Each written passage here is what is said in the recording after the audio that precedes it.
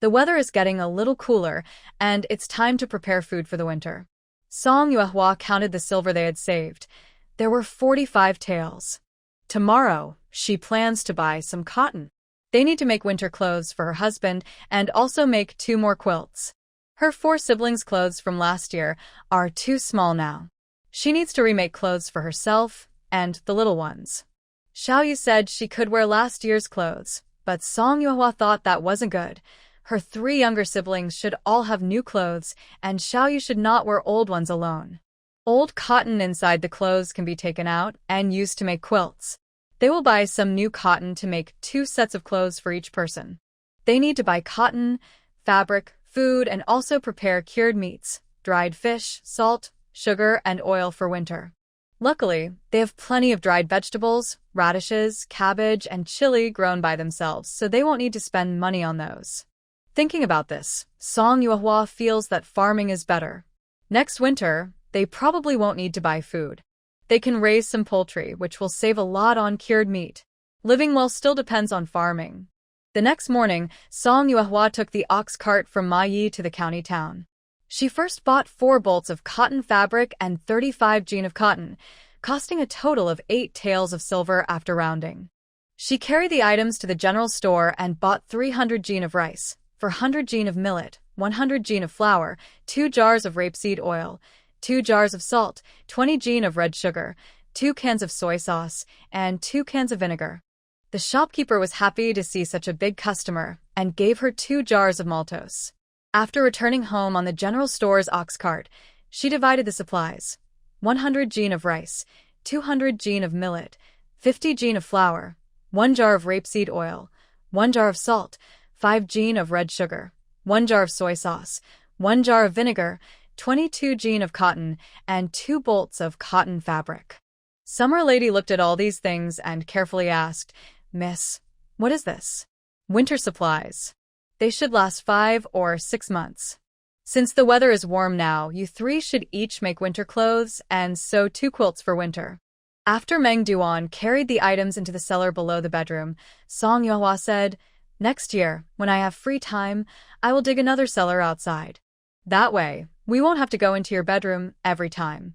Lady Xia smiled and said, "You don't need to worry, young lady. It's fine to keep things in the bedroom as long as you're comfortable with it." Since the couple didn't mind the trouble, she had no objections. After sending off the items, Song Yuehua went home. It wasn't until dinner that she heard Suyu say that Bai Shu didn't come to school today. Granny Wang also mentioned that she hadn't seen Lu Shui today. Neither the older nor the younger sibling came over. Maybe something serious happened. After dinner, Song Yuehua planned to visit Lu Shui's house to see what was going on. As she stepped out, she met Tang Shi coming toward her.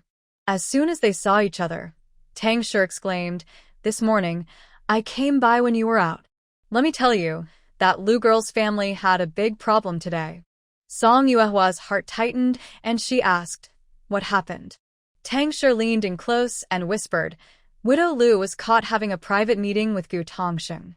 When Huang Fengwan found them, both of them were well." Suddenly realizing that Song Yuehua was only 11 years old, Tang Shi cleared her throat and skipped that part. "I heard Huang Fengwan was so angry she smashed Widow Lu's house.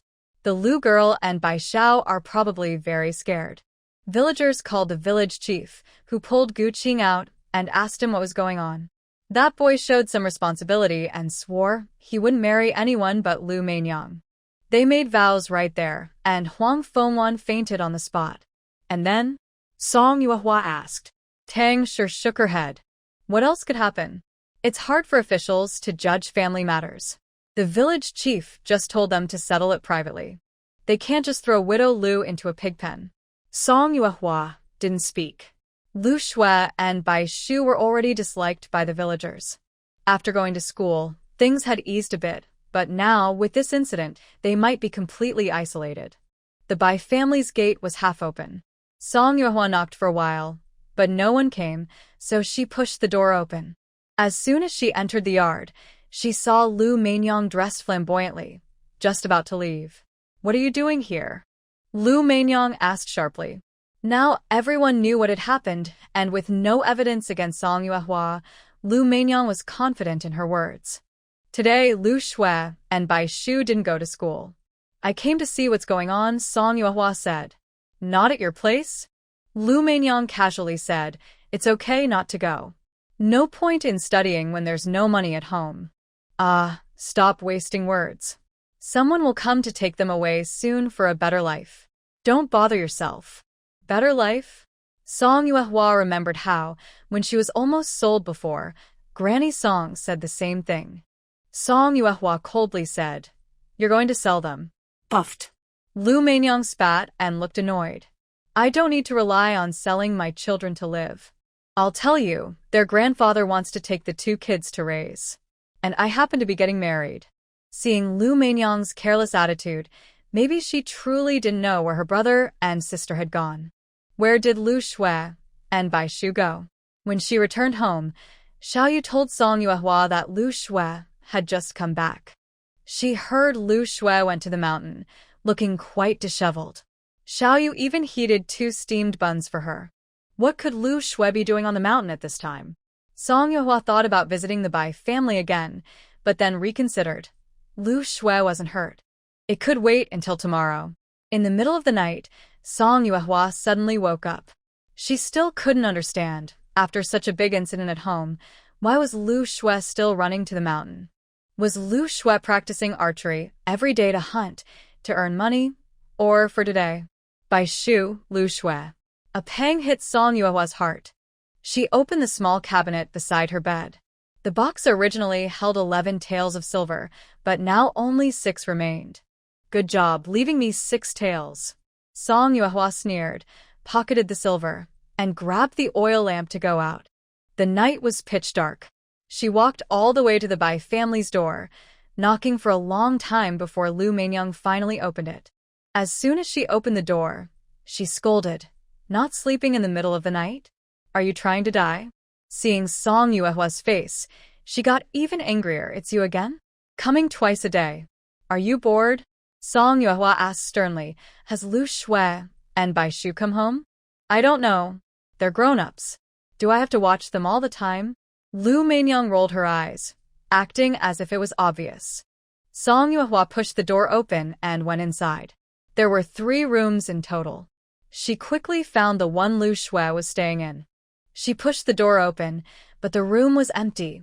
Nothing inside, not even a piece of clothing. Lu Meinyang hurried after her, scolding, you little brat, are you also like those people, bullying me a widow? You're so young, do you even know manners? Did I tell you to come in? You are a bandit, don't you know? Lu Shui and Bai Shu have left, Song Yuehua said with a frown. Lu Meinyang was stunned for a moment, then said, nonsense. She's fine. Why would she leave? Can you find any of their clothes? Song Yuehua raised her chin, indicating she should look herself. Lu Meinyang searched around, looking confused. Besides her maternal family, where else could she go? Song Yuehua asked. Lu Meinyang thought for a moment and hesitated. Could she have gone back to the Qin family village?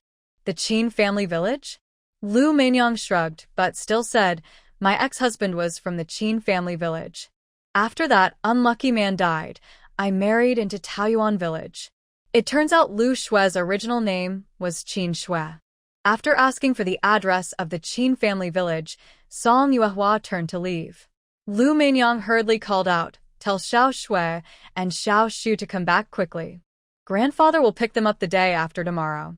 Song Yuehua didn't respond to Lu Meinyang, but quickly headed to Grandpa Ma's house. Grandpa Ma, yawning, opened the door and saw Song Yuehua, asking, is something urgent? Song Yuehua asked Grandpa Ma, today did Lu Shui and Bai Shu take a bullock cart to the county town? Grandpa Ma thought for a moment and said no, not today. There weren't many people. I remember clearly. Do you know the way to the Qin family village? Song Yuehua asked again. That village is far from here. You need to take a boat to the county, and it takes about a day to get there, Grandpa Ma replied seriously. Song Yuehua looked at the sky and sighed. Girl, wait for me. I'll go get the ox, Grandpa Ma said, then headed to the barn. Song Yuehua quickly called out, Grandpa Ma, you rest first. I'll come later. Can't sleep. Grandpa Ma patted the ox's back, fed it some hay, then led it to the cart. As he tied the rope, he said, "Old age means less sleep." Song Yuehua was worried. It's late at night, and the road isn't easy to walk. Maybe you should wait a bit. Ha ha ha. Grandpa Ma laughed. Don't worry. I know this road better than my own backyard. I know every stone on the path. Don't overthink it. In the village, everyone has urgent matters. If they can run, they will. Song Yuehua lit the oil lamp and hung it in front. Grandpa Ma drove the ox cart, with Song Yuehua sitting behind, feeling much calmer. If someone stole 5 taels of silver from her, she might just see it as a small loss. Lu Shui at least called her master. This matter cannot be left unresolved in an unclear way. They traveled slowly, and by the time they reached the county town, the city gates had just opened. Lu Shui and Bai Shu walked on foot at night. When they arrived at the county, the gates were already closed. The brother and sister sat at the gate until it opened again, then entered the city. There was only one ferry dock in the county, but because there weren't many passengers, Song Yuehua arrived just before the boat left. "Master!"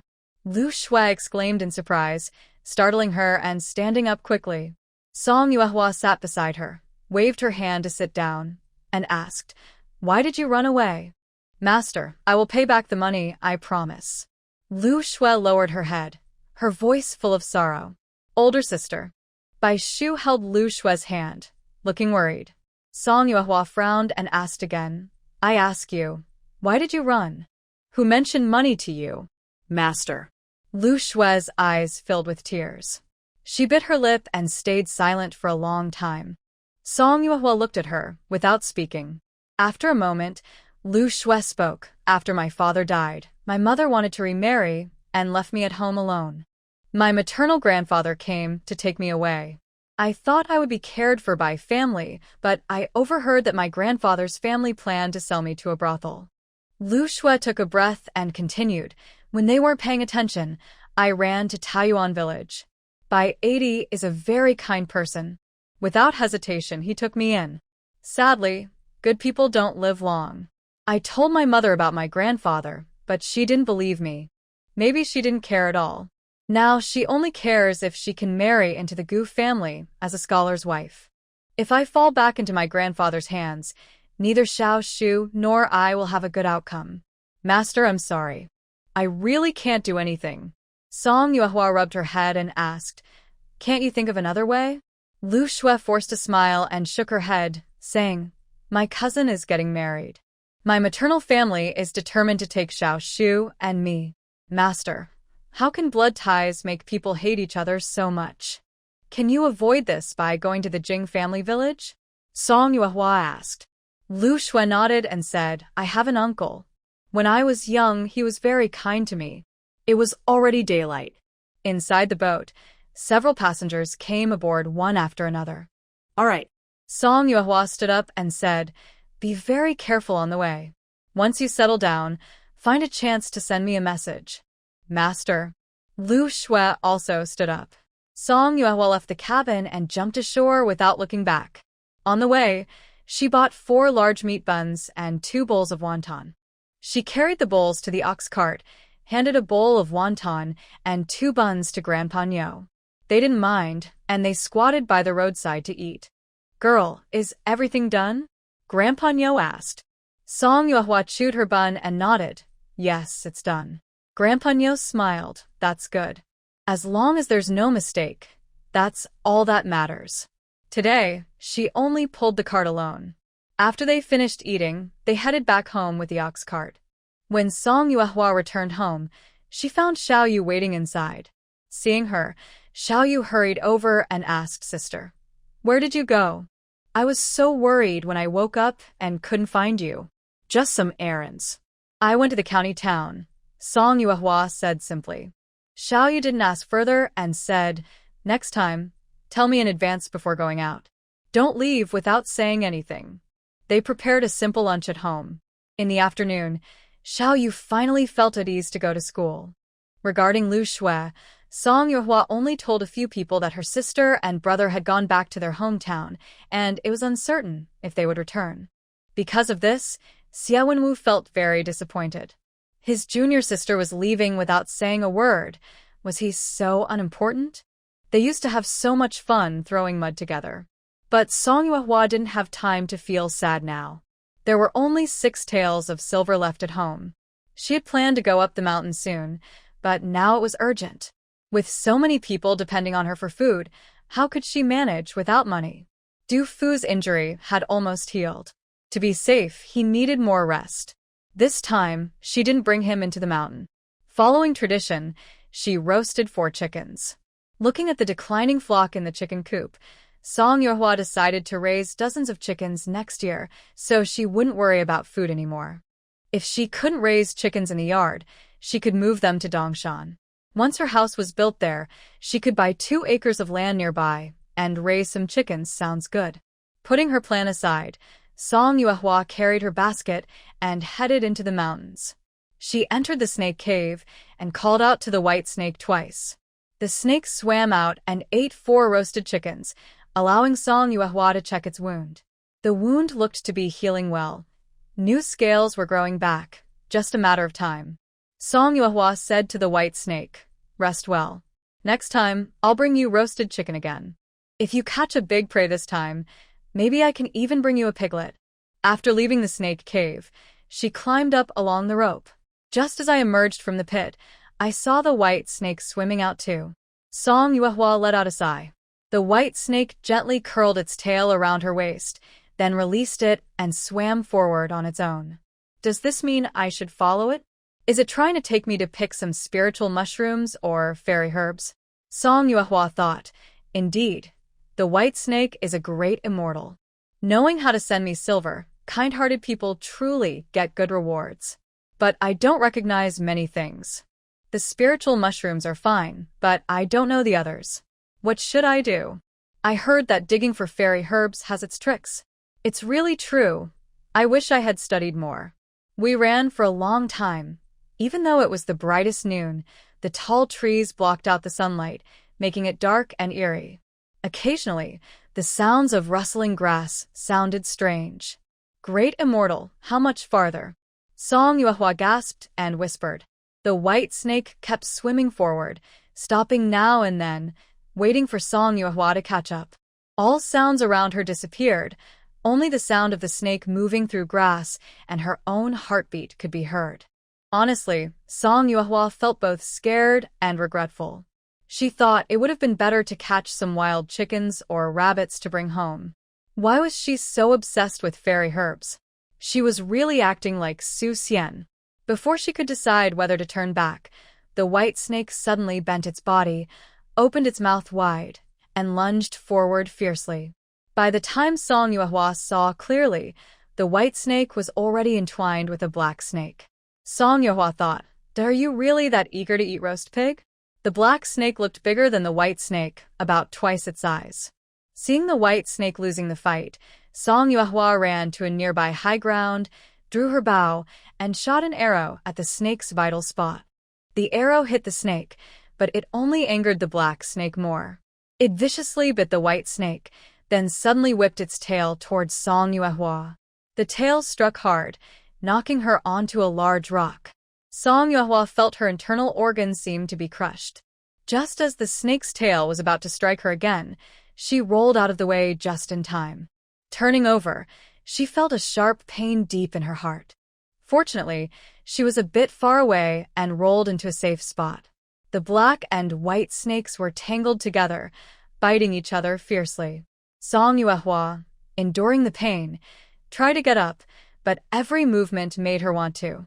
Luckily, she hadn't eaten much for breakfast. Her backbones might have been fractured, and forcing herself to stand could cause irreversible damage.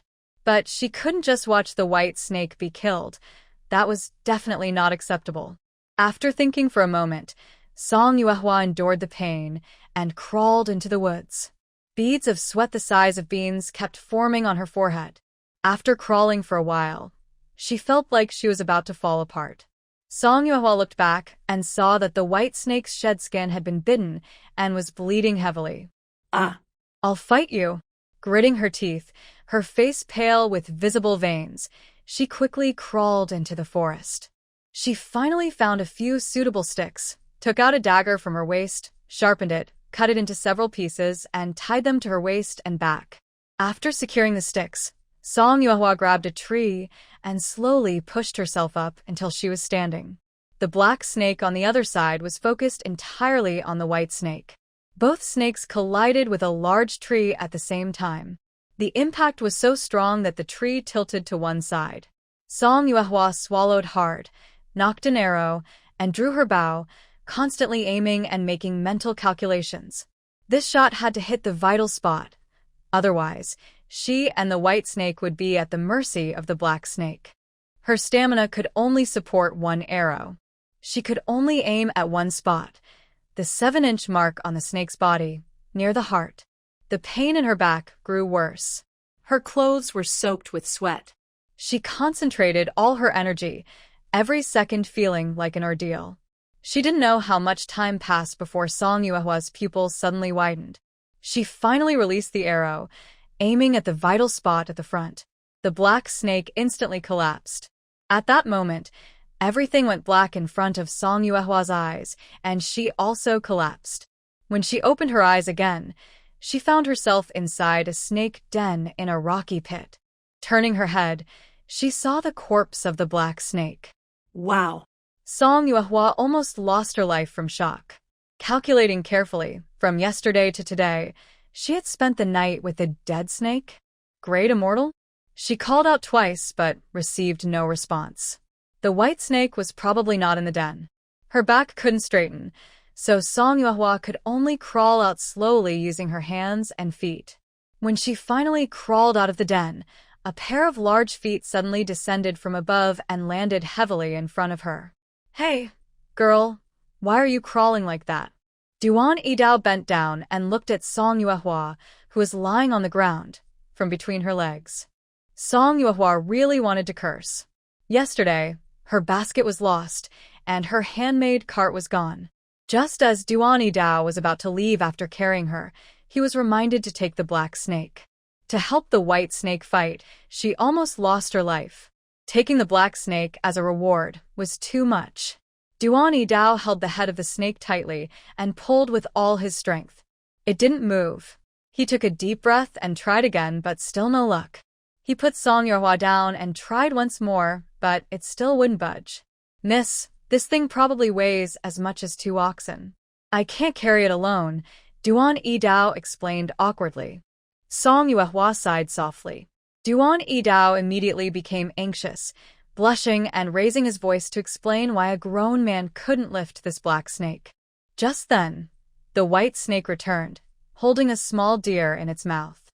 Song Yuehua asked the white snake, "Great Spirit, can you help me bring this black snake down the mountain?" The white snake swallowed with a gulp, and the entire small deer went into its belly. Duan Yidao found this quite creepy and quickly said, "No, no. If the Great Spirit appears at the foot of the mountain, it might scare everyone to death. I'll take you back first, then come back later with a cart to pull it. It won't take long." Song Yuehua nodded. Before leaving, she also said to the white snake, "Great Spirit, I think I won't be able to come up the mountain for a while. Tomorrow, I'll have someone bring medicine for you. Please don't bite him, okay?" Duan Yidao thought, could she be talking about me? Song Yuehua continued, "And from now on, don't bother hunting for prey. Let me do it myself. Otherwise, I might die mysteriously. If I die, who will bring roasted chicken and pork up the mountain to honor you?"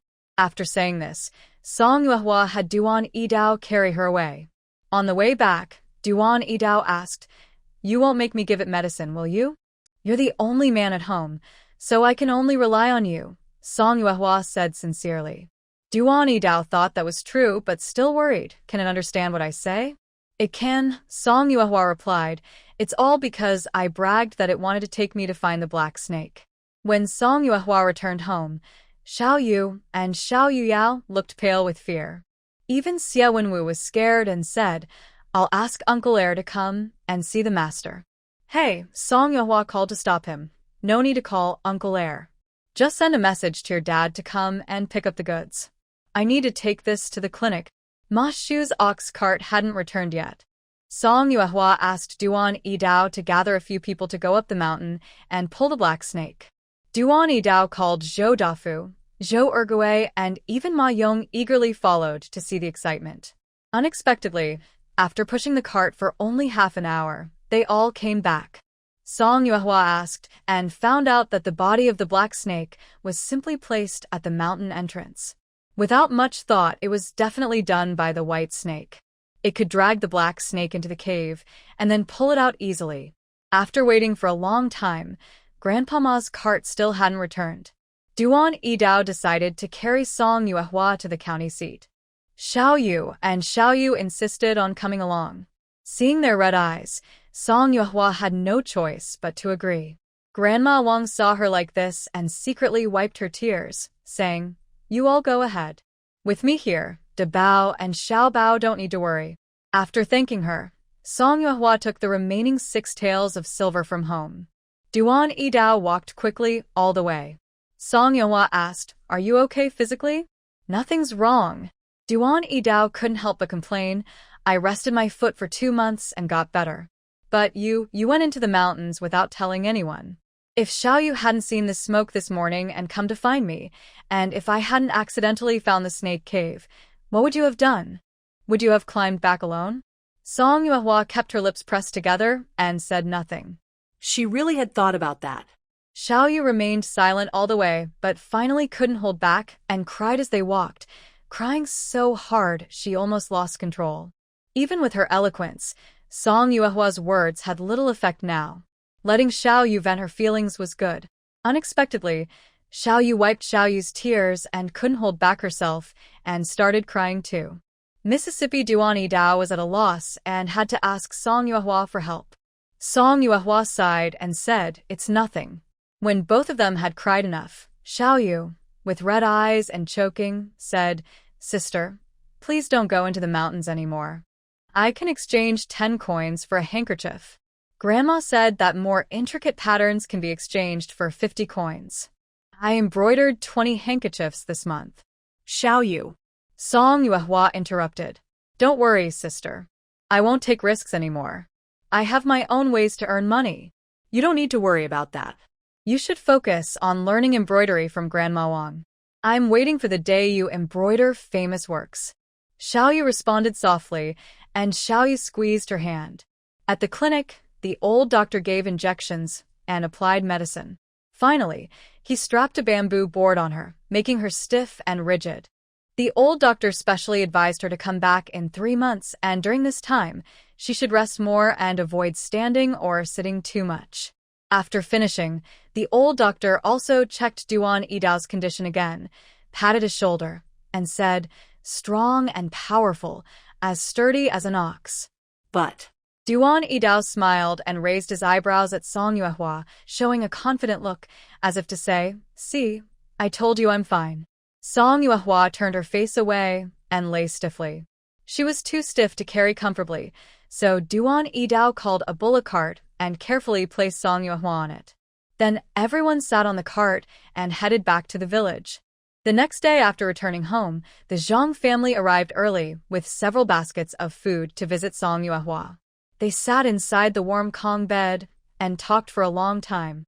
Mrs. Tang held her big and little children, playing with them, while Granny Wang brought red sugar water to serve as drinks. They chatted about village affairs for a while. Grandma Jean held Song Yuehua's hand and said, "Child, life is getting better and better now. Don't take unnecessary risks anymore." "Yes, Mrs. Tang," holding little Bao, said as she walked to the Kong. "We have everything at home now. No need to push ourselves so hard." Song Yuehua smiled and replied, "Everyone, don't worry. I won't do that anymore."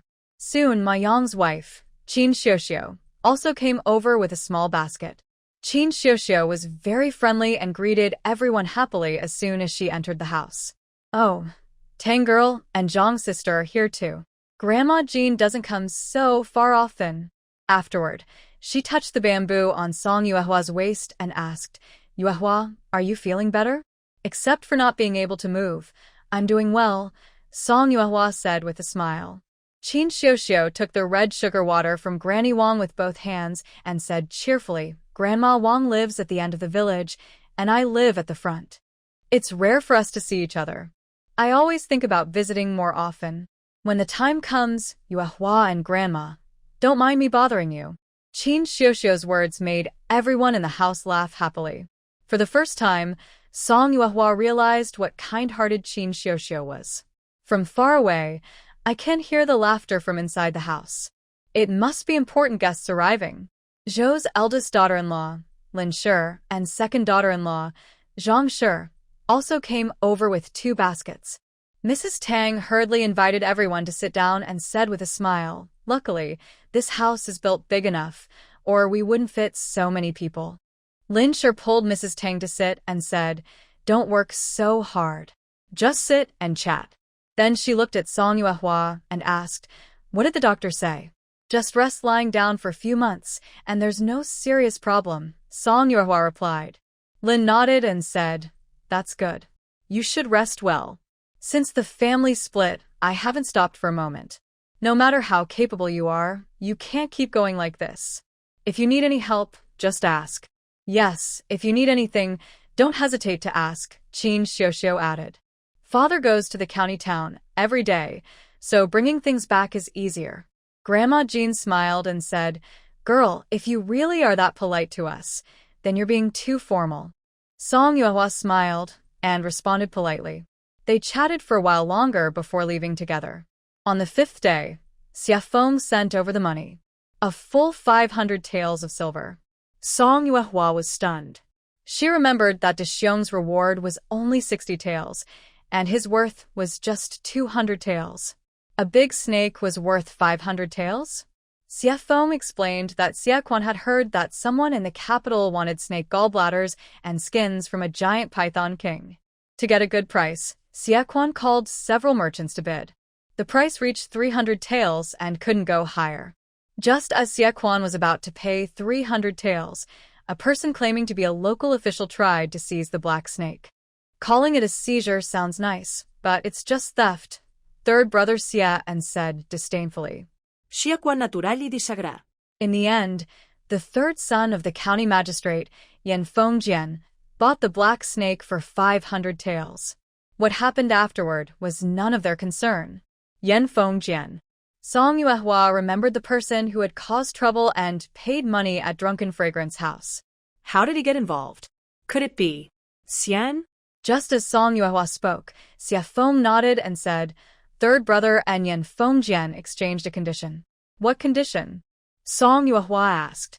Xia Feng looked at her and said, "Yan Jianfeng wants to see the person who killed the black snake." "Me?" Song Yuehua was surprised. From her impression of Yan Jianfeng, besides being a bit hot-tempered, he seemed kind. It made sense that he was curious about who had killed the black snake, but she thought he might be disappointed when he saw her. Song Yuehua asked, "When? Where?" Xia Feng hesitated for a moment and then said, "Not in a hurry."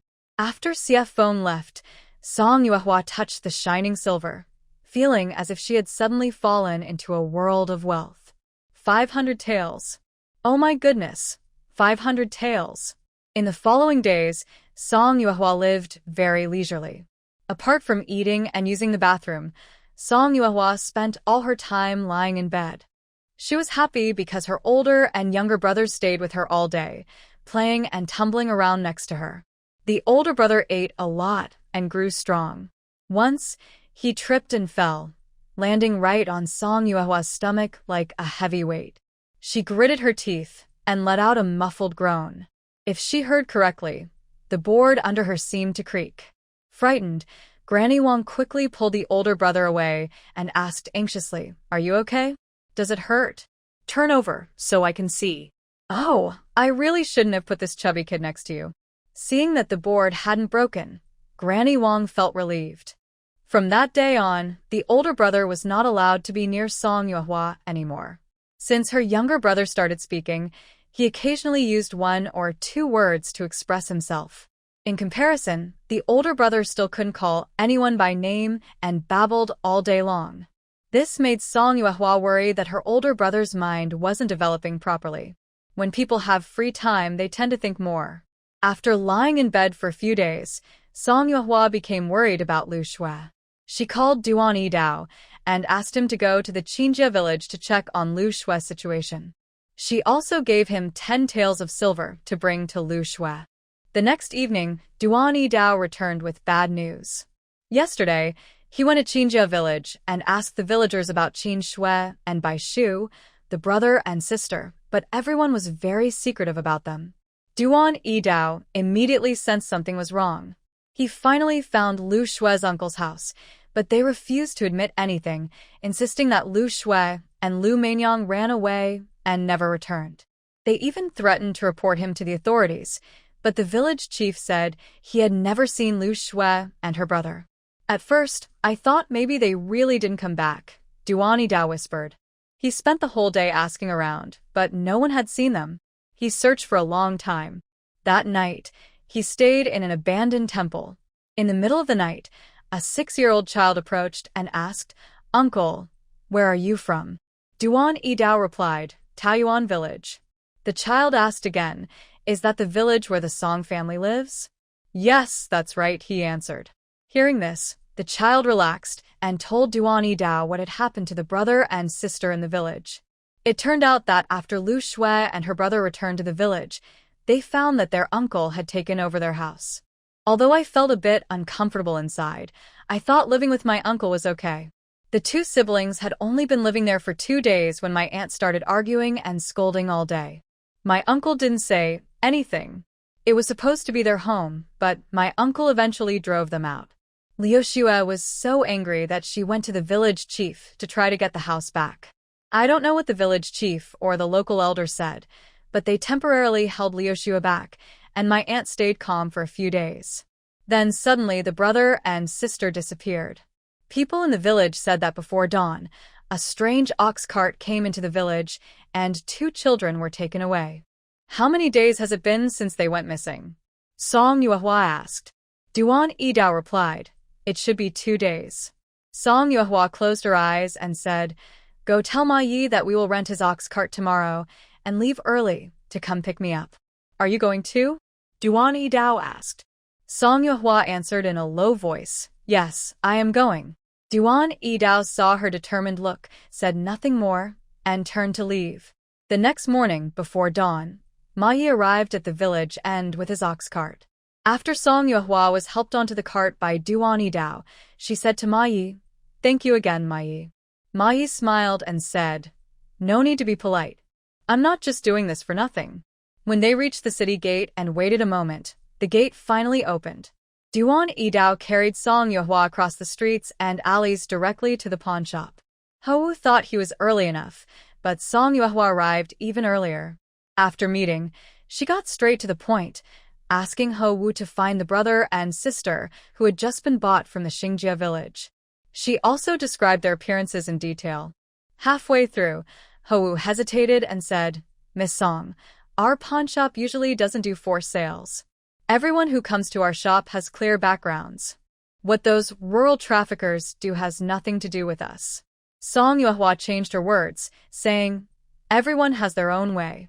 As long as you help me find these 2 people, I will double the payment. I can pay the pawn shop or you personally, whichever you prefer." Hou chuckled and said, "Miss Song, you're a regular customer. No need for double. I will definitely find them for you. Please go home and wait for a couple of days. When I find them, I will deliver them directly to you. How does that sound?" Song Yuehua shook her head. "I won't go back until I find the person." Hou Wu's smile froze on his face. This. "Even if you go look for the person," Song Yuehua said, "if you can't find them, I won't blame you." After leaving the pawn shop, Duan Yidao asked, "Where to next?" Song Yuehua thought for a moment. "The government office." "Are you reporting to the authorities?" Duan Yidao asked with a frown. "Things like forcibly taking people happen everywhere, and the officials usually don't get involved." Just as Duan Yidao was about to speak, Song Yuehua said, "Reporting won't help. We should see and phone directly." The government office wasn't far away. Duan Yidao quickly carried Song Yuehua there. After whispering a few words, Duan Yidao put her down and approached the officer. He said, "Good day, sir. The person who is looking for and captured the black snake is here. Please inform the official." When Yen Feng saw the giant king snake brought back, he was so scared that the women and children in the house fainted. This incident was known throughout the entire government office. The officer looked at Duan Yidao a few times, thinking, could this be the person? Seeing the scar on Duan Yidao's face, he was sure it was him. The officer politely said, please wait, I will report this immediately. After getting a response, Duan Yidao carried Song Yuehua straight into the government office. The guards wanted to stop them, but when they remembered the black snake, they hesitated and let them in. They sat in the hall for a while. Yen Feng then appeared, disheveled and unkempt. Who killed the black snake? Yen Feng asked. Song Yuehua replied, that was me. Yen Feng stood up, approached, and examined her carefully. He turned around and looked at her from behind. Duan Yidao couldn't stand it anymore and tried to stop him, but Song Yuehua raised her hand to hold him back. Yen Feng looked satisfied and sat down, asking, are the arrows good? Song Yuehua said, they are indeed very good. Yen Feng asked, how good? Based on her past experience, Song Yuehua said, unmatched in the world. Ha ha ha. Yen Feng suddenly burst into loud laughter. Excellent. Truly unmatched in the world. Thanks to that kid. And who said you are too sick to get up?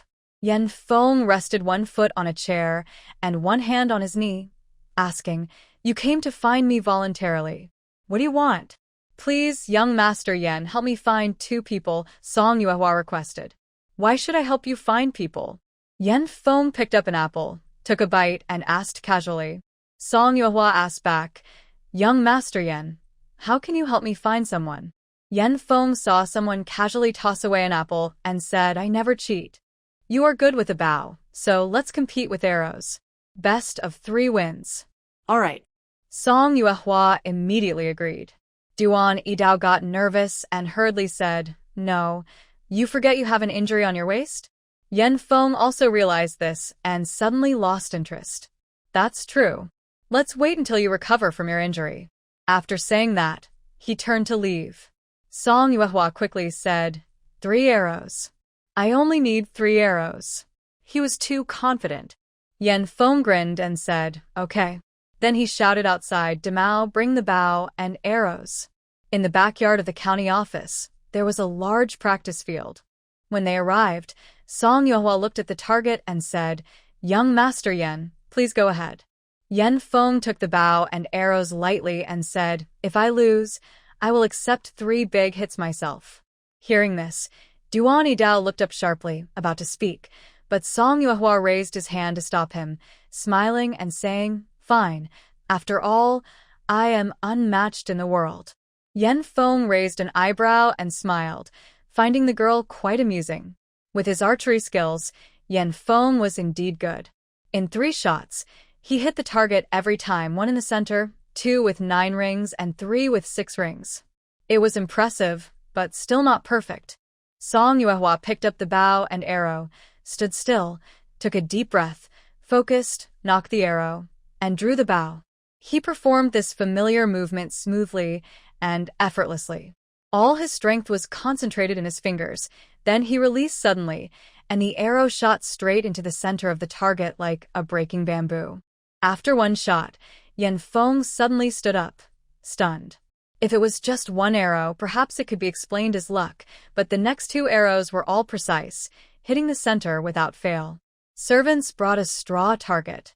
Yen Feng looked at the arrow passing through the center and suddenly burst into hearty laughter. Excellent. Truly unmatched in the world. At the end of the 3 shots, Duan Yidao helped Song Yuehua to sit on the steps. Young Master Yen, Song Yuehua's face was pale, but he remained calm. It's time to find the person. Demao. Yen Feng looked at the straw target without raising his head. You go.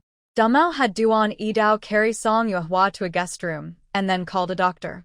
After understanding the situation of Lu Shue's brother and sister that Duan Yidao was looking for, he left the room. The old doctor, seeing it was Song Yuehua, couldn't help but complain. Didn't I tell you to lie down properly?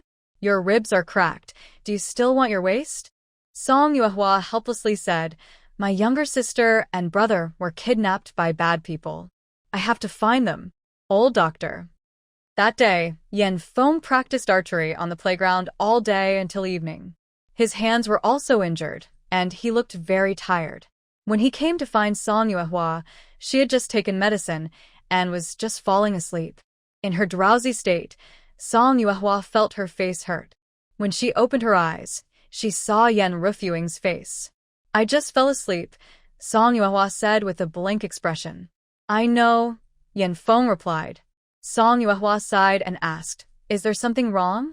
Yen Rufuing grabbed Song Yuehua's hand, rubbed her palm, and asked, "Have you been practicing for a few years?" "1 year," Song Yuehua answered. Yen Rufuing was stunned. Song Yuehua pulled her hand back and said, "Don't you know about personal boundaries?" Yen Rufuing finally looked at Song Yuehua's face, nodded, and said, "That's true." Then he rubbed his hand on his clothes. Song Yuehua was speechless. Just as Yen Rufuing was about to ask more questions, there was a knock on the door. Duan Yidao hurried in and said, "Miss, we found her." Song Yuehua was so excited, she almost rolled off the bed. Fortunately, Yen Rufuing quickly caught her by the back of her collar and helped her up. Song Yuehua, Duan Yidao. Duan Yidao carried Song Yuehua straight to the largest brothel in the county. For some reason, Yen Rufuing followed them. The manager of the brothel saw the visitors and hurriedly pulled the siblings out. They thought they had found 2 good people, but it turned out they were stubborn and refused to cooperate. They fought and starved, planning to use force if necessary, but then the authorities showed up. Their line of work was most afraid of encountering government officials. Good people suddenly became hot potatoes.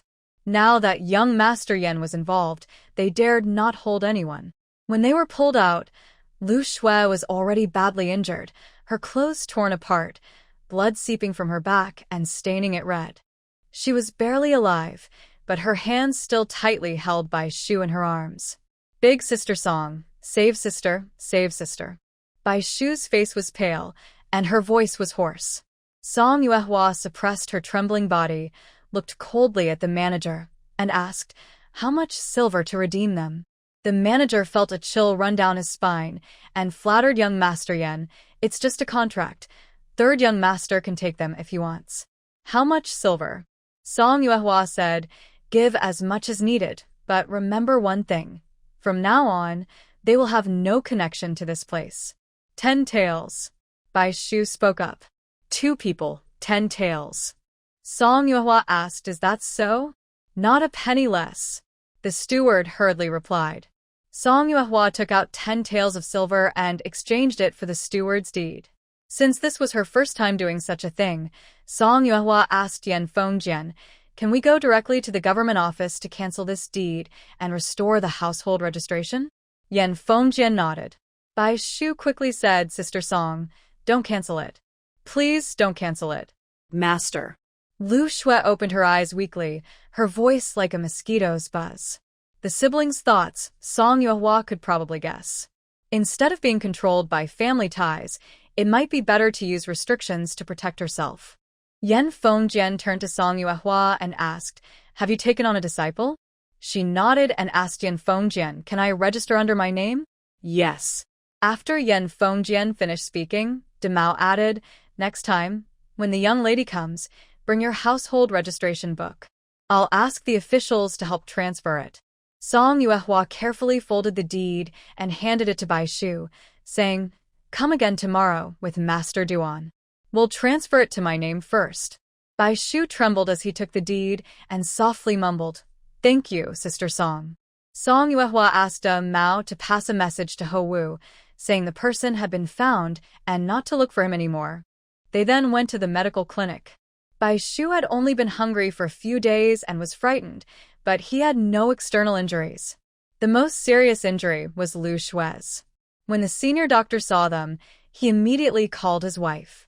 After treating Lu Shui's wounds, he checked Bai Shu again and prescribed medicine for both siblings, medicine to heal Lu Shui's injuries and calming medicine for Bai Shu. When Song Yuehua was settling the bill, the senior doctor sighed and said, "You've had a hard time too." In response, Song Yuehua nodded with a nasal sound. When the 3 of them were about to leave, it was already dark. The mouse specially arranged for a horseman to send them home. Song Yuehua lay stiffly in the middle of the carriage. Just as the carriage was about to start, Yan Fengjian lifted the curtain and asked, "What is your name?" Song Yuehua. Yan Fengjian nodded and said, "Song Yuehua, I'll find you again someday to see who's better." "Okay," replied Song Yuehua. On the way back, the carriage jolted and shook from time to time. After a long time, Lu Shue's voice was weak as she said, "Master, I'm sorry." Song Yuehua was not angry and did not think Lu Shue owed her anything. She just wanted a place to survive, just like she did with Xiao Yu long ago. If Grandpa Zhou hadn't been fair and strict, Song Yuehua's situation might not have been better than Lu Shue's. "I don't blame you," Song Yuehua said. Thinking back now, she wondered why an 11-year-old girl would work so hard to learn archery, to the point that even Song Yuehua admired her. Inside the box, there were 11 taels of silver. She took 5 taels. She only wanted to stay alive. Bai Shu curled up in the corner of the carriage, quietly crying. Behind her, she couldn't hold back and sobbed loudly, trembling all over. Lu Shue closed her eyes, tears streaming down the corner. Outside, Duan Yidao stuck his head in and looked at Song Yuehua. "Nothing's wrong. Let her cry," Song Yuehua said. As long as she could cry, it was good. After enduring so many days of humiliation, venting was necessary. Duan Yidao, sitting outside with the coachman, exchanged a glance and said nothing more. When they returned home, Xiao Yu and Xiao Yu were still awake. Song Yuehua sent them to another room, then carried Lu Shue to the stove, preparing to leave when, "Master, don't go." Lu Shue's voice was very soft, almost like a dream. Song Yuehua simply lay beside her, patted her hand gently, and comforted her. "Don't be afraid. I will always be here." 2 days passed before Lu Shue woke up. Older sister. When Lu Shue opened her eyes, Bai Shu hurriedly ran to the next room to call out, "Sister Song, Xiao Shue is awake." "Sister Song." Song Yuehua came from another room, touched her forehead, and asked, "How do you feel?" Lu Shue nodded. As long as she wasn't feverish, it was fine. Granny Wang asked Bai Shu to watch over the little treasures, then brought a bowl of rice porridge to feed Lu Shue. After finishing the porridge, she went to prepare medicine for the two of them. Song Yuehua said, "The medicine on your back was changed in the morning. In a few days, it should scab over. Don't take a bath for now." After taking the medicine, rest for a few more days. "Master." Lu Shue spoke, her voice hoarse. Song Yuehua didn't interrupt, but sat quietly listening. Tears quietly rolled down Lu Shue's face as she whispered, "I thought I could be like you." Song Yuehua knew what Lu Shue was referring to. After leaving that dangerous home, she lived alone with her younger siblings, went up the mountain to hunt, supported the family, and lived her own life without worrying about others. If it were Song Dia, it wouldn't be possible. If it were 11-year-old Song Yuehua, it also wouldn't work. Lu Shue understood this well. "I overestimated myself and others. I thought my maternal family was a wolf's den, but it turns out that my uncle's family is also a dangerous place. Teacher, what should I do?" Song Yuehua asked anxiously. "I just spent 10 taels of silver. You wouldn't be planning to run away, right?" There was a moment of silence. Lu Shue forced a smile and said, "I won't run away. I will spend my whole life with my teacher. A lifetime is long. No one knows what will happen in the future." Song Yuehua sighed. "If you don't want to leave, stay peacefully. The house is big enough. One more person won't make a difference." Lu Shue thought for a moment and said, "Teacher, I want to move to the 2 rooms on East Mountain." "Why go to East Mountain?" "It's so far away," Song Yuehua asked. Lu Shue chuckled softly and said, "There are fewer people on East Mountain. I don't want to see my mother or the villagers." The house on East Mountain wasn't finished yet, and there was no bed, so it would be too cold in winter. Also, Lu Shue was just a young girl. Even with more Bai Shu, it wouldn't be safe. "For now, stay at home. We'll decide later," Song Yuehua said, then went to lie down next door. Since Lu Shue was planning to move there, without a heated bed, it wouldn't be suitable for the whole winter. Now that they had silver and land, they could make some plans. That night, After Xiaoyu and Xia Wenwu finished school and went home, Xiaoyu was the first to notice Lu Shui had woken up. Xia Wenwu hurried over. As soon as he entered, tears streamed down his face. He cried and said, "You ungrateful person, leaving without telling me and making yourself like this." Lu Shui couldn't help but cry when he said that. Xiaoyu quickly stepped forward to wipe her tears. Xiaoyu choked and said, "Sister Lu, next time, don't leave quietly without telling anyone. Everyone's worried sick." Xia Wenwu wiped his face with his sleeve and said, "I'll make you some pigskin soup to nourish you." "Brother, why pigskin soup?" Xiaoyu asked curiously. Xia Wenwu looked serious and said, "Teacher always says, eat what is needed to nourish. If you eat skin, it will nourish the skin." In the next room, the sharp-eyed and clear-minded Song Yuehua listened carefully. The next day, Bai Shu was supposed to continue studying at school, but he was worried about Lu Shui and wanted to wait a few days before returning. Lu Shui was a bit angry, but Song Yuehua told him to stay for a few more days. "It's okay, just a couple of days," Song Yuehua said. Bai Shu was still young, and after experiencing these things, he needed some time to adjust. Song Yuehua asked Grandma Wang to call Zhou Dafu to their house. "Uncle Dafu, I want to raise some animals on the East Mountain again," Song Yuehua said. The two small houses on East Mountain were already being tiled, and since the workers were still there, it was a good time to make changes if needed. Zhou Dafu asked, "How do you want to change it?" The two small brick and mud houses built now, Song Yuehua didn't plan to change. "The small courtyard with two houses, I don't want to move them," she said. "I want to build a pig farm, a chicken farm, and a big yard. I might buy some more land. Later, it will not only be for food but also for the animals' feed." They discussed for a long time based on standard large-scale farms. The land needed would be about 10 acres and the planting area, according to the highest standards, could be over 100 acres. But Song Yuehua didn't plan to raise so many animals all at once. It would be good if she could support them, but if she accidentally lost some animals, it would be a big problem for both sides. A larger area now would make it easier to expand later. "Uncle Dafu, buy another 30 acres of wasteland. It doesn't have to be connected," she said. At the previous prices, 30 acres would cost about 20 taels of silver. Zhou Dafu couldn't help but advise, "Girl, you already have 25 acres of good land, 30 acres of mountain land, and a school. Your future won't be bad. Why bother with so much trouble?" It was then that Song Yuehua realized that others saw her as quite wealthy. But she didn't plan to make money from the school. The current grain yield was low, and her good land was just enough for her family and the school to eat. The mountain land had just been planted with potatoes. Her family still had over 500 taels of silver. If she saved some money and lived frugally, raising a few more people wouldn't be a problem. However, Song Yuehua wanted to earn money. The Lu Shui incident made her decide firmly. The good land and wasteland she bought earlier were for solving her family's food needs and balancing the school's expenses. So, the pig and chicken farms were her attempt to find a steady way to make money. Every time she goes into the mountains, it feels like a big adventure.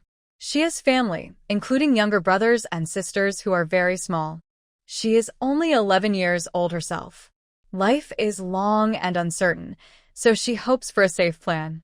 These thoughts, Song Yuehua didn't plan to say aloud.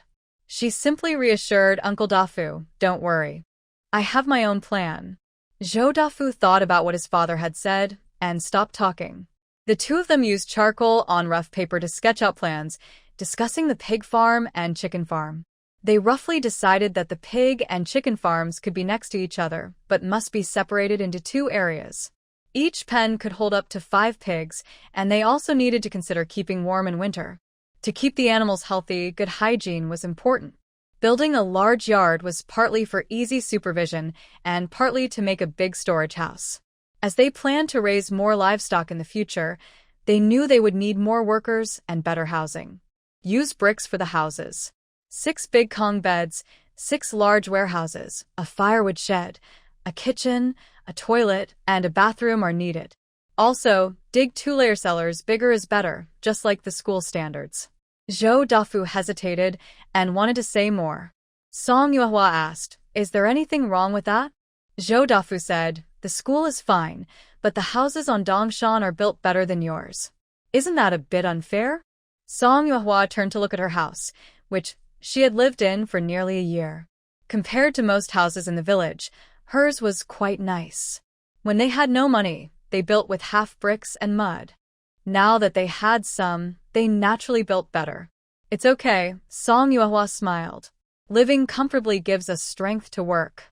Zhou Dafu didn't understand and just went along with her. The standard of the school was no different from the big yards in the county town.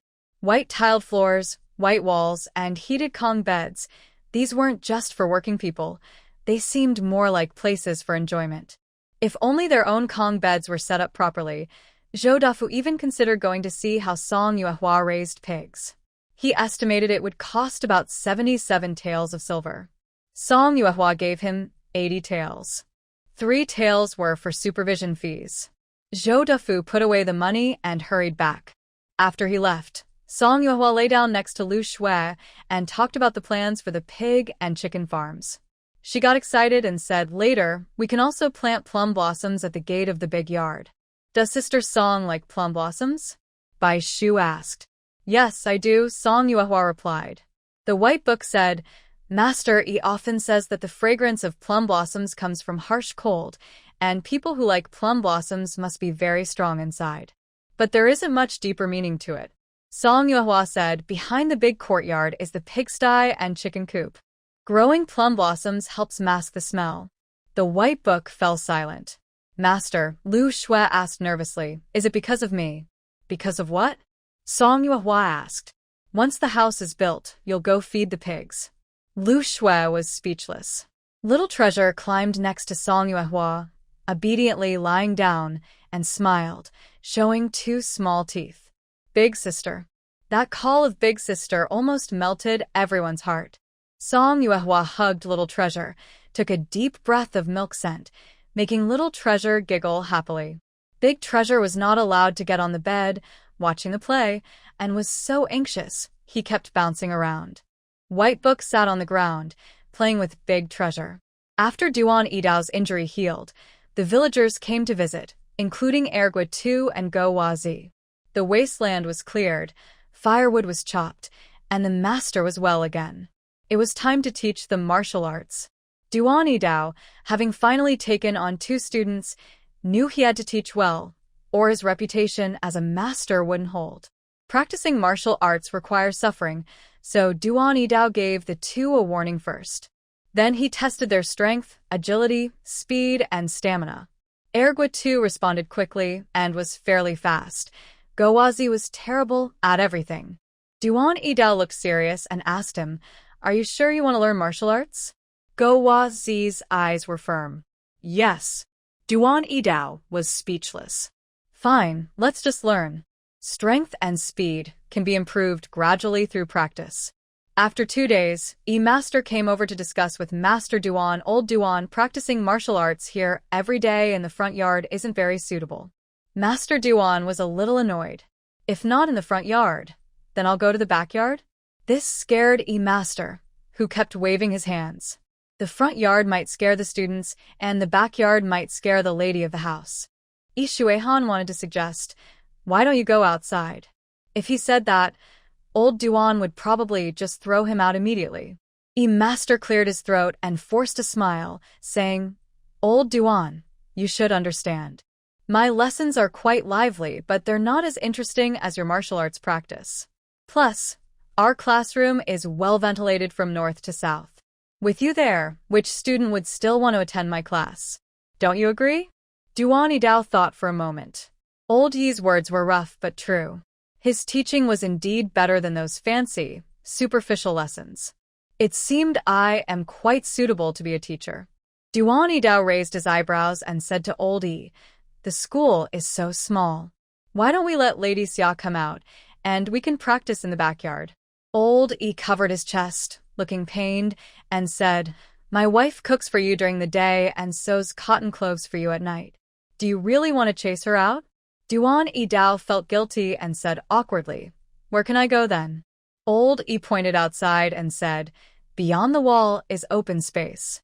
Whether you want to practice swordsmanship or climb walls, you are free to do so. Duan Idao agreed to this without much thought. The next day, the three of them moved outside to train. Ergwa too ran around once and complained to Duan Fuzi, "Why isn't the teacher inside? The dirt outside is too much." By then, Duan Fuzi already regretted it. He felt he had been tricked by old E. Wasn't it his wife's job to work? The girl wasn't refusing to give him silver. Bah, old fool.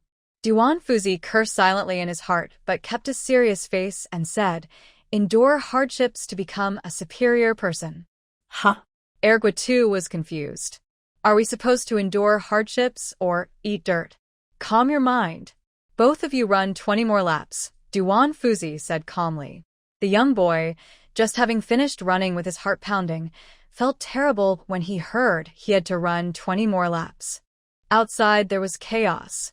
Song Yuehua was lying there, almost losing her limbs from disuse. Whenever she had free time, she thought about the mountain goods she hadn't gathered yet, the fish in the big pond she hadn't fished, and many other things left undone. The more she thought, the more anxious she became. Xia Wenwu seemed to sense her feelings and suggested he go pick some mountain goods. This year, they hadn't eaten mushrooms or would ear mushrooms from the mountain, and Xia Wenwu was still worried about it. He also told her that after the big bear and black snake in the mountain were killed, some people felt the mountain was safe and started to go look for mountain goods. After hearing these news from Xia Wenwu, Song Yuehua immediately asked him to pass a message to the village chief. She warned repeatedly that no one should go deep into the mountains. Dangerous beasts appeared everywhere, and one accident could be life-threatening. It's not worth risking for those mountain goods. As for Xia Wenwu, he was also forbidden to go pick mountain goods. Song Yuehua is lying at home, unable to do work, so she can only ask others to help. De Bao and Xiao Bao are entrusted to Grandma Wang, and the family's cabbage and radishes are given to Lady Xia and Bai Shu. After school, Xiao Yu and Xiao Yu also help with chores. After washing and cutting, then pickling, the jars are running low.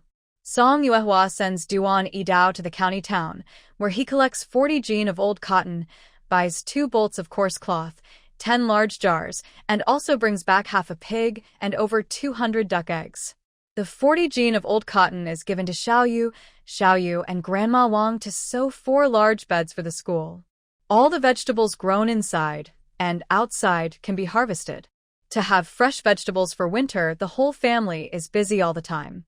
After pickling vegetables and eggs, Lady Xia is covered in mud, and Xiao Yu, and Bai Shu are not much better off. Finally, after successfully pickling the duck eggs, they start smoking cured meat. At night, Xiao Yu lie on the bed and fall asleep immediately. Lu Shui has recovered quite a bit, but she is not fully healed. She always wants to work, but Grandma Wang cannot refuse and only lets her do light chores. After covering Xiao Yu with blankets, Lu Shui sighs, "I used to think you were busy just taking care of the family alone, but now I see it's even busier, more tiring, and more dangerous. It's really not easy." Song Yuehua laughs softly and asks, "It's much better now. The hardest times are over." When they first separated, they had nothing. To earn money, they had to venture into the mountains with bows. Of course, they were afraid, but they had to earn money. They even had to buy their own needles. Now they have a house and money, and working a little harder is not a big deal. Lu Shui, lying beside Song Yuehua, says, "Tomorrow I will go smoke the meat. Don't worry, I will make sure you get delicious, fragrant cured meat." Song Yuehua chuckles softly, and then asks, "Any news about your mother?" Since leaving the Bai family that day, Lu Meinyang only called out twice and seemed to forget she had a daughter. According to Tang Shi, the two families have been in a serious dispute lately, and the village chief can't do anything. Gu Qing moved directly to the Bai family to live with Lu Shi, but the Bai family people are trying to drive them out. There hasn't been a peaceful day in front of the Bai family's gate. Either Huang Fengwan causes trouble or the Bai family members do. Lu Shui calmly says, "Her affairs have nothing to do with me. If she dares to trouble you, just show her the contract of sale. It will ruin her marriage. That's what she fears most. The contract of sale is with you.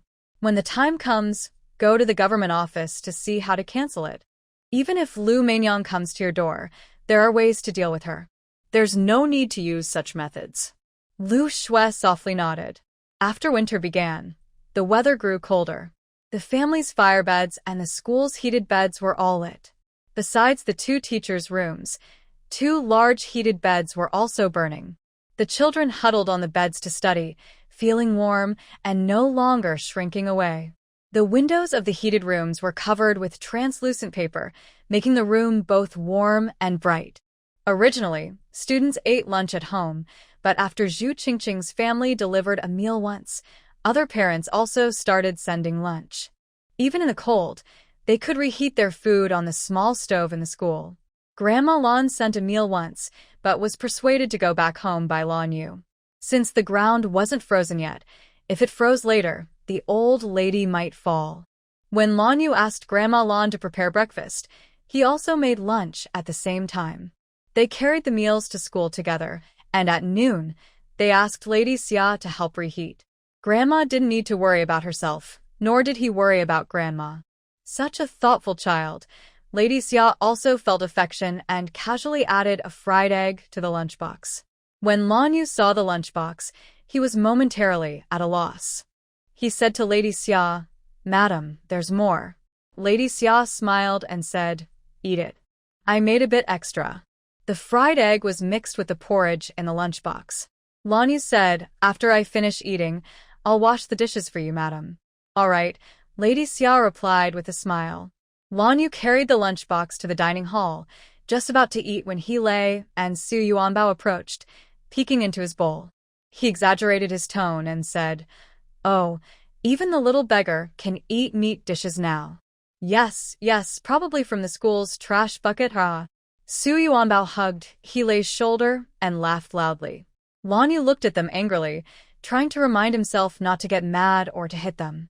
If he fought, the family couldn't afford the damages and Grandma wouldn't be able to argue with the village elders. "What's wrong? Not happy?"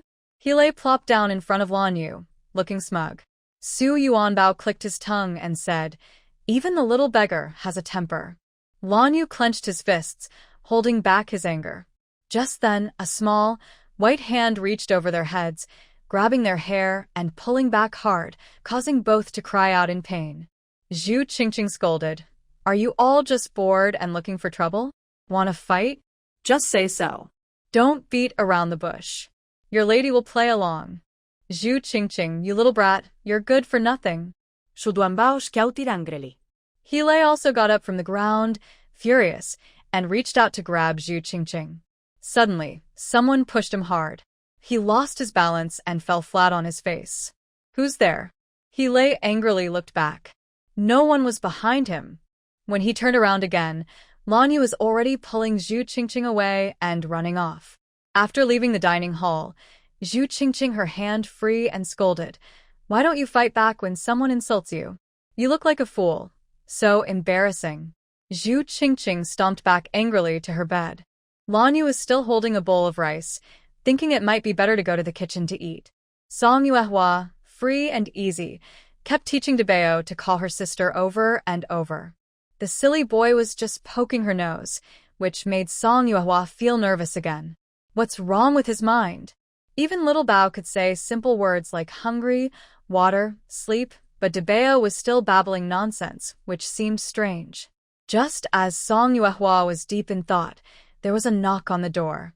Lu Shui was about to get up, but Granny Wang pushed little Bao into her arms and went to open the door herself.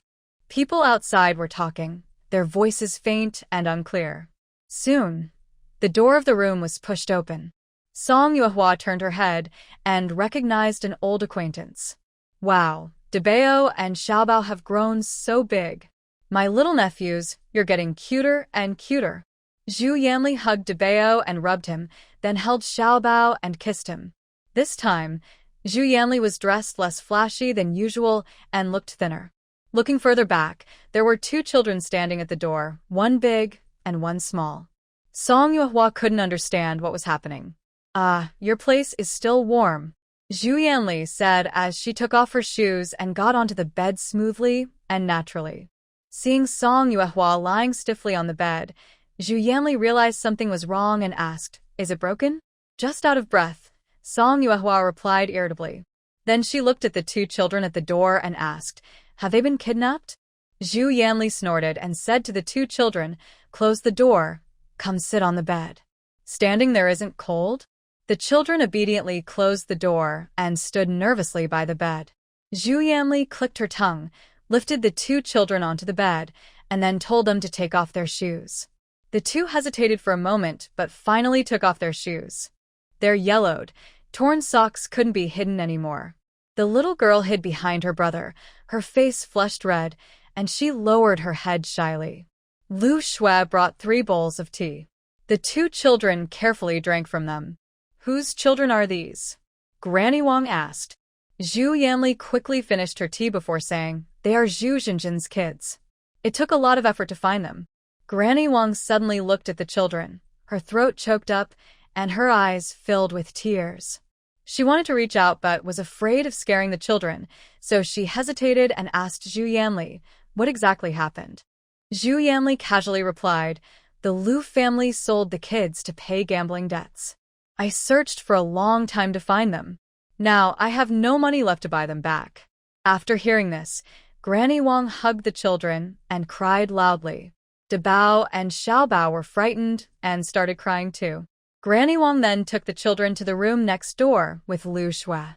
After they left, Song Yuehua looked at Zhu Yanli with a half-smile. "Why are you looking at me like that?" Zhu Yanli snapped. Song Yuehua shook her head and said, "It's nothing." "Tsk," Zhu Yanli muttered in dissatisfaction, then lay down beside Song Yuehua and whispered, "Zhu Jinjin is dead." Song Yuehua was shocked inside, and Zhu Yanli continued, "Zhu Jinjin was starved to death." Although Song Yuehua disliked Zhu Jinjin, this kind of death. Zhu Yanli seemed carefree, but they were sisters after all. That's why she went to great lengths to find the children.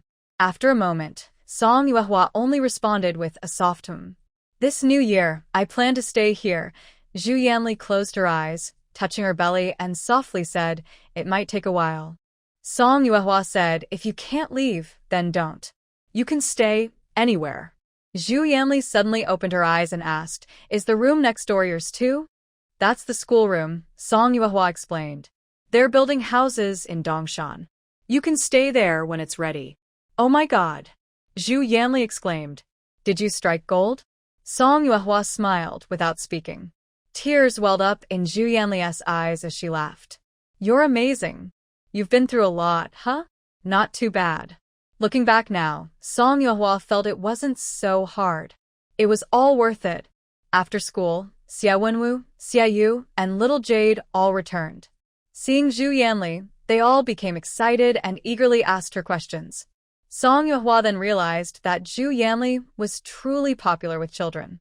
At dinner, Xia Wenwu prepared several delicious dishes. Song Yuehua asked little Jade to call the 3 men over to eat together.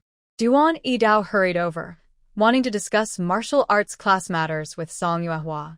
As soon as he entered, he saw a beautiful woman lazily lying on the Kong bed, one hand supporting her head, the other hand eating sunflower seeds. Duan Yidao froze in place. Suddenly, a stern-looking man entered. Zhu Yanli remained calm and smiled, saying, "Oh, what a handsome young man." "A handsome young man?" Duan Yidao's face suddenly turned red. No one had ever called him handsome before he got his scars.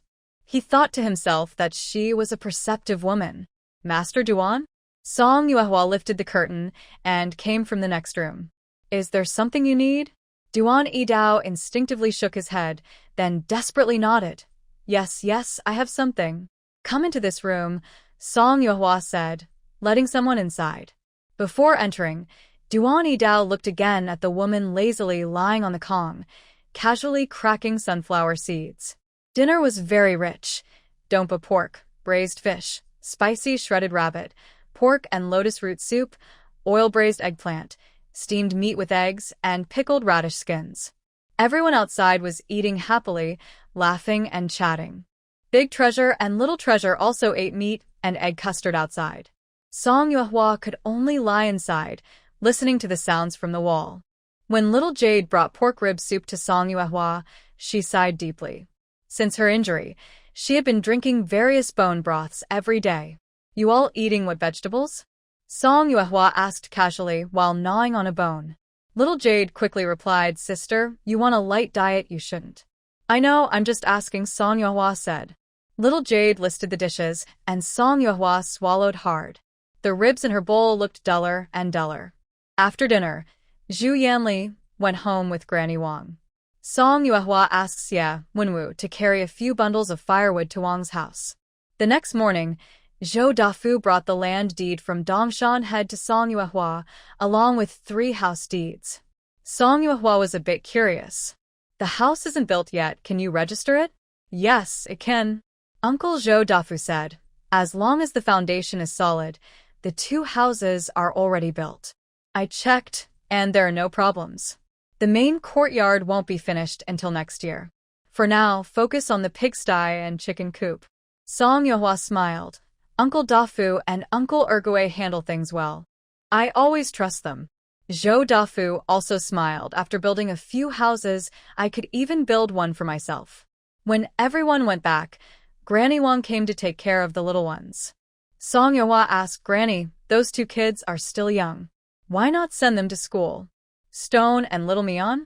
Granny Wang hesitated. I'll discuss it with Yanli when I go back. There's no need to discuss. Such young children. What can they do if they don't go to school? Song Yuehua finished and took out a prepared book bag, handing it to Granny Wang. It is paper, pens, and ink. There's only 1 inkstone, but when they reach the big class, I'll buy another.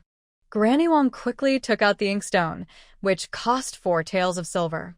She knew the value and said hurriedly, just let the kids listen to lessons and recognize characters. No need to use such good stuff. Please take it, Granny. Song Yuehua pushed it back, it will be useful. This afternoon, I'll ask Xiaoyu to take them to the small class. That evening, Song Yuehua looked at the sleeping big treasure and little treasure, counting the days until the new year in her mind. The cured meats and preserved vegetables were already prepared. The grain was stocked enough, and the cotton clothes and quilts were ready. Soon, Master, you would write a couplet, and everything should be fine. She still had about 470 taels of silver, enough to get through the winter peacefully. The weather was getting colder. Stone and Little Mian went to school every day. Granny Wang came over with Lu Shui to take care of Big Treasure and Little Treasure. Zhu Yanli also stayed here during the day, chatting casually with Song Yuehua. One afternoon after lunch, everyone sat on the Kong, heated bed. Suddenly, Granny Wang blurted out, Yanli, you've gained weight recently. Song Yuehua glanced at Zhu Yanli and saw her playfully sticking out her tongue. Song Yuehua thought, is this pretending to be naive to get away with it? Anyway, it would be known sooner or later. The main door was knocked loudly. Lu Shui put on her shoes and went to open it. Soon, sounds of arguing came through the wall. Granny Wang hurried outside, followed closely by Zhu Yanli. Even from behind the wall, they could hear Lu Mainyang's voice. Hand over the little book. That's my son. Why are you holding on to him? Lu Mainyang's voice was hoarse and desperate, like a mother who had just lost her child. Lu Shui held the door frame with one hand, trembling with anger. You deserve to be a mother? Who is that family? I don't believe you don't know. Now that the burden is lifted, why are you still looking for us? You shameless girl. Lu Mainyang scolded. Who cares about you? I'm looking for Xiao Shu. That's my own son. It's not your place to boss around. It's not your place either now. Lu Shui, furious, was about to reveal the matter of the sale contract, but before she could speak, someone covered her mouth from behind. Song Yuehua walked forward, looked at Lu Mainyang, and asked, Are you trying to get Bai Shu to come back and help you fight for the house and land? None of your business. Lu Mainyang shouted loudly.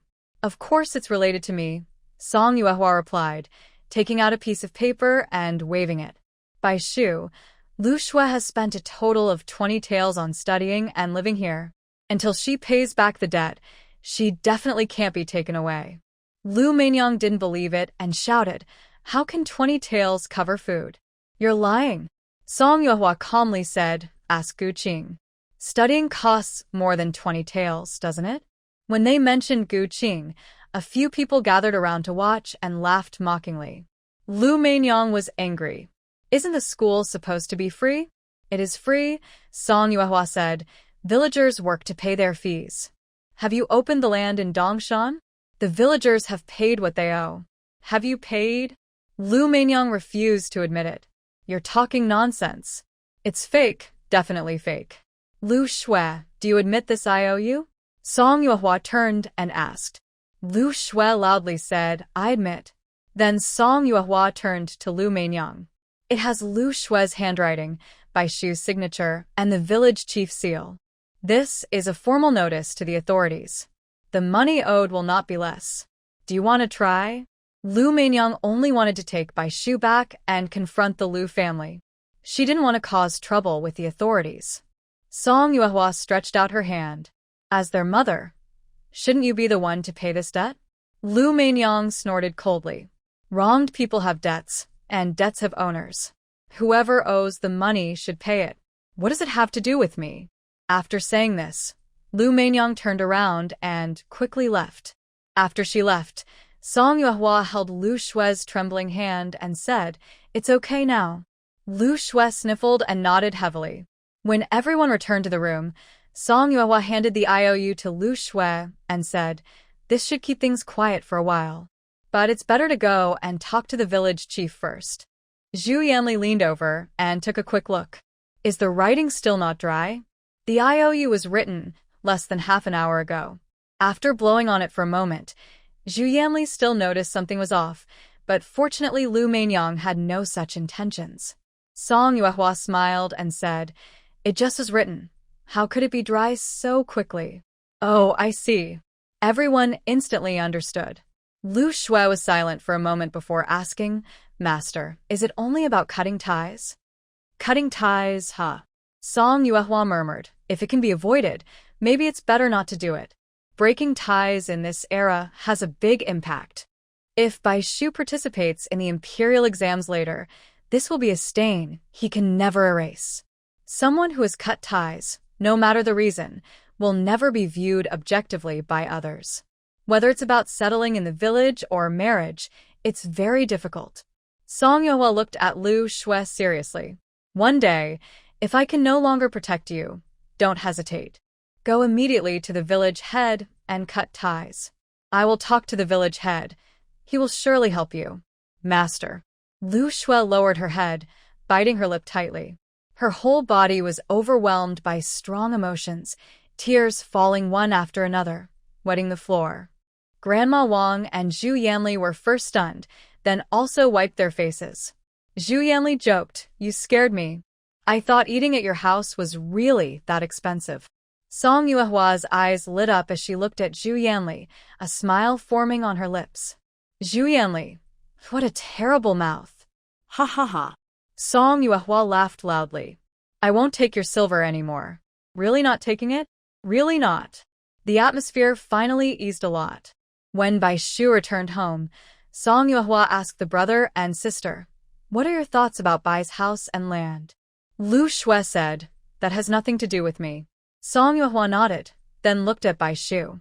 Bai Shu first glanced at the two of them before asking, Sister Song, will you abandon us? Song Yuehua replied gently, No. Then should we give you silver? Bai Shu asked. It's right to give, but not now. Song Yuehua said softly, Xiao Shu, don't worry. When it's time to ask for your help, I won't be polite. I remember all the silver you and your sister. Oh. Until you've paid it back, I won't abandon you. White Book, Lu Shui, said. White Book felt relieved and happily said, We will pay back what we owe. Mother wants that house, so we will give it to her as long as she stops sending me and my sister away. If the brother and sister want to get the house back, Song Yuehua will find a way to help them achieve their wish. Now, it seems I don't need to worry about the house anymore. Song Yuehua doesn't have to interfere with the house matter, but there still needs to be an explanation regarding the Qin family village. Recently, Song Yuehua has been thinking about this. Sigh. He sighed and asked Lu Shui to call Duan Yidao over. Before the new year, you should go to Qin family village, Song Yuehua said. Qin family village? Duan Yidao was confused. Is there something urgent? Song Yuehua replied, just gather some information. The village head of Qin family village and Uncle Lu Shue's family. You visited there once before. Try to keep a low profile this time. Duan Yidao probably understood what was going on. He thought the matter was over, but it turned out the girl still cared. However, that Uncle Qin from the Qin family is truly hateful. Duan Yidao said, all right, I'll take someone with me and make sure the matter is handled properly. Song Yuehua whispered, keep this secret from Lu Shui and White Book. Duan Yidao hesitated. Is that okay? Song Yuehua smiled and said, Master helping his disciple settle a debt. How could that be wrong? Some things are better not mentioned in front of the brother and sister. That makes sense, so Duan Yidao nodded and said, okay. White Book goes to school every day.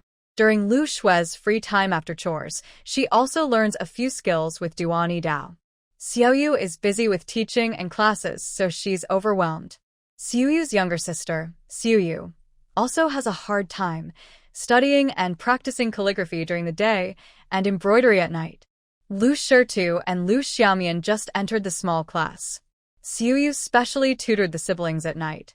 Fortunately, both are diligent, and catching up is only a matter of time. According to teacher Yi, the progress in the large class is quite divided. He plans to split the class into groups labeled Jia, Yi, Bing, Ding next year. Zhang Russian and Xiaoyu can be in group Jia, White Book and Xiaoyu in group Yi, Zhou Xiaohu and Xiaowenwu in group Bing, and the small class will be in group Ding. Song Yuehua still listens to the opinions of the teachers regarding the school matters. These decisions are left to their own judgment. In the small class, Chen Shu is mostly a regular winner, with only 2 losses, once to Lan Yu and once to Song Daolong. Unlikely to happen, these 3 people will probably be promoted to Class C next year. Regarding the monthly reward, Song Yuehua made some adjustments. The monthly reward is only given in Class D. Students promoted to Class C or above receive a reward of 200 coins. Students promoted to Class A do not need to pay tuition and are exempt from manual labor at home. At the martial arts class, although there are only 2 students, it cannot be ignored. Moreover, Duan Fuzi has been training outside with someone. The situation is obvious without looking. It's muddy and watery, and nearby there is a dung pit. Over time, this will definitely become a problem. The East Mountain House construction is temporarily halted due to cold weather. Song Yuehua plans to wait until the East Mountain building is finished, then let the martial arts students practice there. Another issue is that inside the school, besides a large wooden stick, there is only a bow and arrows, and not a single dagger. Fortunately, there are only 2 people currently learning boxing with Duan Yidao. Next year, they will gradually acquire more equipment.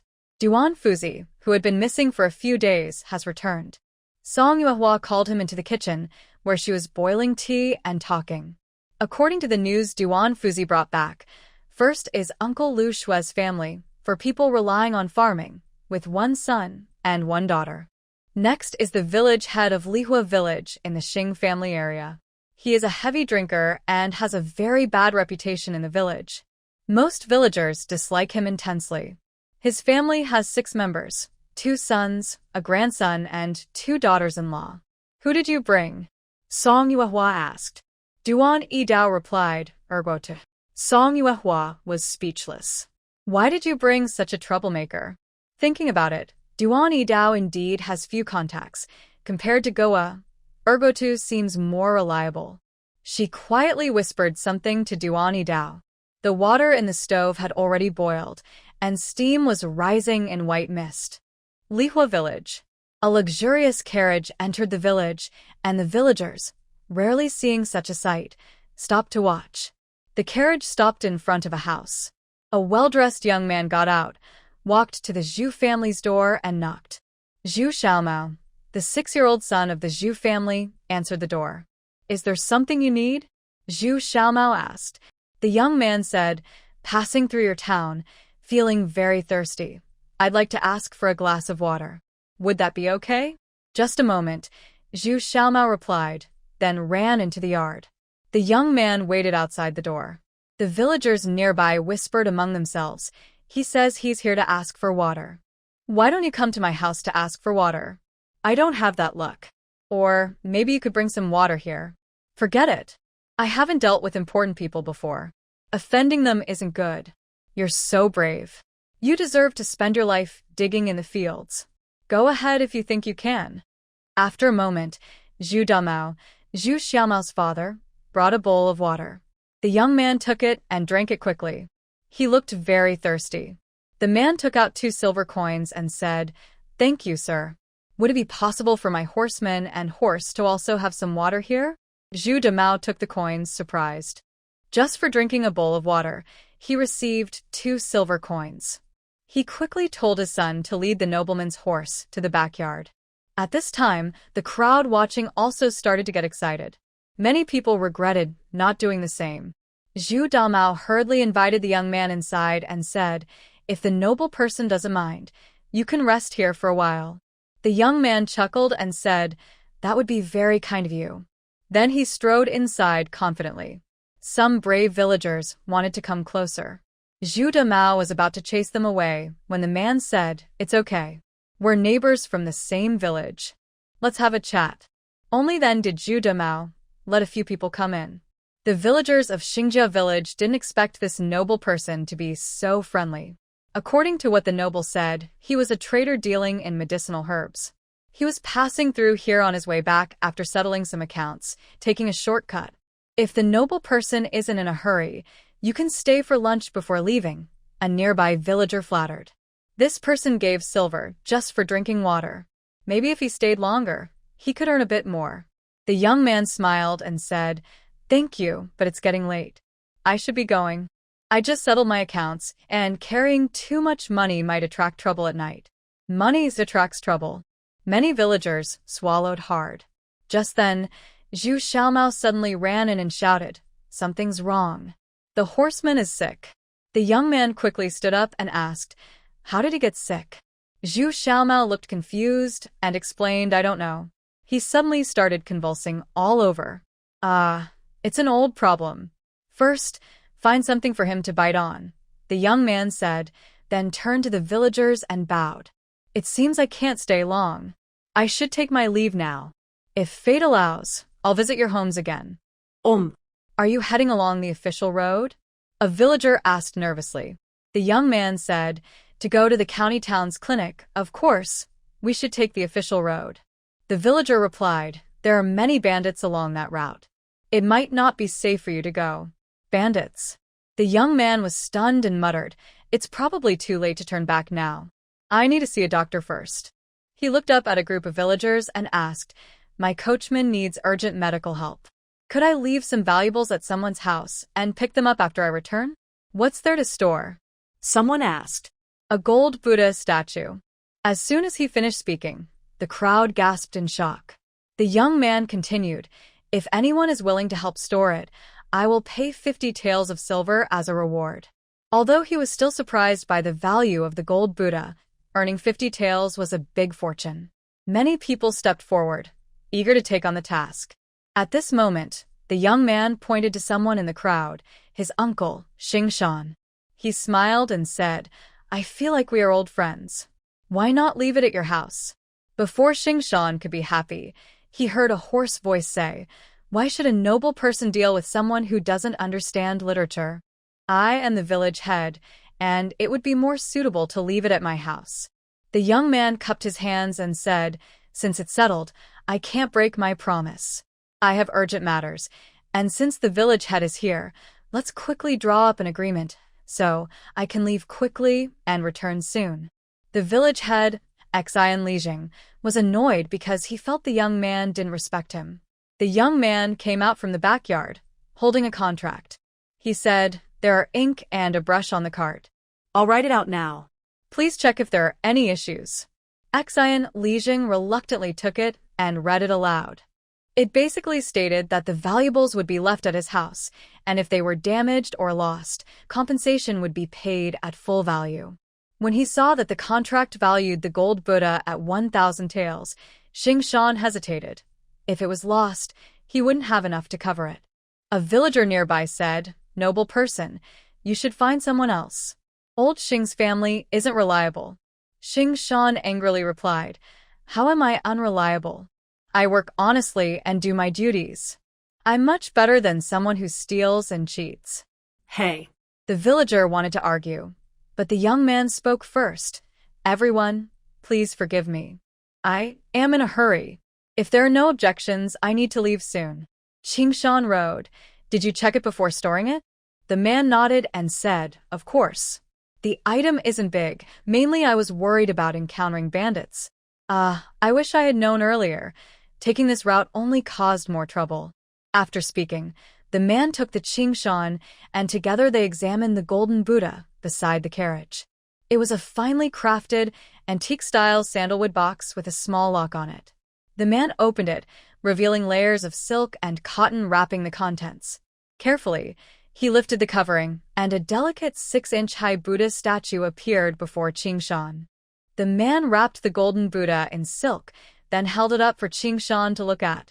The golden light dazzled his eyes, making him momentarily dizzy. The few people spying also froze in surprise. They had never seen such a large piece of gold before. Qingshan confirmed everything was correct, signed the contract, and together they moved the box back home.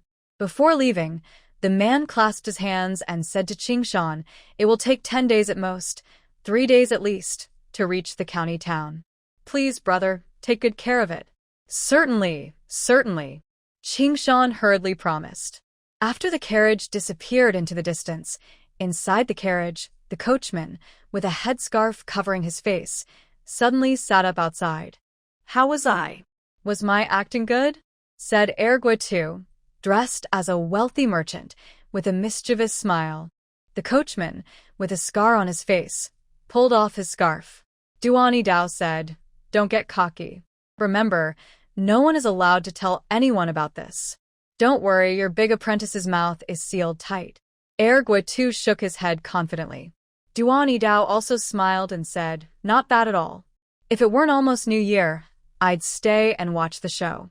Erguitu looked ahead at the driving horse and asked curiously, "Master, why did you offend that second brother Qin? Why are you using such harsh tricks?" "Don't ask questions you shouldn't," Duan Yidao replied seriously. On the third day, today, Song Yuehua slept a bit late. When she got up, Xiaoyu, and Bai Shu had already gone to school. Lu Shui was outside tending the vegetable garden. "Everyone has finished eating. Do you want something to eat?" Granny Wang asked. Song Yuehua thought for a moment.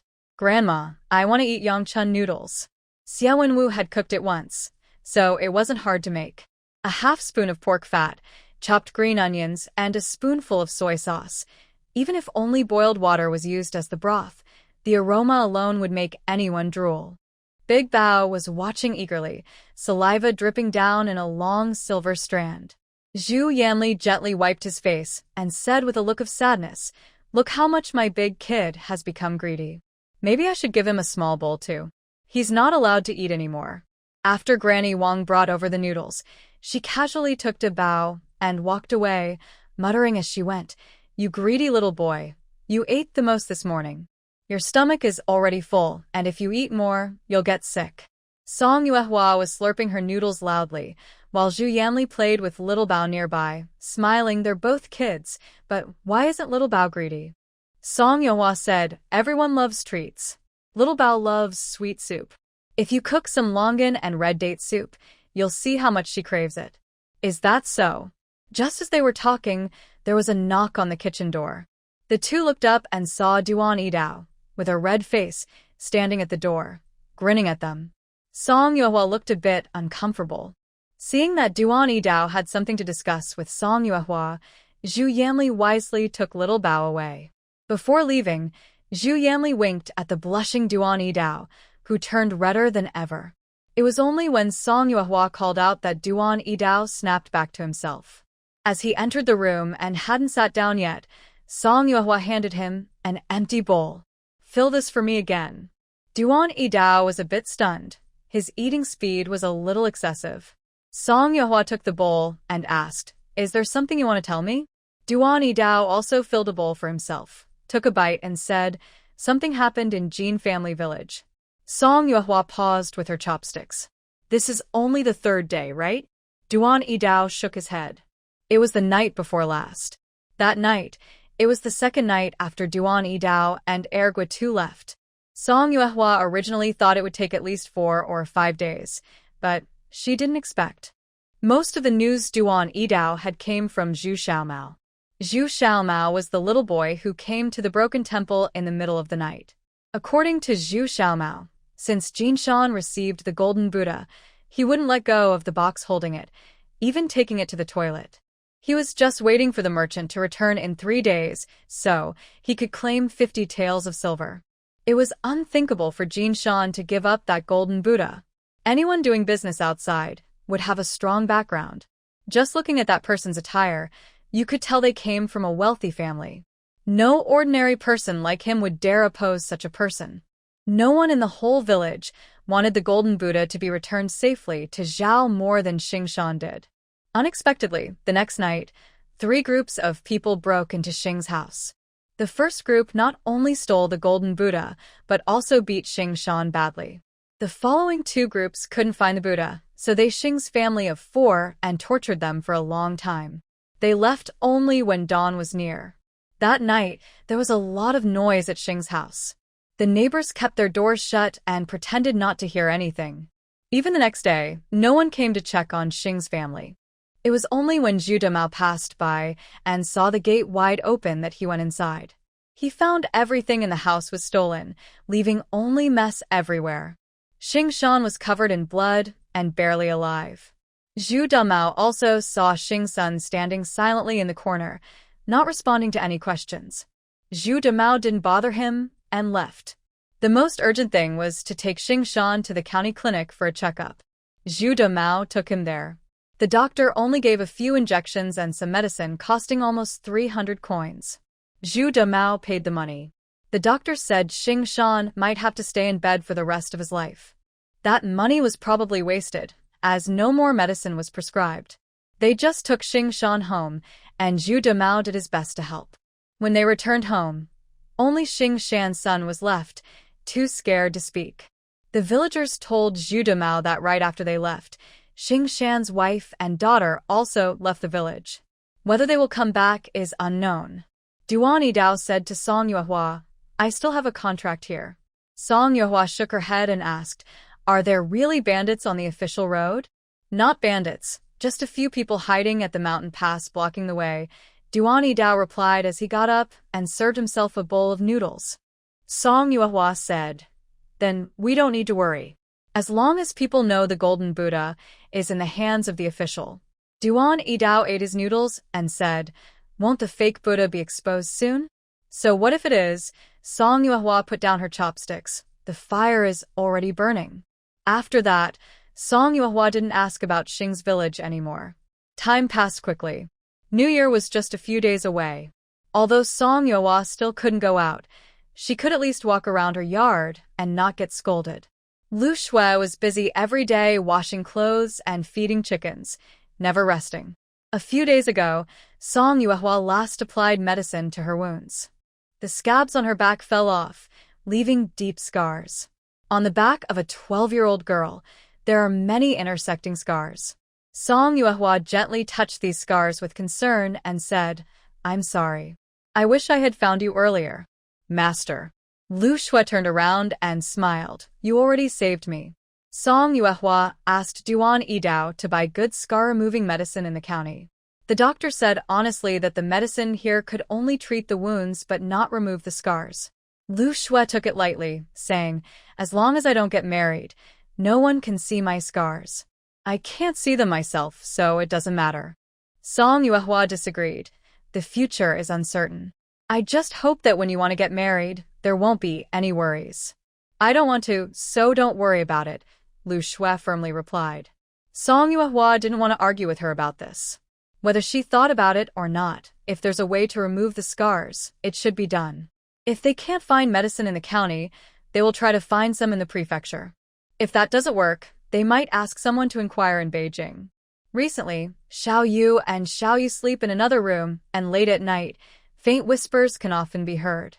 Song Yuehua always has to remind them through the door that it's time to sleep. Not only Xiao Yu and Xiao Yu, but even Xia Wenwu spends all day in the kitchen researching new dishes. With the new year approaching, everyone is more energetic than usual. Song Yuehua sighs. Young people really have lots of energy. On New Year's Eve, when Song Yuehua woke up in the morning, a brand new bright red cotton coat was placed on her pillow. Older sister, today is your birthday. This is the new clothes Xiao Yu and I made for you. Try it on quickly. Xiao Yu looked at her excitedly. Song Yuehua covered her mouth, surprised. When did you? Could it be that the quiet, faint whispers every night lately were about making this? For the first time in 2 lives, she received a birthday gift. Song Yuehua was deeply moved. After asking, she learned that the cotton fabric was exchanged by Xiao Yu selling handkerchiefs, and the clothes were sewn secretly every night by the 2 of them. Although she didn't know why they chose bright red, Song Yuehua couldn't wait to put it on. Hey, make way quickly. As soon as she reached the main hall, Xia Wenwu brought out a freshly baked cake. The rich aroma made Daba drool with hunger. Grandma Wang rolled a bowl of longevity noodles and topped it with 2 crispy, fragrant eggs. Song Yuehua didn't have time to wash up. If she didn't eat the noodles soon, they would get cold. While eating, Zhu Yanli, Lu Shui, and Bai Shu arrived. Little girl, you've grown up again, Zhu Yanli said happily, holding out a pair of hair accessories. Look at you, always on the floor. As a young girl, you should wear red and green. These hairpieces will look great on you. Song Yuehua paused, realizing that if she remembered correctly, these hair accessories were a gift from Zhu Yanli for little Bao. Seeing Song Yuehua's surprised look, Zhu Yanli felt guilty and looked away. What could she do? She had nothing left herself. Moreover, she had just learned from Xia Wenwu yesterday that she wouldn't have time to prepare anything for a while. A pair of cold, red hands handed over a bunch of red plum blossoms. Lu Shui shyly said, Master, a birthday gift. Song Yuehua took the plum branch, smiling. It smells nice. I like it very much. Are there plum trees nearby? There aren't any nearby. Sister took it from the next village, Bai Shu said from the side. Song Yuehua held Lu Shui's frozen hand and frowned, saying, You don't need to go to such trouble. Being happy is the most important. On New Year's Eve, everyone finished bathing and changed into new clothes. Song Yuehua wore a bright red cotton coat and a hairpiece Zhu Yanli had given her. From head to toe, she looked festive. Looking at herself in a basin of water, she felt like she was about to get married. When Xia Feng came to pick up Xiao Yu and Xia Wenwu, he saw Song Yuehua and was surprised for a moment. Don't misunderstand, I'm not getting married today, Song Yuehua joked. You look very nice. Red suits you, Xia Feng said with a smile, then took a long bow from behind his back and handed it to Song Yuehua. A gift. The moment she took the bow, its weight felt different from the previous one. She looked closely at the bow and couldn't tell what material it was made of. What's this? She asked. A Desert Kingdom king's bow, Xia Feng replied. She had heard before that people from the Great Desert Kingdom were good at riding and shooting, so their bows and arrows were extraordinary. Ordinary folks would have had to work hard to get such a bow. Song Yuehua felt she shouldn't accept it so shamelessly, but she really wanted it. If her back injury hadn't been healing, she would have wanted to try shooting a few arrows. Second uncle, this is too valuable. I can't accept it, Song Yuehua said, reluctantly refusing. Xia Feng said, besides you, no one else can use it. Song Yuehua felt conflicted but finally mustered her courage and said, All right, I'll accept. One of these days, I'll roast some ducks. Please, second uncle, don't refuse. It's polite to return favors. Just roasting ducks wouldn't be enough. I can't find a suitable gift right now, and I feel like I owe more and more favors. Seeing the worry on Song Yuehua's face, Xia Feng softly said, Okay. After helping Song Yuehua check her pulse, Xia Feng took the brother and sister home. The ox cart occasionally shook, but it couldn't stop Xia Wenwu's chatter. Second uncle, did you buy a piglet? For New Year's Eve, we'll have roast suckling pig. Cooking a big goose in a cast iron pot is also good. Thinking about preparing the New Year's dinner for the whole family, Xia Wenwu was very excited. Master said they'll eat dumplings tonight. Xiaoyu, do you think we should also eat dumplings? Xiaoyu asked, with so many dishes, will we be able to finish them all? Xia Wenwu laughed loudly. With Dad and second uncle here, we can eat both pigs. The siblings looked at second uncle, who was silently driving the ox cart. Xiaoyu leaned close to Xia Wenwu and whispered, I feel like second uncle isn't in a good mood. When has second uncle ever been in a good mood? Xia Wenwu replied. It seemed true, but something fell off. Xiaoyu said, second uncle always looks unhappy, and now he seems even worse. Xia Feng, who had sharp hearing, remained silent. Xia Wenwu clicked his tongue and said, that's why second uncle can't find a wife. Xiaoyu carefully glanced at second uncle's back and made a shushing gesture to Xia Wenwu. Xia Wenwu couldn't stop and lowered his voice even more. I heard that the young daughter from the Zheng family in the next village has her eye on second uncle. You know. The ox cart jolted, and the brother and sister tumbled around. The worst was Xia Wenwu, who bit his tongue hard and cried out in pain, sticking out his tongue and howling. On New Year's Eve, the Song family usually ate dumplings. Grandma Wang and Lady Xia rolled out the dumpling wrappers, while Song Yuehua, Xiaoyu, Zhu Yanli, and Lu Shui made the dumplings. Bai Shu brought bowls and Lu Shitu and Lu Xiaomian helped with chores. The two teachers sat by the pot, boiling dumplings. Once they were nearly ready, everyone had a bowl, eating, cooking, and chatting at the same time. Life should be enjoyed to the fullest when happy, Lao Duan. Teacher, full after eating, called out loudly to Duan teacher. Duan teacher understood immediately. All right, tonight we won't leave until we're drunk? Ha ha ha. Master Yi laughed heartily and said, let's see who gets drunk first. Mr. Du was almost speechless with frustration. It wasn't the first time they drank. He knew his own alcohol tolerance well. Lady Xia warmed some wine, and the two sat on a heated bed, drinking and chatting, singing songs softly. Zhu Yanli held little Bao and fed him dumplings. Big Bao had already finished his own, and apart from a face covered in oil, he was fine. After Mrs. Wang helped clean the children, both still smelled of dumplings. After eating and drinking enough, everyone gathered around the bed, eating fruit and chatting. Lady Xia lit a small clay stove and boiled red sugar with eggs and ginseng jelly for everyone. Mrs. Wang asked Lu Shitu and Lu Xiaomian to play with Big Bao and Little Bao. The children were no longer as shy as before. When Lu Shitu drank the sweet water, Big Bao also moved over and opened his mouth to drink. Big Bao stood in front, pouting, while Lu Shitu spooned the drink into his mouth, forcing him to drink half a bowl. After eating enough, Big Bao snuggled into Lu Shita's arms and fell asleep. Song Yuehua watched in amazement. Big Bao, that troublesome kid, was never this easy to feed. He was always crawling here or rolling there. She had never seen such a well-behaved child. It seemed that children still preferred other people's food.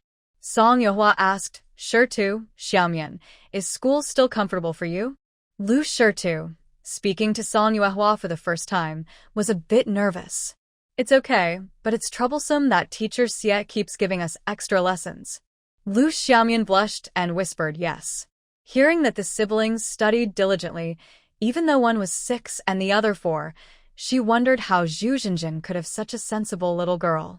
Thinking of this, Song Yuehua softly said, if you have any questions about your studies, just ask. Teacher Xie, Bai Shu, and Xiaoyu are all here. If anything happens at home, come find me. Can I come find you too? Zhu Yanli asked, giggling. Song Yuehua nodded seriously, yes. 5 taels each time. Why so much? Zhu Yanli pouted. Everyone around laughed at this. After chatting for a while longer, Mrs. Wang took Zhu Yanli, Lu Shitu, and Lu Xiaomian home. Lady Xia sewed for a while with Xiaoyu, then went to see Master Yi. He was already so drunk he couldn't stand, so she asked Mr. Du to help carry him to the school. Bai Shu was staying at the school and went back with them. Song Yuehua looked at the purse that Lu Shui had been working on for a long time and sighed, saying, it seems your talent isn't in this. Lu Shui quickly grabbed it, blushing, and said, it's my first time sewing. While skill can vary, practice is important. Lu Shui clearly hadn't practiced much. Song Yuehua was lying there watching her poke at the purse with a needle, sweating profusely. Suddenly, she was startled. Could this purse be a gift for herself? Sewing such a big purse might cause money to leak out. Song Yuehua could only quietly remind her that the purse must be sewn tightly. Lu Shui sewed all night but couldn't keep her eyes open, yawning as she went to sleep. Xiao Yu came over, hugging Song Yuehua's arm, whispering, "It would be so nice if every year could be like this." Song Yuehua replied, "It will be. Every year from now on, it will be like this." Yes. Xiao Yu nodded heavily and moved closer to Song Yuehua. Song Yuehua patted Xiao Yu's head and said with emotion, "Kids grow up so fast. This year, Xiao Yu has not only grown taller but also older. If I count right, after tonight, she will be 9 years old. In a few more years, she'll be a young lady. Older sister will only be 12 after this year, but she always seems so mature." Xiao Yu giggled, covering her mouth. Song Yuehua was speechless. On the first day of the new year, Song Yuehua didn't join the New Year greetings. Since New Year's Eve, the snow had been falling heavier and heavier. In the morning, the family was busy shoveling snow, including the schoolhouse. Master Duan was skilled, and he handled the snow on the roof. Ergua Tu and Go Wa Zi arrived earliest. Seeing Master Duan clearing the snow on the roof, he called out, "Master, do you want help?"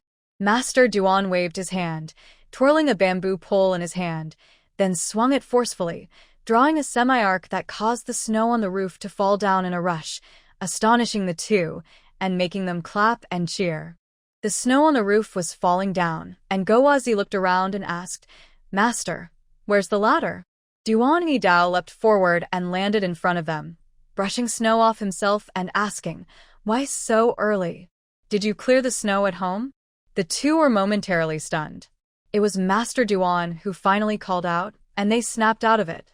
Erguatu scratched his nose awkwardly and said, "I argued with my dad and was chased out." Fighting on the first morning of the new year, Duan Yidao was quite impressed.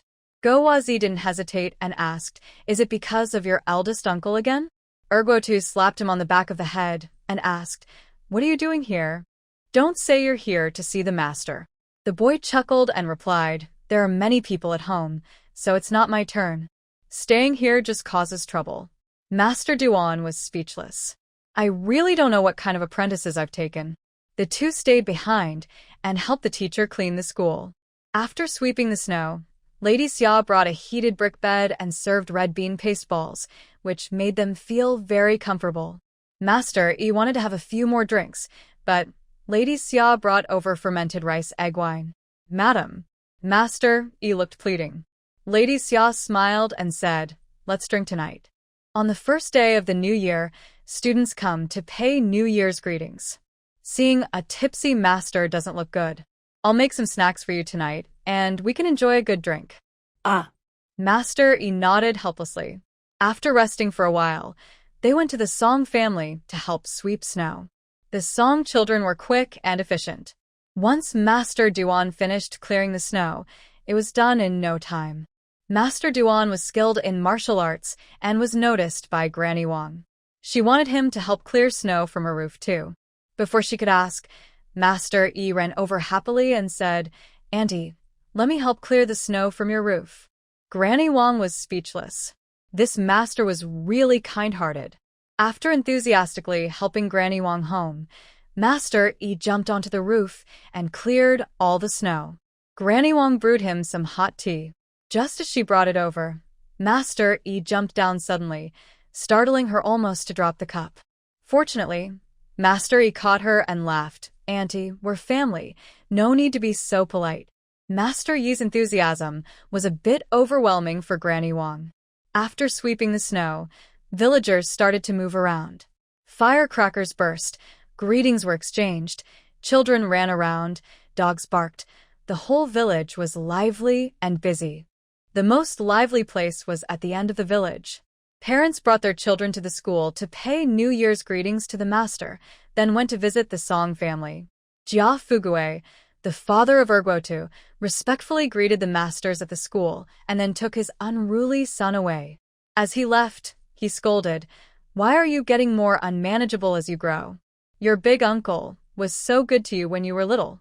Now that you're grown, you hide whenever he comes. What kind of behavior is this?" Ergo looked impatient and said, "I know my big uncle is good to me, but that doesn't mean he can force me to get married just because he's nice." "What does forcing mean?" "That is his biological daughter." Jia Fugue slapped Ergo on the back and scolded, "How could you have such an unworthy son? Look at you. Besides your cousin, who else would be foolish enough to look at you?" Ergo quickly walked away, saying, "I don't care if she looks at me or not. I just don't want to." Jia Fugue sighed and said, "Your eldest uncle said that as soon as you decide on a marriage, he will help your cousin find a good husband." Ergo replied, "Then you should tell him to do it quickly." "Do you have a girl in mind?" Jia Fugue asked. Ergo didn't answer and simply walked quickly back home. "This rude boy." Jia Fugue had to hurry after him. There are many guests at the Song family, which makes hosting a bit troublesome. The school can't be without Lady Xia. Lu Shui and Bai Shu are not suitable to entertain villagers, and Granny Wang has her own guests at home. Song Yuehua's injury isn't fully healed, so she can't help much, and her little Jade is still too young. When Tang Shi arrived and saw the situation, she decided to stay and help entertain the guests. Women coming to pay New Year visits are happy to sit on the Kong heated bed and chat with Song Yuehua. More and more people gather in the heated room. When the Zhou family arrived, Zhou Ergue's wife, Zhang Shi, also stayed to help. The twins have different personalities. Dabao likes crowds, Xiao Bao prefers quiet, and Xiao Yu took Xiao Bao to another Kong. Dabao played happily with the ants. The little boy is quite handsome, and the ants liked him very much. Tang Shi cooked sugar water.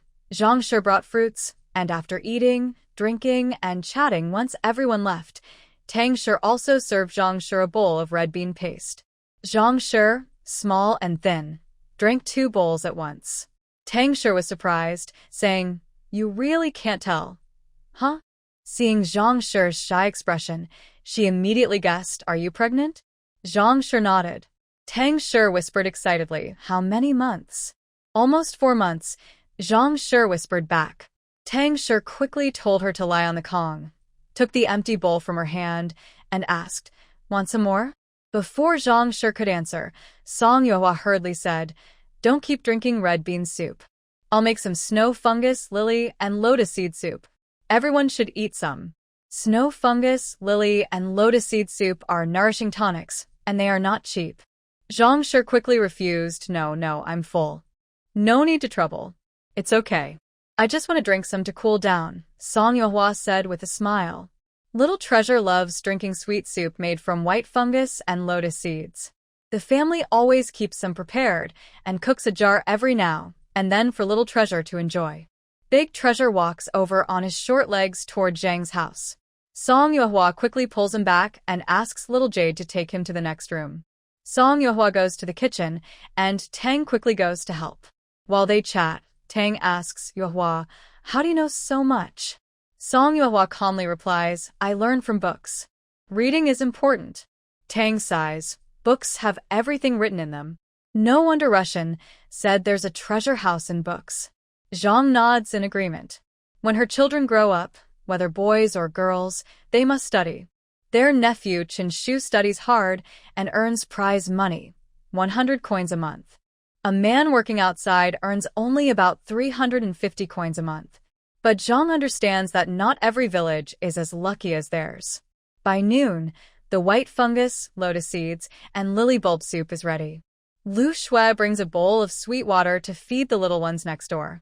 Tang and Zhang try this slippery white fungus, the gritty lotus seeds, and the soft lily bulbs. One bite is fragrant, smooth, and sweet. Zhang drinks 1 bowl and decides she doesn't want more.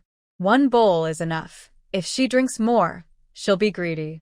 Before leaving, Song Yuehua gives Zhang a bag of red dates, brown sugar, and 2 dried white fungus flowers, saying, "I can't visit in person lately, so I can't give my congratulations face to face.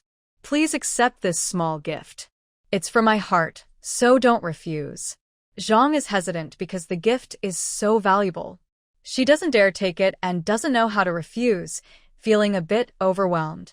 Tang takes the gift, puts it into Zhang's arms, and says, Yuehua gave this to you. It's her sincere heart. If you're too polite, it might seem rude. After accepting the gift, Zhang feels uneasy. When they leave Song's house, Tang still comforts her.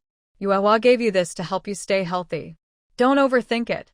Uncle Zhou won't say much. Zhou didn't say much, just told her to keep it safe. On the first night of the new month, Big Treasure and Little Treasure, after drinking sweet water during the day, start fussing. Lu Shui worries they'll disturb Song Yuehua, so Bai Shu takes the twins to the next bed to play. Older sister. Bai Shu holds the two children. Big Treasure struggles to get out, frowning, and says, Big Treasure is too strong. I can't handle him alone. Liu Xue hugged Xiaobao and said, I'll take Xiaobao, you take Dabao. Bai Shu responded. As Liu Xue was about to leave with Xiaobao, she heard Bai Shu scream and saw Dabao sitting heavily on Bai Shu's leg, giggling. Song Yuehua asked, Is Xiaoshu okay? Yes, I'm fine. Liu Xue placed Xiaobao on the bed and handed her a cloth to play with, saying, Xiaoshu is so thin. Take Dabao with you and try to make him like master. Xiu couldn't help but laugh. Song Yuehua said that you better explain clearly. The three of them chatted and laughed for a while when suddenly there was a knock on the door. Who is it so late? Liu Xue asked curiously. Xiu got up and said, I'll go see. Unexpectedly, it was Song Dalong, an unexpected visitor. Xiu opened the door and saw it was someone from the old Song family. Without hesitation, she slammed the door shut. Later, Song Yuehua asked and then said that the visitor was Song Dalong.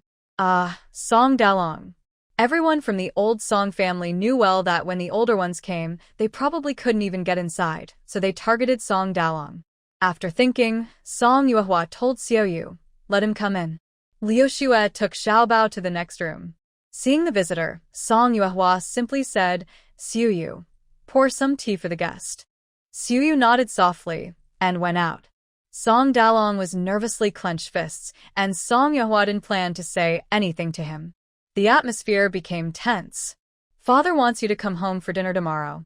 Song Dalong's words sounded strained. Song Yuehua found it amusing. Seeing that he didn't speak, Song Dalong continued, Father feels a bit guilty towards you.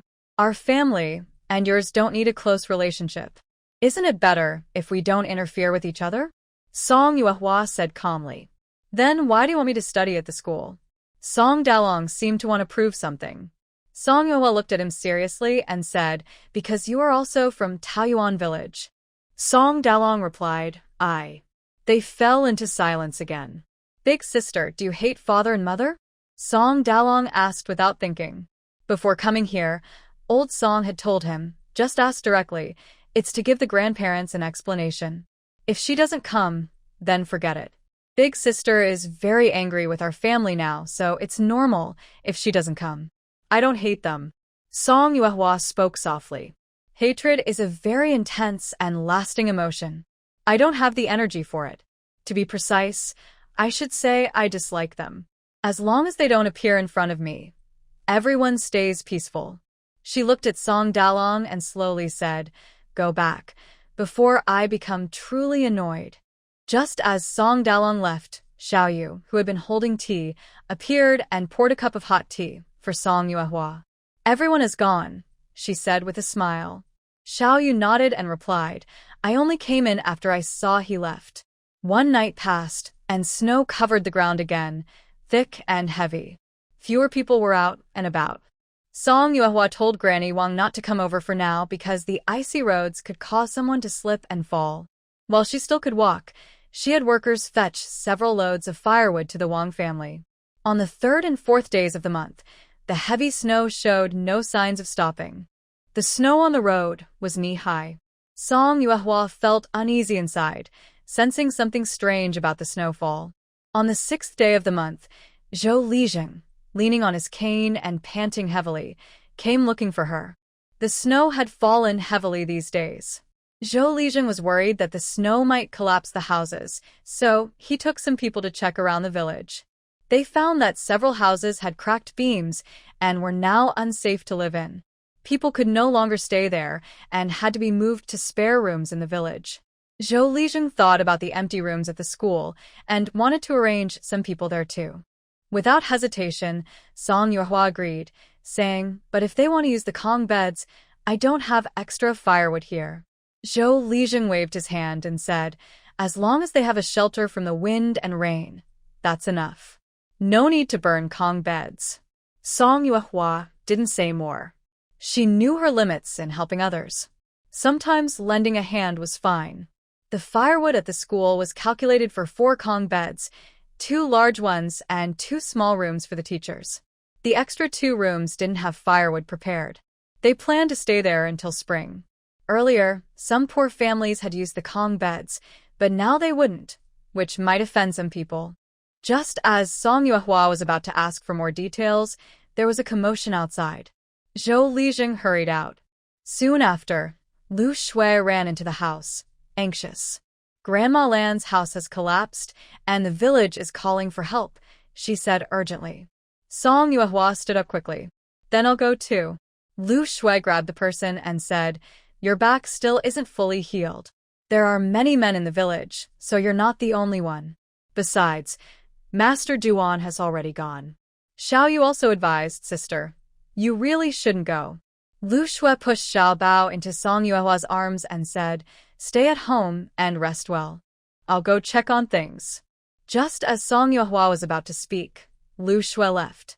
Song Yuehua quickly said, "We can't go to the clinic now. Have Master Duan bring the person to the school. I have medicine here." Lu Shui nodded. When she reached the door, she heard Song Yuehua calling out loudly behind her, "Be careful yourself." Song Yuehua handed De Bao and Xiao Bao to Xiao Yu, took a bag of medicine, and went to the neighbor, Lady Xia, to ask her to prepare a decoction for Granny Lan. Back home, she boiled a pot of soup. After everything was ready, she still felt anxious and worried. "Granny Lan and Lan Yu, please don't get into trouble." After waiting for a while, Lu Shui's voice finally came from outside. She stood outside the door, brushed off the snow from her clothes, and said, "Master Duan carried Granny Lan over. Lady Xia heated the Kong and gave her medicine, so she's much better now." Lan Yu even wanted to dig out the family belongings, but Master Duan held her back and took her to the school. Song Yuehua poured her a bowl of soup and asked, "Is everyone okay?" Lu Shui took a couple of sips, feeling warm all over, and replied, "Granny Lan was just buried in the snow. The dog from across the street dug her out. She was a bit startled and caught a cold, but with medicine, she'll be fine. The others are all fine." Song Yuehua finally relaxed. If things are lost, they are lost. As long as everyone is safe, that's good. Later, bring some charcoal to the school. If the firewood runs out, we can bring 2 loads from here. Lu Shui finished her soup, set down her bowl, and said, "All right, I'll go deliver some charcoal." Song Yuehua added, "The elderly are recovering slowly. Granny Lan's Kong needs to stay warm. Their own firewood supply is enough. This year, with Ergua 2 and Goa around, they haven't had to worry much about firewood. But now that Granny Lan is like this, they can't just ignore her." Not long after Lu Shui left, she returned, saying Lady Xia had sent the charcoal back. Lady Xia had her Fuzi move in with Master Duan, and she was sleeping on the same Kong as Granny Lan. However, Bai Shu and Lan Yu would have to stay at Song Yuehua's house. There are only 2 Kong rooms at home, Bai Shu, Lan Yu, and De Bao in one, and Song Yuehua, Lu Shui, Xiao Yu, and Xiao Bao in the other. It's just right, no need to worry about firewood anymore. In the evening, 2 families moved into the schoolhouse. One family has the surname Ren, consisting of an elderly couple, their eldest son Ren Dahai, their youngest daughter Ren Xiaoxi, daughter-in-law Xu, and granddaughter Ren Xiaomei, 6 people in total. The other family has the surname Zong. Old Mr. Zong died early, leaving Mrs. Zong to raise their 2 sons. Sadly, the eldest son passed away 5 years ago due to illness. The younger son, Zong Yi, is 16 years old, with his wife Wu and their 6-year-old grandson Zong Bai, making 4 people altogether. The bed in the schoolhouse is big, but since the daughter is a widow, It's not very good for her to sleep alone. So, the two families decided that all the men would sleep in one room and all the women in another. Lanyu came to the Song family and immediately knelt down when he saw Song Yuehua. Before anyone could react, he knocked his head several times, making Song Yuehua's eyelids twitch. Lu Shui pulled him up and said angrily, "Are you addicted to bowing? You bow to everyone you see?" Lanyu shook his head and said, "No, I only bow to those who saved my life." Lu Shui, wipe his forehead with some alcohol, Song Yuehua said, looking at Lanyu's bleeding forehead. Lanyu used his sleeve to wipe his forehead twice and said, "No need. A man's blood is nothing." Song Yuehua and Lu Shui looked at him silently. Finally, Lu Shui used a cloth dipped in alcohol to wipe his forehead. Xiaoyu brought him a bowl of and brown sugar-boiled eggs. Lanyu drank the sweet, spicy, fragrant, and soft eggs, feeling warm inside. He was really scared today. When the house collapsed, he almost went blank. Fortunately, Grandma was saved. Lanyu drank the sugar water and cried, only daring to show his feelings now. Lu Shui's cooking skills are not good, so Song Yuehua cooked dinner herself. White chili fried bacon, pickled vegetable stew with vermicelli, potato braised pork, stir-fried bok choy, and spicy radish strips. Last time, they ate dry millet rice when digging potatoes at the Song house, but this time they ate plain rice directly. Lanyu held his bowl and chopsticks, too afraid to eat, and quietly asked Bai Shu, "You usually don't eat like this, do you?" Bai Shu nodded softly and whispered, "This is how Song sisters' family eats. You'll get used to it."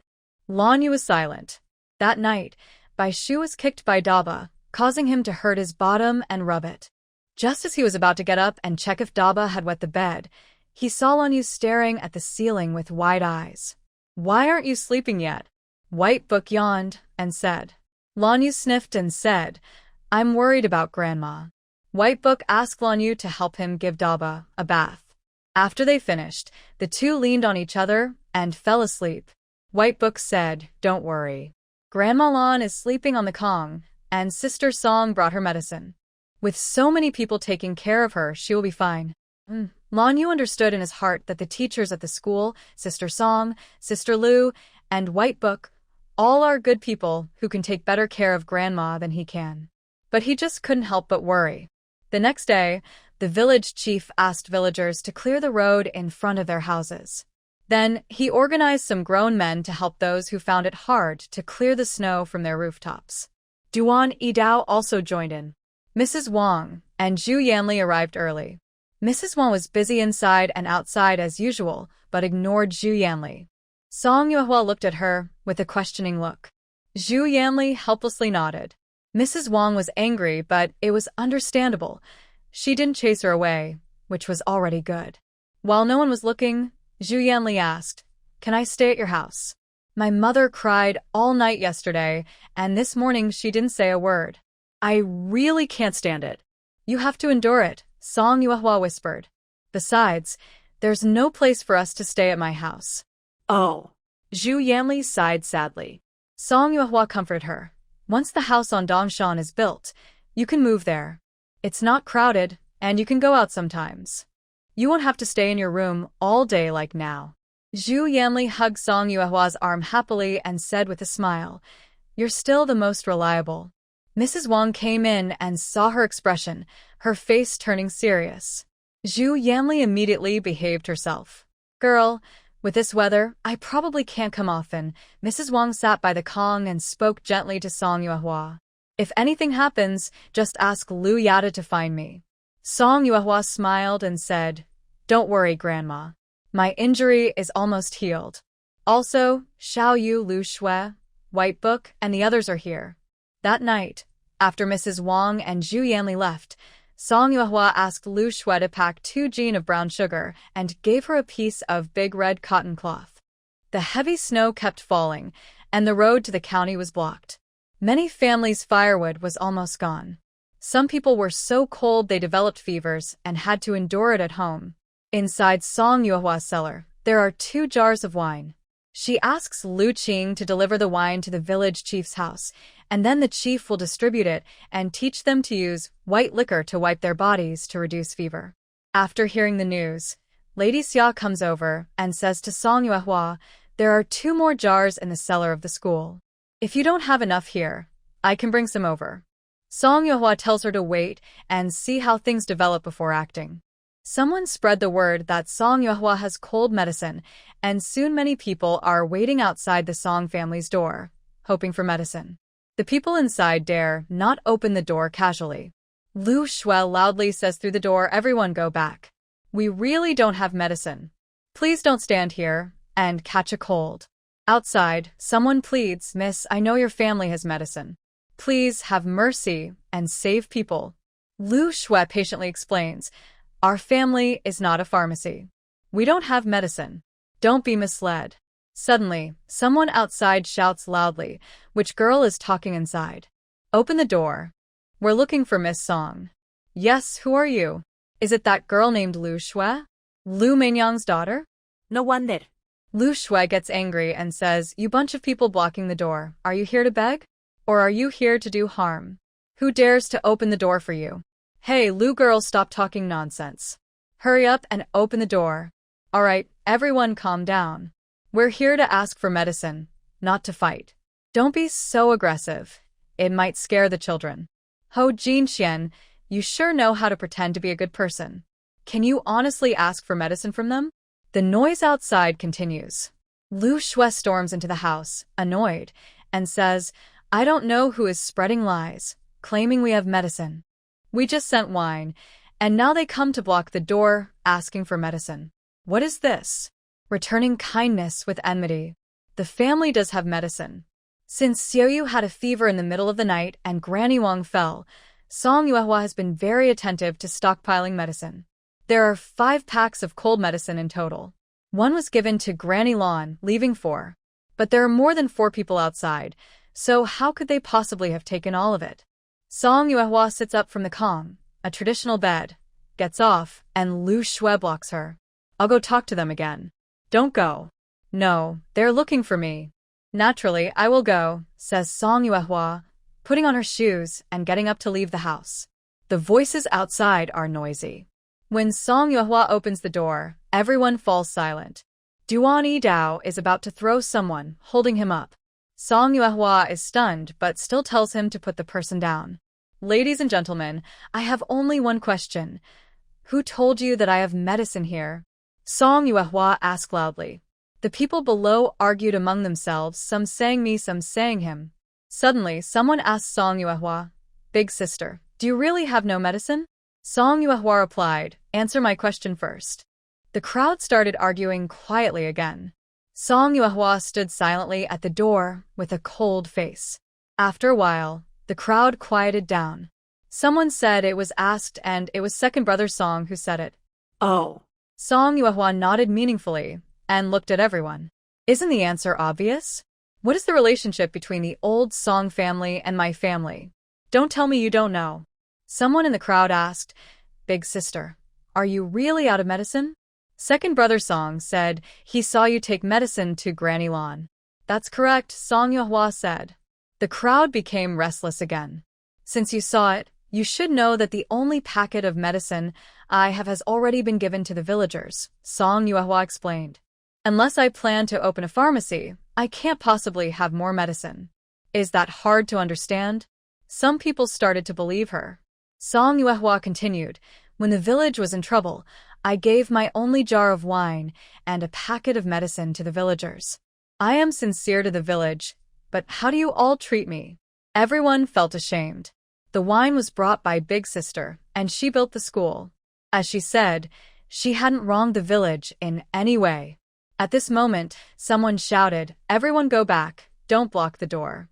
Some people quietly left, while others approached with apologies, saying, "Big sister, sorry for the trouble." After saying that, they turned and quickly left.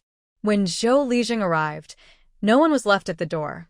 Duan Yidao was still there, admiring, even with strong martial skills, sometimes words are more effective. "When I fight, I have to go one by one, but with your words, everything falls apart. Song Yuehua was about to get angry. Everyone has left? Zhou Lijing asked as he entered. Duan Yidao smiled. Yes, they left, but it's a pity you didn't see. When the young lady stood at the door. Master Duan, have some tea? Lu Shui interrupted, bringing a cup of tea. Song Yuehua asked Zhou Lijing to sit down, then took out 2 packets of medicine from the cabinet. There are indeed 3 packets left at home. Since so many people came, I could only give out these 2. As for who gets them, it's up to Grandpa Zhou's judgment. Zhou Lijing just picked up his cup. Before drinking, he listened quietly and then put the cup down silently, saying, You did the right thing. I understand the village's situation. After giving out wine, most people have recovered, except for the old lady from the Hu family who is still seriously ill. Those who come here are either stirring trouble or trying to take advantage. Don't worry, girl. This medicine won't be given for nothing. I will ask for payment when the time comes. After speaking, Zhou Lijing tucked the medicine bag into his coat and stood up. He went to the door, opened a small, and looked around. Seeing no one outside, he left quietly. Duan Yidao said he wanted to protect old Master Zhou. After drinking some tea, he chased after him. Lu Shui closed the big door and returned to the room, quietly asking, Master, do you regret giving those people wine? Song Yuehua chuckled and looked at Lu Shui, saying, Are you already losing faith in people? Lu Shui absent-mindedly tapped her nails. Song Yuehua said seriously, People are naturally self-interested. I don't care how they behave. As long as I stay true to my conscience, that's enough. There are countless unfair, cruel, and confusing things in the world. Remember, don't let anger swallow your humanity. We can first protect ourselves and then be good people. What's wrong with that? Lu Shui remained silent, feeling her heart tremble. Outside the window, heavy snow was falling everywhere. Lu Shui sat beside Song Yuehua, feeling the warmth from the heated bed. On the 15th day of the first month, the snow finally stopped. Outside, the cold wind was fierce, water turned to ice, and the roads were completely frozen. Stepping on the ground was slippery, so no one dared to go out. The school was empty, and the Song family didn't go anywhere either. Lan Yu still wanted to visit Granny Lan, but as soon as he stepped outside, Lu Shui pulled him back and scolded, Granny Lan is fine now, isn't she? Someone is taking care of her at the school. It's okay if no one looks after her for a day or 2. Now it's windy and icy outside. If you fall and catch a cold, what will happen? Will someone have to take care of you then? Lan Yu knelt on the heated bed, hands resting on his knees, head bowed like a hurt puppy. Seeing he didn't speak, Lu Shui snorted and told Bai Shu to watch over him. She then went to the next room. Song Yuehua looked out the window, thinking that the snow had become unbearable. The melting snow might be even more dangerous, and she wondered how the potatoes in the field were doing. After 2 days of freezing, there was a knock on the door. When Lu Shui opened the door, he saw Duan Yidao. He was carrying a shovel and had cleared all the ice from the road between the Song family and the school. Ifuzi followed behind, carrying a large bucket of ashes to spread on the road. Is there still stove ash at home? Duan Yidao asked, taking a breath. It turned out the village had organized another effort to clear the ice and open the road. Lu Shui nodded and carried 2 bags of stove ash from the woodhouse. The road from home to the school was cleared, so travel was not a big problem. Lu Shui immediately told Lan Yu. After learning this, Song Yuehua asked Lu Shui to go with her and check if the school area had any shortages. They returned around noon. Lu Shui said everything is fine, but those 2 families are using their stoves. They promised to restock firewood before school starts. Song Yuehua nodded. Lu Shui then added, those 2 families don't get along well. Lady Xia said they even had a fight before. Really? Song Yuehua suddenly became interested. She looked serious and said, Tell me more. Lu Shui almost wanted to laugh. Before the Zhou family and the Rin family moved in, they had agreed that men and women would sleep in separate rooms. In the men's room, for people lived Old Man Ren, his son Ren Dahai, 16-year-old Zhong Yi, and his 6-year-old nephew Zhong Bai. The bed was big enough for 4 people to sleep comfortably without touching each other. However, Old Man Ren was used to acting bossy at home, and after coming here, he still liked to act tough. He often woke the 2 young boys in the middle of the night to add firewood. A few times was okay, but nobody could stand being woken up all the time. Zong Bai was only 6 years old, and he refused to move, yet Old Man Ren kept ordering the little boy around. Zong Yi discussed with Old Man Ren, Grandpa Ren, Bai is only 6. It's not right for us to keep waking him to add fire. How about we split the chores fairly between the 2 families? Split what fairly? Old Man Ren snapped. I'm this old, and if I fall and get hurt in the middle of the night, can you pay for it? Zong Yi nodded and said, we can respect the elders, but you should also respect the young. My brother and I will share the firewood chores tonight. Originally, the chores were not assigned to Old Man Ren, so the problem was easily solved. But Old Man Ren stubbornly couldn't swallow this. He said angrily, he's just a little kid. Can he compare to me? I've walked more miles than he's been alive. Adding firewood a few times is nothing. If he's doing the work, it shows I respect him. Zong Yi frowned and calmly asked, what do you mean by that?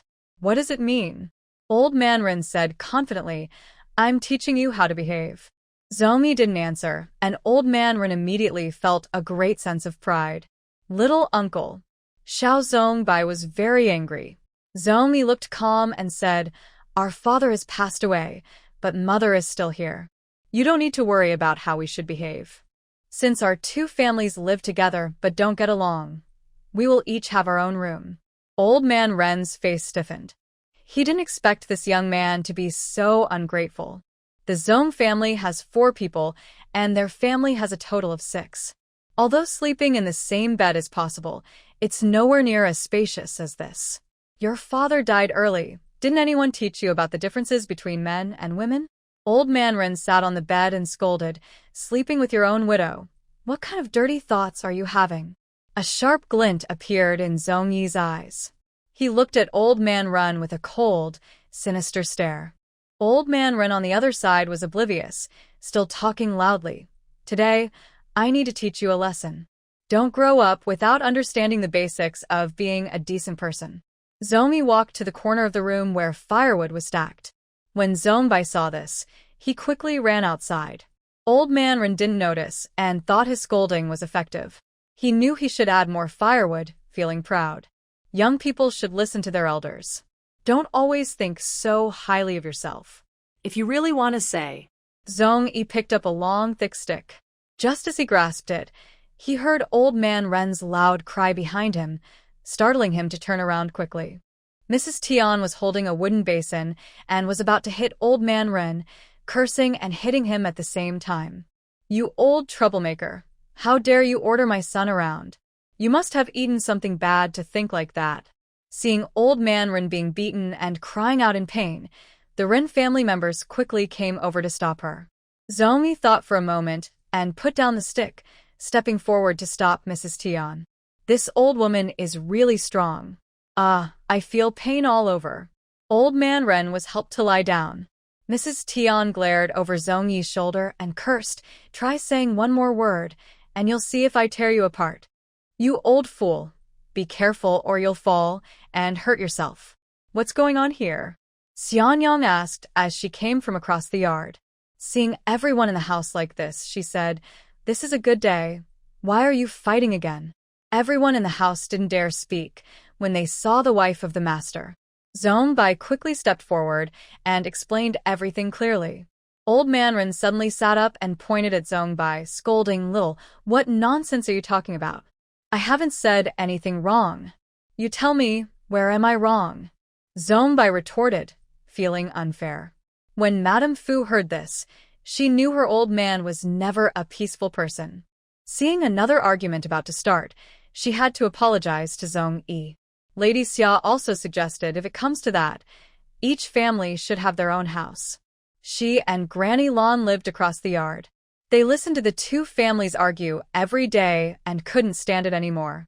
Lady Xia made the decision, and the others from the Ren family agreed. With Madame Tian's fierce temper, it would be trouble if she really pushed the old man too far. After dividing the houses, Old Man Rin still didn't calm down. He sat in his room all day, doing nothing but shouting and cursing. Madame Tian couldn't stand it anymore. She stood at the door, arguing with him. Lady Xia, overwhelmed, asked Teacher Yi to talk to Old Man Rin. They weren't sure if they should tell Old Man Rin to listen and stop scolding the Zhong family, or to stop scolding their own family members. His 5-year-old granddaughter, Rin Xiaomei, his 14-year-old daughter, Rin Xiaoxi, and daughter-in-law, Xu Shi, were all scolded from top to bottom, making the school chaotic. The two teachers were fine because they lived in the front yard and weren't affected by the noise. But poor Lady Xia and Granny Lan, who lived right across, watched the chaos every day like a big show. Even at night, it didn't stop. Old Man Ren was quite energetic, Song Yuehua thought, but when she checked the time, she felt it was not good. The houses on both sides are falling apart. Until they are rebuilt, they can't go back.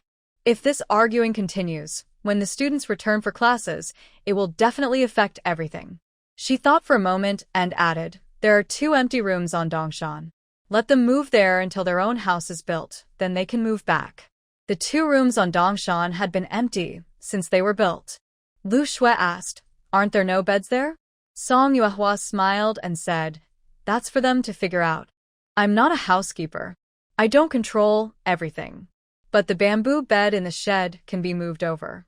Whoever moves first gets to stay. Lu Shui thought Old Man Ren would be troublesome, but didn't expect him to be so difficult. I live here because the village chief arranged it. If he asks me to move, I will. Old Man Ren sat on the Kong, looking stubborn. His wife, Madame Fu, asked kindly, Lu girl, isn't there a thatched shed on Dongshan? It's too cold now for anyone to live there. Liu Xue said, it's not a thatched hut. It's a brick and tile house with a kitchen and a latrine. Outside, there's a yard. Originally, we planned to have people live there this year, but due to special circumstances, I'll let you stay first. Everyone was excited when they heard this. Isn't that the new house? Old Man Ren asked eagerly. Is that house the same as this one, with tiled floors, white walls, and a big Kong bed inside? No, Liu Shui replied coldly. Mrs. Fu couldn't stand it either and snorted. We've only had a good house for 2 days. Now, we can't get used to a simple bed and mud house? You don't understand anything. Old Man Rin scolded. That place clearly wasn't meant for proper living. They just don't want us here and want to chase us away. If you want to leave, go ahead. I won't leave. The relatives from the clan also came over after hearing the noise. Liu Xue explained the situation again. Mrs. Tian didn't say much. After discussing with her son and daughter-in-law, she decided to move in now. She took the key from Liu Xue, expressed thanks, and went back to pack her things. Liu Xue didn't hide anything from the Rin family. Old Man Rin immediately asked anxiously, are they also going to stay in the East Mountain house? Yes, Liu Xue replied. Old Man Rin waved his hand and stubbornly said, then I definitely won't go. Liu Xue angrily said, if you don't want to go, then forget it. Find your own place to stay. Hey, I'll stay here. Old Man Rin said stubbornly. Let's see what you can do to me. Oh. Duan Fuzi came in from behind the door, smiling. Coming to cause trouble at the school? Sorry, I can only throw you out one by one. Lady Xia pulled Liu Xue behind Duan Fuzi and whispered, you're just a young girl. How can you talk to such a person? Let old Duan handle it. Old Man Rin looked a little scared but still stubbornly said, sir, I am from Taoyuan village. You're just a stranger. Are you allowed to hit me? Duan Fuzi ignored him, looked around at the others and asked, are you all going to be thrown out too? The rest of the Rin family hurriedly packed their things and left. After tidying up, the relatives from the clan said goodbye to Lady Xia and the 2 teachers. When passing by the Song family, Mrs. Tian and her daughter-in-law Wu deliberately went in to thank Song Yuehua. They were sincere, and Song Yuehua also kindly said, it's just helping neighbors. It's right to help. But that house is newly built and has no bed. I have a bamboo bed in my woodshed. If you don't mind, you can take it with you. Seeing Song Yuehua was easy to talk to, Mrs. Tian hesitated and asked, big girl, I want to ask about something. Does the school still accept students this year? The little one in her arms kept twisting, so Song Yuehua gently moved her aside and said, "Of course, we are still accepting students." Mrs. Tian lowered her head, fidgeting with her nails, unable to speak the words she wanted to say. "Auntie, just say what you mean," Song Yuehua encouraged. Mrs. Tian smiled and asked, "Can we still do some work this year?" "Yes. The 30 acres on Dongshan need workers, so it's not possible without help." Mrs. Tian nodded twice and asked, "Big girl, do you have a lot of land to clear?" Song Yuehua smiled and said, "Don't worry, there will be work arranged." Hearing this, Mrs. Tian felt a bit happy but also nervous and asked, "Can you also exchange calligraphy and painting supplies for work?" She quickly added, "If it's difficult for you, big girl, it's okay. I'm just asking if it's possible." Song Yuehua hadn't thought about this before, but she agreed, yes. Whether it's work for money or money for work, it's all the same to Song Yuehua. Later, she still needed to raise chickens and pigs, and even if Lu Shui moved in, she might not be able to manage everything. The Zhang family's household was simple, so she wanted to see how things went first. If it was suitable, she could hire them. Mrs. Tian and her daughter-in-law Wu were overjoyed and kept expressing their gratitude. They hadn't done anything particularly beneficial, just changed the way they offered help, so they didn't need to be so thankful. Song Yuehua told them to go and prepare early. After thanking them, they left. Little Bao was playing with a cloth ball made by Little Yu in Song Yuehua's arms, while De Bao was crawling around. Song Yuehua grabbed one of his feet and pulled him back from the edge of the bed. She was thinking about the land on Dongshan and the pig farm, knowing she would need to hire people later. She still needed to make a plan for how to hire them. Bai Shu saw that Song Jia was distracted and took De Bao to the next bed. Little Yu was embroidering something on the bed when she suddenly saw Bai Shu holding De Bao like a little piglet, and she quickly put down her embroidery frame and went over to take the child. Bai Shu let go and took a deep breath. Seeing how tired he looked, Little Yu smiled and said, "No wonder Sister Lu told you to practice more."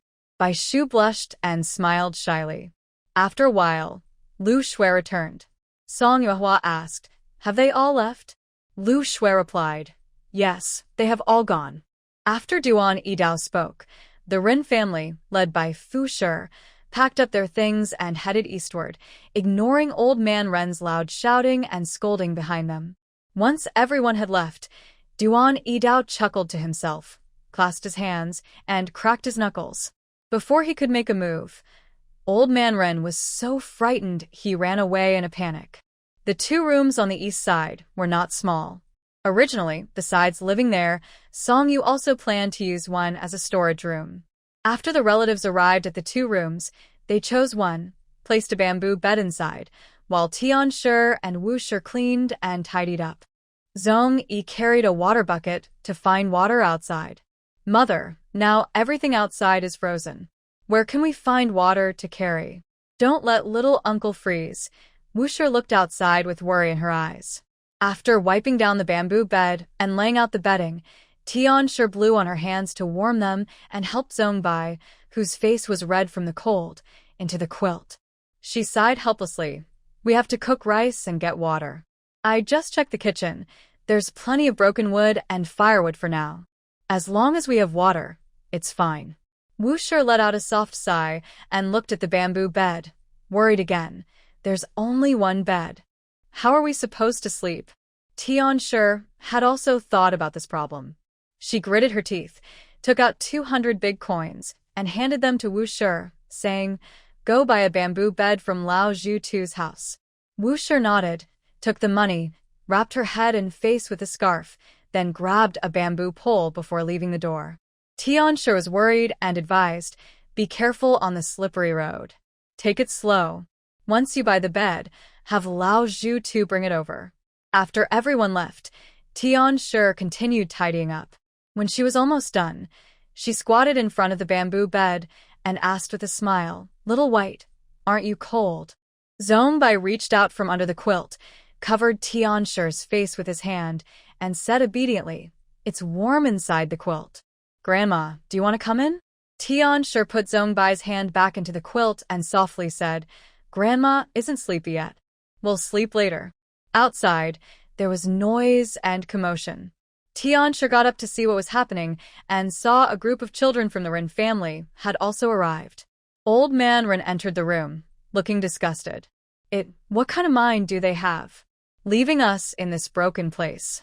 Is this even a place to live? No bed. Where are we supposed to sleep? Do they want to freeze me to death in this weather? Everyone in the family, except old man Ren, stayed silent. Let's go back. This place isn't fit for people to live, old man Ren said. Mrs. Fu looked around and said happily, besides not having a bed, everything else is quite good. The house is big and bright.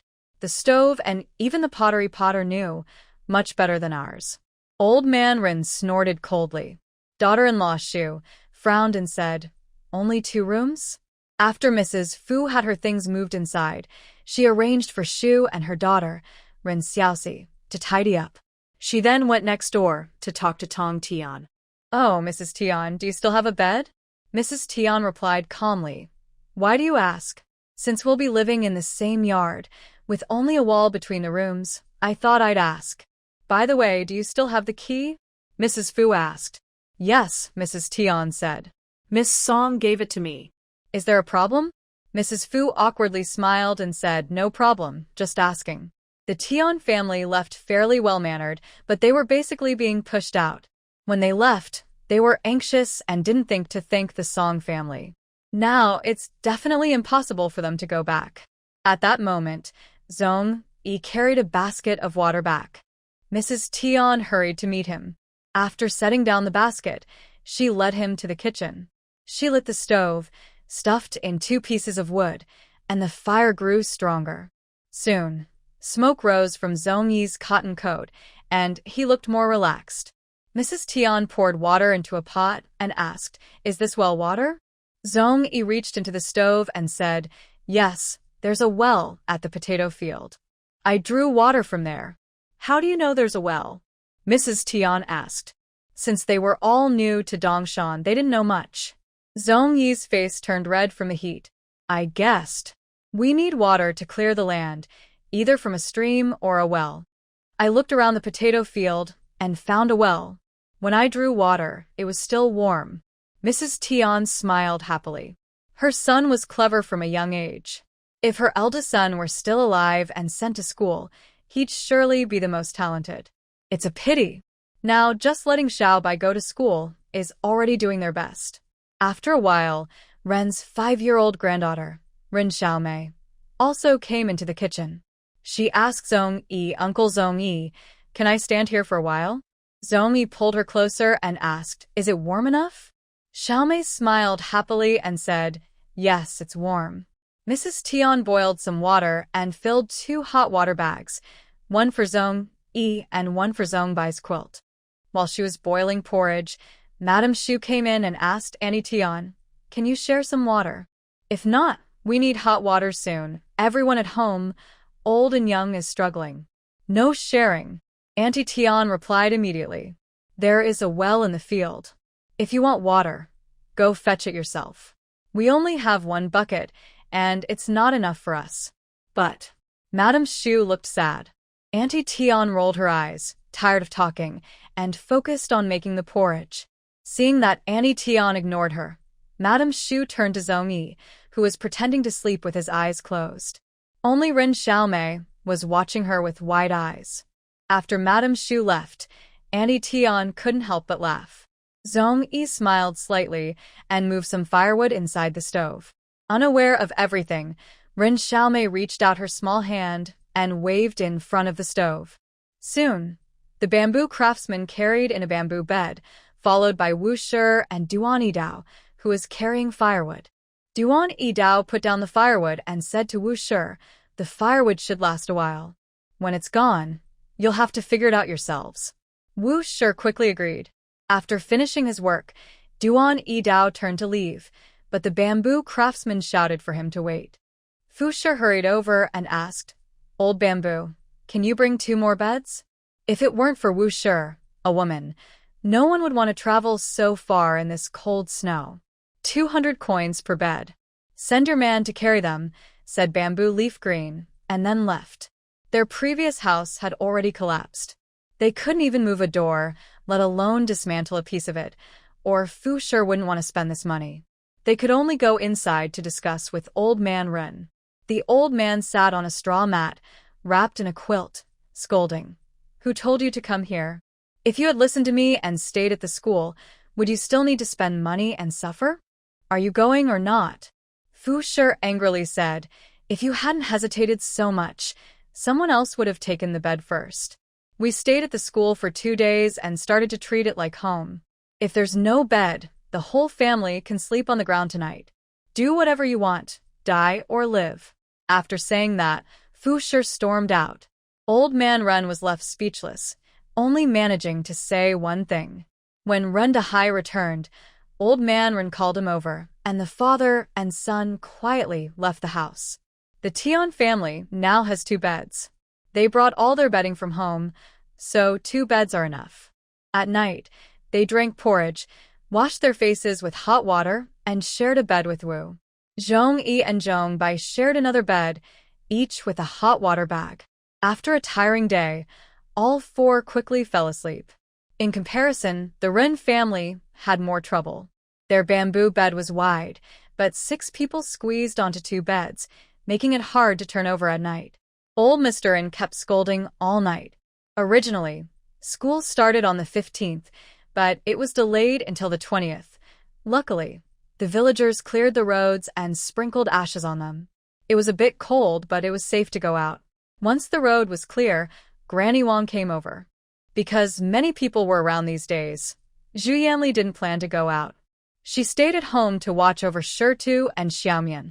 Xiaoyu was brought over secretly by Xiaquan. The ox cart couldn't run on the muddy road, and Xiaoyu was anxious to return to school, so she had to walk. Halfway there, she unexpectedly fell flat on her backside. When Xiaoyu entered, she quickly greeted Song Yuehua and then went to another room to change her clothes. Granny Wang invited Xiaquan into the kitchen to warm himself and brewed tea, giving 1 bowl to each of the father and daughter. After Xiaquan's clothes dried, he greeted Song Yuehua and left. Xiaoyu was worried and followed him for a long time before running back. This time, Xia Wenwu didn't come along. Xiaoyu said, third uncle has exams this year, so big brother will stay to help him prepare. Although Song Yuehua didn't want to laugh at her apprentice, she couldn't help but smile and said, Xia Wenwu helping him prepare? Are you sure that's not mocking him? Xiaoyu replied seriously, third uncle is staying behind to help big brother, so he can recover his strength. Song Yuehua was silent. Dad said third uncle never asked for anything since he was young, so he left big brother behind, Xiaoyu explained. Big brother said he probably won't come back until after third uncle's exams. Staying behind mainly meant cooking for Xian, which shows that Xia Wenwu's cooking skills are recognized by the family. The next day, school reopened. The Zhong family brought Zhong Bai over. Lu Shui carried a bag with a set of calligraphy and painting supplies inside. Song Yuehua told everyone, you can work on 4 acres of wasteland. Once done, it's considered settled. Or you can work for me for 3 months. External laborers earn 350 coins a month, but I pay 400 coins. You 3 will be paid 600 coins per month, with meals and lodging included. After 3 months, it's settled. How does that sound? Mr. Tian and Mr. Wu were unsure what to do, so they looked to Zhong Yi for advice. Zhong Yi replied, then we will do the work. Song Yuehua nodded, took out the contract, signed her name, and then Lu Shui took Zhong Bai to Dingban. After verifying the details with the Zhong family, they stamped their thumbprints, and the contract was finalized.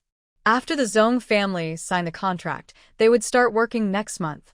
On the way back, Mr. Tian asked Zhong Yi why he chose to do the work. He explained, the 4 acres of wasteland can be cleared in less than half a month, but this work will take 3 months.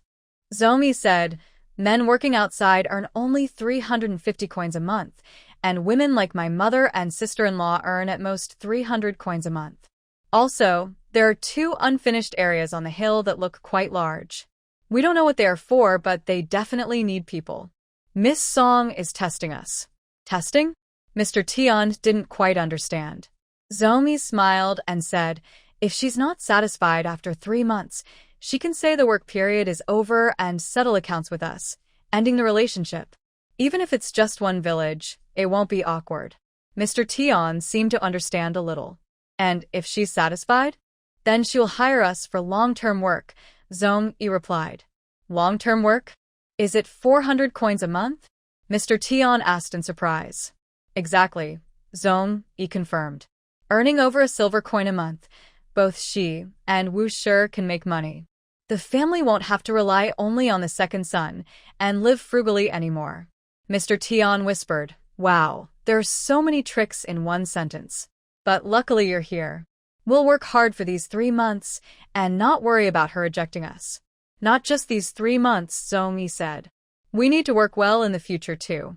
Such opportunities are rare. Yes, yes, yes. Mr. Tion murmured. Work hard. Work desperately. The master is kind-hearted. At the school, Teacher Yi announced the division into 4 classes, A, B, C, and D.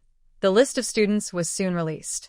Class A, Zhang Russian, Xiaoyu Class B, Song Yuxuan, Bai Shu Class C, Zhou Xiaohu, Xia Wenwu, Chen Shu, Ma Long, Lan Yu, Zhou Zheng, Song Dalong. The rest were placed in Class D. After the classes were assigned, the classroom was also divided accordingly. When Lan Yu was assigned to Class C, He Lei and Su Wenbao, who stayed in Class D, approached Zhu Qingqing with teasing expressions. They said the little beggar went to Class C. Are you not sad about that? Zhu Qingqing became impatient and said, I advise you to move that silly face away from me. Or else. Or else what? He Lei asked, looking up with a dismissive attitude. Next to them, Su Yuanbao chimed in, or else she'll start crying for us to see. Haha. The two of them laughed so hard they held their stomachs. Zhu Qingqing gritted her teeth and suddenly jumped onto the desk, rushing toward them. The 3 of them instantly tumbled into a pile. Since Zhu Qingqing is a girl, Su Yuanbao grabbed her hair, making her look fierce with pain. He Lei was so angry that he was rolling on the ground after being hit by a girl. He stepped forward to hit Zhu Qingqing. At that moment, Ma Hu quickly grabbed his arm from behind and said, Fighting 2 against 1 is really unfair. Zhu Qingqing turned over and kicked Su Yuanbao hard between the legs, causing him to cover himself and shout in pain. Ma Hu and He Lei, watching this, instinctively took a step back. How dare you bully your big sister? Go to sleep forever. Zhu Qingqing kicked Su Yuanbao again, then turned sharply to He Lei, pouncing on him, and they started fighting. Zhu Qingqing was not strong enough to punch, so she bit He Lei's face, leaving a tooth mark. Ma, who was stunned watching this. This girl was so fierce. The noise in the classroom grew louder. Just as Xiaoyu was about to enter, Ma Hu quickly pulled Zhu Qingqing away and whispered, Run quickly, the teacher is coming. Huh. Before Zhu Qingqing could react, Ma Hu pulled her away. The classroom was small and they had nowhere to run, so they hid in the backyard. Why did you bring me here? Zhu Qingqing, with messy hair and torn clothes, asked unhappily. Ma Hu said, Teacher Xia is coming. Aren't you afraid she'll scold you? Thinking about how Teacher Xia might scold people, Zhu Qingqing was a little scared. But she knew she couldn't keep hiding forever. She thought, fighting might not always get you scolded, but if you skip class, you'll definitely be punished. Ma Hu agreed with her. The 2 of them quietly returned to the classroom, looking guilty. After understanding the situation, Xiaoyu told He Lei and Su Yuanbao to find Madame Xia and apply medicine first. As soon as they entered the classroom, they bumped into Zhu Qingqing and Ma Hu sneaking back. Where did you go? Xiaoyu asked. Ma Hu whispered, To the bathroom. Did either of you get hurt? Xiaoyu asked. Ma Hu quickly said, No one hit me, I'm fine. Since Ma Hu didn't seem to be hurt, Xiaoyu took Zhu Qingqing to the backyard for an inspection. Apart from a bruise on her wrist, Zhu Qingqing was okay elsewhere. Lady Xia applied some medicinal wine to her. During this time, Xiaoyu also understood the full story. After tidying up Zhu Qingqing, Xiaoyu said, Let's start the lesson now. Although He Lei and Su Yuanbao looked like victims, it was actually their fault. After school, Xiaoyu scolded the 3 of them and made each copy a few large characters as punishment.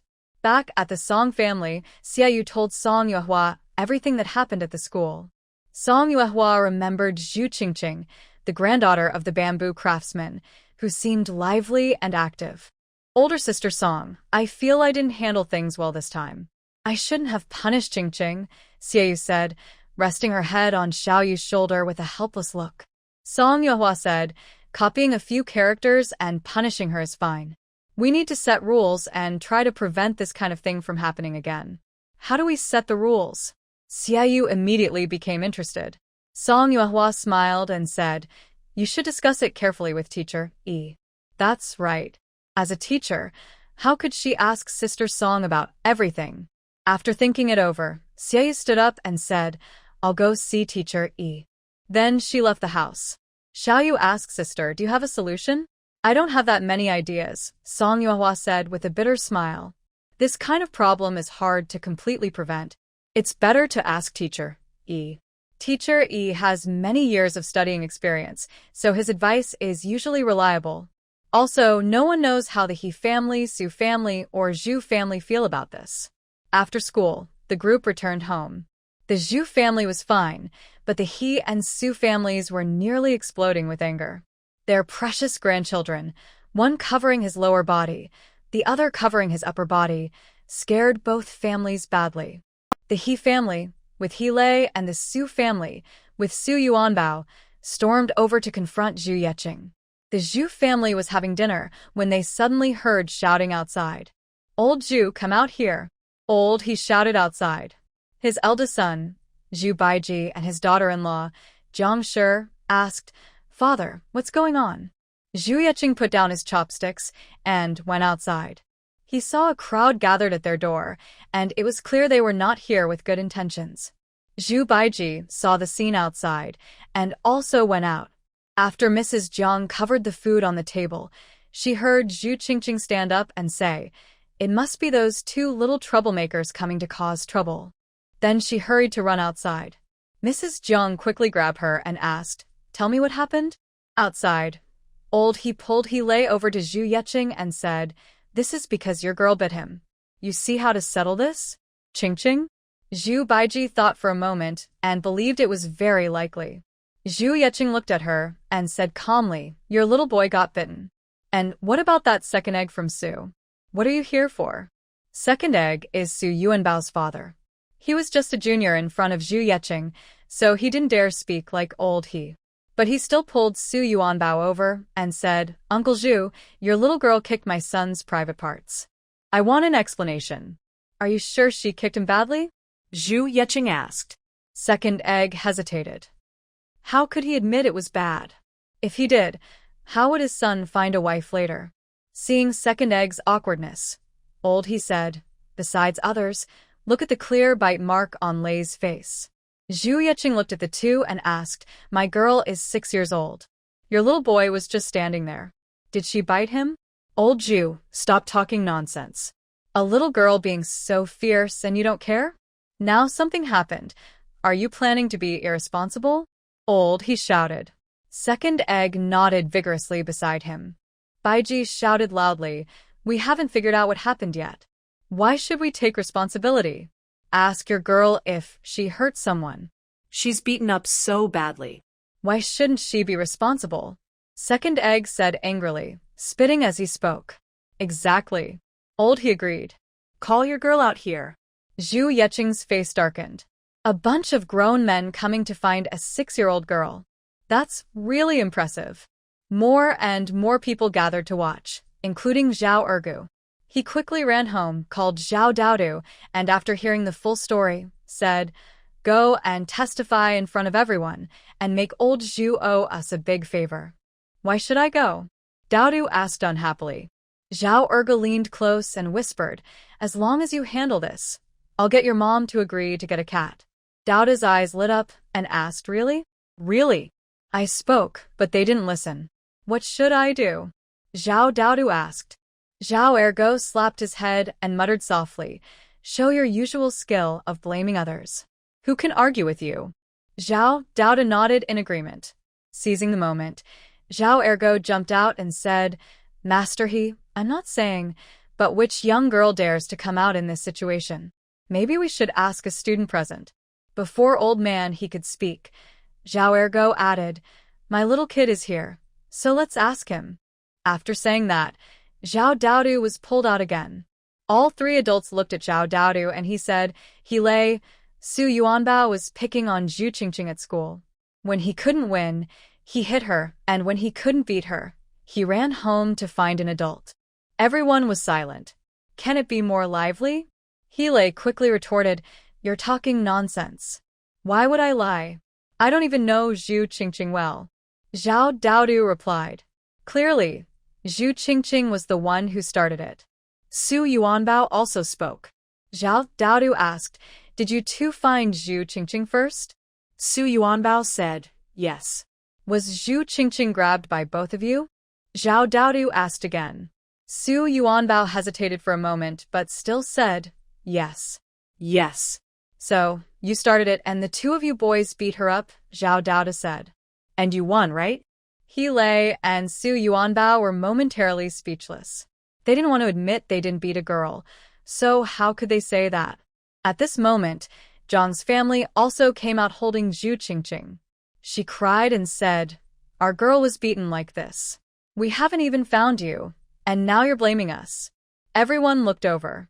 Zhu Qingqing's face was red and blue, looking very sick, leaning on Zhang's family. Villagers also spoke up, "You two kids were too rough. How could you beat a girl like that?" "Yes, if she's disfigured. What will we do?" "Old Su Erden, I think you should pay for this." Old man, he was stunned. Seeing his grandson's face with a tooth mark made him furious. He hadn't expected the girl to be hurt so badly. "No, it's not true," He said. Zhao Daodu immediately said, "Yes, it wasn't like this at school. It was really bad back then. I couldn't move for a long time. I think I was hit so hard I got internal injuries." Su Yuanbao also pulled out a big handful of her hair. Su Yuanbao did pull her hair, but was it really that serious? He looked at He, asking with his eyes. He was eager to rush over and hit Zhao Daodu. Before He could reply, Zhu Yeqing sternly said, "You guys came here, so my trouble is over. Let's see how to fix this." Old He. Next to him, Su Erden saw things weren't going well and quietly slipped away. He came to get money, not to give money. Old He asked, "My son also has a mark on his face. Does that count as compensation?" Zhu Yeqing walked over with a firewood knife and blocked his way. Bai Qi, standing behind his father, looked ready to fight. Old He swallowed hard and asked, "What do you want?" "First apologize, then pay," Zhu Yeqing said. He was so scared he was stunned. Before Old He could speak, he quickly apologized to Zhu Qingqing. Old He didn't want to pay. Whether he paid or not didn't matter. If he paid, he'd lose face in the village. "Pay." Zhu Yeqing struck the wall with his firewood knife. The noisy villagers suddenly quieted down. This Old He was really ruthless. Old He's legs went weak, and he asked, "How much? How much do I owe?" "Our Zhu family doesn't cheat. Each of your two families pays 100 coins, Zhu Yeqing said coldly. Someone nearby shouted, "Old Zhu." Su Erden already ran away. Bai Qi said, "He can't run far. If he's brave, he won't stay in the village anymore." At this point, Old He really had no other ideas. He took out 10 copper coins from his pocket and said, "That's all I have." Bai Qi, "Go with him to get it," Zhu Yeqing said, then turned and left. Bai Qi smiled and said to Old He, "Uncle He, do you want me to show you the way?" Old He's face turned dark, silent, and he pulled He harshly and went home. Seeing there was no hope, everyone started to leave. After everyone left, Zhao Erge grinned and said, "Old Uncle Zhu, I really helped you out." Zhao Erge did help. Zhu Yeqing replied, "What? You want money? How much money do you want?" Hearing Zhao Ergo's words, he hesitated for a moment, but didn't bring up the topic. Instead, he said, "Recently our family is short of 2 baskets. Maybe." Zhu Yeqing nodded slightly at Zhang's wife. Jiang took out a pair of baskets from inside and also gave a shoulder pull as a gift. After sending Zhao Ergo away, Zhu Yiqing asked about Zhu Qingqing's situation. She reviewed the story with her, saying, "Remember, next time hit where you can't see and give a good kick." Jiang, while wiping Zhu Qingqing's face, said, "Father, there's no one who teaches children like you." "Why not?" Zhu Yeving replied. "Everyone's walking all over me. What do you think I should do?" Zhu Qingqing said, "Don't worry, father. Those two good-for-nothings can't possibly ride over me." Ha ha ha, Zhu Yeving laughed. "That's right. With father around, everything's fine. Don't be afraid when you go out." Jiang smiled helplessly. Qingqing's fearless personality that day is definitely related to her father. The day after class division, at noon, Lan Yu found Song Yuehua and said he didn't want to move up to the next grade. Although Song Yuehua guessed his purpose, she still asked, "Why?" Lan Yu lowered his head and said hesitantly, "With the monthly reward, our house can be built earlier." Song Yuehua said, "You're here to study, not to make money. Focus on your studies. Other things are not your concern. Making money is for adults." But Lan Yu didn't know how to say it.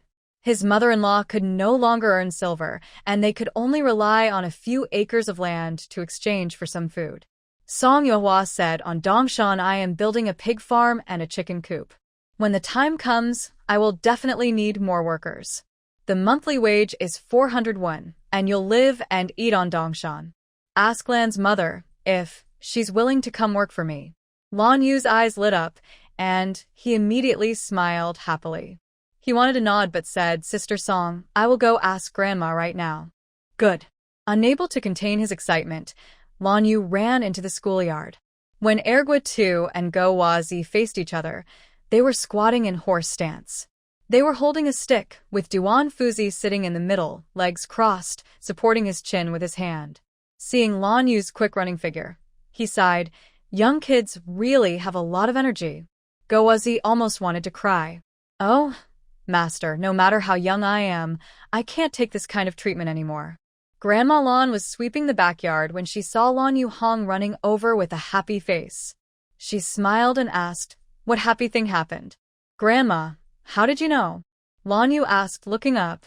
Grandma Lan patted his messy hair and teased, "Running all the way with your mouth open. Aren't you afraid of the wind?" Lan Yu couldn't wait to tell Grandma Lan what Song Yuehua said. 400 coins. Grandma Lan was so surprised that she dropped her broom. "Yes," Lan Yu exclaimed, "Sister Song said she was going to work, but I forgot to ask what kind of work." After feeling excited, Grandma Lan calmed down and looked worried. She thought for a moment and decided to visit Song's house first.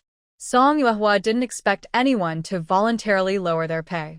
"Girl, 400 coins is too much. I, an old woman, am not quick with my hands and feet. I can be satisfied with 200 coins a month," Grandma Lan said. Song Yuehua smiled. "Grandma Lan, don't worry. Over at Dongshan, I plan to raise chickens and pigs. There are plenty of jobs, and I need someone to watch over them. As long as you're attentive and careful, I won't be unfair with the pay." Although Lu Shui manages the place in Dongshan, she has no experience raising animals. Someone like Grandma Lan, who has experience raising chickens but isn't very strong, is just right to make up for Lu Shui's lack of skills. If they found an adult man or a capable woman, Lu Shui might not even be able to speak up in the pig farm. Grandma Lan, on the other hand, is just perfect. On the third day after school started, Fu Shi also brought Ren Xiaomei over and asked, "Big girl, I heard that girls don't need to clear land or pay money to go to school." Song Yuehua replied, "Yes, no need to clear land, but you have to buy your own books and paper." Fu Shi chuckled awkwardly. "If I don't buy those, can I still come?" Song Yuehua was speechless. "Without anything, you can't learn anything," she said. "One pen costs only 10 coins, and you need paper too." Fu Shi looked worried.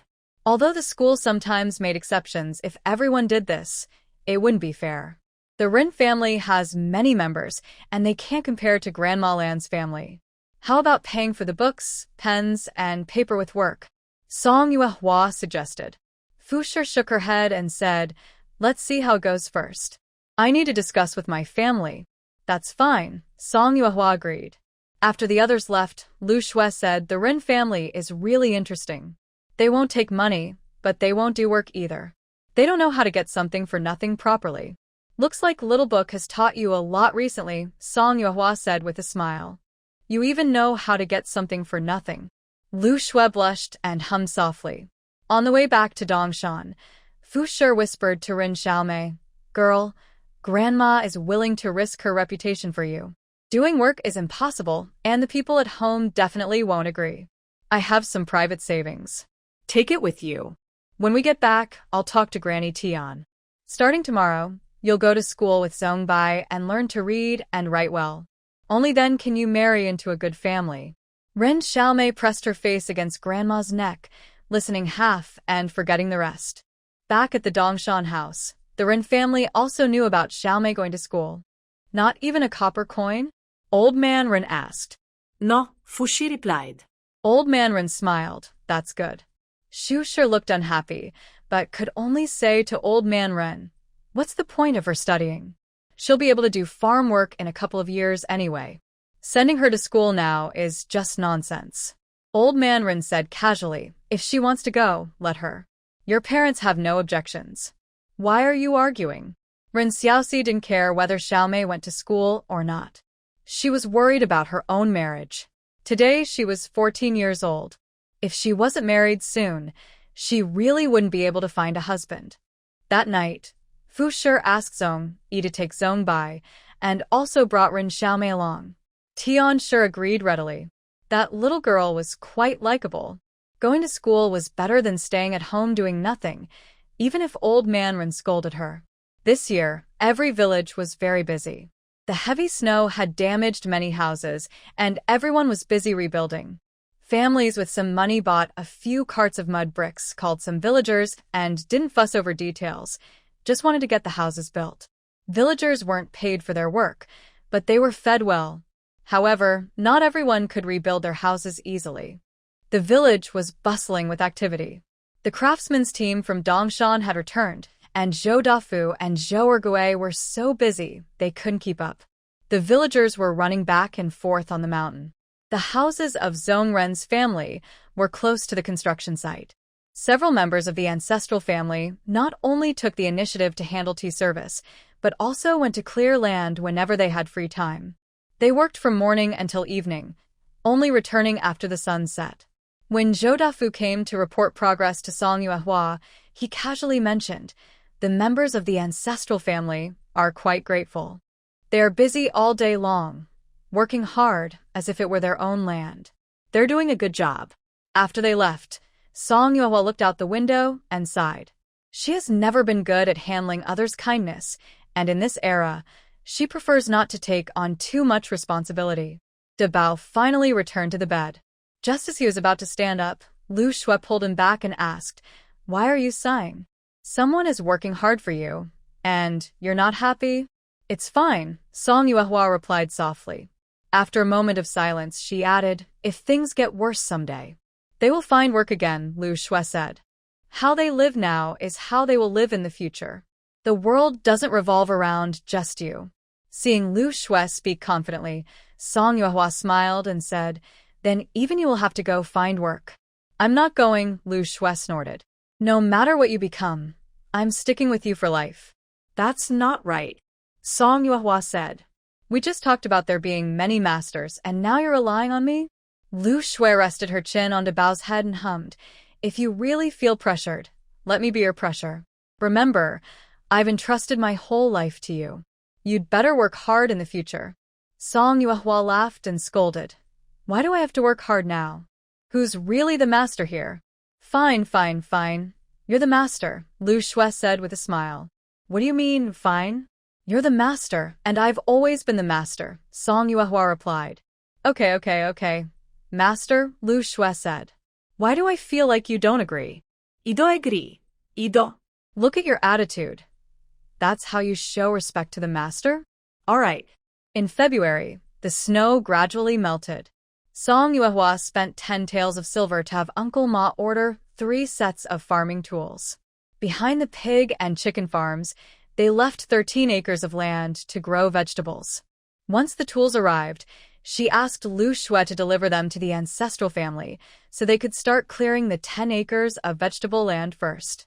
Along with the supplies, there were 3 people's grains for nearly a month, 25 gene of millet, stored radishes and cabbages in the cellar, dried vegetables, and pickled vegetables. Just as Mr. Tian was about to leave, he ran into Lu Shui. When she handed him the grain, and he realized it was enough for a month, he was very surprised. He stammered, "How can we finish all this? It's too much. We don't need so much food." Lu Shui said, "We agreed that I will take care of your food and shelter. I can't let you work hungry, so please accept it quickly."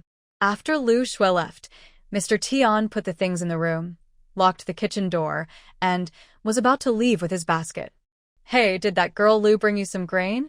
Old Man Ren stopped Mr. Tian and asked. Mr. Tian replied flatly, "I was working." "I knew I wasn't working, so Old Man Ren asked again, "How much grain did she bring you?" "That's none of your business," Mr. Tian said, walking past Old Man Ren. Old Man Ren was more curious and asked, "I saw others working on the land without grain. What's going on with you? Tell me." Everyone knew about the Zhong family sending Zhong Bai to school. The villagers thought they just went to work on the land as usual and didn't know about the contract. The Zhong family wouldn't talk about it, and the Zhou family wasn't the type to gossip. So, even the Ren family who lived with them didn't know. Mr. Tian was annoyed with Old Man Ren. They had fought before, but today he acted as if nothing had happened. Really shameless. Seeing how eager Old Man Ren was to ask, Mr. Tian stopped and said sternly, "Do you remember how you called me an old nag before?" Old Man Ren froze. What year was it? How could he remember that? This old man was too vengeful. Until Mr. Tian walked away, Old Man Ren muttered under his breath, "Old nag." Back home, Ren Xiaomei had just returned with Zhong Bai. Old Man Ren, angry and frustrated, shouted, "Why are you so late? Every day, you don't help with anything around the house." Ren Xiaomei lowered her head and quietly told Zhong Bai, "Brother Zhong Bai, I'll come find you later." "Okay." Zhong Bai nodded and went inside. Old Man Ren scolded Ren Xiaomei for a long time. The next morning, when Zhong Bai pushed open the door, he saw Ren Xiaomei's face was red from the cold and asked, "Did you wait for me inside? Why are you standing outside?" Ren Xiaomei smiled and said, "Brother Zhong Bai, let's go." 2 people went to school together, sitting at adjacent desks. Since Xiao Mei didn't have enough money to buy books, she had to share one with Zhong Bai. Since the last fight between Zhu Qingqing, He Lei, and Su Yuanbao, the students in the D-shaped class have become much more obedient. Duan Yidao's martial arts class could only use the schoolyard after classes ended. During the day when students were in class, the teacher and his apprentices still practiced outside. One day, while they were running laps, Lu Shanpao from the village ran over and shouted, "Ergua Tu, your big brother's in trouble. Your father told you to hurry over." Ergua Tu was stunned for a moment and then ran quickly toward his home. Go Wazi said to Duan Yidao, "Master, second brother's family has a problem. I need to go see what's happening.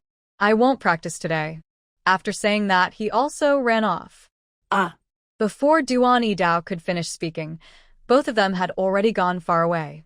Since only the 2 students had left, Duan Fuzi had nothing to do and decided to help Granny Wang repair the courtyard wall. At that moment, Granny Wang had gone to the Song family. Only Zhu Yanli was at home. Seeing Duan Fuzi running here every day, she understood what was going on. Zhu Yanli was cooking red sugar rice cakes on the stove, so she invited him in and smiled. "Thank you for your trouble, Fuzi. I made some rice cakes. Could you please deliver one to Yuehua?" "Of course." Duan Fuzi blushed and happily took the steaming rice cake. Zhu Yanli looked at him silently. Since it was cold now, the rice cakes cooled quickly. Duan Yidao and the others quickly ran to the Song family. When the rice cake was handed to Yuehua, it was still hot. Yuehua took it and paused for a moment, then handed a piece to Duan Fuzi and said, "Try it, Fuzi." Duan Yidao happily took a piece, took a bite, and his face lit up with happiness. Yuehua asked, "How does it taste?" "Excellent." Duan Yidao praised generously. Yuehua sighed and said, "In the future, You should go less often to the Wang family. Why?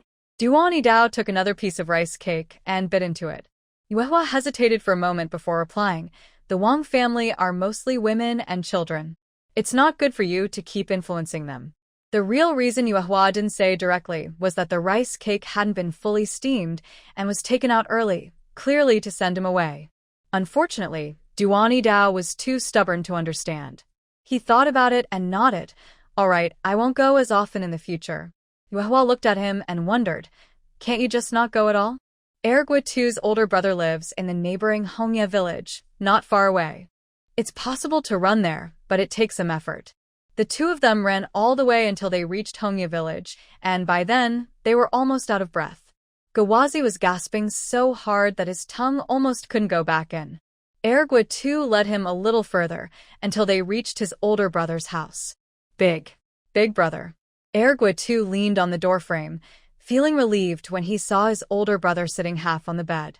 Wang Er looked at Erguatu with a frown and said, You're a grown man. Can you be more careful in what you do? He was still giving advice, but it didn't seem serious. Erguatu finally relaxed and sat down heavily on the doorstep. Jia Fugue came out of the house and said, Your big brother fell from the roof while helping the village build a house and hurt his leg. He can't work for now. Erguatu nodded and said, Then I'll find some work to do and help support the family. Jia Fugue looked at his son with a helpless expression. It wasn't that he didn't treat Wang Er well. He's never been someone who works much, yet he always helps his big brother without hesitation. The treatment he received was even better than what his own father had enjoyed. But if he liked Wang Er, every time he tried to hide from his big brother, it was like hiding from a plague god. Cousin, would you like some tea? A tall, fair-faced woman with simple clothes brought over 2 cups of tea and handed them to Erguatu and Gawazi. Erguatu took the cup and said, Thank you. Gawazi looked at the woman and froze in surprise. It was only after Erguatu nudged him with his elbow that he snapped out of it, quickly stood up, and took the cup. Thank you, cousin. Wang Xiaoya was amused by his silly look. Gawazi had never seen such a beautiful girl before, and his heart was completely captured. Erguatu was called into the house by Wang Er and scolded, Look at you all day long. No work, no marriage, and you're already old. You're still learning martial arts. If I die, I won't be able to close my eyes. Don't worry, I will definitely let you close your eyes. If I can't, I'll sew your eyelids shut, Erguatu said, and turned to leave. You. Wang Er was so angry, he almost jumped out of bed, but Jia Fugue stopped him. As Erguatu was about to leave, he pulled Gawazi along. They pulled for a long time, but couldn't move him. Then they noticed Gawazi staring motionless toward the kitchen. Dogsy, what are you doing? Let's go. Erguatu called out. Gawazi held onto Erguatu and said seriously, Little brother-in-law, I have a favor to ask. Erguatu. Erguatu never expected that this dog-like guy would actually fall for his cousin. I used to think your cousin was pretty ugly, so you didn't want her, the dog boy said with a sneer. But she's like a fairy. You're really blind. Erguatu slapped him on the back and scolded, You little dog, if you say one more word, I'll slap you to death. Okay. The dog boy stepped back then moved closer again. Honestly, Xiao Yi is such a good girl. Why don't you just be with her? Erguatu sighed in disgust but explained, That's not the kind I like. What kind you like? The dog boy asked eagerly. Erguatu felt a bit shy and whispered, I like someone a bit more lively. Silence grew between them. Say something. Erguatu blushed and scolded. The dog boy looked serious and asked, Are you really not interested in Xiao Yi? No, I'm not. The dog boy said earnestly, Then I'll go ask her parents for her hand. Don't regret it later.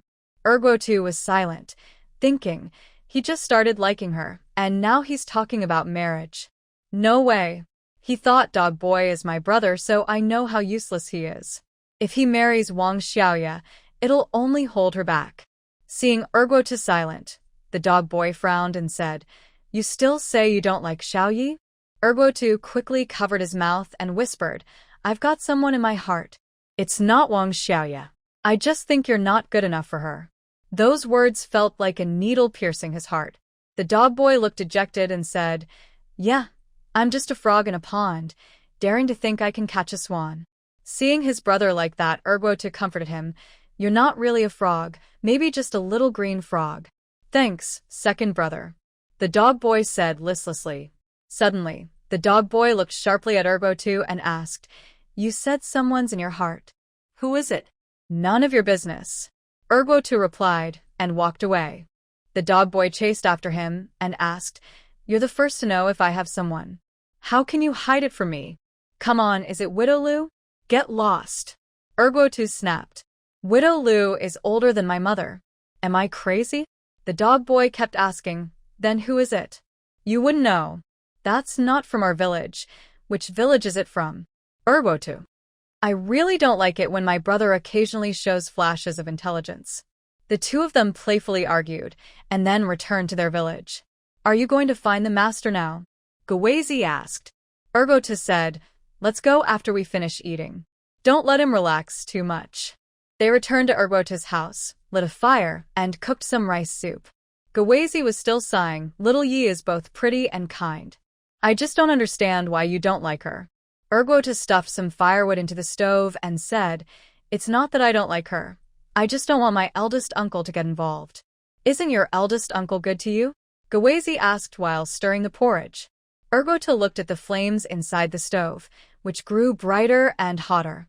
His eldest uncle was indeed kind to him. Since his mother died, relatives on her side rarely visited. Only his uncle came every month to see him and sometimes helped their family. Whenever something happened to their family, his uncle was always the first to come. But people grow up, and he has his own thoughts. Over time, this care turned into control. When he was 10, he decided without hesitation to learn carpentry. Later, he didn't finish learning the trade, and at 12, his uncle took him to work at Jin Yuanwei's house. After a few years, that didn't work out, and by 14, they planned to marry Wang Xiaoya to him. All these decisions were made for his good, but he had no right to refuse this kindness. Unresisted kindness is like a shackle, choking the person and making it hard to breathe. They drank rice soup with pickles, then went to school in the afternoon. Duan Yidao saw them and asked, "Did something happen at home?" Ergotu shook his head, but Gawezi said, "Master, I like a girl. Second brother says I'm not good enough for her. What should I do?" Ergotu. "You still haven't given up." Duan Yidao said, "Don't worry, I have plenty of experience." Then he patted the two boys on the shoulders and gave advice. "As long as you're not too far off, a little effort can make a difference. Just show some effort. Even an iron block can be warmed by you." "Show effort?" Gawezi scratched his head and chuckled. "Master, can you be more specific?" Duan Yidao. "This mind of his, whether you show effort or not, doesn't really matter anymore. After the snow melted, the land thawed as well. I visited the medical clinic, and the doctor lifted the restrictions on Song Yuehua, advising her not to do too much physical work. Finally, she no longer had to stay at home all day, and it was the right time to harvest the potatoes in the field. On a whim, Song Yuehua carried a basket on her back and decided to go out and dig potatoes. Lu Shui quickly stopped her, saying, "It's better to take a walk around. If you really dare to dig potatoes, you might have to stay lying down for a few more months." Song Yuehua felt a little scared but still thought about the potatoes. She asked Lu Shui, "How about I watch you dig?" Lu Shui hesitated. In the end, Lu Shui and Duan Yidao discussed bringing along Ergotu, a type of strong liquor, Goa, a dog, and 4 people to carry 2 baskets each. Song Yuehua walked behind empty-handed, with the 5 of them heading to the East Mountain to dig potatoes. This was the second time Song Yuehua had come here after planting the potatoes. She came once during planting and again during harvest. If it weren't for Zhou Dafu and Ma Yi helping to watch, things might have gone wrong. "Looks pretty good," Ergotu said after digging a bunch. Song Yuehua took a sniff. There was a fresh potato scent. She counted. Each plant had about 8 potatoes. How many potatoes would there be in this 30-acre field? She told them to keep digging, and went to find someone else. The Zhou family was still clearing the land. When they saw Song Yuehua, they immediately stopped their work and called out to the Dong family. Song Yuehua asked them to go ahead and dig potatoes first. Compared to this 10-acre vegetable field, the potatoes needed to be dug out quickly. After the Zhou family left, Song Yuehua looked at the empty land and started planning again. After harvesting the potatoes, she planned to plant corn, which would be sown in April, and the land needed to be prepared around March. Farming 30 acres could be done using the work hours from the school. She still had 455 taels of silver on hand. After walking for a while, she arrived at the place where the house was being built. The pig farm and chicken farm were almost finished, but the roofs hadn't been tiled yet. The main gate led into a rectangular courtyard, with one gate on each side, one for the pig farm and one for the chicken farm. Near the gates, there were 2 small kitchens on each end. The outer wall was only a foundation, leaving plenty of space for future expansion if needed. The houses were still being built, and from the foundation, there was space left for additional construction. Zhou Dafu saw her coming and asked, "Why did you come alone?" "I brought people to dig potatoes. They're working over there." "I just came for a walk," Song Yuehua replied. Zhou Dafu took her inside to look around. From the main gate, there is a large courtyard with 6 storage rooms directly opposite, 6 Kong beds on the left, a kitchen and dining hall on the right, and 5 rooms for firewood and miscellaneous use. Moving forward on the left is the outhouse and bathroom. After viewing this area, the 2 of them went to the pigsty and chicken coop for a walk. When they came out, Song Yuehua went around to the west side of the wall and said to Zhou Dafu, "The 3 acres of land west of the vegetable field are not for planting vegetables. They will be leveled and made into a playground. On the south side of the playground, build 2 small empty rooms, one for a toilet. Later, this place can be used for martial arts practice and grain drying." "Build 2 small rooms?" Zhou Dafu asked. "Yes," Song Yuehua replied. Then she thought for a moment and asked, "Did you leave a well at the pigsty?" Zhou Dafu smiled and said, "Yes, we left it long ago. When they heard it was your side, they were very happy. The breeding farm is large and needs a lot of water. Not only animals need water, but the people in the courtyard also need it. Otherwise, they would have to go to the East Mountain to fetch water, which is very troublesome." Song Yuehua smiled and said, "All right, then you first calculate how much silver you still need. Come to my house tonight to pick it up." After confirming, Zhou Dafu returned to the construction site. Song Yuehua then visited the 2 small courtyards where the Zhong family and Rin family lived. Originally, she planned to let Duan Yidao stay here temporarily to guard the potatoes. After it was built, she didn't get a chance to see it, so someone else moved in first. Unfortunately, the courtyard gate was locked, and no one from the Rin family was there. Song Yuehua had to walk back. It wasn't until she returned to the potato field that she understood what was happening. The entire Rin family was helping dig potatoes in her field. When they saw Song Yuehua, they even took credit and greeted her. This was quite interesting. Later, she heard that someone had spread the news. Ma Yong brought his wife Qin Xiuxiu, Zhou Dafu's wife Lin, Zhang Daniu, Zhang Erniu, Tang and Zhang families Granny Lan and Lady Xia all came to help dig potatoes, carrying baskets. Tang teased, "Why didn't you call us to help dig potatoes?" "Luckily, I came to find you today. Lady Xia said you were digging potatoes up the mountain. Aren't you done yet? How can you go to the field?" So it turned out to be Lady Xia. Qin Xiuxiu laughed and said, "I didn't plant the potatoes, but I can't miss digging them." Lin and Zhang also came over to check on her and told Song Yuehua not to work. The men didn't talk much. They just focused on their work. Tang and Qin Xiuxiu sat together, chatting while working, their loud voices making the place seem very lively. When many people gathered, potatoes were carried back in large baskets. At that moment, Song Yuehua realized something and followed Zhang Daniu with his basket to go home. The potatoes were stored in a small shed, which was originally used as a classroom. Song Yuehua took out the 100 burlap sacks she received when buying seeds, checked them carefully, and was relieved to find none were damaged. She needed to buy more sacks, and tomorrow she planned to go to the county town to see if potatoes were selling well. After school, Xiaoyu, Lu Shitu, Lu Xiaomian by Shulan, and you were all called by Song Yuehua to help pack potatoes. One burlap sack could hold about 100 jin, about 50 kilograms, and they packed 100 sacks, totaling roughly 10,000 jin, about 5,000 kilograms. That evening, Song Yuehua asked Granny Wang to make sweet and sour potato strips, stewed potatoes with meat, and roasted potatoes for dinner. She also made mashed potato salad, iron plate potatoes, potato soup, and cold potato salad. It was a big potato feast, and the family enjoyed it very much. After dinner, Song Yuehua asked Lu Shui to visit Ma Ye's house and arrange his transportation for tomorrow. Once everything was settled, Zhou Dafu came over.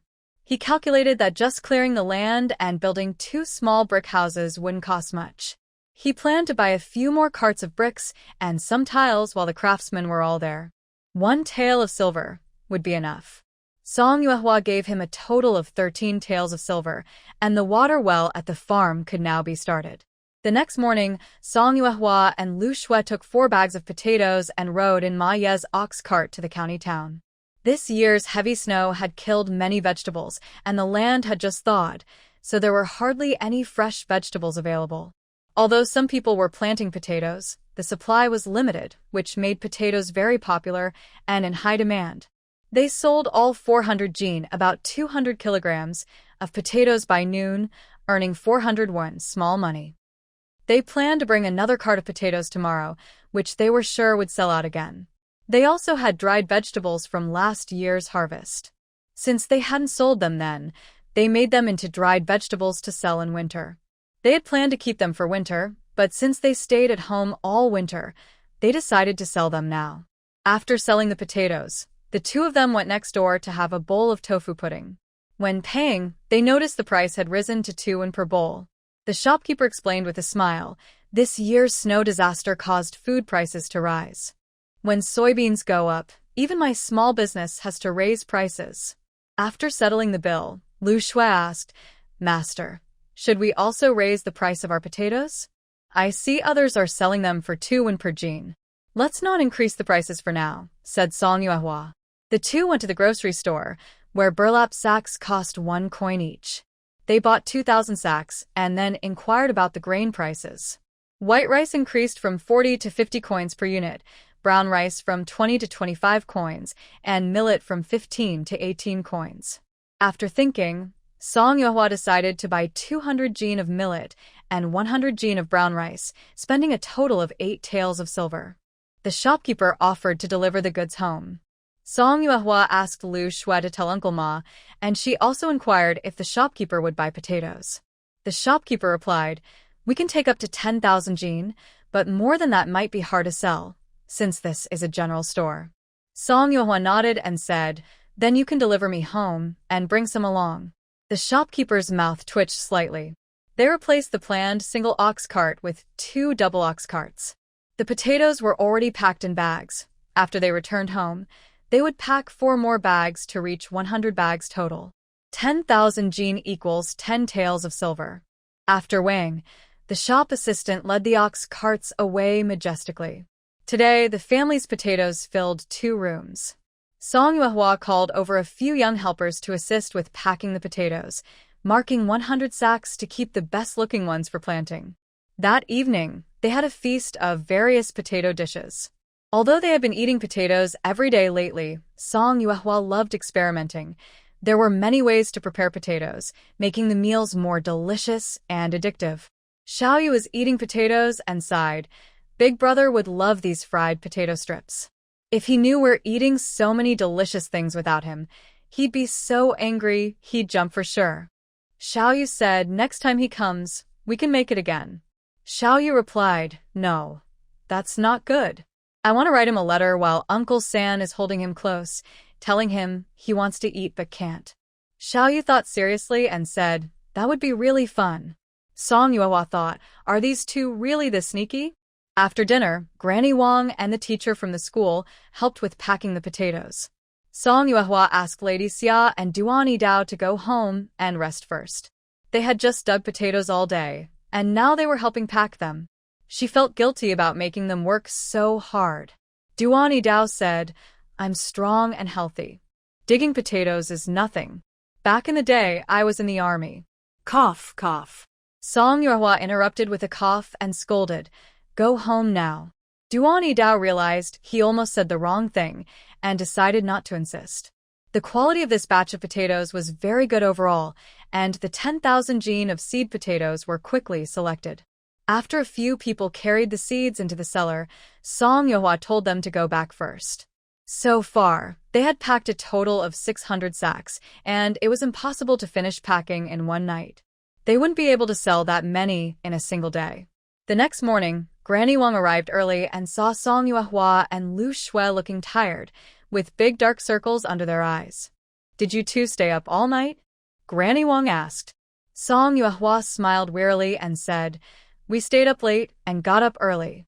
Oh, Granny Wang didn't know what to say, so she quickly boiled some water and told them to wash their faces.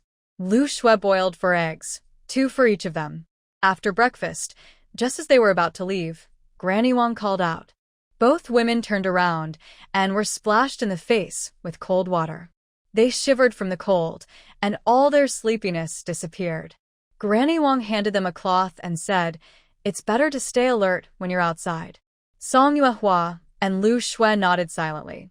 When the ox cart arrived, they placed 10 bags of potatoes on it, totaling 1,000 jin. After sitting on the ox cart, Song Yuehua and Lu Shui stretched lazily and yawned together. Ma Yi asked, "What's wrong? Did you go rat catching last night?" Song Yuehua smiled and said, "We packed potatoes all night, but I didn't see any rats." "There's no rat at home, but maybe there's a big one in the field," Ma Yi said seriously. There was a hint in his words. Song Yuehua asked Grandpa Ma, "Just tell me directly. Yesterday, my kid dropped something in your potato field." When he went back to look last night, he saw Granny Song digging up several baskets of potatoes and taking them home. This isn't a small matter or a big one. For farmers like us, we survive on what's in the fields.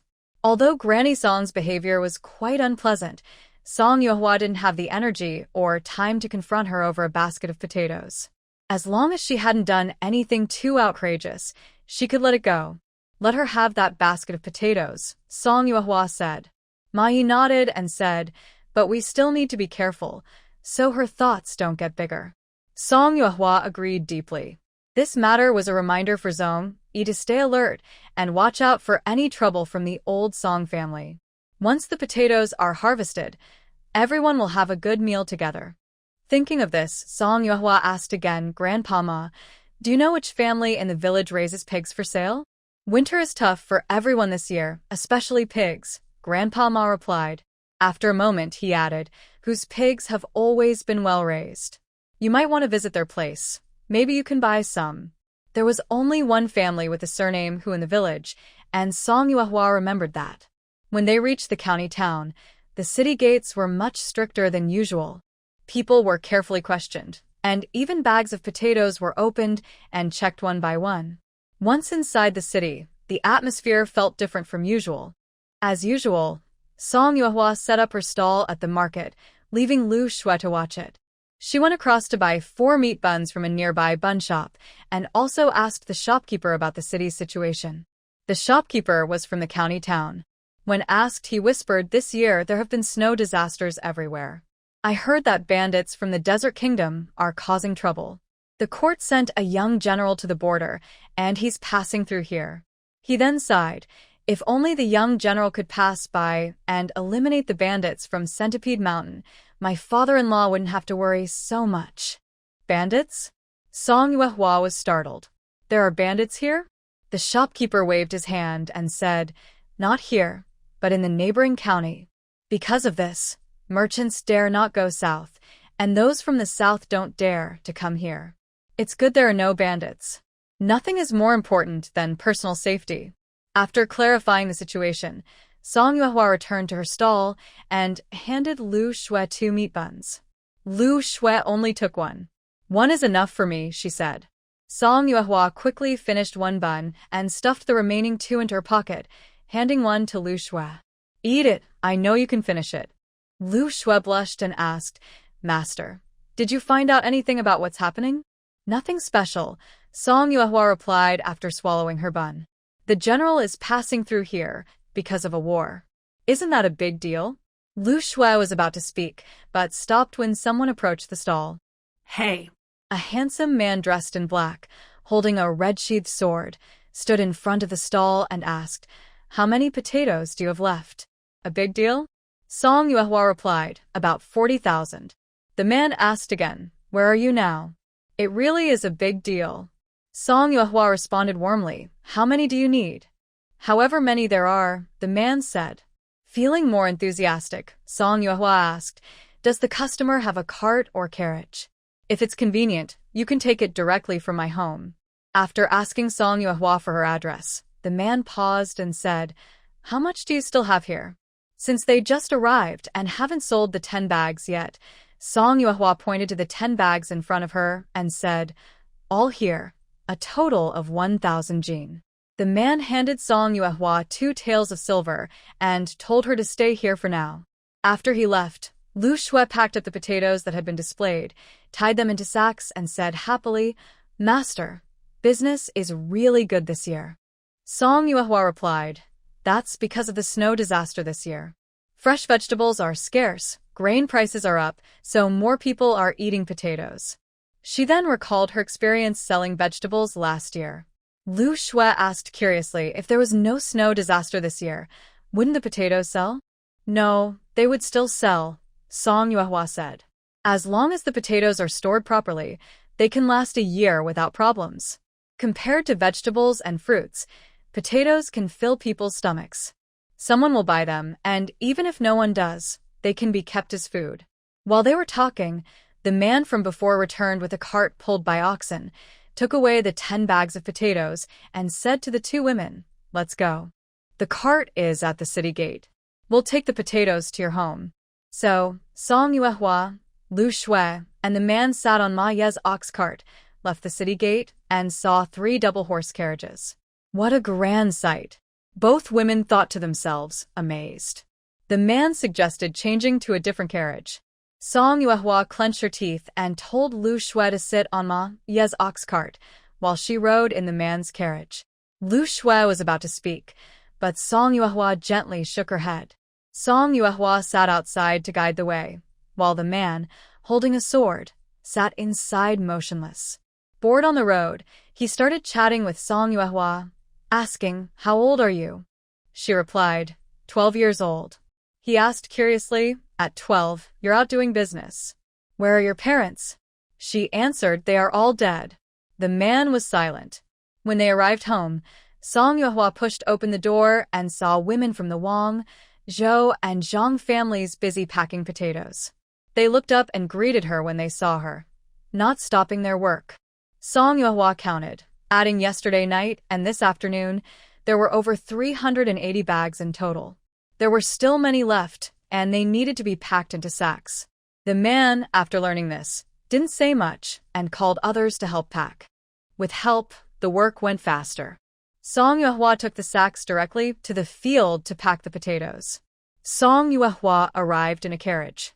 Everyone was initially surprised, and Zhou Dafu, who had something to discuss with Song Yuehua, wisely kept quiet.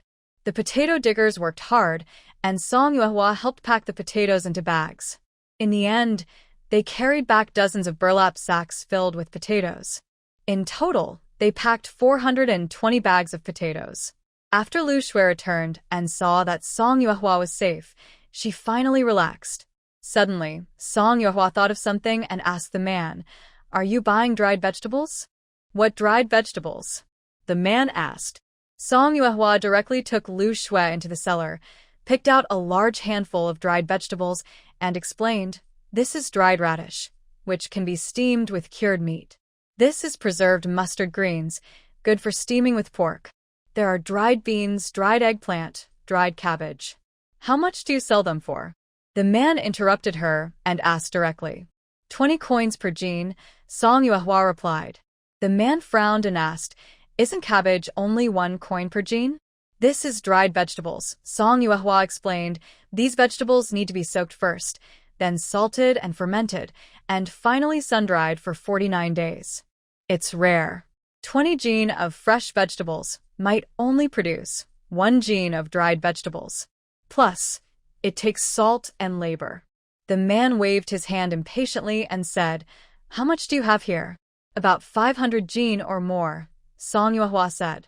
"All right, I'll take it all," the man said casually. They hurried to the cellar to move the dried vegetables. Once everything was packed, the man took out 52 taels of silver and paid Song Yuehua. Before leaving, Song Yuehua handed him a bag of dried mushrooms and a bag of wood ear mushrooms, saying, "These are mountain products from the forest. A gift for you to try fresh." The man smiled and asked, "Are you not selling these?" "No, I'm not selling. You did a big favor for me this time, so this is my thanks," Song Yuehua replied with a smile. The man found this young girl interesting and nodded. "I see your land is large. Plant well. I'll come back to see you next time." After that, he whipped the horse, and the carriage sped away. Once they left, everyone in the yard finally relaxed. Zhu Yanli asked, "That carriage is really impressive, using it to carry potatoes. What kind of person is he?" Song Yuehua said, "Someone who likes eating potatoes." Zhu Yanli was speechless, thinking, "You could have just not said that." All the potatoes were sold, and the yard was now empty. Since they had some free time, Song Yuehua asked Lu Shui to go with her to visit the Hu family in the village. Hu Jinshui was very happy to see Song Yuehua. During the heavy snow, his mother had a high fever. When he went to Song Yuehua's house to ask for medicine, he couldn't get any. Later, the village head secretly gave him 2 packs of medicine. After taking the medicine, his mother started to get better. Later, the village head told him that the medicine was given by Song Yuehua, and only then did he understand what had happened. In short, Hu Jinshui regarded Song Yuehua as a lifesaver. Big girl, why are you free to come to my house?" Hu Jinshui was tall and strong, with a hunched back and a shy neck. He smiled in a way that seemed a little mischievous. Song Yuehua was silent. Lu Shui whispered, "Master, this person is a bit strange." Anyway, she had seen many strange people and things, so Song Yuehua remained calm and said, "I heard you raise pigs at home. I want to buy one. Do you have any now?" "Yes, of course we do," Hu Jinshui quickly replied. After they went inside, there were indeed several pigs wandering in the pig pen. It was hard to be cheerful in heavy snow, but the pigs had survived, which must have taken a lot of effort. Song Yuehua chose 2 pigs. Hu Jinshui noticed she wasn't carrying anything and asked, "Do you want them today?" "Tomorrow," Song Yuehua said. "Can you help me deliver them to the end of the village tomorrow?" "No problem," Hu Jinshui agreed. "How much silver do I owe?" "Should we weigh the pigs first?" Since it was her first time buying live pigs, she wasn't very experienced. Hu Jinshui shyly smiled and said, "No need for silver. I'm giving them to you." Song Yuehua and Lu Shui looked surprised. Seeing how scared the 2 girls looked, Hu Jinshui quickly explained, "Last time, during the heavy snow, my mother had a fever. Thanks to your medicine, she was saved. Giving you a pig is only right." Song Yuehua let out a breath, almost thinking she had met a strange person. Raising pigs isn't easy. We should just settle it fairly. If you really feel bad about it, you can teach her how to raise pigs. Then she pointed at Lu Shui. Lu Shui looked incredulous. "No, master, think again." Hu Jinshui agreed, mainly because their family relied on these pigs to make a living. If there was another way to repay kindness, he would be happy to do it. After leaving Hu's house, Lu Shui looked worried. "Why, don't you want to learn how to raise pigs?" Song Yuehua asked with a smile. Lu Shui looked a bit embarrassed. "I'll learn whatever you want me to, but that person makes me feel scared." "Hu Jinshui?" Song Yuehua thought for a moment. "If you're really that afraid, then don't learn." This made Lu Shui feel even more ashamed. She clenched her teeth and said, "Learn? Why not? Didn't you say you want me to manage the pig farm and chicken farm? If I don't know anything, how can I manage? I need to learn how to raise pigs and chickens. No matter who they are, as long as someone can teach me, that's enough." Song Yuehua hesitated, but didn't need to make such a desperate decision.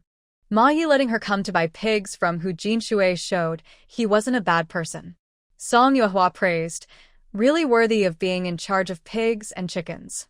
You have a big sense of responsibility. Lu in charge of pigs and chickens? Lu Shui looked disgusted. Where did you come up with that name? It sounds terrible. Song Yuehua sighed. Then what should I call it? Lu Shui thought for a moment, then suddenly ran ahead, turned around, and smiled at Song Yuehua. Just call me Lu in charge. That was definitely better than pig and chicken manager. Song Yuehua nodded in approval. Very good, Lu in charge. From now on, those animals will be under your care. Leave it to me, Lu Shui said confidently, patting her chest. When they got home, Zhang Daniu and Zhang Erniu carried back 2 more baskets of potatoes. Zhang Erniu said, there are still some in the field. We can finish digging today. Song Yuehua poured water for both of them and said, Uncle Daniu, Uncle Erniu, thank you. You can share the remaining potatoes among everyone. Since most of the potatoes in the field had been dug up, each family only got a few baskets, so it wasn't taking more than their fair share. Zhang Erniu was straightforward and said, all right. Song Yuehua added, tomorrow, we'll slaughter a pig at home. Please notify everyone and remember to come early. Got it, Zhang Daniu said happily. After taking a sip of water, he asked, Dia, who is that person driving the carriage? Song Yuehua replied, a guest from the county town. Maybe from a wealthy family. Zhang Daniu wanted to ask more, but Zhang Erniu put his bowl down on the table and said, Big brother, go back quickly. Since we finished digging the potatoes today, we don't want mice to steal them. After the brothers left, Song Yuehua thought to herself, mice are quite famous here. Since there was still some time, Song Yuehua went to Ma Ye's house and happened to see him feeding the cows. Ma Ye smiled and asked, all the potatoes are sold, right? Yes, they're all sold, Song Yuehua replied with a smile. After a pause, she added, Grandpa Ma, maybe I'm overthinking. Things in the county town are a bit complicated. Do you want to rest for a few days? Master Ma's expression also became serious. I've heard about the situation in the county town. The border conflict is just a small matter. It won't affect us ordinary folks. Song Yuehua lowered her voice and said seriously, that's what it looks like on the surface, but I have a feeling something is not right. She didn't continue speaking after that. The two stood silently in the cow shed. Only the sound of the old cow chewing could be heard. Suddenly, Master Ma laughed out loud. Ha! Thanks to the girl thinking of me, old Ma.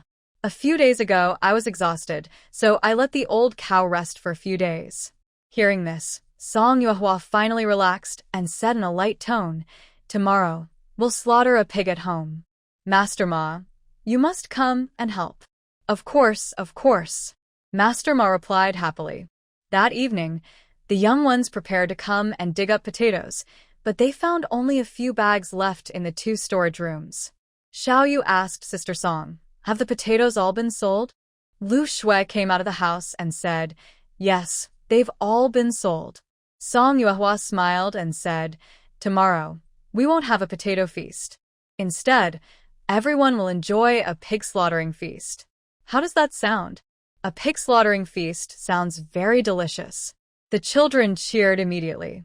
Xia Yu said to Xiao Yu, when Big Brother comes back, I must let him know what he's missed. Xiao Yu also smiled and privately asked Song Yuehua, sister, do you want to buy a pig? Yes, Song Yuehua replied. Now that we've sold the potatoes and earned some money, it's a good time to buy a pig to eat. It'll be lively. Xiao Yu hesitated for a moment but still advised, sister, maybe we should save a bit. Buying a pig is a lot. Song Yuehua wrung out a cloth and wiped Xiao Bao's face while smiling. Don't worry. We can't eat a whole pig at once. Every time we want some meat, we have to go to the county town. It's expensive and troublesome. Buying a pig to slaughter is much cheaper than buying meat piece by piece. A pig slaughtering feast will be lively, and we can share some meat with everyone. The rest we can store and eat ourselves. Think about it. Aren't we actually saving money? Xiao Yu couldn't figure it out clearly. Song Yuehua handed Xiao Bao, who was clean, into her arms, then picked up Da Bao and continued wiping him. In our situation, with a little less harvest, we're worried about troublemakers coming to cause problems. Sister isn't afraid, but it would be very troublesome. Everyone is kind, and at first they helped us out of sympathy. But we can't just take without giving. It's mutual. Xiaoyu, do you understand? Little Jade nodded and said, Uncle and Aunt treat us well, so we should also be kind to them. That's right. Song Yuehua took a cloth and smiled as she wiped Little Jade's face. Little Jade quickly took the cloth and wiped her face herself, asking, What if others cause trouble for us? Song Yuehua finished tidying up, sat on the Kong bed, and wrapped a bao in front of her. She looked up at the ceiling and thought for a moment, saying, This kind of thing is similar to hunting. If you stay calm and observe carefully, you'll see that everyone has weaknesses. Once you find that point, some people are just paper tigers. In the evening, Zhou Dafu came over and told Song Yuehua about what happened in the fields today. Last night, Granny Song secretly took a basket of potatoes. Ma Yong saw her, and the next day, she stopped pretending. She carried a basket of potatoes to leave, but was stopped by Ma Yong. They argued in the field, but Zhou Dafu came over and told Granny Song to carry one load back, warning her not to come again. Granny Song is not someone who takes advice easily. When she returned, Zhou Dafu directly threw her basket back at her. Granny Song caused a fuss and even went to the village chief's house, claiming Zhou Dafu was bullying her. Hearing this, Song Yuehua felt a bit guilty and said, Uncle Dafu, we really caused you trouble this time. It's okay, Zhou Dafu smiled. Granny Song is most afraid of my father. When my father speaks, she dares not cause trouble anymore. Fortunately, her potatoes were harvested quickly here. Granny Song is used to pushing her luck. Yesterday, she carried a basket. Today, she carried a load, and who knows what she might do tomorrow. Luckily, many people helped, more than 20, so they finished harvesting in 3 days. After everyone left, Song Yuehua went back inside, counted the silver, and saw they earned 52 taels today. Adding this to the previous amount, they now had 497 taels. The next morning, at dawn, Hu Jinshui led a pig to the Song family. Lu Shui hurried to the kitchen to boil water, even lighting the stove in the bathroom just in case. Soon, Duan Yidao and Ma Ye's family arrived. Xiao Xiao helped Lu Shui boil water. After knocking the pig unconscious with a stick, a few men quickly tied it up. Seeing this, Song Yuehua hurried to get a wooden basin to catch the blood beneath the rack. Hu Jinshui took out a pig slaughtering knife. With a quick strike, the pig, before it could panic, let out a squeal and struggled for a while before going still. Once the water boiled, it was time to start scalding the pigs. Members of the Zhang, Zhou, Zong, and Ren families all came over, and the small yard quickly became lively. Grandma Jean smiled happily and said, Girl, I've been craving your pig feast. That's great, Song Yuehua replied with a smile. I'll think of something next time to make you crave it again. You little girl. Grandma Jean chuckled affectionately. As everyone arrived, they looked for something to do. Song Yuehua asked Lu Shui to cook several large pots of porridge. Once both pigs were opened and their internal organs removed, the organs were cleaned, marinated briefly, and then added to the porridge, making the freshest pig porridge. Master Yi had to prepare for the morning class and couldn't come. After drinking his fill, Duan Yidao carried a big bowl to the school. Lan Yu brought a bowl to Grandma Lan, who refused politely, saying, Xiaoyu, you should drink first. After you finish, you need to go to class. No, Grandma, you drink first. I'll go fill my bowl again. Lan Yu shook his head. Mrs. Lin and Mrs. Zhang carried trays, each holding a bowl for the grandparents and grandchildren, smiling and saying, There's plenty of porridge. Everyone can have some. Chun Lin had his first hearty breakfast and said to Zhou Xiaohu, Xiaohu, your village is really lively. Of course. Zhou Xiaohu boasted proudly. The village chief is our grandpa, and no nearby village can compare to ours. Zhou Lijing sat nearby and overheard, scolding lightly, Eat quickly, then go to school once you're full. Chun Shu finished his drink in one go, first thanking Song Yuehua, then greeting Zhou Lijing, before taking Chin Lin to the neighboring school. Master Ma looked at Chin Shu and Chin Lin, then at Ma Hu, who was licking his bowl, and said sourly, Your two kids are really something. Nothing was more amusing than an old buddy's teasing. Zhou Lijing laughed and said, Your kids aren't bad either. Meanwhile, after finishing his bowl, Mahu pouted and said, Grandpa, I could eat this every day and never get tired of it. This silly boy, Master Ma didn't know what to say. Beside him, Ma Long suggested, if you want to be a butcher, you could slaughter pigs every day and drink this porridge daily. Really? Ma Hu's face lit up with excitement. Of course. Unsurprisingly, the two brothers were sharply scolded. Grandpa Ma scolded, Can you be a bit more promising?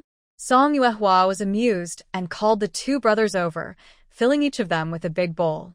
Eat freely. Today, eat until you're full. Tang Shi smiled and said, Don't listen to Sister Yuehua. The main dishes haven't been cooked yet and the best food is still coming. For a moment, Ma Hu hesitated, holding his bowl, wanting to drink but afraid he might drink too much and miss out on the main dishes. Everyone saw his expression and burst into laughter. Next to him, Grandma Wang was feeding rice porridge to Daba and Xiaobao. Usually, she would feed each of them one spoonful in turn, but when it was Daba's turn, she got distracted by her smile and accidentally gave Xiaobao another spoon. Daba was angry and shouted, Rice. Rice. Grandma Wang was startled and quickly said, Daba can talk now. Song Yuehua put down her spoon and ran over happily. Daba can speak now? Daba looked a bit wronged, pointing at the bowl in Grandma Wang's hand. Rice, rice. Song Yuehua was speechless. She was a little happy, but not too much. Xiaobao called out to her sister, and Daba called out for rice. Sigh. At least they could speak, and their minds were fine. Song Yuehua comforted herself. Xiaoyu and Xiaoyu also ran over to listen to Daba talk. The two little girls found it interesting and kept teasing Daba by calling him again and again. Seeing everyone happy, Song Yuehua suddenly felt that it didn't matter what they called him. Everyone shared a bowl of porridge. After eating enough, some cooked dishes, others divided pork, women gathered around the kitchen, working and chatting, while children went to school. At noon, they ate at two tables. Dishes like pickled cabbage with big bones, fragrant pig's trotters, scallion stir-fried fat intestines, pig stomach stewed with chicken, chives stir-fried pig red, braised pig lungs, stir-fried pig liver, spicy chili with pig fat scraps, green pepper stir-fried pork, and cold pig ears. The table was full of food, and everyone ate with bright, happy faces. Old Man Ren ate until his waistband loosened several times, but Fu Shi worried he might overeat and scolded him a few times before stopping him. Mrs. Tian wasn't as thick-skinned. Although it was rare for her to have such a feast, she still restrained herself. Hu Jingquan was also invited by Song Yuehua to join the pig slaughter feast. After eating, he didn't dare ask Song Yuehua for money. After the meal, everyone tidied up the yard and the kitchen on their own. Song Yuehua asked Hu Jingquan to help divide the meat. Each person who helped dig potatoes got 2 jin of meat. Zhou Lijing found out and called her aside to settle accounts. You're so generous despite being poor. A farmhand outside earns only 350 when a month. You just give away enough to cover more than a month's wages. You've eaten, and giving more would be too much. Song Yuehua smiled and said, Grandpa Zhou, that's not how we settle accounts. Whether planting or digging potatoes, everyone volunteers. I didn't promise any benefits beforehand, so this friendship can't be counted as payment. But girl, your silver isn't from the wind either. Zhou Li sighed and stopped persuading. When dividing the meat, those who helped plant potatoes originally received an extra pound each. The Zhou family received 15 jin, the Zhang family 12 jin, the Ma family 8 jin, Goa and Ergo to each got 2 jin, the Zong family 6 jin, the Ren family 10 jin, and Granny Lan's family 3 jin. In total, 58 jin of meat was divided, worth less than 2 taels of silver at current prices. Old Mr. Ren carried 10 jin of meat, his mouth almost stretching to his ears with happiness. He was already happy, but when he saw that the Zong family only received 6 jin, he was even more pleased. He approached Tian Shi and boasted, Why did they send you grain? Do you think I wouldn't notice if you didn't tell me? Sai, how are we supposed to eat so much meat? Tian Shi endured it. If they weren't at the Song family, she might have slapped that old man. She wouldn't be surnamed Tian. Zong Yi stayed silent beside them. Song Yuehua weighed the remaining meat, about 80 jin of pork, and asked Hu Jingquan to help divide it before storing it in the Kong room. She inquired about the price of the pig, and Hu Jingquan stammered for taels. Song Yuehua raised her eyes and asked, "That doesn't seem right. Is it less than it should be?" "I ate quite a bit." Hu Jingquan scratched his head and whispered, "It's probably right to take less." "How much less?" Song Yuehua asked. 3 taels? Hearing this, Hu Jingquan quickly said, No, only 2 taels less." Oh. Song Yuehua handed him 6 taels of silver. Hu Jingquan looked speechless. After everyone left, the Zong family members stayed behind last. Zong Yi returned the 6 jin of pork to Song Yuehua and said, "Since we've already settled the wages, it's not appropriate to take more meat. Just because everyone else shared doesn't mean we should." Song Yuehua didn't accept it and simply asked with a smile, "The potatoes are harvested. What should we plant next?" "Corn," Zong Yi replied without hesitation. It seemed he had already thought about this, showing he had ideas. Song Yuehua also wanted to plant corn. The 30 acres of land nearby had a house for guarding, so not planting grains would be a waste. "First, you should prepare that 10 acres of vegetable land. Uncle Dafu will arrange the plowing of the 30 acres later, and you will be responsible for planting and managing it," said Song Yuehua. "Okay," replied Zong Yi. "All right, take the pork back home," said Song Yuehua. "What we send out shouldn't be taken back." Zong Yi said nothing more, took the pork, and stood up to leave. When he reached the door, Song Yuehua asked, "Is the house over there still comfortable to live in?" Zong Yi replied, "Yes, it's quite good. I haven't stayed in that house myself. Is there anything that needs fixing or improving?" Song Yuehua asked. Zong Yi hesitated for a moment, then smiled and said, "If it's convenient for the host, could someone help fix a heated brick bed? During winter, it gets very cold, and having a warm bed would be perfect." "Yes, that's possible." After leaving the Song family, Tianshi and Wushi were still waiting at the door. Seeing Zong Yi carry the pork back again, Tianshi asked confusedly, "Didn't we say we would return the pork to the host? Why did you bring it back?" Zong Yi looked happy and replied, "The host didn't want it, so they told us to take it back." Although the Rin family received 10 jin, and their own family only got 6 jin, Tianshi was still very satisfied. Later, her son told her that this pork was given by Song Yuehua as a substitute for wages to others. They had already received their wages, so taking more would seem greedy. After hearing this, Tianshi understood and agreed to return the pork. Unexpectedly, the host was kind and still gave them the pork. Wushi chuckled softly. "Second uncle seems to be in a good mood." "Mother, sister-in-law, there's great news." Zong Yi lowered his voice, showing uncontrollable joy on his face. The others gathered closer, and Zong Yi repeated his recent conversation with Song Yuehua. Tianshi scolded, "Why did you ask the host for more? It's not that cold now. Sleeping on a bamboo bed isn't bad." "Mother, maybe my little uncle has other intentions," Wushi said. Zong Yi explained that 6 jin of pork was a test from the host. "A test?" Tianshi and Wushi looked confused. Zong Yi explained, "It's a test of our attitude. If we are short-sighted and accept this 6 jin of pork without understanding, we wouldn't be suitable for bigger responsibilities. The host doesn't lack these few jin of pork, but she needs someone reliable to handle things. As for the house, the person living there is someone who works for her. Living through winter means they're a long-term worker." Tianshi didn't understand all the details, only hearing about a long-term worker.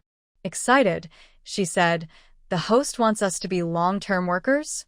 "Yes," said Zong Yi again, "as expected. Once the corn is planted, the landlord will want us to sign a new long-term work contract." Mrs. Tian and Mrs. Wu almost shouted in surprise, both feeling very excited. Earning 400 won a month, both mother and daughter-in-law now have wages, something they never dared to imagine before.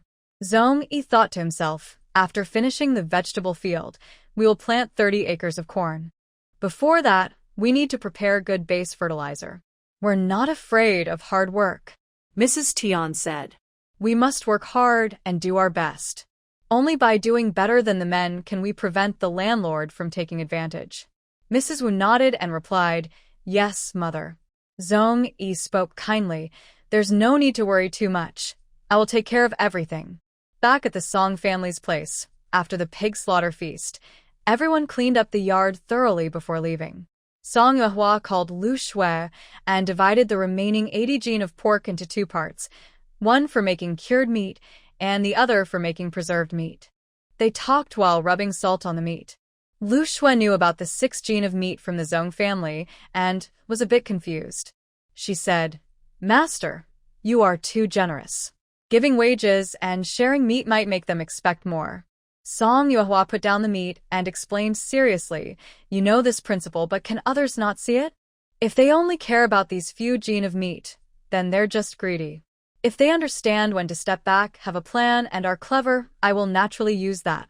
Lu Shui understood part of it but asked, "Finding a long-term worker costs a few gene of meat to test them. That's too expensive." Song Yuehua smiled and said, "Finding a long-term worker isn't that hard. I think Zhong Yi is pretty good and could be a candidate to manage things." Before Lu Shui could ask, Song Yuehua continued, "We're still too young. In many villagers' eyes, we're just a couple of young girls. To gain their trust, we need someone with authority to manage the school's work hours and the long-term workers on the mountain." Lu Shui nodded and said, "Master, you want Zhong Yi to be that authoritative person." "Not Zhong Yi, but Uncle De Fu," said Song Yuehua. "Uncle De Fu has a lot of respect in the village. He managed the work hours well before. Although he's a good man, I, as the landlord, also need to keep some balance." "Balance?" "Yes, having only one manager on the mountain isn't enough. There needs to be someone to check and balance him, to ensure the young landlord's voice is strong, and to reduce trouble later." Liu Xue felt a bit confused and pointed at herself, saying, "Then I sigh. It's none of your business." Song Yuehua replied, "You're different from them.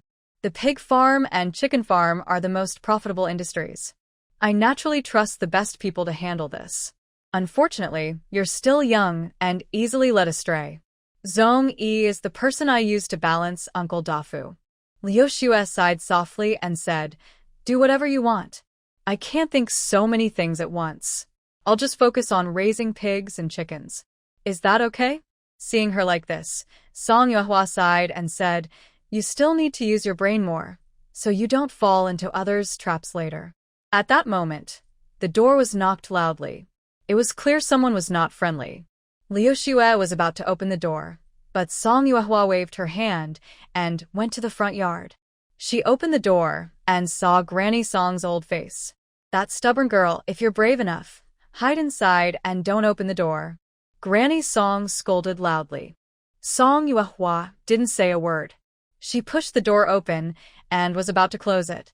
Outside, Song Lauda held the door and said hurriedly, "Big girl, let's talk nicely." "Let's talk nicely. Do you look like you're here to talk nicely?" Song Yuehua asked. Song Lauda awkwardly smiled. Granny Song didn't care about that and shouted, "Is there a pig slaughter happening at home? Would you rather give to others than share with your own grandparents? You're so foolish and unfilial." Song Yuehua said, "They help me dig potatoes, but you steal potatoes. Are you trying to use filial piety to pressure me?" "Yes, I am unfilial." Granny Song was speechless. Second Uncle Song appeared out of nowhere and asked, "Big girl, I heard you bought 30 acres of land on East Mountain?" The Song family all looked at her. "That's none of your business," Song Yuehua said coldly. Second Uncle Song no longer tried to act superior and instead smiled flatteringly. "Big girl, we are family, blood relatives. It's not right that good things always go to outsiders." "So, you stole my potatoes?" Song Yuehua asked. The Song family was silent. "All those potatoes on the mountain. What does it matter if I dig a few?" Granny Song sharply questioned. Mother." Second Uncle Song pulled Granny Song aside and whispered, "Mother, stop causing trouble. Just be quiet, okay? Big girl, if you really want those potatoes, I can pick some for you. Is that okay?" Old Song Air chuckled and said, "No need. You all can eat slowly." After saying that, Song Yuehua pushed the door shut forcefully, and a few people outside bumped their noses in disappointment. That potato was hard to dig up. Why should we give it to that girl? Old Lady Song asked angrily. Old Song Air was convinced. Mother, that potato isn't worth much. Can we look at things more broadly? Yeah. Old Lady Song patted her thigh and said, we came to ask for pork, but now we're distracted by these potatoes. Old Song sighed. What should we do next? Old Lady Song asked. What can we do? Old Song Air replied harshly. In the past, they might have forced their way and taken what they wanted. But now, they didn't know when this girl had formed good relations with the Zhou, Zhang, and Ma families, tough families. If it was just these families, it wouldn't be so bad, since even the biggest couldn't compare to their family, all surnamed Song. But ever since this girl built the school, things felt more and more wrong. Before, if he said a few words about Song Dia being unfilial, some villagers would agree. Now, before he even spoke, villagers started pointing at him and talking. If you ask what Song Air's biggest strength is, it's knowing when to stay quiet. Their family needs to survive in the village, and there's no need to fight everyone. Seeing the current situation, Song Air waved his hand and said, let's go back. He couldn't risk losing face over a few pieces of pork and 2 baskets of potatoes. What annoyed him most was that his whole family was useless, full of people holding him back. After sending the Song family members away, Song Yuehua went back to help Lu Shui with the pickled meat. Today was a bright, sunny day, and the cheerful weather naturally lifted everyone's spirits. Song Yuehua divided some cured meat and some pickled meat and took it to Granny Wang's house. When Granny Wang saw her holding the meat, she said, you've given me quite a lot. According to how Song Yuehua divided it, she only had about 3 jin of meat, but this single piece was more than 3 jin. Song Yuehua smiled and said, let's share the remaining meat among our family. Why bother with so much? Granny Wang was surprised and also smiled. Just then, many people hurriedly ran toward the back of the village. Seeing this, Song Yuehua found it strange. After handing the meat to Granny Wang, she pulled a young wife from the Su family and asked, what's going on? The wife from the Su family was initially a bit impatient when she saw it was Song Yuehua. She replied, old man Li's second daughter-in-law jumped into the pond. Everyone in the village has gone to sea, so I will go too. When Song Yuehua let go, the wife from the Su family hurriedly left. Old man Li's second daughter-in-law? Song Yuehua had just attended her wedding banquet last year. How could she have jumped into the river? She also ran toward the crowd. At the west end of the village, there is a pond, but because it has been filled with mud for many years and not cleaned, the water inside has become dark and foul. As she passed by, she could still smell a fishy, rotten odor. Most villagers don't come here, except for children who like to catch frogs near the pond. The body of old man Li's second daughter-in-law was found by a few children. Her skin was snow white, dressed in a bright red wedding dress, floating on the black water, like a red flame burning brightly at the very end. The pond was dark and smelly, so no one wanted to go in.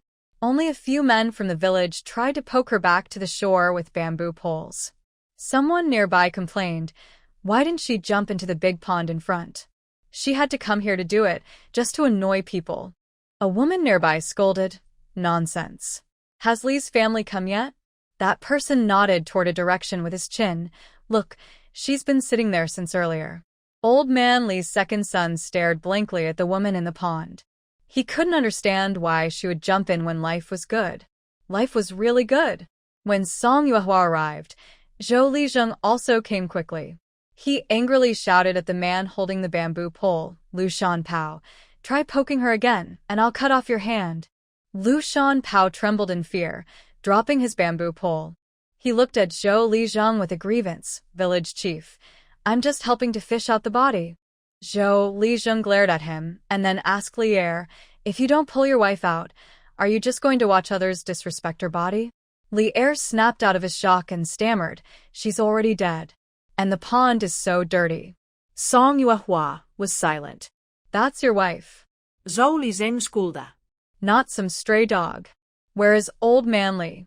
Li Er lowered his head, voice even softer. Dad is at home. Zhou Lijing sighed and turned to prepare his two sons to go down and fish her out. Suddenly, Song Yuehua shouted, "Whoever goes in and pulls her out, I'll give him 5 taels of silver." The crowd suddenly became restless, with several people eager to act. At that moment, Li Er suddenly raised his head and asked, "Can I go too?" "Of course you can," Song Yuehua replied with a sarcastic smile. Lu Shampao was already in front, and he suddenly rushed over to Song Yuehua and asked, "Big sister, can I go too?" Song Yuehua simply smiled without speaking. Just then, someone suddenly jumped down. Lu Shampao spat and then jumped after him. After much hesitation, Li Er also went into the water. Seeing this, the villagers quickly followed, afraid of missing out. The dark, muddy pond looked like a pile of dumplings, with everyone jumping in and rushing toward the center to swim. Song Yuehua watched expressionlessly. At this moment, the young wife from the Su family approached and said to Song Yuehua, "Big sister, it's because you have a kind heart. If I knew how to swim, I would go too." Song Yuehua initially didn't want to pay attention, but then remembered something and asked, "What is this woman's name?" The young wife from the Su family thought for a moment and said, "Isn't her name Li Er's wife?" After the person was pulled out, Wang Haiden said to Song Yuehua, "Everyone saw it. I was the one who pulled her out." "How come it was just you?" Lu Shampao disagreed. "If I hadn't held onto her leg, you wouldn't have been able to pull her out.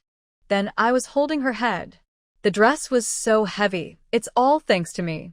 Song Yuehua crouched down, looking at the girl's innocent face, which seemed to be sleeping. The red wedding dress was soaked in black water, smelling foul and dirty. At this moment, someone directly asked Song Yuehua, "Big sister, just tell us who this silver belongs to." Zhou Lijing cursed, "A bunch of fools, only thinking about money?" "Hey, Uncle Lijing, that's not what I meant. The money was something Song Dia said she wanted to give. If she hadn't said that, why would we, strangers with no kinship, help her pull out the body?" Wang Haiden looked proud. Zhou Ergui also spoke. "What does Song Dia have to do with the Li family? Why should she give you money?" Wang Haiden spat out some foul water and glared fiercely at Zhou Ergui as if ready to fight.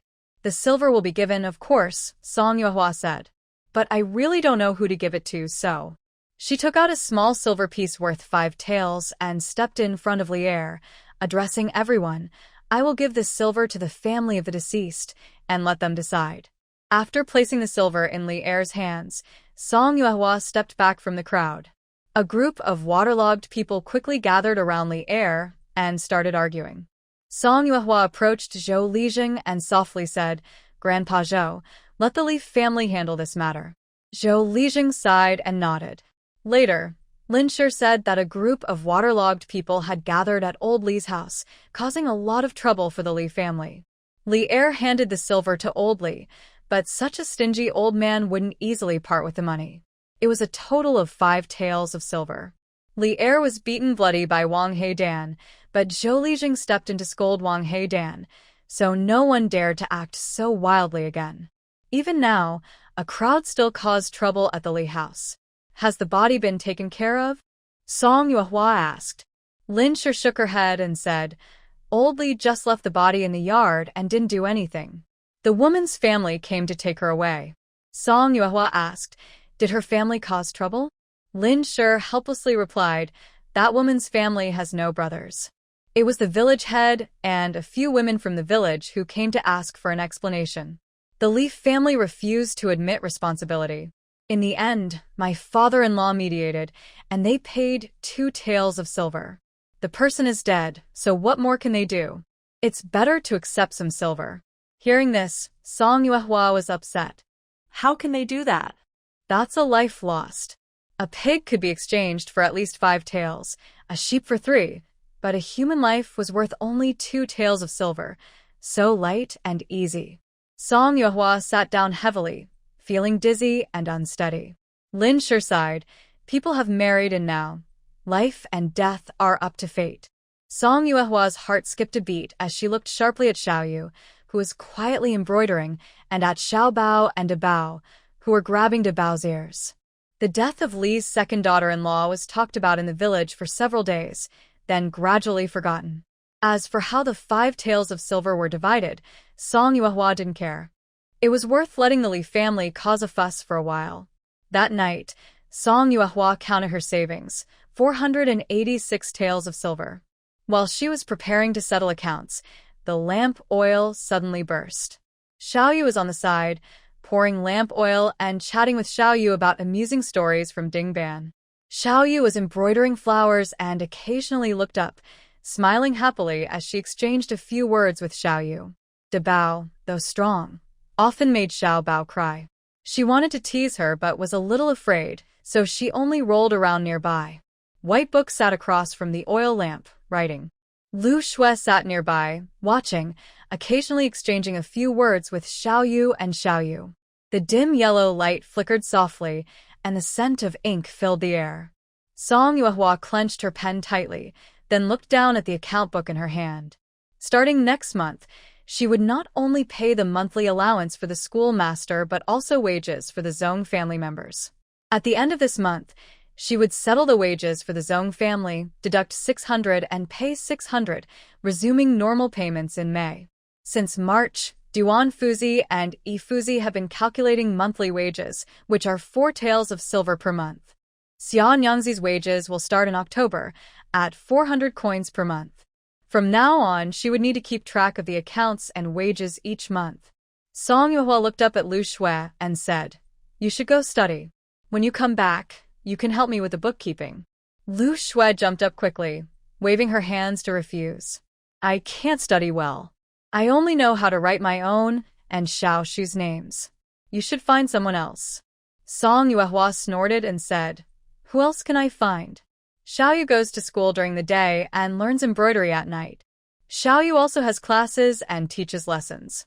White Book Lan you can read well, but besides you, who else is there?" "I can't do it," Lu Shui argued. "I have to work, practice archery, and learn how to raise pigs.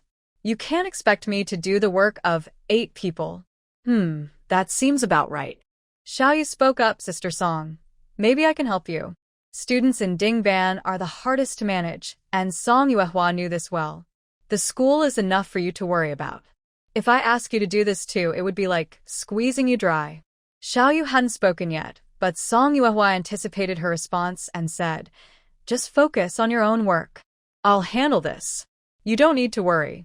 Maybe she should do it herself, keep the accounts and records, she thought. The next day, Zhou Dafu arranged for the parents to go up the mountain to till the land, clearly remembering who owned which plot. But Song Yuehua encountered a problem. Recently, Ma Yi hadn't gone to the county town. When she asked about the situation, Ma Yi whispered, "The county is closed off." The officials didn't say why, but people guess it's related to the former young general.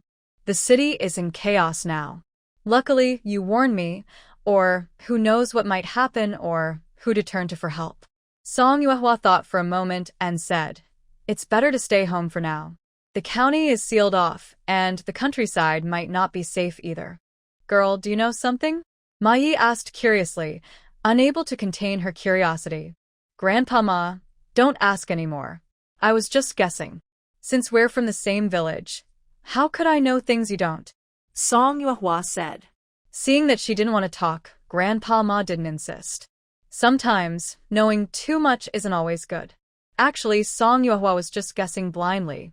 When that person bought potatoes and the horse pulling the cart had sword wounds, she guessed he was in the army. As for why he bought grains secretly, the situation might be more complicated than what people say. In such a big mess, ordinary folks like us try to stay away. Guessing wrong just costs some coins, but avoiding trouble could save your life.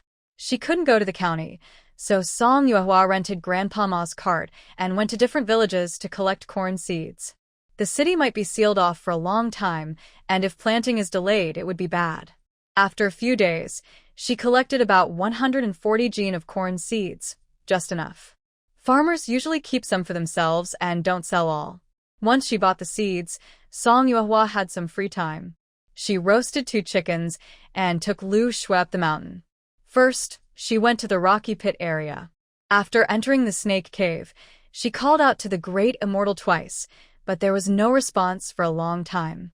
Song Yuehua wondered if he was still hibernating. It seemed not the right time to come. She placed the roasted chickens at the snake cave and went nearby to gather mountain goods with Lu Shui. She wasn't sure if they were frozen by the snow. This year, wild vegetables in the mountains didn't grow much. After wandering for a long time, she finally filled her basket and went home. "Let's come back another day," Song Yuehua said gloomily. "Is this your first time going home empty-handed?" Lu Shui said with emotion. "I really don't know whether to say you're an amazing shot or just lucky." Song Yuehua smiled. "Both are pretty amazing. Recently, Granny Wang had to take care of Zhu Yanli, Shi Tu, and Xiao Mian, so she came less often. Grandma Lan often visited, since she lived nearby at the school, helping with the twins and cooking." Song Yuehua and Lu Shui, along with Lady Xia, were outside tending the vegetable garden. "This life is quite peaceful," Song Yuehua said as she stood up and wiped the sweat from her forehead. At this moment, a reading voice came from the school area. Lu Shui listened for a while and said, "They're reading quite steadily today." Lady Xia smiled. "The new ones are pretty good too." "Yeah, we have to work hard," Song Yuehua said. The three continued working on the land. Lu Shui. Suddenly, a woman shouted loudly. Lu Shui looked at her calmly and stepped in front of Song Yuehua. "Is Lu Meinyang here? Where is she? Where is she?" Huang Fengwan, her hair messy and voice hoarse, yelled loudly. Lu Shui remained calm. "I am no longer involved with her. You have the wrong person." "No, she is your mother. How could you not know? Did you team up to hide my son?"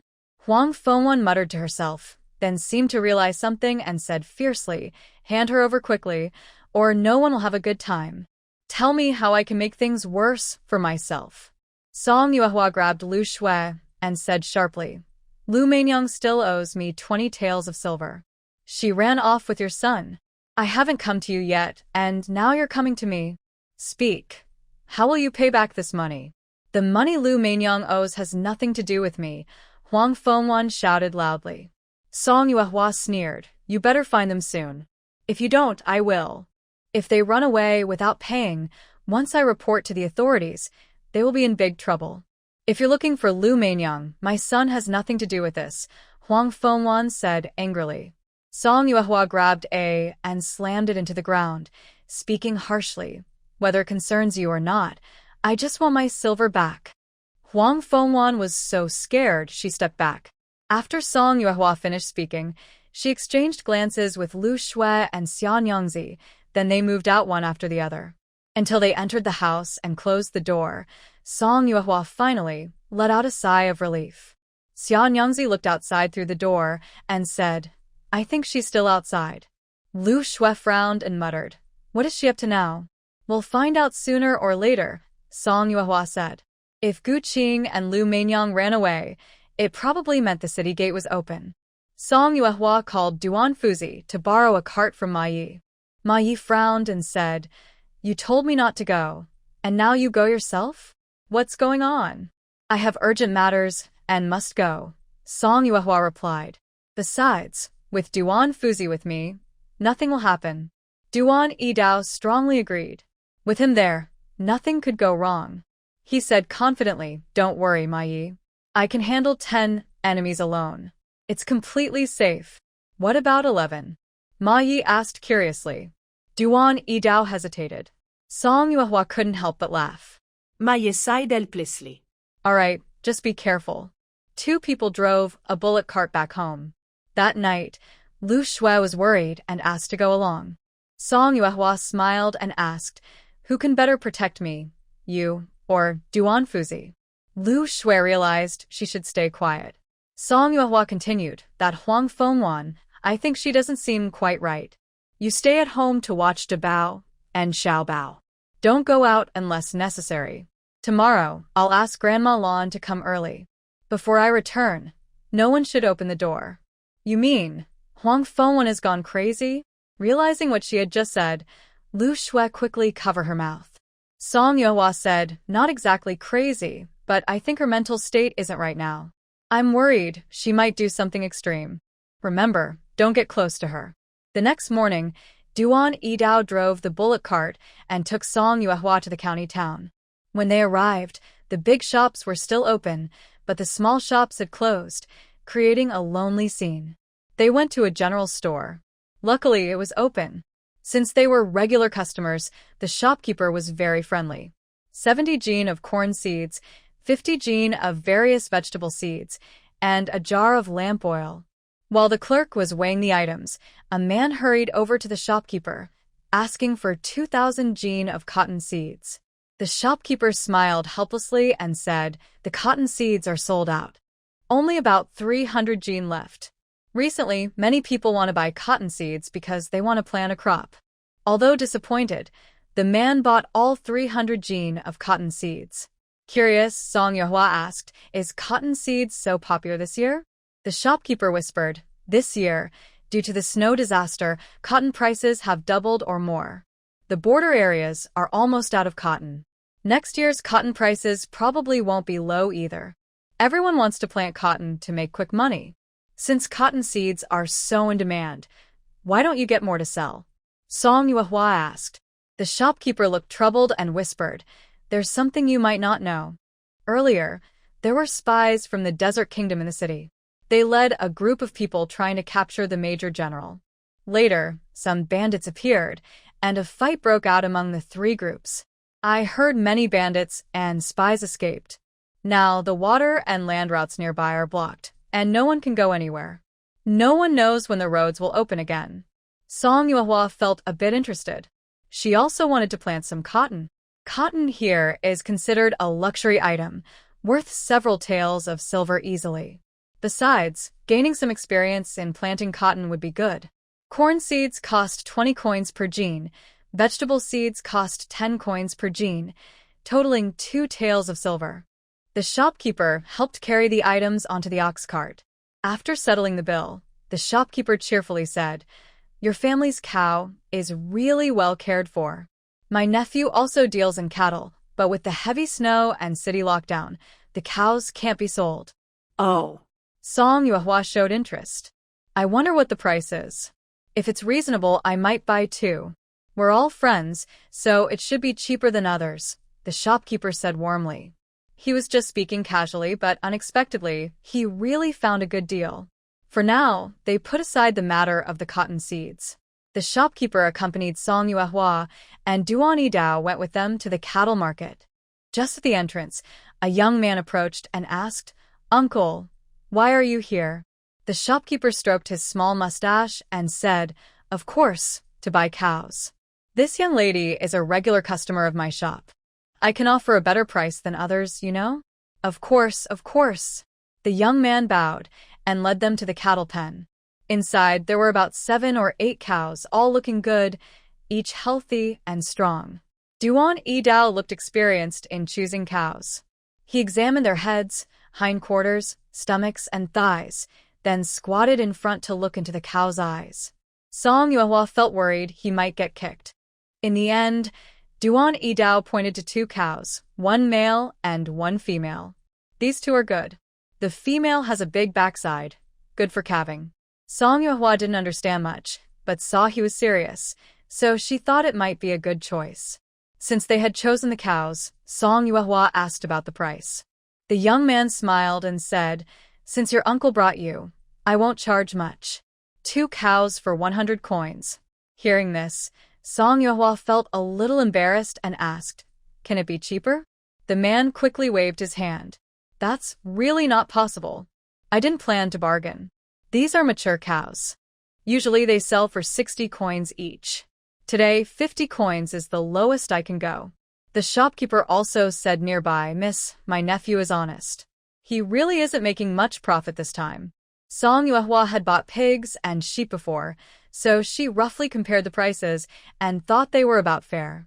After paying, the young man gave her a cart and tied the 2 cows onto it. Of course, buying cows means plowing the fields. Song Yuehua asked the shopkeeper to help fit the cows with iron plows. After getting the cows ready, she headed to the fabric shop. The cotton seeds hadn't been planted in the ground yet. They were first planted in her mind. The grocery store had no cotton seeds left, but maybe the fabric shop would have some. The shop owner recognized Song Yuehua and came over to greet her. When she learned that Song Yuehua wanted to buy 60 jin of cotton seeds, she smiled and said, "Lately, many people have come to buy cotton seeds from me. Luckily, I know a few suppliers. I'll ask around. You only need 60 jin, so it shouldn't be a problem. But, young lady, I want to remind you that growing cotton here isn't as good as in the north. The yield isn't high, and it's hard work. Don't get too excited about this year's cotton prices."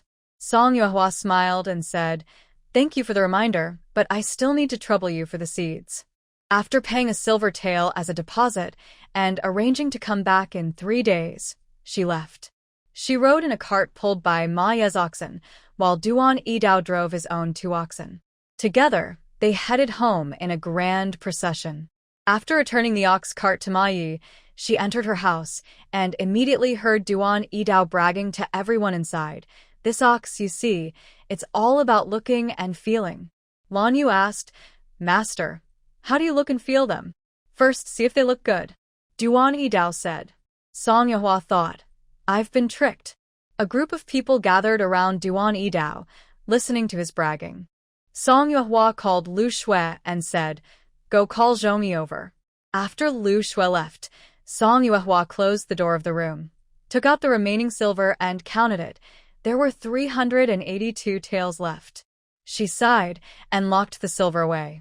School was over, and Xiao Yu ran in excitedly, asking, "Sister, is this our cow?" Master Duan said, "It's ours." Song Yuehua nodded with a smile. "Yes, it's our cow." "Really?" Xiao Yu happily ran outside, then came back soon after, asking, "Sister, have you named the cows?" "No, not yet," Song Yuehua replied. Xiao Yu was excited and said, "Then I'll name them. The male one will be, and the female one will be Big Yellow. From now on, they'll be part of our family." Song Yuehua was speechless. How could she say that soon these 2 family members would be taken away? When Zhongyi arrived, Song Yuehua asked him to lead the cows up to the East Hill. Zhongyi said, "We don't have a barn there. Maybe we should keep them here for now." She shook her head and said, "It's troublesome for them to run around. Tomorrow, we'll try installing the plow. After that, I'll leave the 2 oxen in your care. If you have any questions, just ask Uncle Ma. As for the cattle shed, I will have someone come tomorrow to build it. It will take at most 2 days to finish." Zhongyi's first time driving a cattle cart, carrying corn seeds and an iron plow, was slow. It took 2 trips with Duan Yidao helping before he got the hang of it.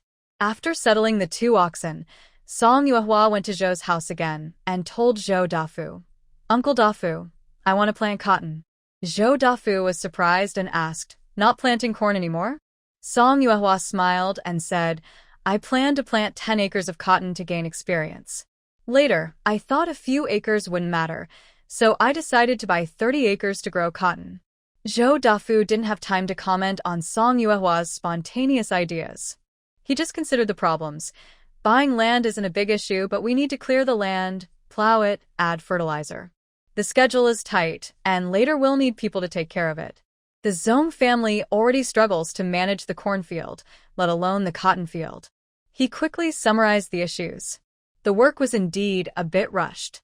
Song Yuehua said, "If the work at the school runs out, we can hire temporary workers from the village to clear the land first. We still have a few months." Temporary workers cost 400 coins a month. They can work for a month, and you might need to find more help later. They calculated that, including buying land and hiring workers, it would cost about 26 taels of silver. Song Yuehua paid 28 taels. Just as Zhou Dafu was about to speak, Song Yuehua added, "Uncle Dafu, tomorrow you need to have the craftsmen set up a cattle shed in the small courtyard of those 2 rooms, and also prepare 2 beds in those rooms." Zhou Dafu was surprised and asked, "You bought cattle?" 2 head, Song Yuehua chuckled. Zhou Dafu took a deep breath and finally said, "You're really impressive." 3 days later, Song Yuehua and Duan Yidao went to the fabric shop to get cotton seeds. They bought a total of 100 jin of cotton seeds. Song Yuehua took all of them and paid 1 tael at the time. Now, she also gave the shopkeeper 500 coins as a supplement. When paying, the shopkeeper smiled and said, "If the cotton quality is good, you can send some to me later, and I'll give you a good price." "Thank you very much," Song Yuehua replied with a smile. After leaving, the two sat on a cattle cart. This time, Daho was pulling the cart. Duan Dao laughed and said, "No wonder I chose this ox. It's steady when it walks." Song Yuehua chuckled softly. Recently, the town has regained some life, and a few shops have reopened. Song Yuehua sat on a bullock cart, thinking about whether to bring back some large meat buns from her last meal. Suddenly, a person who looked like a beggar ran out. Duan Dao grabbed the reins and scolded, "Are you looking for trouble?" The beggar saw the two of them, was stunned for a moment, then immediately knelt down in front of Song Yuehua. "Miss, it's me. Seeing that she didn't recognize him, Duan Dao said, "Let's go." Duan Dao recognized him and said, "Miss, do you remember when you bought Laoi? There were 2 scholars with him. It seems to be this person." Yes, it's me. My master beats me every day. I was almost beaten to death. Please, miss, save me. Please help me." The beggar begged, kowtowing as he spoke. Honestly, Song Yuehua didn't want to get involved. She asked, "Are you running away illegally?" The beggar opened his mouth to reply, "Your contract is still with someone else. How can I help you?" "I don't want to cause myself trouble," she said. After speaking, she took out a string of copper coins. "Here's 20 coins. That's all I can do for you." Duan Dao was about to whip the horse and leave when the beggar crawled over, pleading, "Miss, by me. If I get caught again, I might not survive. Miss, you're kind-hearted. Please save my life." Feeling helpless, Song Yuehua thought for a moment and said, "I'll take you out of the city. How far you can go depends on you. What do you think?" The beggar kowtowed and kept muttering, "Thank you, miss. Your kindness will surely bring good fortune." After hiding the person inside the bullock cart, Duan Dao drove on silently until they reached the city gate, where guards routinely asked questions. Song Yuehua suddenly spoke. "Big brother, there's someone hidden on the cart. Please take a good look." As soon as she finished speaking, the beggar lifted the sack on his back and suddenly stabbed a small knife towards Song Yuehua. Before the guards could act, Duan Dao struck twice, knocking the man to the ground. The man stared at Song Yuehua in disbelief and shouted, "Why?" Song Yuehua didn't answer. She remained silent until the man was taken away. The city guards naturally wouldn't let her leave easily. After questioning her, they brought her before the county magistrate. The county magistrate was round-faced and chubby, with 2 small mustaches, looking quite cheerful. He curiously asked, "How did you realize this person was suspicious?" Song Yuehua respectfully said, "This person claims to have been mistreated by the master, but he moves freely, not like someone injured. His clothes are dirty, but do not have any strange smell. Honestly, he doesn't seem like a beggar but rather a poor actor pretending to be one. An untrustworthy actor." The county magistrate laughed loudly upon hearing this. "At such a young age, you are so clever, helping us catch the traitor from the desert kingdom. This is a great achievement. You deserve a reward."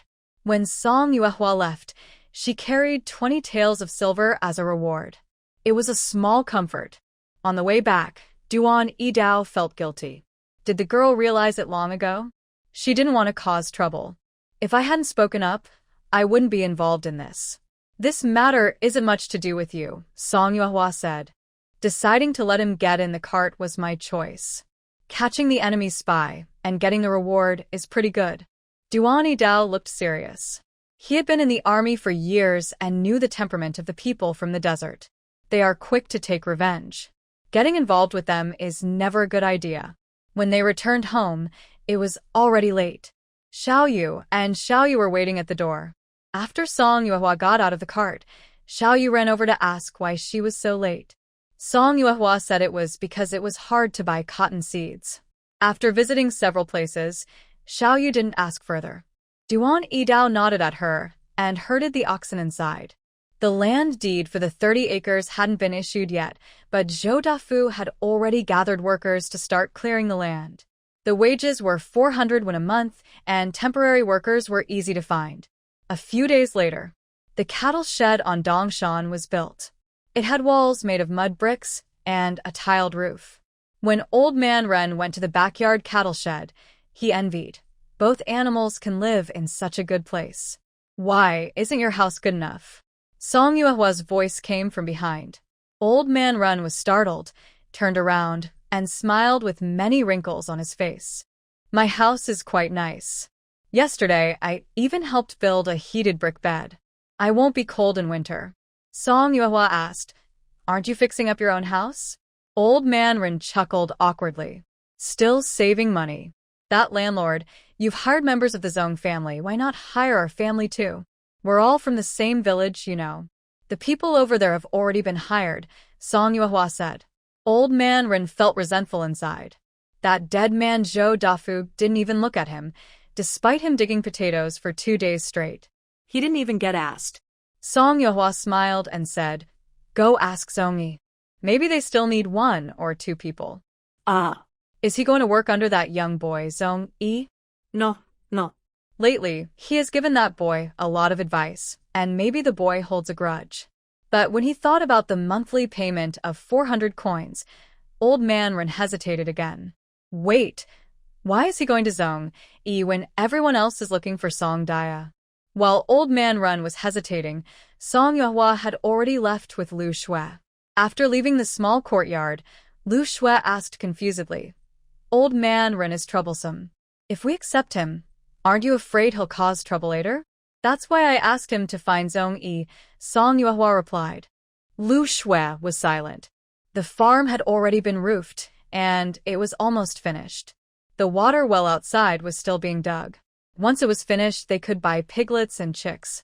The area planned for the playground was being leveled, and the 2 nearby mud brick houses had their foundations laid. Lu Shui asked what it was for, and Song Yuehua asked back, Can't you tell? Lu Shui shook her head. Song Yuehua explained, When we built the school, we didn't think carefully enough and didn't leave a place for martial arts practice. Building a playground here makes it easier for students to train, and later it can also be a spacious, drying area. If people live here, it can also help me guard the west side of the farm. 3 benefits in 1, right? Lu Shui smiled. Something like that. The Tenmu vegetable field east of the playground was already half cultivated. Song Yuehua told Lu Shui, This will be used for vegetables. Whether for you or the pigs, it should be enough for now. Lu Shui snorted and asked, What if it's not enough? Then you just eat less, Song Yuehua said with a smile. They arrived at the area where everyone was clearing land. The 30-mu wasteland was chosen after Zhou Lijing, Song Yuehua, and Zhou Dafu searched all over the east hilltop. Looking around, the land was fairly flat. Men and women were working together, some carrying mud, some swinging hoes. Some rougher men had taken off their shirts, sweat pouring down on the land. The 20 laborers here were carefully selected by Zhou Dafu after a long search. They all brought their own farming tools. It was said that a few were from neighboring villages. Zhou Dafu explained this as if clarifying something. Song Yuehua didn't mind at all. It didn't matter where they came from, as long as they could do good work. Uncle Dafu, I trust no one else but you, Song Yuehua said with a smile, interrupting. If it weren't for you and Grandpa Zhou these past few years, I wouldn't be so at ease. We don't need to discuss these things. Song Yuehua spoke sincerely. If Zhou Dafu hadn't managed the work hours at the school, it wouldn't be so smooth. Also, when she was injured, if the Zhou family hadn't watched over the potato fields, there might not have been a harvest. Okay, Zhou Dafu nodded heavily. Song Yuehua continued, Among these people, please keep an eye on them. After a month, see if anyone is willing to stay and work as a long-term worker. Leave 10 people, at least 2 efficient women. Monthly wages are 400 coins, including food and lodging. Sign a 1-year contract. Zhou Dafu looked at her and cleared his throat. Girl, how about I work for you instead? They both paused for a moment. Song Yuehua chuckled. Uncle Dafu, stop joking. If you go work somewhere else, who will manage things for me? Manage things? Zhou Dafu exclaimed happily. Yes, manage things, Song Yuehua replied. The wasteland here is just opening up, and there's plenty of work. These people are the ones you chose, and I was thinking about how to invite you to manage things. No need to invite anyone. Zhou Dafu's face lit up with a smile. Although they had a good relationship, clear conditions and treatment were still necessary. Uncle Dafu, in a few days, I'll sign a contract with you. 1 tael of silver per month. If the harvest is good, I'll raise your wages. What do you think? Zhou Dafu was excited. No need to raise it. The wages are already high enough. Song Yuehua said seriously, managing things is quite a responsibility. You'll have a lot to worry about. Rest assured, boss. Song Yuehua smiled again and said, at the end of the month, Uncle Dafu, come to my house. All right. After they left, Lu Shui said, your wages are high. Anyone who can work here must feel like they've found treasure. Don't worry. Lu, the steward, also earns a good monthly salary, Song Yuehua replied with a smile. Lu Shui immediately became interested. Are you going to pay me wages too? How much? Guess. Song Yuehua stretched lazily and smiled as she walked forward. Don't go. Tell me. Lu Shui chased after her. That evening at the Song family. After dinner, Granny Lan and Xiaoyu were tidying up in the kitchen, while Xiaoyu was cleaning De Bao and Xiao Bao. De Bao was playful, running around on the bed. Xiaoyu slapped him on the backside and said, be honest. De Bao let out a sound and was about to throw a tantrum, but Song Yuehua, who came in to get paper and pen, pressed his head down, and he immediately calmed down. After getting the things, Song Yuehua went to the dining hall to copy the contract. Not long after, Zhong Yi came over. Rumors say you want to sign them as long-term workers? Zhong Yi asked. Song Yuehua put down the pen and said softly, choose 2 suitable people, have them work, and now we have 2 oxen, so plowing the fields will be easier. Finish quickly, so we can plant vegetables. One more thing, discuss with Uncle Dafu about adding more fertilizer. Collect rotten leaves from the mountains, gather farm manure, straw, and eggshells. If there's anything else, you know best. Collect everything and make compost. Thinking for a moment, Song Yuehua added, the mountain area is dangerous. When arranging people, remember to bring Duan Fuzi. I will talk to him about this. Do you have any questions? Zhong Yi paused and asked, when you say manage the workers, what do you mean? That means you oversee them. I've entrusted the cotton field to Uncle Dafu, the farm to Lu Shui, and the cornfield to you, Song Yuehua replied. You 3 will be paid based on your work. At the end of this month, I will re-sign the contracts with you. Zhong Yi quickly stood up and bowed to thank him, saying, Zhong Yi will not let the master down. At the small courtyard in Dongshan, our family has 6 people, but you only need 2? What does that mean? Old man Ren said angrily. What annoyed him most was that among the 2 people hired, he wasn't included. Whether they work or not, it was obvious they didn't want him. Zhong Yi said, the cornfield is under my management. I only need 2 people here. If you're not satisfied, you can ask Manager Zhou if he needs more workers. Old man Ren wanted to argue, but Fu Shi interrupted. All right, just 2. You're still living in someone else's house. Don't always think about taking more. Zhong Yi chose Fu Shi and Ren Dahai. Fu Shi knew very well that old man Ren, that shameless man, claimed there were 6 people in his family, but he actually included 4-year-old Ren Xiaomei. Xu Shi was sneaky and tricky, and Ren Xiaoxi, a 14-year-old girl, was definitely not suitable.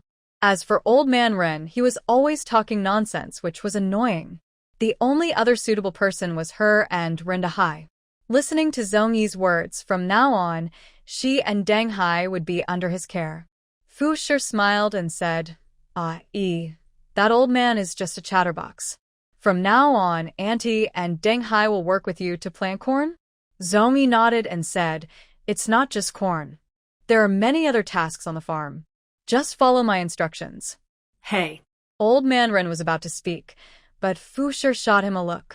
Ren Denghai covered old man Ren's mouth and pulled him inside. By the way, is the wages still 400 a month? Fu Shi asked. And we need to sign a contract, right? Wait until the end of the month to sign. Don't worry, the boss won't treat you badly, Zhong Yi said, turning to go back inside. At that moment, Ren Xiaoxi, who had been standing nearby, spoke up, Brother Zhong Yi, I only want half of the wages. Can I work with you? Fu Shi scolded. What are you meddling for? Go back quickly. Always obedient, Ren Xiaoxi bit her lip and looked pitifully at Zhong Yi, saying, Brother Zhong Yi, even if the wages are less, it's okay. Can I join you? Zhong Yi thought for a moment and said, Let's try working together tomorrow. Okay. Ren Xiaoxi said excitedly. After the Ren family returned to their house, Fu Shi pulled Ren Xiaoxi aside and whispered angrily, You're about to tell on someone, and now you're going out to work? It's so ugly and dirty. How will you get married? Ren Xiaoxi blushed and whispered to Fu Shi's ear, Grandma, what do you think of Zhong Yi? Fu Shi was stunned for a moment, then realized that Zhong Yi was 16 and Xiaoxi was 14, both of marriageable age. Coincidentally, their families had ended up living in the same courtyard, which seemed like a match made in heaven. You clever girl. Fu Shi pinched Ren Xiaoxi's face and scolded with a smile. I didn't notice, but you have a crush on him. Don't worry, I'll ask Aunt Tian what she thinks. Ren Xiaoxi crossed her legs, lowered her head, blushed, and smiled shyly. That night, after thinking about it, Fu Shi lay in bed and felt more and more that this marriage was a good idea. Zhong Yi was a good kid, young but already a small manager, capable. At least, with him, she wouldn't have to worry about food. The next morning, Ren Xiaoxi excitedly left home, but she returned in the evening with her eyes red. Today, Zhong Yi arranged for her to carry manure, and after that, she had to water the fields. The smell was so bad, she couldn't even eat the pancake she brought for lunch. In the afternoon, she was made to the land again. If she didn't do it well, she would be scolded. All afternoon, she developed 4 blisters on her hands. When she returned, she was dirty, smelly, and exhausted. She couldn't hold back her tears and started crying loudly. Mother, do you think he's doing it on purpose? Ren Xiaoxi hugged Fu Shi and cried. Fu Shi couldn't say much. Working was just doing these kinds of chores. But Xiaoxi was still a girl, and Zhong Yi showed no mercy or kindness. Would this marriage still happen? Fu Shi felt worried. At the end of February, at the Song family, Zhou Dafu, Zhong Yi, Ren Dahai, and Fu Shi were all at the Song house. Song Yuehua took out 4 contracts and handed them to the 4 people, asking Zhou Dafu to read each one aloud. When Fu Shi heard that they would get 400 won a month, she almost laughed out loud. When she heard that Zhong Yi's monthly allowance was actually 1 tael of silver, she made up her mind. She still needed to marry into the Zhong family. Zhong Yi took Ren Dahai and Fu Shi to the Lijiang house to deliver the contracts. Song Yuehua handed over 5 taels of silver to Zhou Dafu, saying, Get some good fertilizer with this. When it's time to spend silver, you'll need it. Lu Shui stood at the door, saw Zhong Yi and the others coming, and called out, Manager Zhong, the master wants you to come over. Thank you. Zhong Yi nodded politely. Fu Shi watched their figures go inside and muttered, Did you hear that? From now on, we'll call him Manager Zhong. Ren Dahai agreed, okay. Song Yuehua handed a string of copper coins to Zhong Yi and said, The February wages are still based on the previous contract. Your family of 3 will get a total of 600 won. Zhong Yi nodded and confirmed, Yes, 600 won, that's correct. Lu Shui handed over a booklet and said, Sign here. After signing and receiving the silver, Zhong Yi left the Song house. On the way home, the moon was especially bright. Back at Song Yuehua's place, Lu Shui was teasing her, I've only seen people happy to receive money, never happy to give it. You don't understand, Song Yuehua said with a smile. Lu Shui was speechless.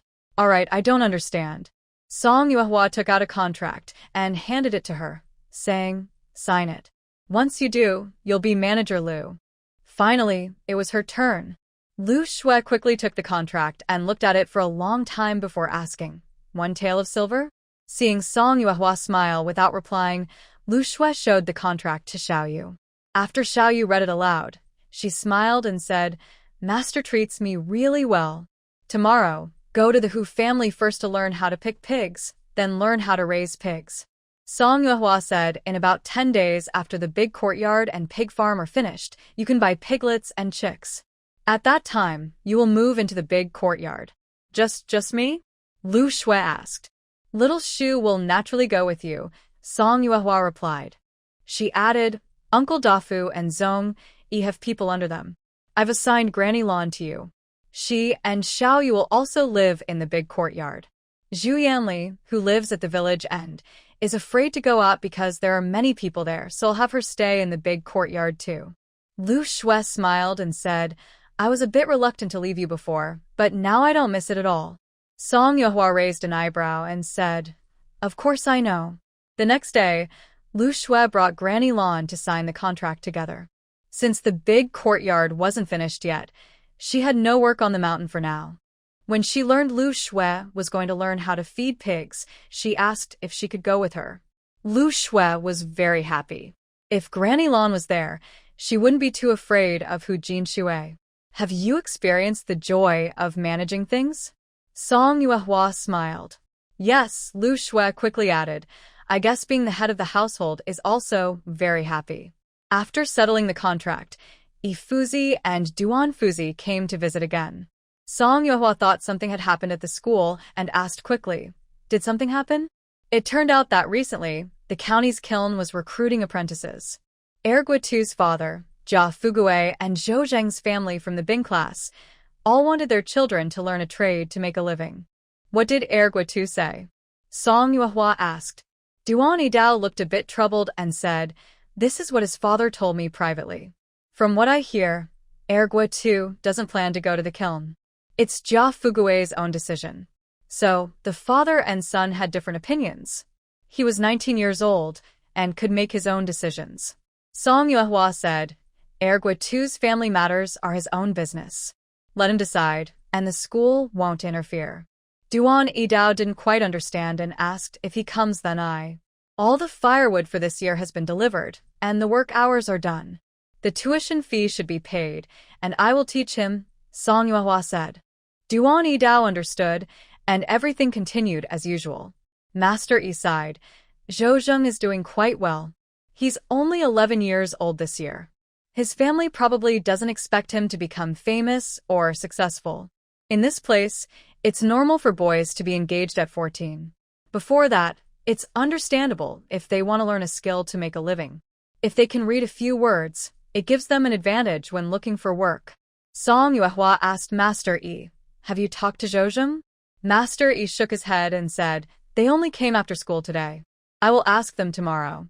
Song Yuehua nodded. No matter the reason, when a student is leaving, the teacher should talk to them. The next day, out of curiosity, Song Yuehua was about to knock on the study door when he heard crying inside. Master Yi was surprised. Zhou Zheng is usually a calm boy, probably because he is older.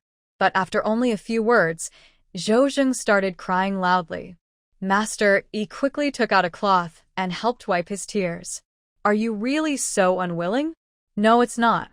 Zhou Zheng took the cloth and waited until his emotions settled. Then he said, My father explained to me that I am different from Rushan. I have no hope of passing exams or becoming famous. Instead of wasting time, I should learn a skill so I can earn my own food someday. But, Master. Zhou Zheng lowered his head, clenched his fists on his knees, and tears fell. His voice trembled. Master, I am so unwilling. So unwilling. He had just started learning, and his performance was good. He had just seen a completely new world. Now he was asked to close his eyes again and accept being blind. How could he be willing? Song Yuehua hesitated at the door, then turned around, leaning against the wall of the study. He looked up at the moon hidden behind the clouds. Compared to Zhou Zheng's unwillingness, Erguatu's family was causing a big fight. Erguatu shouted, Old man, I worked hard to cut hundreds of bundles of firewood just to get a chance to learn martial arts. Don't cause trouble for me. That's a kiln. Jia Fugue also scolded angrily, You brat, if you become an apprentice there, you won't go hungry after you leave. Do you know how many favors your uncle pulled to get you in? Again with the uncle. Erguatu was so angry he raised a table to smash it. Jia Fugue quickly shouted, 500 coins, put it down now. Pot still couldn't produce a single drop of alcohol, nor could he swallow it. He had to put down the table and shouted angrily, "Big uncle, every day all you do is boss me around. Is there nothing else you do?"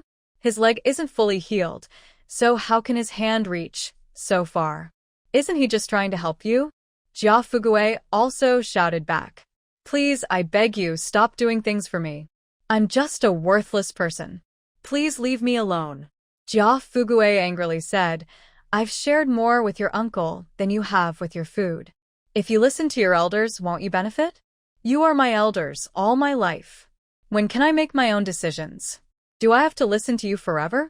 Until you die, then you'll control the next generation like you do now?" Pot still, furious, walked to the door and then turned back. "Dad, I beg you. Cutting those 200 bundles of firewood isn't easy. Please stop going to the school and causing trouble for me." Jia Fugui took off his shoes and slapped Pot still on the head. "You little rascal. How do you talk to your father? You've been at school so long, yet you don't respect your elders or love the young. You're just a fool. I'm learning martial arts, not studying literature." Pot still covered his head and shouted. After a beating, Jia Fugui was tired. He put his shoes back on, sat on the bench, and took a deep breath. Pot still, after being beaten, felt calmer and said peacefully, "Dad, I'm already 19. You don't need to watch over me all the time. It makes me feel like..." He couldn't finish his sentence. Jia Fugui stared with wide eyes. "You know you're 19? I thought you still saw yourself as a 3-year-old kid. Look around the village. Who's not running around a 19? But you don't want to marry or work. You just do random things all day. Your uncle and I are old. If we don't watch you, who will?" Hearing this, Pot still was tired of listening and impatiently said, "If you keep bothering me about school, I'll just join the army." "How dare you?" As Jia Fugui suddenly stood up, Pot still had already run away. There were only a few people in Class C. Besides Xie Wenwu, who was at home cooking, Zhou Zheng had also left. When Zhou Xiaohu learned that Zhou Zheng had dropped out, he immediately asked Ma Long to go find Zhou Zheng. No one knew what they talked about, but after they returned home, both of them looked confused. The student most likely to get promoted in Class C was naturally Chen Shu. The others are doing quite well, but even they don't believe there's much potential for deep growth. "So, this is why you came to see me?" Song Yuehua and Xiaoyu, along with their children, were sitting in the yard drinking tea when Zhou Xiaohu and Ma Long arrived. Zhou Xiaohu was fine, but Ma Long and Song Yuehua hadn't spoken privately with his child before. Besides, shouldn't they be looking for teacher Yi at this time? She doesn't know much about their studies. Zhou Xiaohu said, "If I talk to my family, they'll definitely scold me harshly and tell me to focus. I already know what they'll say." Ma Long nodded and said, "My family is pretty much the same." Song Yuehua wasn't raised by her biological parents. The orphanage director wasn't very kind. She wondered if all parents in the world are like that. Xiaoyu pursed her lips and said nothing, as her parents often told her similar things. Since they asked about her, Song Yuehua carefully explained, "Studying isn't just for passing exams or gaining fame. Learning to read, understand, and be wise are all very important. Little Long is only 6 years old. There's no need to think about these things now. Just study hard. Whether you become a carpenter, a bricklayer, or something else in the future, every effort you make now will pay off someday." Ma Long thought seriously and said, "Teacher said that there are treasures in books, which I think is what Sister Song means. Is that right?" Zhou Xiaohu scratched his head. Song Yuehua remained silent. Ma Long nodded and said yes. Zhou Xiaohu asked Song Yuehua, "I'm already 12 years old. What should I do?" Zhou Zheng, who was only 11, had already dropped out of school to learn a craft. At his age, he must be even more worried. Song Yuehua comforted him. "Xiaohu, you're only 12. You're not old yet." Zhou Xiaohu didn't feel comforted. Since his family hadn't arranged anything for him, Song Yuehua said, "Just focus on studying well for now. When the time comes and you want to do something else, you can discuss and decide then." Zhou Zheng still cared about studying, but Song Yuehua saw that Zhou Xiaohu wasn't really suited for school. Just being able to recognize characters, read, and write is enough. Don't let yourself be fooled later. Zhou Xiaohu said, I actually enjoy cooking with old Xia. Cooking? Song Yuehua also remembered her big apprentice, Xia Wenwu, who truly had a talent for cooking. How Zhou Xiaohu managed was a mystery. Xiaoyu suddenly asked, Brother Xiaohu, have you ever cooked before? Zhou Xiaohu shook his head. At home, he wasn't even allowed to touch the stove, so how could he cook? Song Yuehua said, try it out. Talk nicely to your family and they might agree. Zhou Xiaohu nodded. After the two left, Xiaoyu peeked out from behind the door and said, Sister Song really seems like a steady adult. What she says makes sense. These two boys aren't stupid. They came to see you. Xiaoyu asked curiously, Xiaoyu, what are you hiding from? I'm not hiding, Xiaoyu said, coming over while teasing Daba. I'm just avoiding. If I stay here, they won't be so relaxed. Song Yuehua thought that made sense. Although Xiaoyu was young, she was also their teacher, and even she might feel nervous around her teacher. Suis dans lit, 11e Yushouted, ah. Daba. He peed on me. Song Yuehua took Daba in her arms. Xiaoyu quickly ran away as if flying. Xiaoyu immediately stood up and said, Sister, I'll go clean up Daba's. Seeing everyone panicking, Daba happily giggled. In the yard, only Song Yuehua and Daba were left, staring at each other. You little brat, she muttered. Recently, Dongshan Mountain was very busy. Lu Shui and Granny Lan went to the Hu family every day to learn how to feed pigs. Zhou Dafu was busy supervising land clearing and also collecting ash, eggshells, and farm manure from various places with Zhongyi. Mrs. Tian and her daughter-in-law were busy tidying the vegetable fields, while Rindahai was assigned to dig fermentation pools. Master Duan and his apprentices were sent to the mountains to dig up rotten leaves for compost. Song Yuehua stayed at home to take care of the children. Little Bao was quite obedient. He could play with a piece of cloth all day. Daba, however, was too lively and restless all day long. If Lady Xia and Granny Wang hadn't come to help, taking care of Daba alone would have been very difficult. Xiaoyu made a rope for the big and small Daba, which could hold their hands and feet, leaving a string at the back. When pulled, it could lift the person up easily.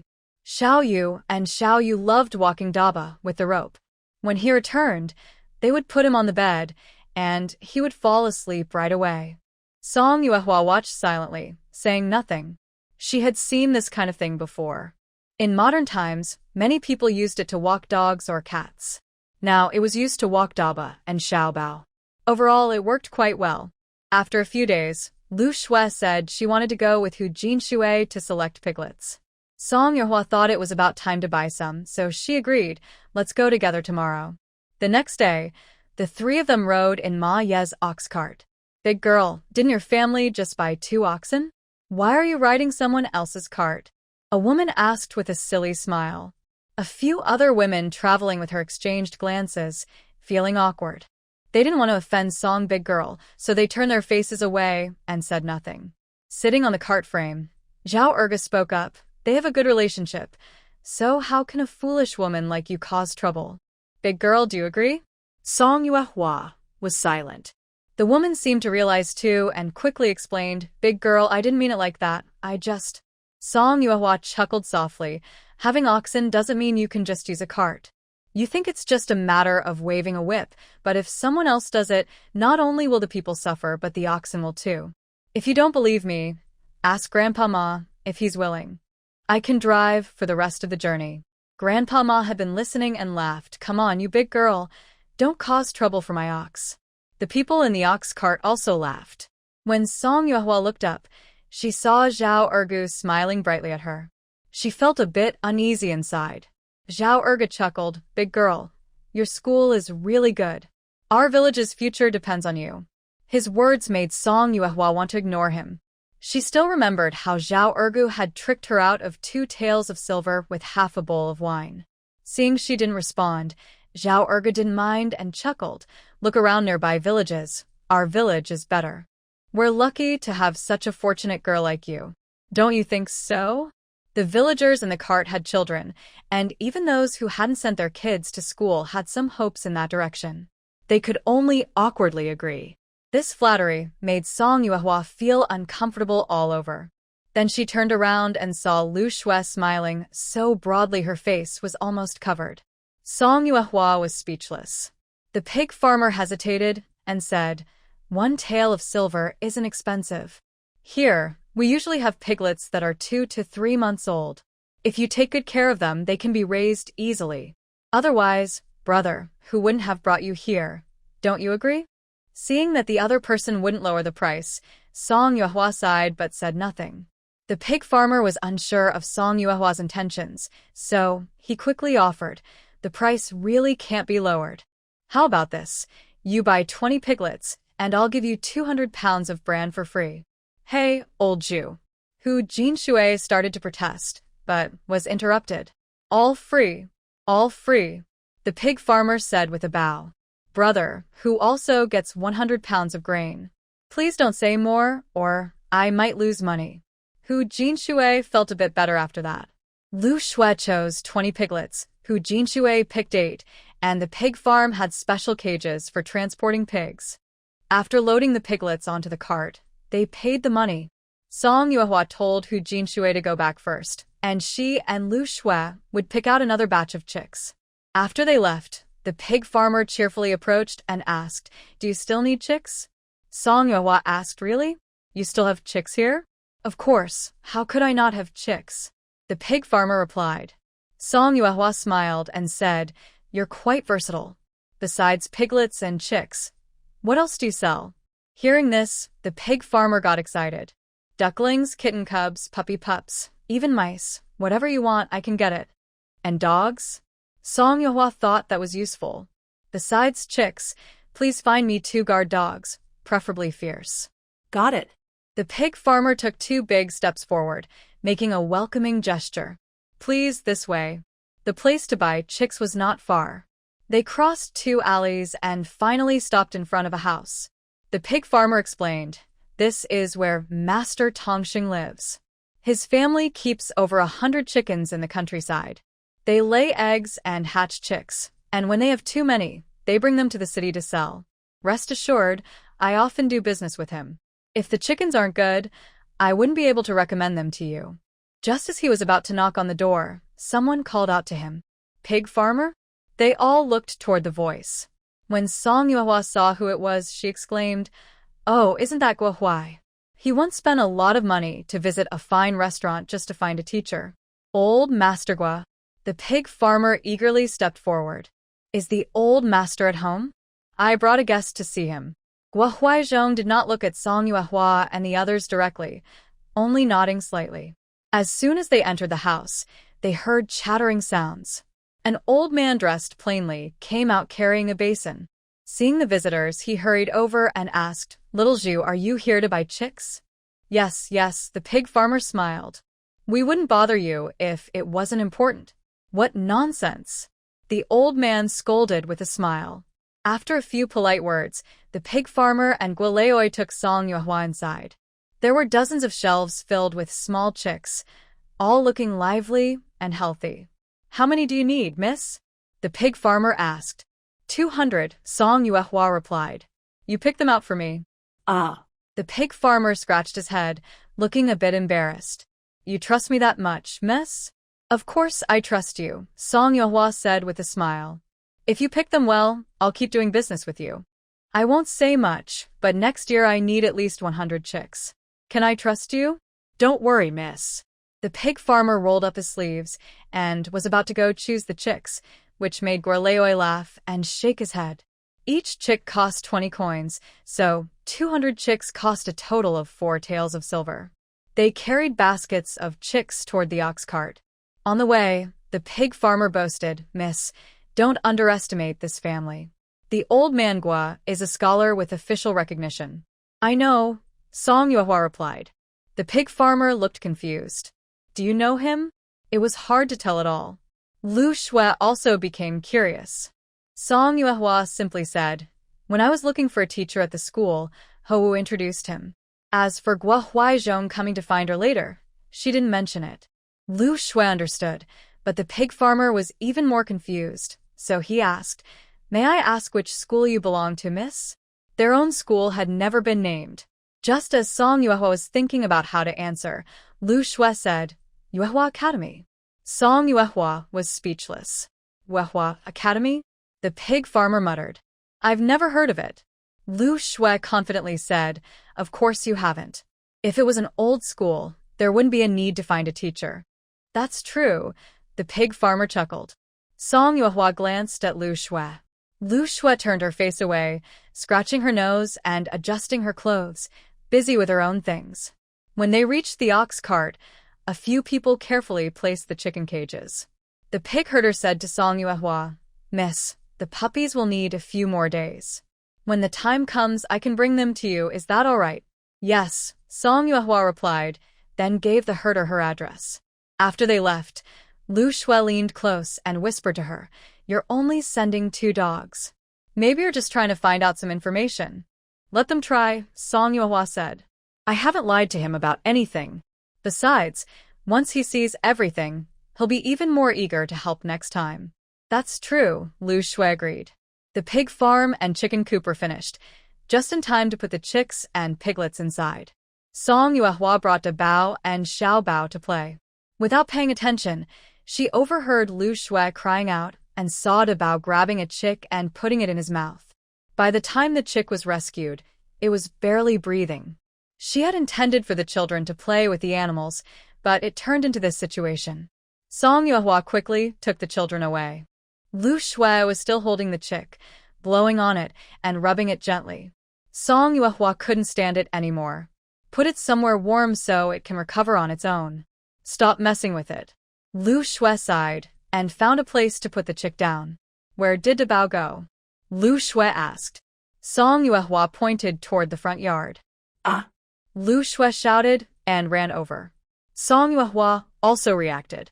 There were piglets next door, could they? When she saw Da Bao rolling around with the piglets, her heart finally let go. She thought to herself, it's better not to bring Da Bao here so often in the future. After getting the lively child out, they all prepared to go home. Lu Shui looked worried. I don't feel comfortable leaving these chicks and piglets here. Maybe I should stay in the main yard for now. The main yard isn't finished yet. It's not safe for you to stay here now, Song Yuehua said. Lu Shui suggested, then I'll ask Granny Lan to come with me. 2 people will be safer. There's no need to worry so much, Song Yuehua replied. The main yard will be ready in a couple of days. Once it's done, you can move in properly. If something happens to you, it would be a real loss. Lu Shui thought for a moment. All right, I'll talk to the person in charge of the clan and ask them to watch over things these next couple of days. Song Yuehua nodded and told her to go ahead. She then carried the children and headed home. After the East Mountain courtyard was inspected and approved, Lu Shui couldn't wait to move in. Song Yuehua sighed. People really forget their old homes once they have a new one. What are you talking about? Lu Shui said helplessly. There are so many piglets and chicks in the barn, but no one is watching over them. These days, I feel uneasy. I wish I could just move into the pigsty. Song Yuehua smiled. All right. Hurry up and pack your things. Xiao Yu made new bedding for you. Remember to bring it. Xiao Yu is so kind, Lu Shui said happily.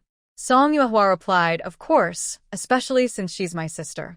If we're moving, we should do it all together, except for Lu Shui's brother and sister, Grandma Lan's family, and Zhu Yanli. Since it's a new house, we should have a small ceremony when we start cooking there.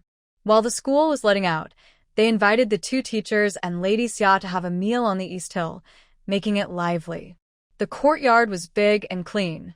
Xiao Yu and Xiao Yu, possibly 2 children, played with Daba and Xiaobao inside.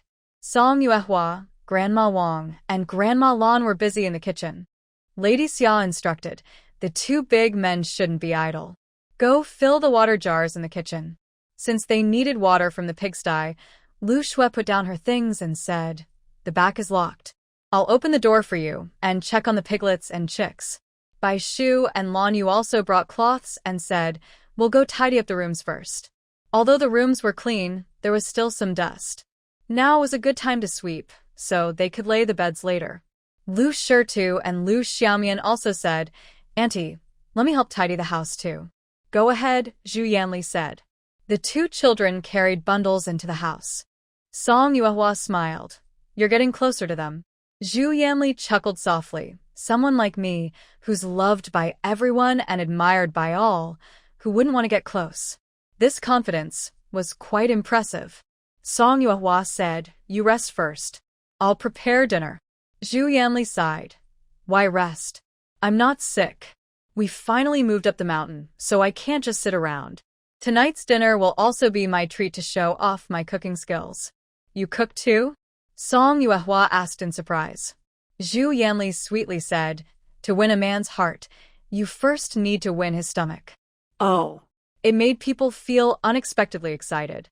Dinner was prepared together by everyone. Each person made their favorite dish. Song Yuehua made spicy rabbit, candied radish, and lava porridge. Xianli made a traditional old duck soup. Xia Nyangzi prepared cabbage stewed with vermicelli, sour bamboo shoots with meatballs, and crispy pancakes. Grandma Wang cooked pork fat with choy sum, braised green beans with eggplant. Grandma Lan made cold shredded potatoes and roasted green peppers. More than 10 people gathered around a full table. Grandma Wang also brought her homemade rice wine. Adults drank wine and ate meat. Children drank porridge and ate pancakes. Lu Shui talked with Song Yuehua about piglets and chicklings, feeling thirsty. She drank 2 bowls of soup. After finishing 2 bowls, she looked at Xianli with anticipation. Lu Shui smiled and turned to talk with Song Yuehua about pig farming. Xianli let out a soft sigh. Song Yuehua also scooped some old duck soup, ate a piece of duck, then took a sip of the soup, thinking to herself that it was truly well made. Seeing Xianli look over, she generously gave a thumbs up and said, Delicious. At that moment, Xianli shyly smiled, feeling pleased inside. Not only Song Yuehua, but even Mr. E loved drinking the old duck soup. The soup looked light, but was extremely flavorful. Unfortunately, Duan Yidao didn't understand and put a big piece of spicy rabbit meat into Mr. Yi's bowl, saying, Old E, try this, it's great with wine. Mr. E hurriedly stopped him, saying, Hold on, I'll just take a sip of the soup first. Duan Yidao looked annoyed and said, Big men acting so delicate. After saying that, he looked up and saw Xianli puffing her cheeks and staring at him. His face turned red, and he chuckled a couple of times. Everyone was busy eating meat and drinking soup, paying no attention to this small scene. After dinner, Duan Yidao brought out a wooden plaque. Mr. E took a brush and wrote Dongshan Courtyard on it. Then everyone gathered below, watching the sign being hung up. Until now, Song Yuehua only learned about the plaque. Lu Shui smiled and said, I wanted Mr. E to write some big characters to put on the door, but Xia Nyangzi suggested changing it to a wooden plaque. We plan to give you a surprise. What do you think? Song Yuehua looked up at the 4 characters Dongshan Courtyard and smiled, saying, Very good. Lu Shui also smiled. Just then, Duan Yidao took out firecrackers and Lu Shui quickly snatched them away, saying, The animals in the back room are piglets and chicklings. They can't handle such a scare. Duan Yidao. Song Yuehua said, Maybe you can set them off from a distance. How far? Duan Yidao asked. Lu Shui replied, West Mountain. Song Yuehua and Duan Yidao said. The firecrackers still haven't gone off, but Granny Wang and Granny Lan hung 2 strings of dried red peppers at the door, making it look festive. After helping to tidy up, only then did Song Yuehua and the others leave. Lan Yu carried several buckets of water and kept helping Granny Lan wipe the floor. Granny Lan quickly said, All right, you're going to scrub a hole in the floor if you keep going. Granny, this is a stone slab. It won't make holes, Lan Yu replied seriously. Oh, this silly grandson. Granny Lan sat by the Kong-heated bed, wiped the dirt off Lan Yu's face, and said, I never thought our family could live such good days. Granny works hard, Xiao Yu studies, we eat well, and are full. Sometimes I feel a bit guilty about this life. Lan Yu said, From now on, I will help with chores too, so Sister Song won't suffer. Good boy, Granny Lan said happily. Having such a obedient grandson, she felt her life was not wasted. The door was knocked twice. Lan Yu, do you want to do homework together? Bai Shu peeked in and asked. Granny Lan hurriedly pushed him outside. Go on. I've cleaned enough here. Don't delay your homework. Lan Yu and Bai Shu had lived together at the school from the start. Now they were assigned to the same room. Although they weren't in the same class, they attended the same school, and walking to and from school together gave them company. Since it was still early, they moved the desk inside the yard and sat together to do the homework assigned by their teacher. Bai Shu, I want to move up to Class B, Lan Yu said. It's normal to want to advance, Bai Shu replied. Your studies are good. Work hard, and you should be able to move up next year. Yes, moving up to Class B or C earns 200 won, Lan Yu said without raising his head. Bai Shu thought, is that your motivation? What if you move up to Class A? Will you stop studying? Bai Shu asked curiously. Lan Yu looked confused and said, if I move to Class A, I still need to study hard. Bai Shu felt like a fool. Song Yuehua and the others returned home quite late. After Xiaoyu arrived, she still had to prepare for tomorrow's early lessons.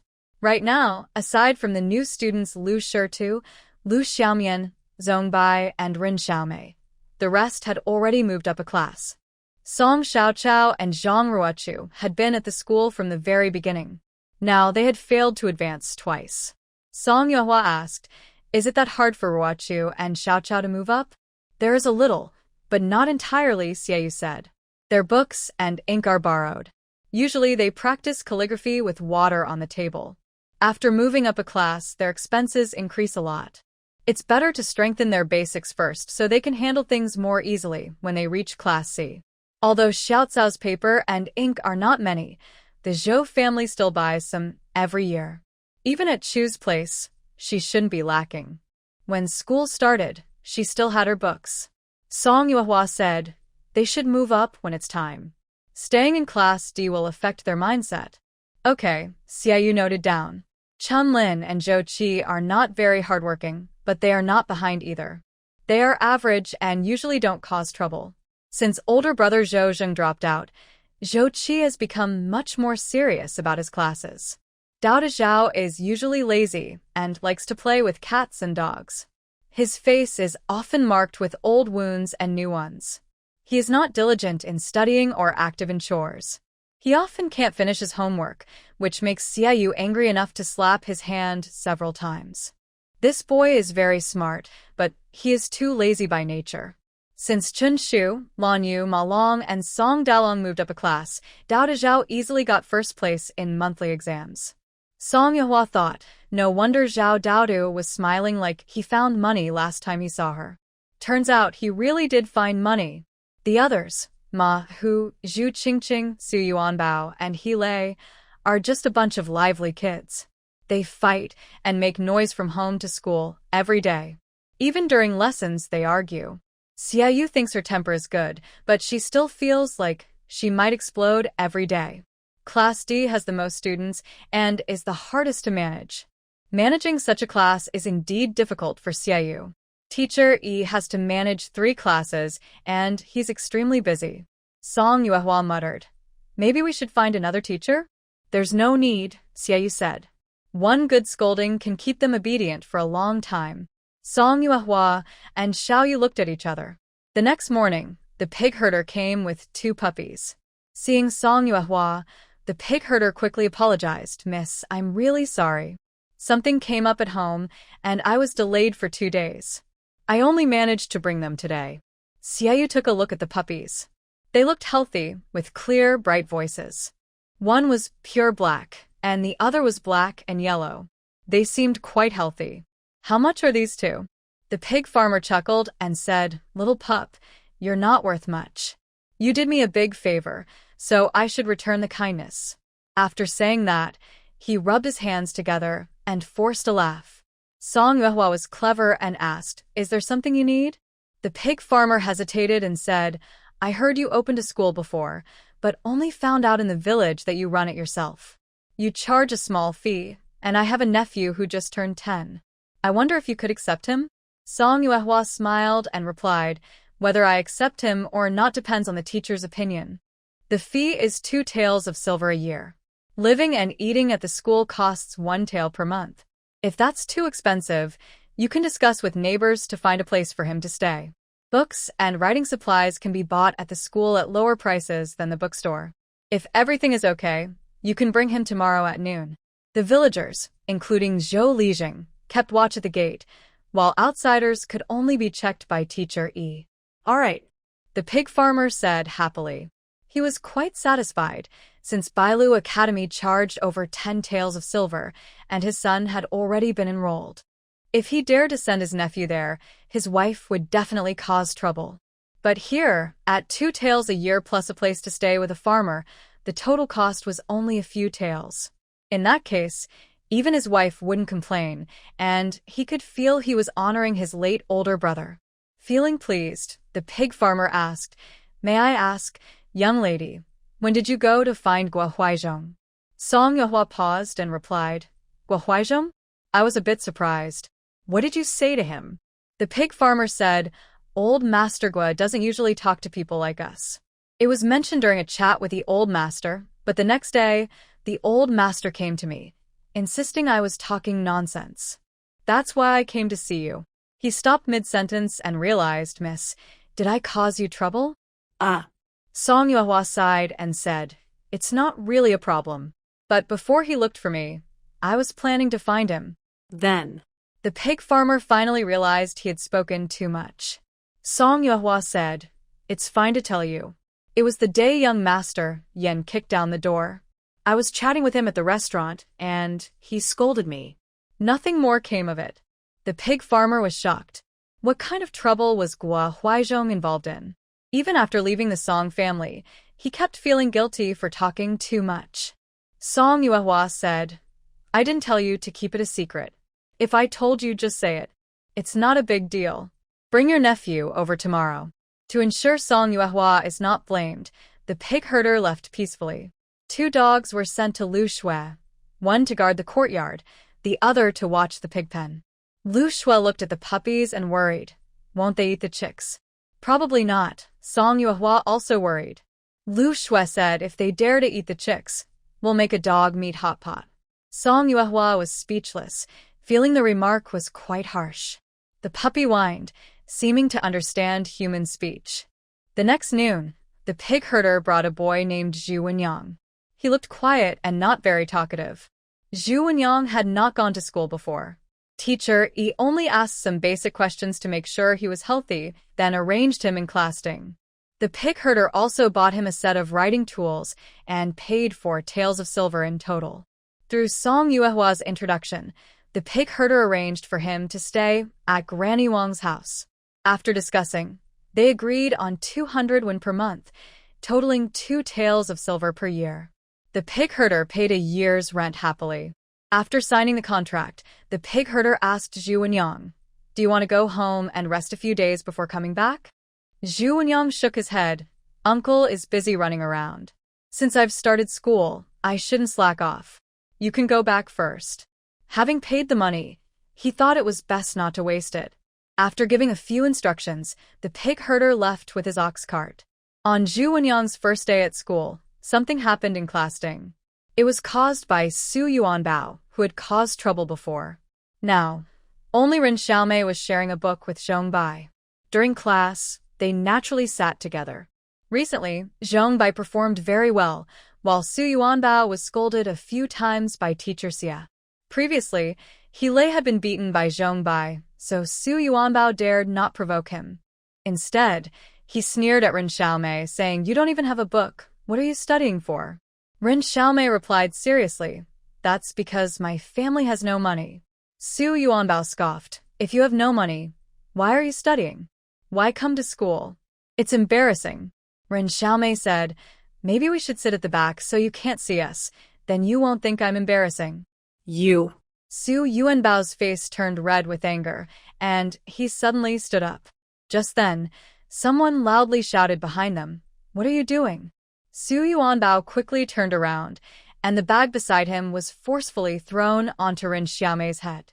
The bag contained an inkstone that had been cleaned at home, and it cut her forehead, causing blood to flow. Hearing Ren Xiaomei's cry of pain, Su Yuanbao turned back. When he saw the bright red blood on her face, he froze in shock.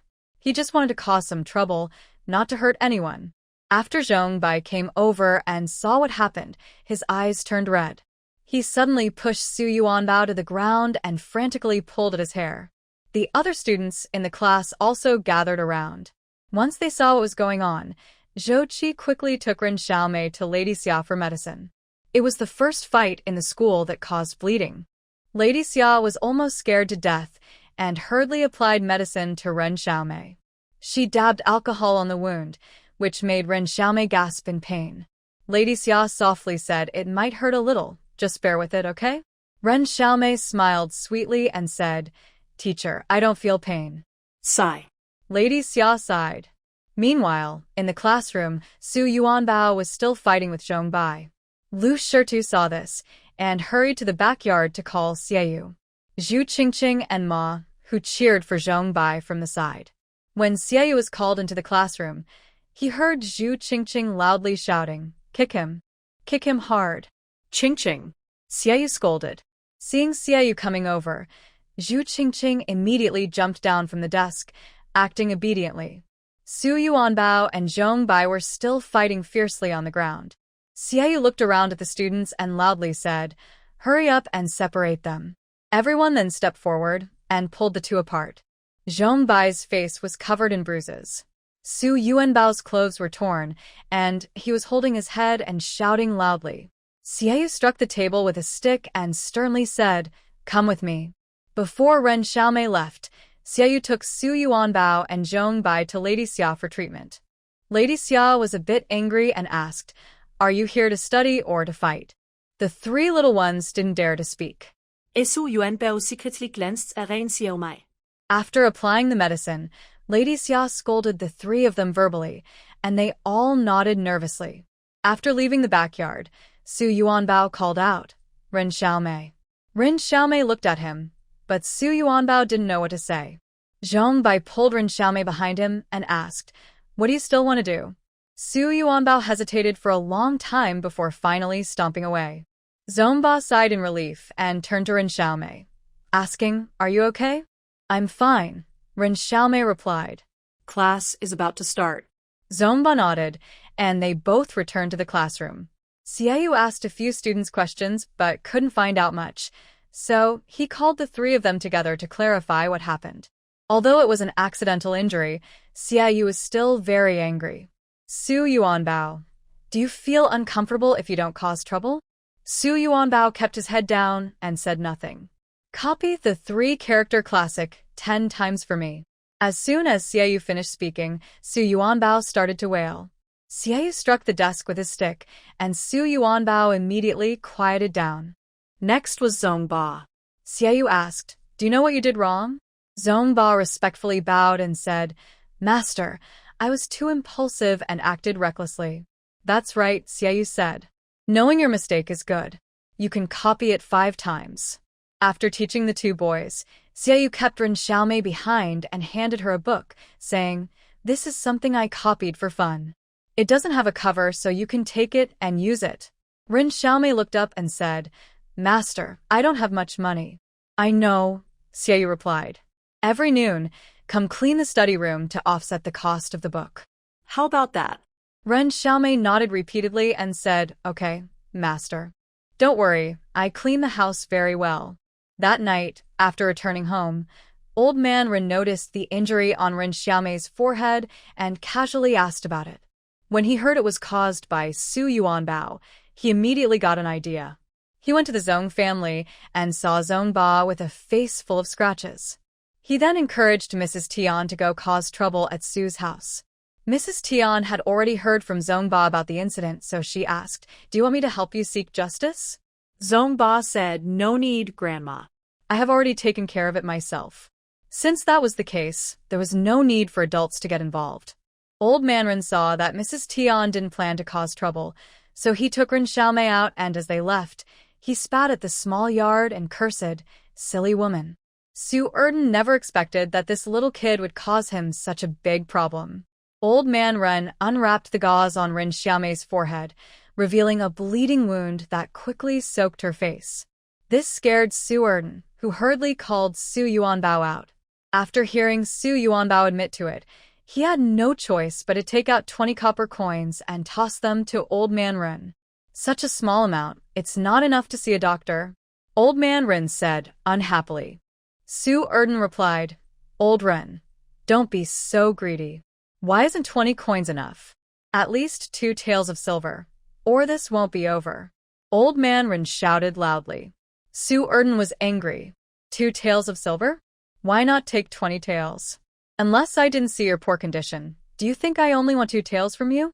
Old Man Ren said, seeming to be considerate. Su Erden looked at Xiao Mei, whose blood was flowing to her neck, and was surprised. He searched himself and only found 1 tael of silver. I only have 1 tael. Do you want it or not? All right, just 1 tael. Old Man Ren agreed happily.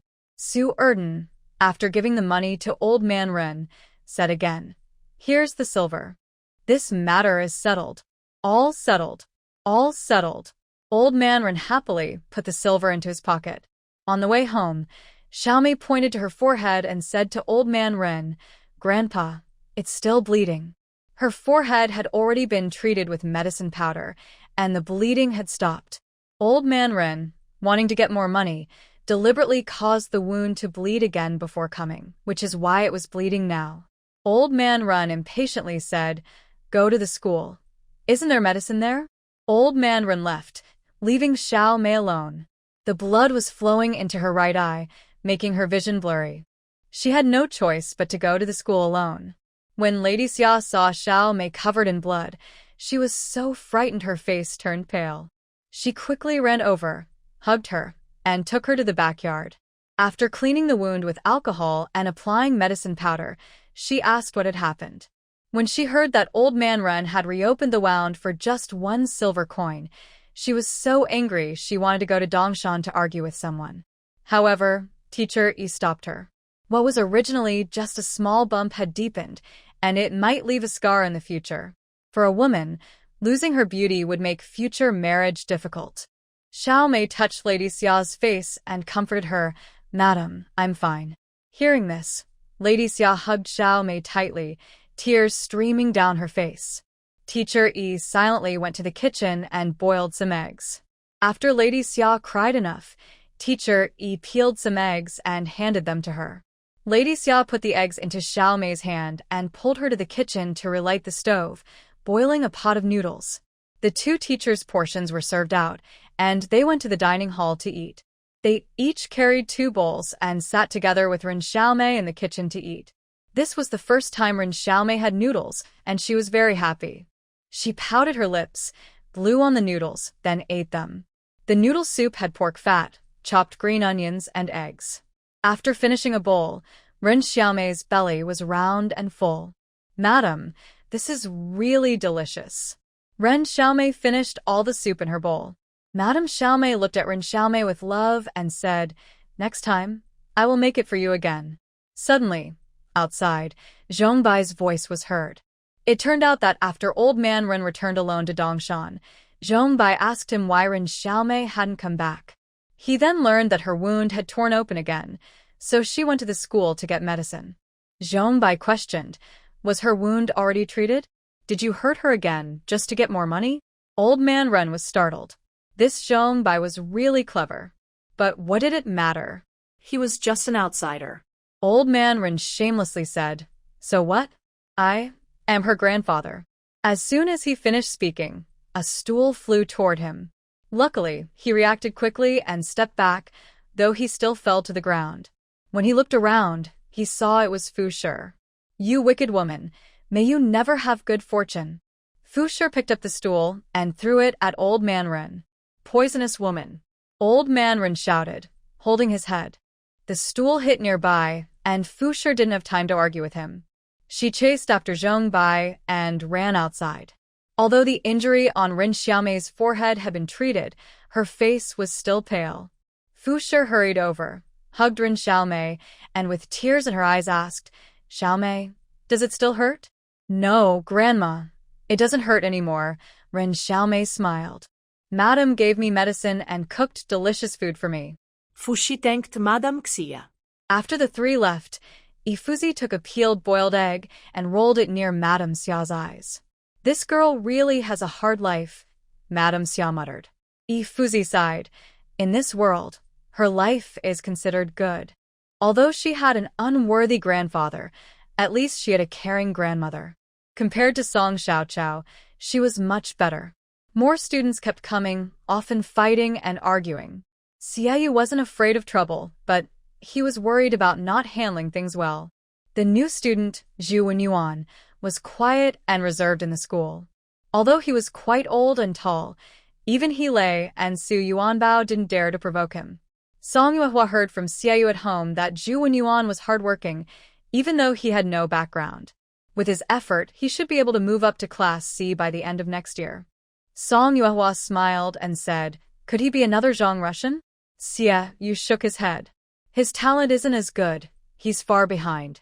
The gap was surprisingly large. The Dushan courtyard was finished, and the nearby vegetable fields and playground were also ready. Before Song Yuehua could give instructions, Master Duan took 2 apprentices to practice on the playground next to the courtyard. Earlier, because Song Yuehua told him to stay away from the Wang family to avoid trouble, he didn't dare to be too obvious. Now that Zhu Yanli had moved into the courtyard, Master Duan could finally show himself. He practiced daily with his special brew and his dog, and after training, he would go to the unreturning mountain to hunt wild chickens and rabbits. He would then give his catches to Zhu Yanli. "Master Duan, can't you tell?" Zhu Yanli asked. Duan Yidao didn't understand and asked, "Tell what?" Zhu Yanli pointed at her belly in frustration. Oh. Duan Yidao suddenly understood, shyly scratching his nose. Being a bit chubby is also nice. Zhu Yanli. Is this person truly foolish or pretending? Zhu Yanli straightforwardly said, "I'm pregnant." What? Duan Yidao was stunned like he had been struck by lightning. After a moment, he asked you, "Are you married?" The woman with her hair, Zhu Yanli, was always relaxed and casual.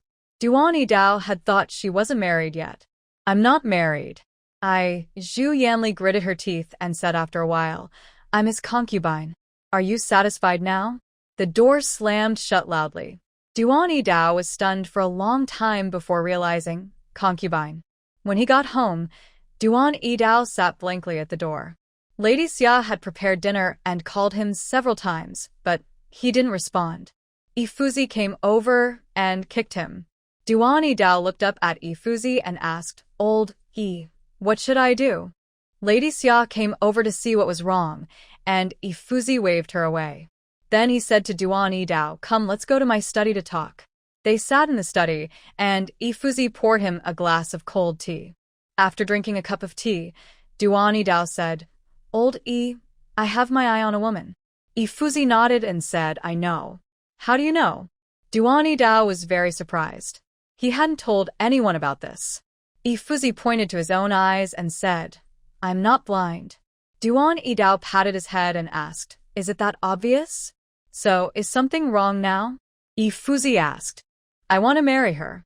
Before Duan Yidao finished speaking, Yi Fuzi said, "You can't marry her." "Why not?" Duan Yidao asked unwillingly. Yi Fuzi sighed and said, "You know why? We are from a humble background. If we were both from a good family, it would be fine. But ordinary good women would just suffer because of us." Duan Yidao asked, "Does that mean I can't do anything?" "Old Duan, you must not tell others about your background." Yi Fuzi stood up and said, "The girl is kind-hearted. We must not cause her trouble over this." Earlier, Song Yuehua had gone to great lengths to keep their secret, so Yi Fuzi had to prioritize her. Duan Yidao lowered his head and said, "Old Yi, don't worry. I will never let this slip from my mouth." Seeing him like this, Yi Fuzi felt sad too. He still had his wife with him, but old Duan now. Sigh.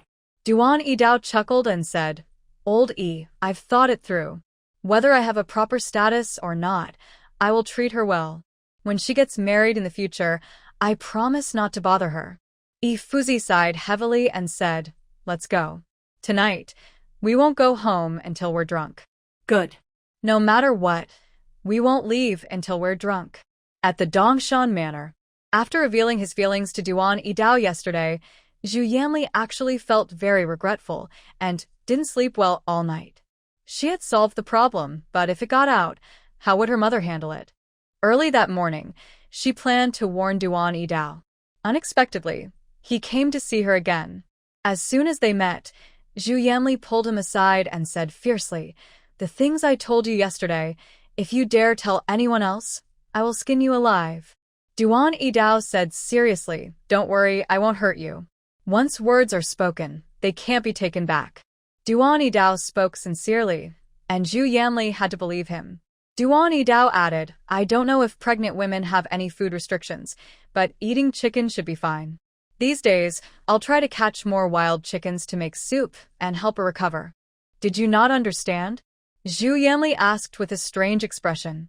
"I understand, he." Duan Yidao said shyly, "But that doesn't stop me from being nice to you." Zhu Yanli took a half step back and asked cautiously, "What do you really want?"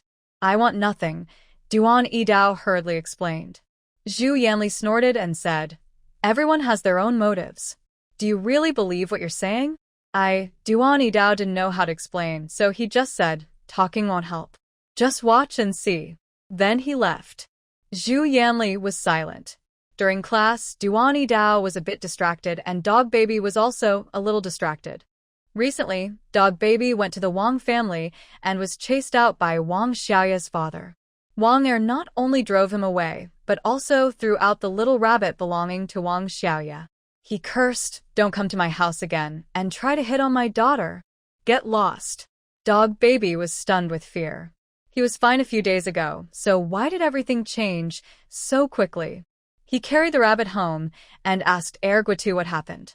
It turned out Wang Er had thought Dog Baby was called by Erguatu to help, but just a few days ago, Erguatu accidentally revealed the truth, that there was no such help.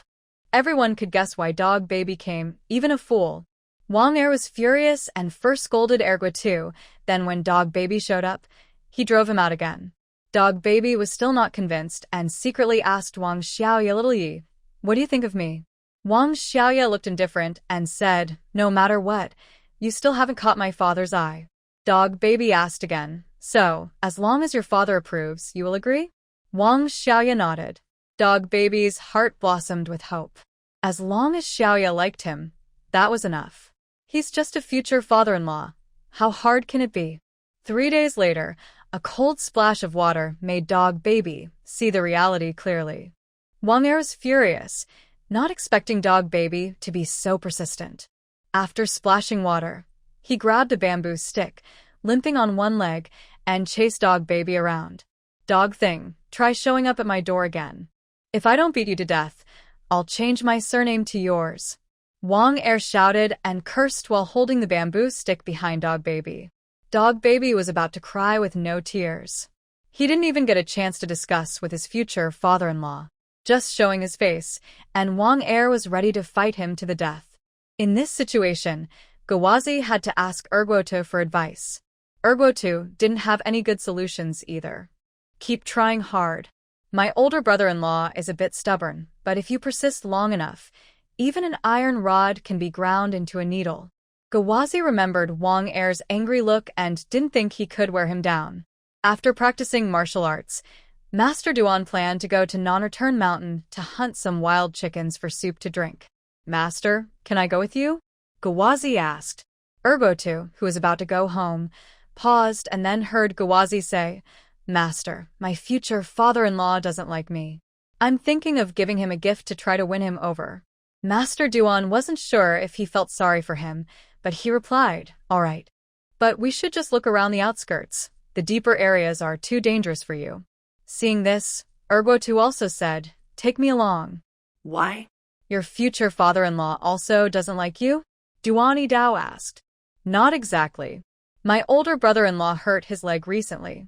I want to find some good things to help him recover," Erguatu explained. Gawazi discussed with Erguatu, "Let me show my good performance this time.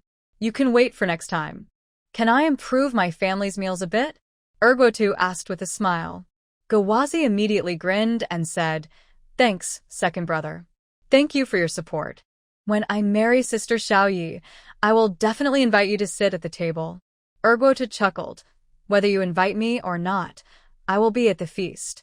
Since Zhu Wenyang moved into the house, Granny Wang has been busier and hardly had time to visit the Song family. After Granny Lan moved to the East Mountain courtyard, she was busy planting vegetables and feeding pigs. Lady Xia was preparing meals for the students at the school, doing housework, and tending the vegetable garden outside the school. She was busy all day long. Dabao and Xiaobao could only be taken care of by Song Yuehua every day. Now it was spring, the best time for mountain produce, but she could only watch longingly. There was also the white snake great immortal in the mountains, whom she hadn't visited in a long time. In a few days, the temporary workers on East Mountain would leave, and those staying behind needed to prepare farming tools and hire long-term workers. They couldn't keep asking people to bring their own tools. They also needed to stock up on more grain. The current problem was that Dabao and Xiaobao had no one to watch over them. Hiring someone in the village was easy, but Song Yuehua didn't feel at ease. After thinking it over, she decided to ask Zhong Yi to bring Tian Shi to help with the chores. Mrs. Tian had already signed a long-term contract, so it was natural for her to come over. Also, Mrs. Tian was a kind person. I had met her a few times and thought she was quite nice. She was experienced with children, and since she was taking care of the master's child, she was more attentive. After 2 days, Song Yuehua felt reassured. The next day, they arrived in the county town. As soon as Song Yuehua entered the blacksmith shop, she was warmly greeted. She ordered 10 hoes and 10 sickles. The blacksmith smiled even more sincerely. The total cost was 20 taels of silver. After paying, she looked up and noticed a long spear. Only the spearhead was made of iron, and it cost 500 coins. Song Yuehua decided to buy it and asked the blacksmith to deliver it together. Just as she was about to pay, the blacksmith stopped her with a smile and said, "Miss Song, you're a regular customer here. Just consider this spear as a gift." A gift? It didn't seem like the blacksmith was usually so generous, and she felt the conversation was a bit too familiar. Sure enough, the topic shifted. The blacksmith, with a friendly tone, said, "I heard from your father-in-law that the village school is run by the young lady. Last year, they didn't accept students from outside the village. I wonder if they will accept students this year?" Now it made sense. Song Yuehua remembered that the blacksmith was the son-in-law of the bamboo craftsman, so she repeated what the pig farmer had said to him. The blacksmith was pleased at first, and then said, "We have 2 daughters at home. I wonder if that will affect anything." "It won't," Song Yuehua replied with a smile. "The young lady will have special treatment for her enrollment." Hearing this, the blacksmith was touched.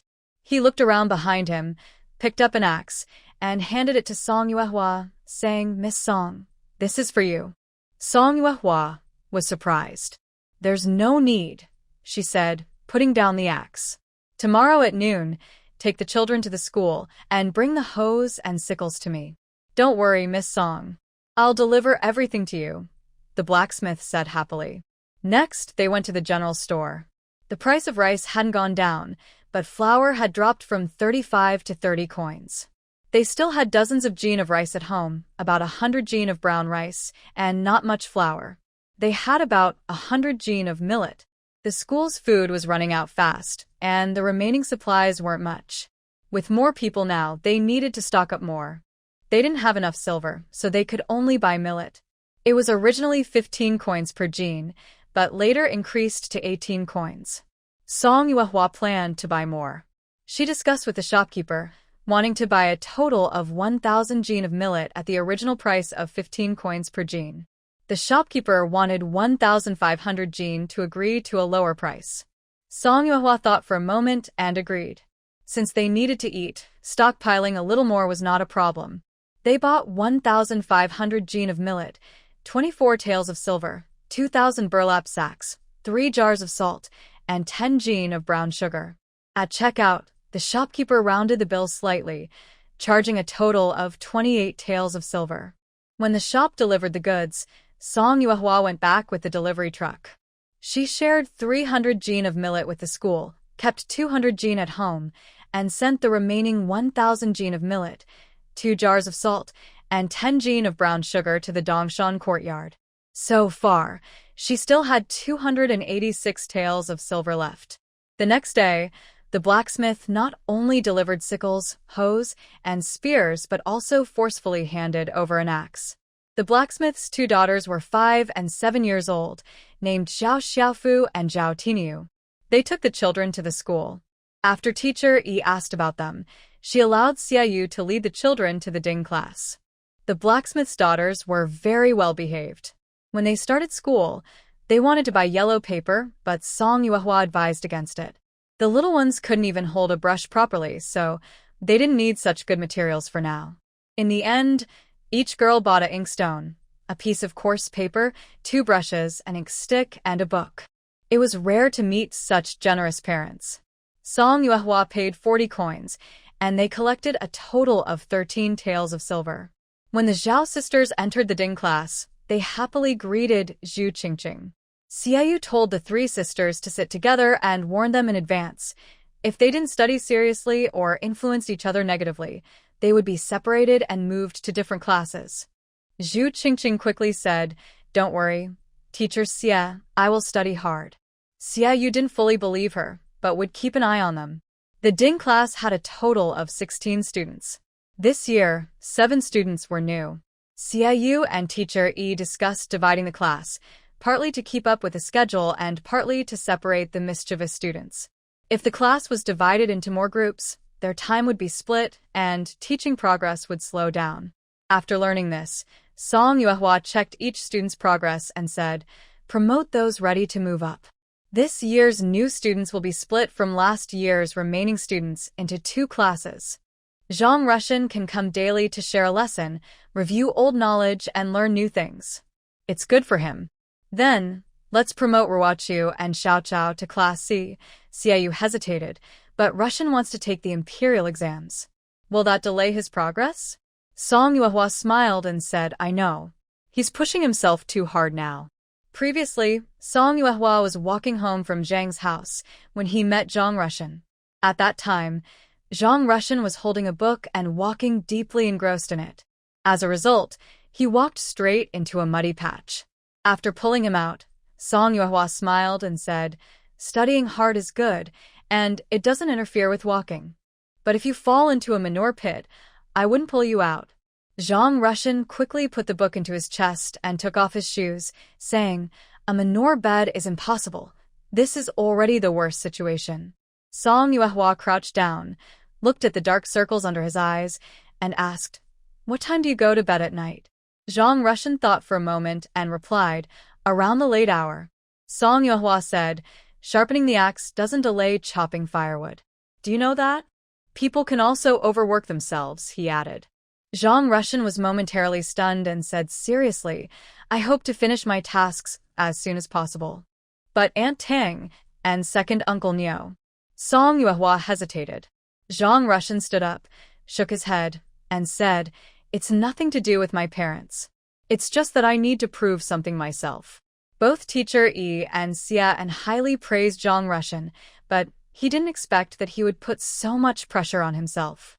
This time, the class division allowed Zhang Russian to relax a bit. If the string is pulled too tight, it will snap. If a person stays under pressure too long, they will break down. Xiaoyu nodded and said, "Then I will go talk with teacher Yi and Zhang Russian about the class schedule." Zhang Russian seemed carefree on the surface, but he was under a lot of pressure inside. Taking advantage of the new class division, it might be good to distract him a little. Teacher Yi's literature class has many students and many things to handle, so it's easy to overlook teacher Duan's martial arts class. Although there are only 2 students, Ergua2 and Gowazi, Song Yuehua often checks in on teacher Duan to learn about their progress. Duan Dao side, Gowazi has been going to the neighboring village every day to show off, and Ergua2 is working in the county. I, as the teacher, am quite free. Song Yuehua was silent. "What's going on with Gowazi?" she asked curiously. This was the first time she heard gossip about villagers from teacher Duan's mouth. Wang Xiaoyi, Erguotus cousin, Guwazi? The relationship is quite complicated. Song Yuehua still wondered, what kind of show-off is Gowazi doing? Duan Dao said, "I think if he overdoes it, it won't be good." I asked Old Yi, and he said the best way is to be subtle and gentle, so I told Gowazi to go help the Wang family. Is this feasible? Song Yuehua deeply doubts it. At this moment, the Wang family, the father and daughter, are inside the house, with the door wide open. The dog puppy just finished tilling the vegetable garden and is sweeping the courtyard. Seeing the father and daughter look over, he thinks experience is valuable. Luckily, the master gave me a good idea. First, let little Yi recognize him, then remember him and get used to him. After they get married, he will treat little Yi very well, so she won't feel too wronged. Later, when they have children, he will take them to the school to meet teacher Yi and choose a promising name. If the children are talented, they will learn literature from teacher Yi. If not, they will learn martial arts from the master. Just thinking about this future makes him very hopeful. Wang Er says to Wang Xiaoyi, "See that? Your cousin still cares about you, and even found someone to help with farm work." Wang Xiaoyi responds softly, and then fills a bowl with water from the kitchen, taking it to the dog puppy. "Are you tired? Drink some water to quench your thirst," she says, handing the bowl over. The dog puppy is momentarily unsure what to do, not knowing where to put the broom. He hurriedly sets it down and wipes his sweat with his sleeve, saying, "Thank you, little Yi. I'm not tired." He then drinks all the water in one gulp. Wang Xiaoyi takes the bowl back and smiles gently. That bright, lovely smile touches the dog puppy's heart deeply. The master was right. He should show more kindness. "Little Yi, are those few acres of land in front also yours?" the dog puppy asks, pointing at the nearby fields. Wang Xiaoyi nods. "After I finish sweeping the land, I'll go pull weeds in the fields." "I promise to do a good job," the dog puppy says happily. Wang Xiaoyi replies, "I'll boil some water and go together." The weeds in the field should be removed. The dog puppy is even happier. After work, Ergua too bought grain and delivered it to his older uncle's house. As soon as he arrived, he saw the dog puppy grinning widely while pulling weeds in the field. "Dog, come here." Ergo tu kals. The dog puppy runs over and asks, "Second brother, what's up? What's going on? Did you really come to my older uncle's house?" Ergo tu vispas. The dog puppy scratches his head and says, "Second brother, I know I don't deserve little Yi. That's why I didn't listen to the master and should try to show myself more." Ergo tu is completely speechless. As a relative, he definitely hopes Wang Xiaoya marries a capable man. Someone like Gawazi, he clearly looks down on. But since the other person is his brother, he can't say too much. After thinking carefully, he gently said, "Gawazi, you should give up now." Standing with Wang Xiaoya is like a blind person shaking their head. When you go out together, it's like a frog jumping around, which makes people uncomfortable. Gawazi responded, "Do I really look that bad?" Miss Wang Xiaoya even smiles at me. Gawazi argued. Erguatu said, "That's because Wang Xiaoya is kind." Second brother, do I have no hope at all? Gawazi almost started crying. Erguatu shook his head and said, "Not just me. Even my older uncle wouldn't accept you. If he had a beautiful daughter, would he marry her to someone like you?" Hearing this, Gawazi couldn't hold back anymore. He burst into tears and ran away. Wang Xiaoya brushed off the mud and grass from her clothes and asked, "What's wrong?" "It's nothing, just overthinking," Erguatu said, handing her a bag of grain. "Here's the grain. I need to go back for a bit. Won't you see Dad?" Wang Xiaoya asked. "No, I have other things to do. I'm leaving now," Erguatu replied and ran off. Wang Xiaoya carried the grain into the kitchen. Next door, Wang Er called out, "Girl, is someone here?" "No." Gawazi had something to do and left first, Wang Xiaoya answered. In the Song family. Because they hadn't bought pork recently, they hadn't made meat soup for several days. Debeo hadn't eaten meat in days and kept crying, wanting to eat meat. Meat. Meat. "I want to eat meat." Debeo cried with tears and snot, looking very sad. Song Yuehua was distressed by the crying and asked, "Aren't there eggs? Can't you eat eggs?" The dishes these days were prepared by Tianshi. Seeing Debeo like this, she was worried and said, "It's my fault. We haven't had any meat or fish these days. Maybe I should get a chicken and make some soup for Debeo." "No need," Song Yuehua said. "The meal is ready." Don't trouble yourself. She sighed, hugged Debeo, and said, Today's meal is ready. Tomorrow I'll make chicken meatballs for you, okay? Right now. Debeo cried so much, she started hiccuping. Song Yuehua gently helped him burp and patiently said, Debao just needs to wait one more day. Tomorrow, the chicken meatballs will taste even better. Debao cried so hard that his face turned red. He burped and asked, Really? Really? Suddenly, Xiaoyu said, If you don't eat now, there won't be any more egg custard. This egg custard is so tasty. Little Bao, little you, let's all eat it, Xiaoyu said excitedly. Eggs. Debao climbed onto a stool to reach the bowl of egg custard. Mrs. Tian quickly brought the bowl over and said, Oh, little ancestor, don't move. I'll feed you. I promise you'll get a little bit. Seeing Debao happily eating, Song Yuehua then picked up little Bao and softly asked, Does little Bao want to eat anything? Tomorrow your sister will buy it for you. Cake, little Bao said softly. Cake is more complicated than meat, but Song Yuehua still replied, Okay, tomorrow your sister will ask Grandpa Ma to look for some in the county town. If she can't find milk, she'll make other snacks for little Bao. Is that okay? Okay, little Bao agreed. Song Yuehua then asked Xiaoyu and Xiuyu. Both of them waved their hands and said, We're not little kids. You don't need to worry about us. Song Yuehua said, That's not quite right. Whether it's a little baby or a big baby, they're all babies in our family. Xiaoyu and Xiuyu looked at each other and smiled, their faces turning red. Aunt Tian, while feeding Debao, sighed to herself. No matter which family, they all focus on the boys and little children. Here at the East House, it's the same. After dinner, the family washed up and went to bed. In the middle of the night, Xiaoyu climbed into bed next to Song Yuehua. Song Yuehua made a soft sound. Xiaoyu hugged her arm and said, Sister, we haven't slept together for a long time. The bed is so big. Are you worried about not having enough space? Song Yuehua whispered and laughed. Sister. Yes. Sister, I feel so happy. That's good.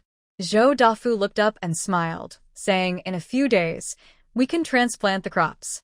Song Yuehua nodded and asked, Have you chosen the people yet? Yes, we've selected them, Zhou Dafu replied. In a few days, I'll bring them to your house to sign the new agreement. After watering the seedlings, the two of them headed together to the cornfield. Zhou Dafu said, Among these 10 people, 7 are from our village, and 3 are from other villages. Of those 3, 2 are women. One is a widow named Wen Xiaohua, who was driven out by her in-laws and can't return to her family. The other is... He paused here. Song Yuehua smiled and said, Uncle Dafu, just tell me. There's no need to hold back. Well... Zhou Dafu continued, There's also a woman named Ding Tsuegu. She couldn't tolerate her husband's long-term abuse, so she filed a complaint at the local office, asking for a divorce. She was beaten 10 times for this, but finally achieved her goal. Everyone in the village says Ding Tsuegu abandoned her husband and child, showing no kindness or loyalty. My aunt's family lives nearby, and she said that this woman was beaten so badly several times that she almost lost her life. When she heard there was work available here, my aunt came to ask me to take her in. I saw she was quick and hardworking, and since I needed to keep 2 women, I decided to let her stay. Many families are wary of women who seek divorce, so Zhou Dafu's concerns are understandable. He quickly added, If the master doesn't like her, I can find someone else. Song Yuehua shook her head and said, No need. Just keep her. In this era, women brave enough to go to the authorities to ask for a divorce are admirable. As long as she works well, I'm willing to accept her. Hearing this, Zhou Dafu finally relaxed. Is there one more? Song Yuehua asked. Zhou Dafu said, There's also a simple-minded person from my father-in-law's village. He shyly scratched his head. All the people he mentioned are related to him or his friends. He quickly explained this person is just a bit naive. He's young and strong, and he's definitely good at working. Song Yuehua believed Zhou Dafu on this point. From what Zhou Dafu told, this simple-minded person is named Lu Youfu, from his father-in-law's village. Zhou Dafu often sees him when he visits his wife's family. Lu Youfu is only 18 years old, healthy and strong, but unfortunately, his mind is damaged. In the past, villagers would call someone to work whenever there was a task, and after finishing, they would give a meal. That was how they managed to survive. Lin's father was the village head of Kaiyun village. When Zhou Dafu was recruiting people, Lin's father happened to be at Zhou's house and suggested that he bring Lu Youfu along. During this period, the fool did not return to the village. He built a shed and lived in the fields. Every day, he received food and supplies sent by Zhou Dafu. At this point, Zhou Dafu said, "Girl, don't worry. These three are good workers, honest and reliable. You can trust them." Song Yuehua smiled and said, "Since you've entrusted the work to me, I naturally trust you." Zhou Dafu replied, "Having three outsiders on Dongshan is just right. They can watch over the land from there. If anything happens, someone can handle it. Just arrange a place for them to stay." Song Yuehua thought for a moment. The two women could stay in the main courtyard, while Lu Youfu, being a man, could stay in the brick house near the playground. Later, they could build a shed for him and set up a bathing area. The cornfield had already sprouted, and the four people were transplanting seedlings in the field. Seeing Zhou Dafu and Song Yuehua approaching, Zhong Yi ran over, dusting off his clothes and said, "Master, the planting is good this time. There aren't many bad seedlings." Song Yuehua nodded and said, "Pay more attention to the cornfield. In a few days, the cotton fields will be busy. You can borrow a few people from here." Zhong Yi wiped the sweat from his forehead and said, "I'm almost done with my work here. Just check in from time to time. Later, just leave one person to watch." "All right," Song Yuehua thought. It would be best to finish transplanting the seedlings in the cotton fields as soon as possible. 20 a day. "Uncle Dafu, help me find 20 more people from the village. I want the cotton seedlings transplanted within 5 days," she said. Zhou Dafu nodded. Then Song Yuehua continued, "We also need to fertilize later. We can't skimp on the money for that. Is there enough silver left from when we bought compost and fertilizer?" Zhou Dafu looked at Zhong Yi, and they both smiled. Fertilizer mostly didn't cost anything. The amount is enough. The rotten leaves in the woods and the ashes from the village didn't cost any silver. The shopkeeper at Fuminlu agreed to give us all eggshells and fertilizer water for free, but there's one condition. "What condition?" Song Yuehua asked. Zhou Dafu said, "The shopkeeper's daughter wants to send her to our school." Song Yuehua was a bit confused. The shopkeeper's daughter, also a wealthy young lady, wants to send her here to do what in this poor village? Zomi Dao said, "I heard that the miss from the Hua family is only 6 years old, lively in nature. The shopkeeper treats her like a precious gem and has invited several female teachers, but they all left angry. So, they plan to send her to school. Not just in this town, but even in the entire county or city, there are no academies that accept girls. Since we happen to have one here, they naturally want to try sending her. How lively must her personality be to scare away so many female teachers?" Song Yuehua said, "When she is sent over, I will go and see her." Zhou Dafu replied, "In a few days, once Miss Hua from Qingzhou returns, she will be sent here." Everyone agreed. As long as she isn't too noisy, it should be fine to take her in. Seeing Song Yuehua frowning, Zhong Yi asked, "Master, is there a problem?" "No, it's nothing." Song Yuehua shook his head and asked, "Do you need to add a few more rooms?" The small courtyard with 2 rooms still only has 2 rooms, enough for 10 people, but it might be a bit crowded. Zhong Yi hesitated and then quietly said, "No, not for now." Song Yuehua nodded without asking further and let the two go back to their work. As they arrived outside the pig pen, 2 small dogs came over and circled around their feet. Song Yuehua crouched down and petted them, saying, "Hua Hua, Xiaohei, I'm glad you still remember me." Hua Hua was lively, wagging its tail happily, while Xiaohei kept rubbing against Song Yuehua's leg. Song Yuehua led the 2 dogs to check the pig pen. Inside, Lu Shui was cleaning the pigsty and smiled. "How does it look? Is it clean?" Song Yuehua praised, "Very good. When they grow up, they will eat more and produce more manure." "No worries, once I get stronger, I can handle it," Lu Shui said, then looked at the 2 dogs and asked, "Why did you bring them in? Is that not allowed?" Song Yuehua asked. Shue said, Xiaohei's teeth are very sharp. I'm worried it might bite the piglets. Song Yuehua crouched down, petted the two dogs, and said, Huahua, Xiaohei, remember, you can only bite bad people. You are not allowed to bite piglets, chicks, or family members. Understand? Huahua barked twice, and Xiaohei also barked. Tell them, Song Yuehua said, raising his head. Shue hesitated. Feed the piglets until they grow bigger, then you won't need to worry, Song Yuehua said. Shue nodded and said, right now, the piglets mainly eat pig grass mixed with bran. Once the vegetables in the garden grow, there will be more food for them. How are the chicks? Asked Song Yuehua. When mentioning the chicks, Lu Shue looked a bit sad and said, about 10 died the day before yesterday. I think they froze to death when it got cold at night. Last night, I added a lot of dry grass and placed a charcoal basin at the door. I didn't dare burn more, worried about suffocating them. They're doing fairly well. Where is Granny Lan? Asked Song Yuehua. She should be cooking now, Lu Shue replied. You know my cooking skills, so I leave it to her. Granny's dishes are good, but she's reluctant to cook rice.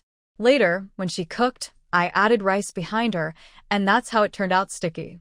Song Yuehua frowned and said, we need to eat, especially since the children are growing, and Zhu Yanli is pregnant. It's not to the point where we can't afford food. Lu Shue hurriedly said, everyone has gone through hardships, so that's normal. It's actually strange that you eat in such a way. People need time to get used to it. Besides, you're not happy about saving grain for us. Song Yuehua smiled and said, eating gives us strength to work. I don't plan to make you all save effort, and you don't need to save grain for me either. After 2 days, a carriage stopped at the entrance of Taoyuan Village School. Hua shopkeeper from Fuminlu brought his 6-year-old Hua Bauer down from the carriage. Through Zhou Dafu's introduction, E-teacher checked her, and Song Yuehua also saw Hua Bauer. The little girl was small and wore a yellow front-opening long dress. She had a silver ring around her neck, small braids on each side, and a jade flower tucked in her hair. Her big, round eyes and tiny cherry lips made her look adorable, like a little cat. After a few questions and answers with E-teacher, nothing seemed wrong, so they decided to keep her. Hua shopkeeper wanted to leave 2 maids to take care of Hua Bauer, but E-teacher said, the school has no distinction between boys and girls, nor should there be a master-servant relationship. Hua shopkeeper found it difficult. His Bauer was only 6, and traveling back and forth every day exhausted him and was unsafe. Renting a house in the village for her and the maids was also unsafe. After considering, they decided to stay at the school. As for food and lodging without maids, how could Bauer handle daily chores? Thinking it over, Hua shopkeeper said, I also have a younger daughter, Hua Xiu. Teacher, do you think we can take her in too? Having the 2 sisters stay together would be good for mutual care. He then pushed out the 10-year-old Hua Xiu. E-teacher nodded, asked a few questions, and agreed to take her in as well. The flower shopkeeper went outside to talk with 2 people. Hua Bauer pouted and said, Father, come again tomorrow. If I can't get used to it, please take me back home. The flower shopkeeper felt stuck and remembered his father's words. He gritted his teeth and said, studying is not easy, so you can't just go back whenever you want. Xiu, take good care of the young lady. I have brought rice and food, so don't treat her badly. Don't worry, sir. I won't let the young lady be wronged, Xiu replied. Master Hua. Song Yuehua called and led him aside, speaking softly. I have something to ask. I hope Master Hua won't mind. This woman seemed to have a high status at the school. The shopkeeper politely said, please ask, miss. Song Yuehua asked, I heard Miss Hua has driven away several female teachers. Can you tell me why? The shopkeeper was speechless for a moment. Song Yuehua continued, if you tell me the problem, we can find a solution. Don't you think so? The shopkeeper hesitated for a moment and whispered, my daughter has very little patience. If she has no patience and can't learn, that's another matter. But if she has no patience, her temper might not be very good. Song Yuehua said, students who don't perform well are usually disciplined. Please understand, Master Hua. The shopkeeper opened his mouth but saw Song Yuehua's expression, as if saying, Just take her away. So he swallowed his words.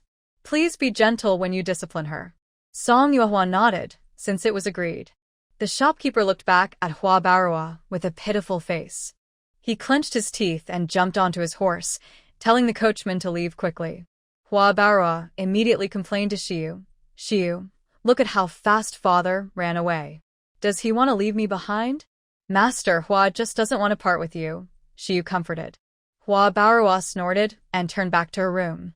Song Yuehua told Xiaoyu, send Hua Baoruo back to her old class. Isn't that inappropriate? Xiaoyu asked. All the new students were in the new class this year. Moving Hua Baoruo to the old class would mess up the schedule. Song Yuehua said, it won't be a problem. Hua Baoruo has been taught by a female teacher before, so it's just right. Hua Baoruo didn't seem very studious, but since Sister Song said so, she would follow the plan. The next day, Xiaoyu and others introduced Hua Baoruo and Hua Shiyu, then started the lesson. After listening for a while, Hua Baoruo stood up and walked outside. Xiaoyu immediately called out, Where are you going? I'm bored with this lesson. I want to go for a walk, Hua Baoruo replied. Waxiyu, who was nearby, also wanted to stand up, but Xiaoyu quickly said, Waxiyu, sit down. Hua Baoruo, come back. Hua Baoruo ignored him and left the classroom directly. Waxiyu couldn't just ignore the young lady and whispered, Master Xie, sorry. Stop right there. Xiaoyu was furious. He grabbed a bamboo stick and walked toward them. In the classroom, He Lei, Su Yuanbao, and others looked on, as if they were watching a show. Xiaoyu looked very angry. Waxiyu was scared, but Hua Baoruo was not afraid. Xiaoyu stood in front of Waxiyu and said, walking around during class, 10 hits. Hold out your hand. Waxiyu obediently held out her hand. Xiaoyu struck her with the bamboo stick, leaving a red mark on her palm. Everyone in the classroom gasped. Master Xie was known for being strict when hitting people. This hit was very sharp and felt intense. Hua Baoruo ran back to stop him, shouting, Why are you hitting her? Stop. Please stop. Hua Baoruo tried to block him, but Zhu Qingqing stepped in and said, Master follows the rules. If it weren't for you, she wouldn't be suffering this. After hitting 10 times, Xiaoyu turned to Hua Baoruo and said, Don't worry. You won't be left out. 10 hits for you too. Hold out your hand. I won't. Who do you think you are? Dare to hit me. Hua Baoruo shouted. Zhu Qingqing slapped her hard across the face, disrespecting the master. That slap was gentle. Hua Baoruo was stunned. She had never been hit before. She was used to being taken care of, never suffering such injustice. Hold out your hand, Xiaoyu ordered. Waxiyu quickly knelt and said, Master, let me take the punishment for the young lady. This is a school. Only students here, no young ladies. Hua Baoruo, hold out your hand, Xiaoyu said sternly. Hua Baoruo covered her face, tears of grievance falling. Everyone stared at her, seeing her so distressed. Her father had abandoned her in this broken place. She wanted to go home. She wanted to go home. Ah! Hua Baoruo cried loudly. Xiaoyu pushed her hand away, gave her a strike, and Hua Baoruo cried even harder. Xiaoyu showed no mercy. After 10 hits, he pointed at her desk and said, Now go back, or you'll get 10 more. Both of them were scared from being beaten and sat obediently at their desks. Hua Baoruo cried so much that her eyes turned red, and her tears kept falling. Amid her sobs, Xiaoyu finished a lesson. Hua Baoruo, can you read the 3-character classic? Su Yuanbao, sitting in front of Hua Baoruo, turned around and asked her. Hua Baoruo snorted coldly and ignored him. Then she heard Su Yuanbao loudly say to someone nearby, So Miss Hua is still an ordinary girl, huh? Who said I am an ordinary girl? Hua Baoruo quickly defended herself. Then write it out for us to see. He Lei sneered. Hua Baoruo was so angry she grabbed paper and pen, but she could only write one sentence before she couldn't continue. He Lei clicked his tongue and said, Really just an ordinary girl? Is your father too busy working to teach you? And you're a young lady. How can you be so stupid? Maybe you're an illegitimate child? Nonsense. Hua Shiyu hurried over to defend Hua Baoruo. How can you insult our family head? Your parents probably can't even read words. Zhou Qi spoke up. Isn't it you, the young lady of a wealthy family, who insulted him? She can't even write 2 lines of the 3-character classic, so your family head must be ashamed of her. Su Yuanbao chuckled, and Qinlin also said, our parents are common folks who don't know how to read, so it's normal. But your family has plenty of money, and you raised such a girl. That's what's strange. Ma Hu nodded in agreement. You all. Hua Bear suddenly stood up, furious, pointing at them. You're bullying people. Then she ran out. Hua Xiu. Hua Xiu also chased after her. Ma Hu asked, are we bullying anyone? Exactly. I just like to bully fools like that, Su Yuanbao said. That night, after dinner, the Song family was in the yard relaxing. Song Yuehua was walking with the children, helping them digest. Xiaoyu was embroidering inside, and Xiaoyu was preparing for tomorrow's lessons. Suddenly, there was a knock on the door. Song Yuehua carried the children inside and went to answer. It was Lady Xia, looking worried. She said, Miss, Hua Bear and Hua Xiu are missing. After Song Yuehua finished speaking, she told Lady Xia to go to Zhou Lijing's house and gather the villagers to help find someone. At this moment, Zhao Daodu was on the back mountain petting a cat. Suddenly, she heard faint voices and went over to see Hua Bear and Hua Xiu curled up in a haystack eating snacks. Zhao Daodu turned away as if she hadn't seen them, but Hua Bear called out to her, Come here. Zhao Daodu picked up her cat and walked away. Hua Bear and Hua Xiu chased after her. Hua Xiu grabbed her, and Hua Bear stood in front of her and said, You're not allowed to tell anyone.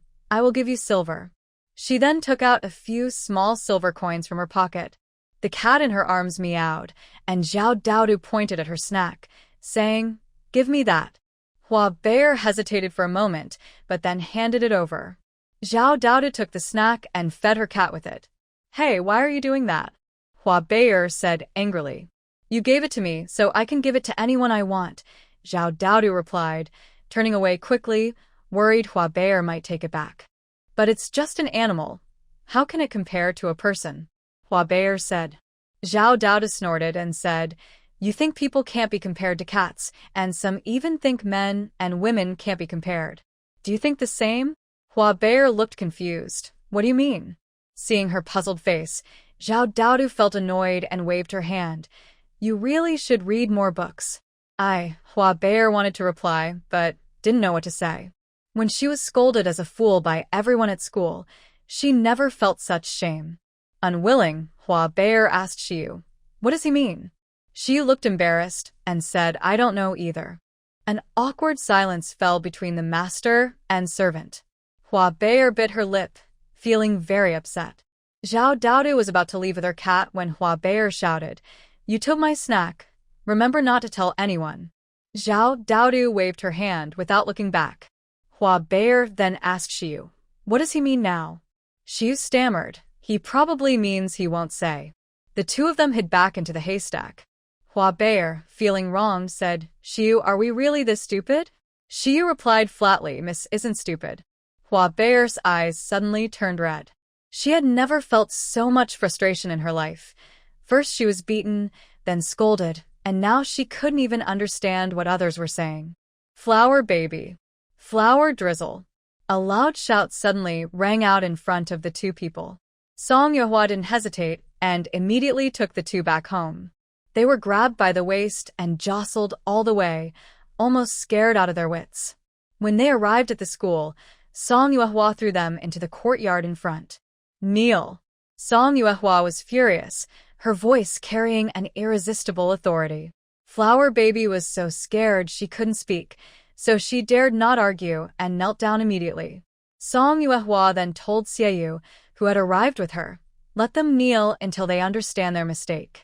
After saying that, Song Yuehua left. These two little troublemakers were so good at causing trouble, they even dared to run away, frightening everyone and causing the whole village to search for them.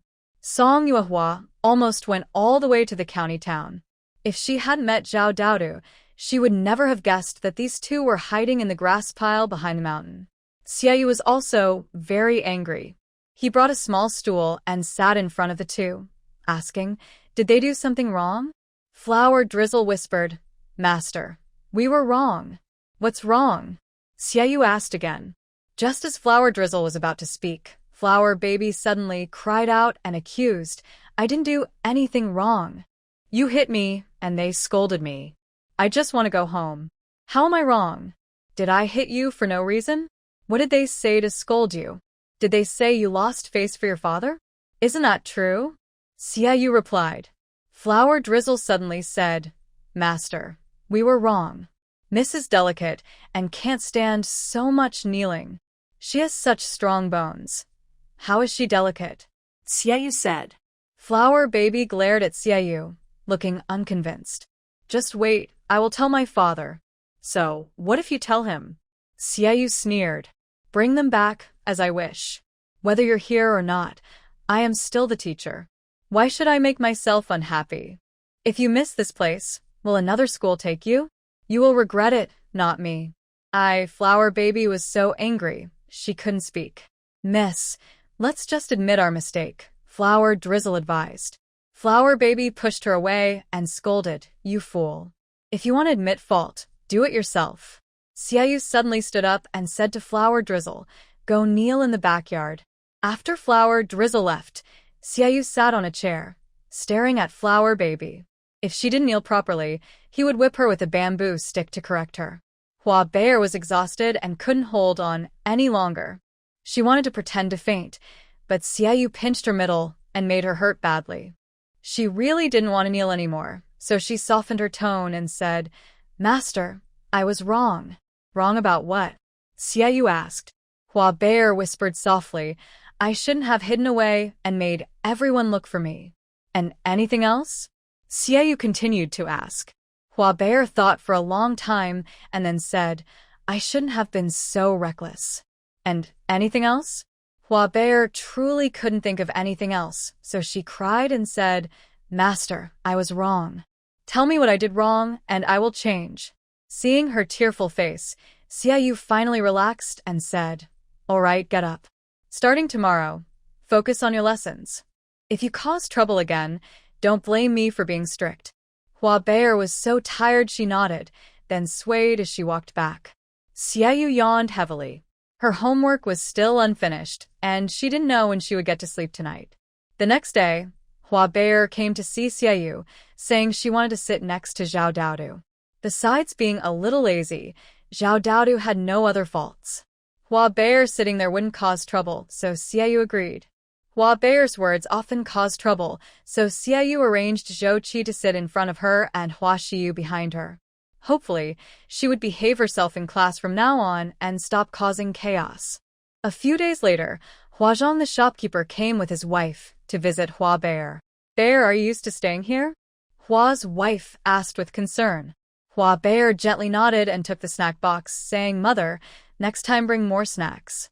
"Don't worry, we can't forget your appetite," Hua's wife said with a teasing smile. Huazhong looked at Bear with love. He had expected Bear to cry and fuss about going home, but after arriving, she didn't cry or make trouble. He couldn't help but think that the teacher at this school was truly something special. When the couple left, Hua Bear still asked them to bring more cakes next time. After the carriage moved on, Hua's husband gently touched his eye and said, "I was planning to take Bear away, but she didn't cry or fuss." "Husband, what do you think?" Huazhong held Hua's wife's hand happily and said, "Madam, Bear has grown up." This time, Hua's wife brought quite a few gifts. While Hua Xiu was tidying up inside, Hua Bear carefully wrapped some cakes with a handkerchief. Hua Xiu asked, "Miss, when we have dinner later, you should eat less." "I will go out first and come back later," Hua Bauer said as she stood up. "Miss, where are you going?" Hua Xiu asked worriedly. Hua Bauer giggled and said, "To feed the cats." It's the end of March. Song Yuehua first calculated wages. 2 teachers each got 2 taels. 3 managers each got 1 tael. The Zhang family and their daughter-in-law received 200 coins. Ren's family received 800 coins, and Granny Lan received 400 coins. Zhou Dafu was a bit shy about receiving his first paycheck. After collecting wages, The 10 long-term workers lined up one by one to receive their contracts. Among these 10, 3 were women. Besides Wen Xiaohua and Ding Tsuegu previously mentioned by Zhou Dafu, there was also a woman from the Zhou family with the surname Li. Regarding the 3 people living on Dongshan, Song Yuehua arranged, Ding Tsuegu and Wen Xiaohua will go to the main courtyard, under Lu Guanshi's management. Lu Youfu will stay in the house next to the yard, and Zhou Guanshi will buy a bamboo bed for him to sleep on. Zhou Dafu nodded. Having signed the contract at Zhou Lijing's house and read through it, Song Yuehua signed her name, pressed her thumbprint, and the long-term workers also pressed their thumbprints, making the contract official. There were 3 copies of the contract. Song Yuehua kept one. When she received the one for that fool, it had the words Lu Youfu written on it. She looked up and saw the other person immediately smile brightly at her. This fool, at first glance, definitely doesn't seem like one. He's tall and handsome. Song Yuehua's heart skipped a beat. Why does he look so good? The cotton seedlings on Dongshan are about to be planted, and the short-term workers have been hired. Song Yuehua carefully looked and found that Ma Yong and Qin Xiuxiu's couple were also there.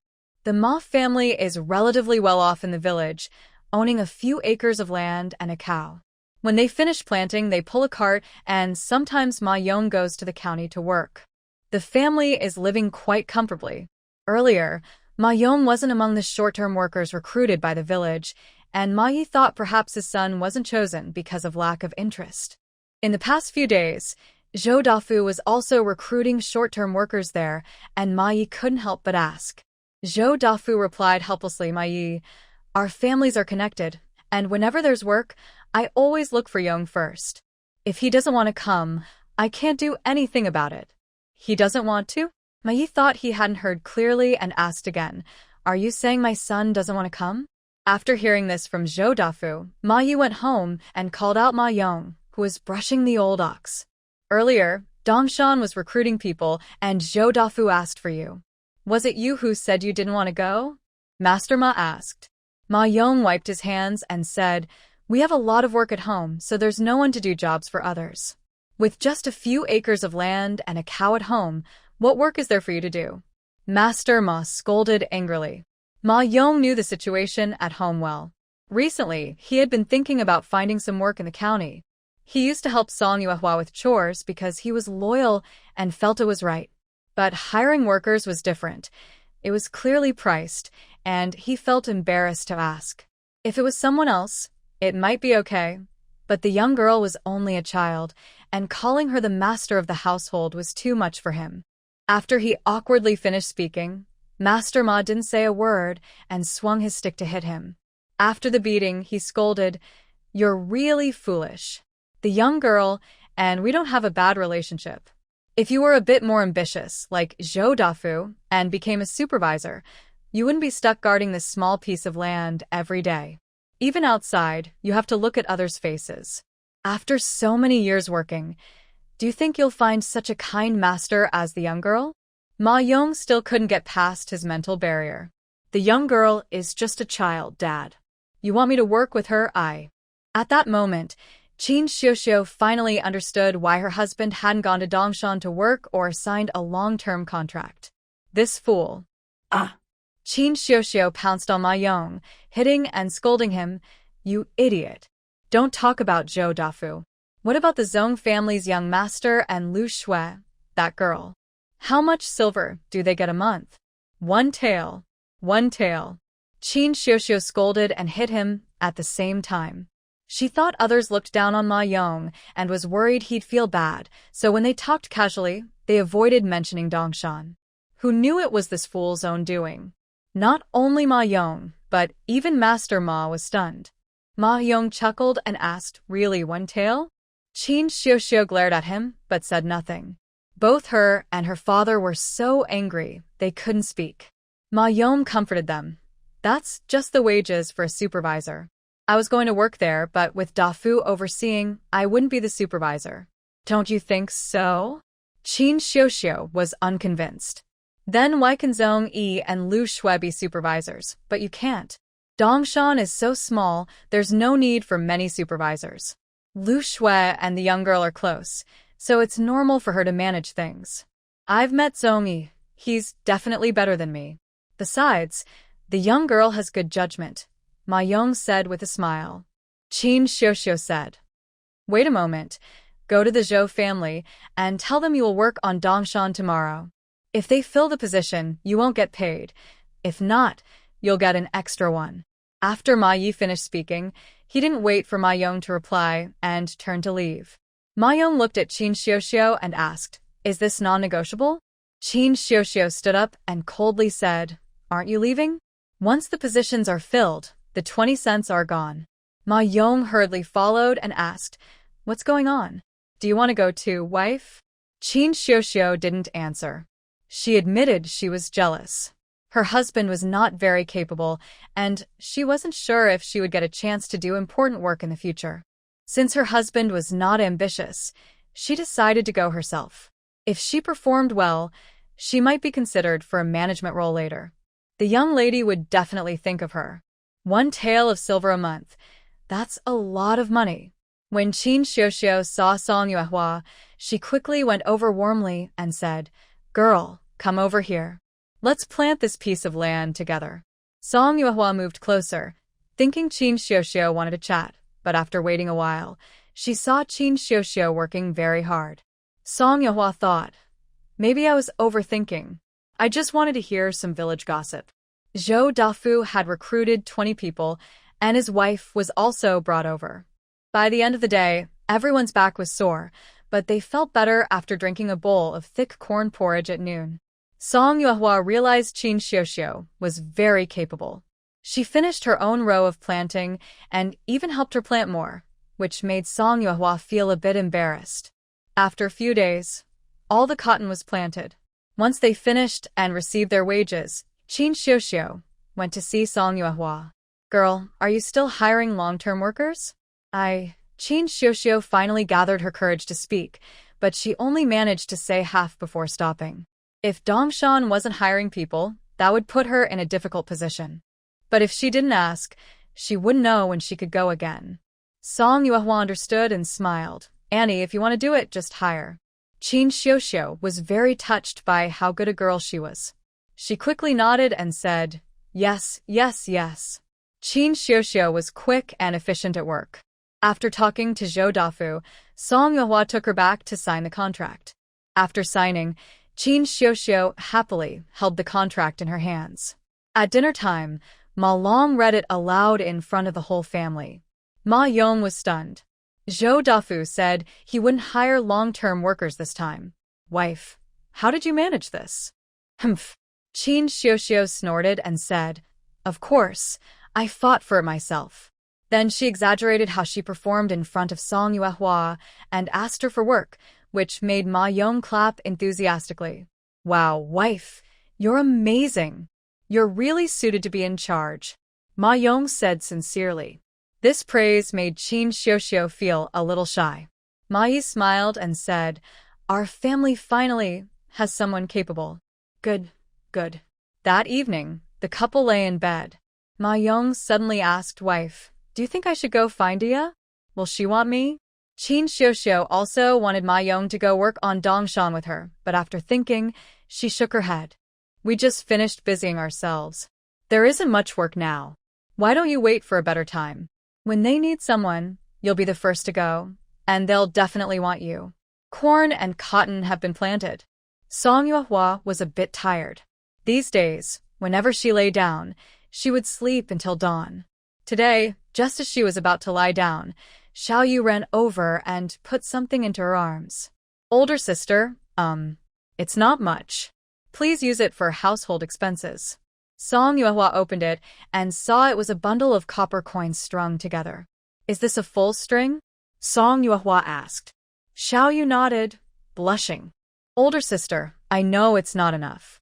If she remembered correctly, a handkerchief embroidered by Xiao Yu could be exchanged for 21. After expenses, that was enough for about 50 handkerchiefs.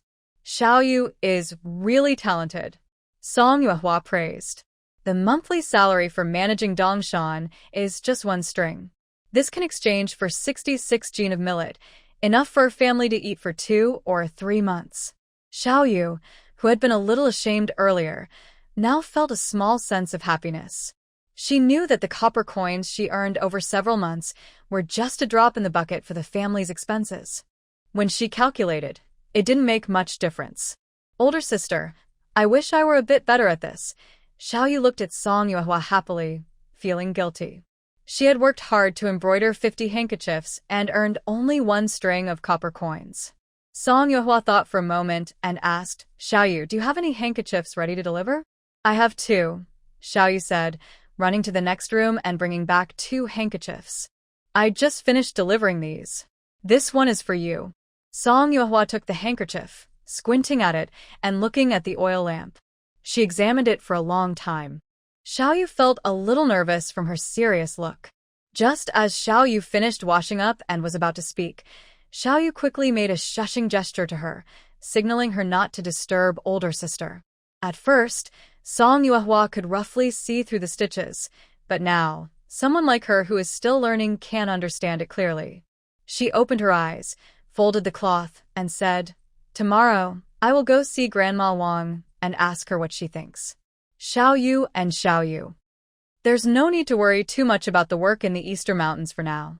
After breakfast, Song Yuehua took the cloth to find Grandma Wang. Before entering the big yard, she heard Zhu Yanli's loud crying. Mother, please give me some chili. Grandma Wang moved the chili aside and said, No more. You haven't gone to the bathroom for days. Zhu Yanli pouted and said, Just a little, just a taste, I promise it won't affect me. No way. Grandma Wang firmly refused. Song Yuehua leaned against the door and watched Zhu Yanli look defeated, feeling a bit amused. Yuehua. Zhu Yanli happily called out, Come and help persuade my mother. Song Yuehua ignored her and said, You should listen and behave well. Grandma Wang, I have something to ask you. Grandma Wang carried the chili bowl over and asked, What is it? Song Yuehua took out the cloth and said, This is a handkerchief embroidered by Xiaoyu recently. Take a look and see if there's room for improvement. Since Lu Shitu and his sister, along with Zhu Yanli, arrived, Grandma Wang hasn't had a moment to rest, let alone teach Xiaoyu embroidery skills. Grandma Wang looked at it for a while and said, Xiaoyu is clever with her fingers, attentive, patient, and most importantly, she has a high talent. I don't have many skills to teach her. If possible, find a skilled embroidery teacher for her, and she will improve even more. Finding another embroidery teacher. Xiaoyu is only 9 years old, so there's no need to rush. It's better for her to focus on studying for now. Let me see too. Zhu Yanli took the cloth and looked at it, saying, This girl is really talented. Much better than me. Grandma Wang said, You have no talent and no patience. How can you compare yourself to her? Zhu Yanli snorted and handed the cloth back. Song Yuehua smiled at her and said, Your old duck soup is excellent. She didn't expect Song Yuehua to remember the old duck soup. Zhu Yanli, who had just looked upset, quickly smiled and pouted, but couldn't hide her smile as she said, I'll make it for you next time. Great, I'll be looking forward to it. Song Yuehua sincerely said. She had never drunk such clear and tasty duck soup before. Now that she thought about it, she felt a little greedy. After a short while, Grandma Lan returned to cook lunch. Seeing Song Yuehua here, she asked, Will the master be eating here at noon? No, I will go back soon, Song Yuehua replied, folding her handkerchief. You ungrateful girl, just arrived and you're leaving already, Zhu Yanli said with a hint of sadness. Song Yuehua said, I'm going to catch ducks and we'll bring some soup for you tomorrow. Remember, no cheating, Zhu Yanli said before heading to the kitchen to help Grandma Lan. Grandma Wang was also about to go down the mountain, so the two of them went together. Grandma, I want little Yu to improve her embroidery skills. Do you have any ideas? Song Yuehua asked. Grandma Wang said, Most embroidery workshops take apprentices, but these places can be tough. For the first 3 years, you do chores. If the master is kind, you'll start learning in the 4th year. If not, you'll be doing chores for 4 or 5 years without learning anything. The best way is to invite an embroidery master to come to your home, like hiring a teacher. You need to treat her well with good food and drink, and pay at least 3 taels of silver a month.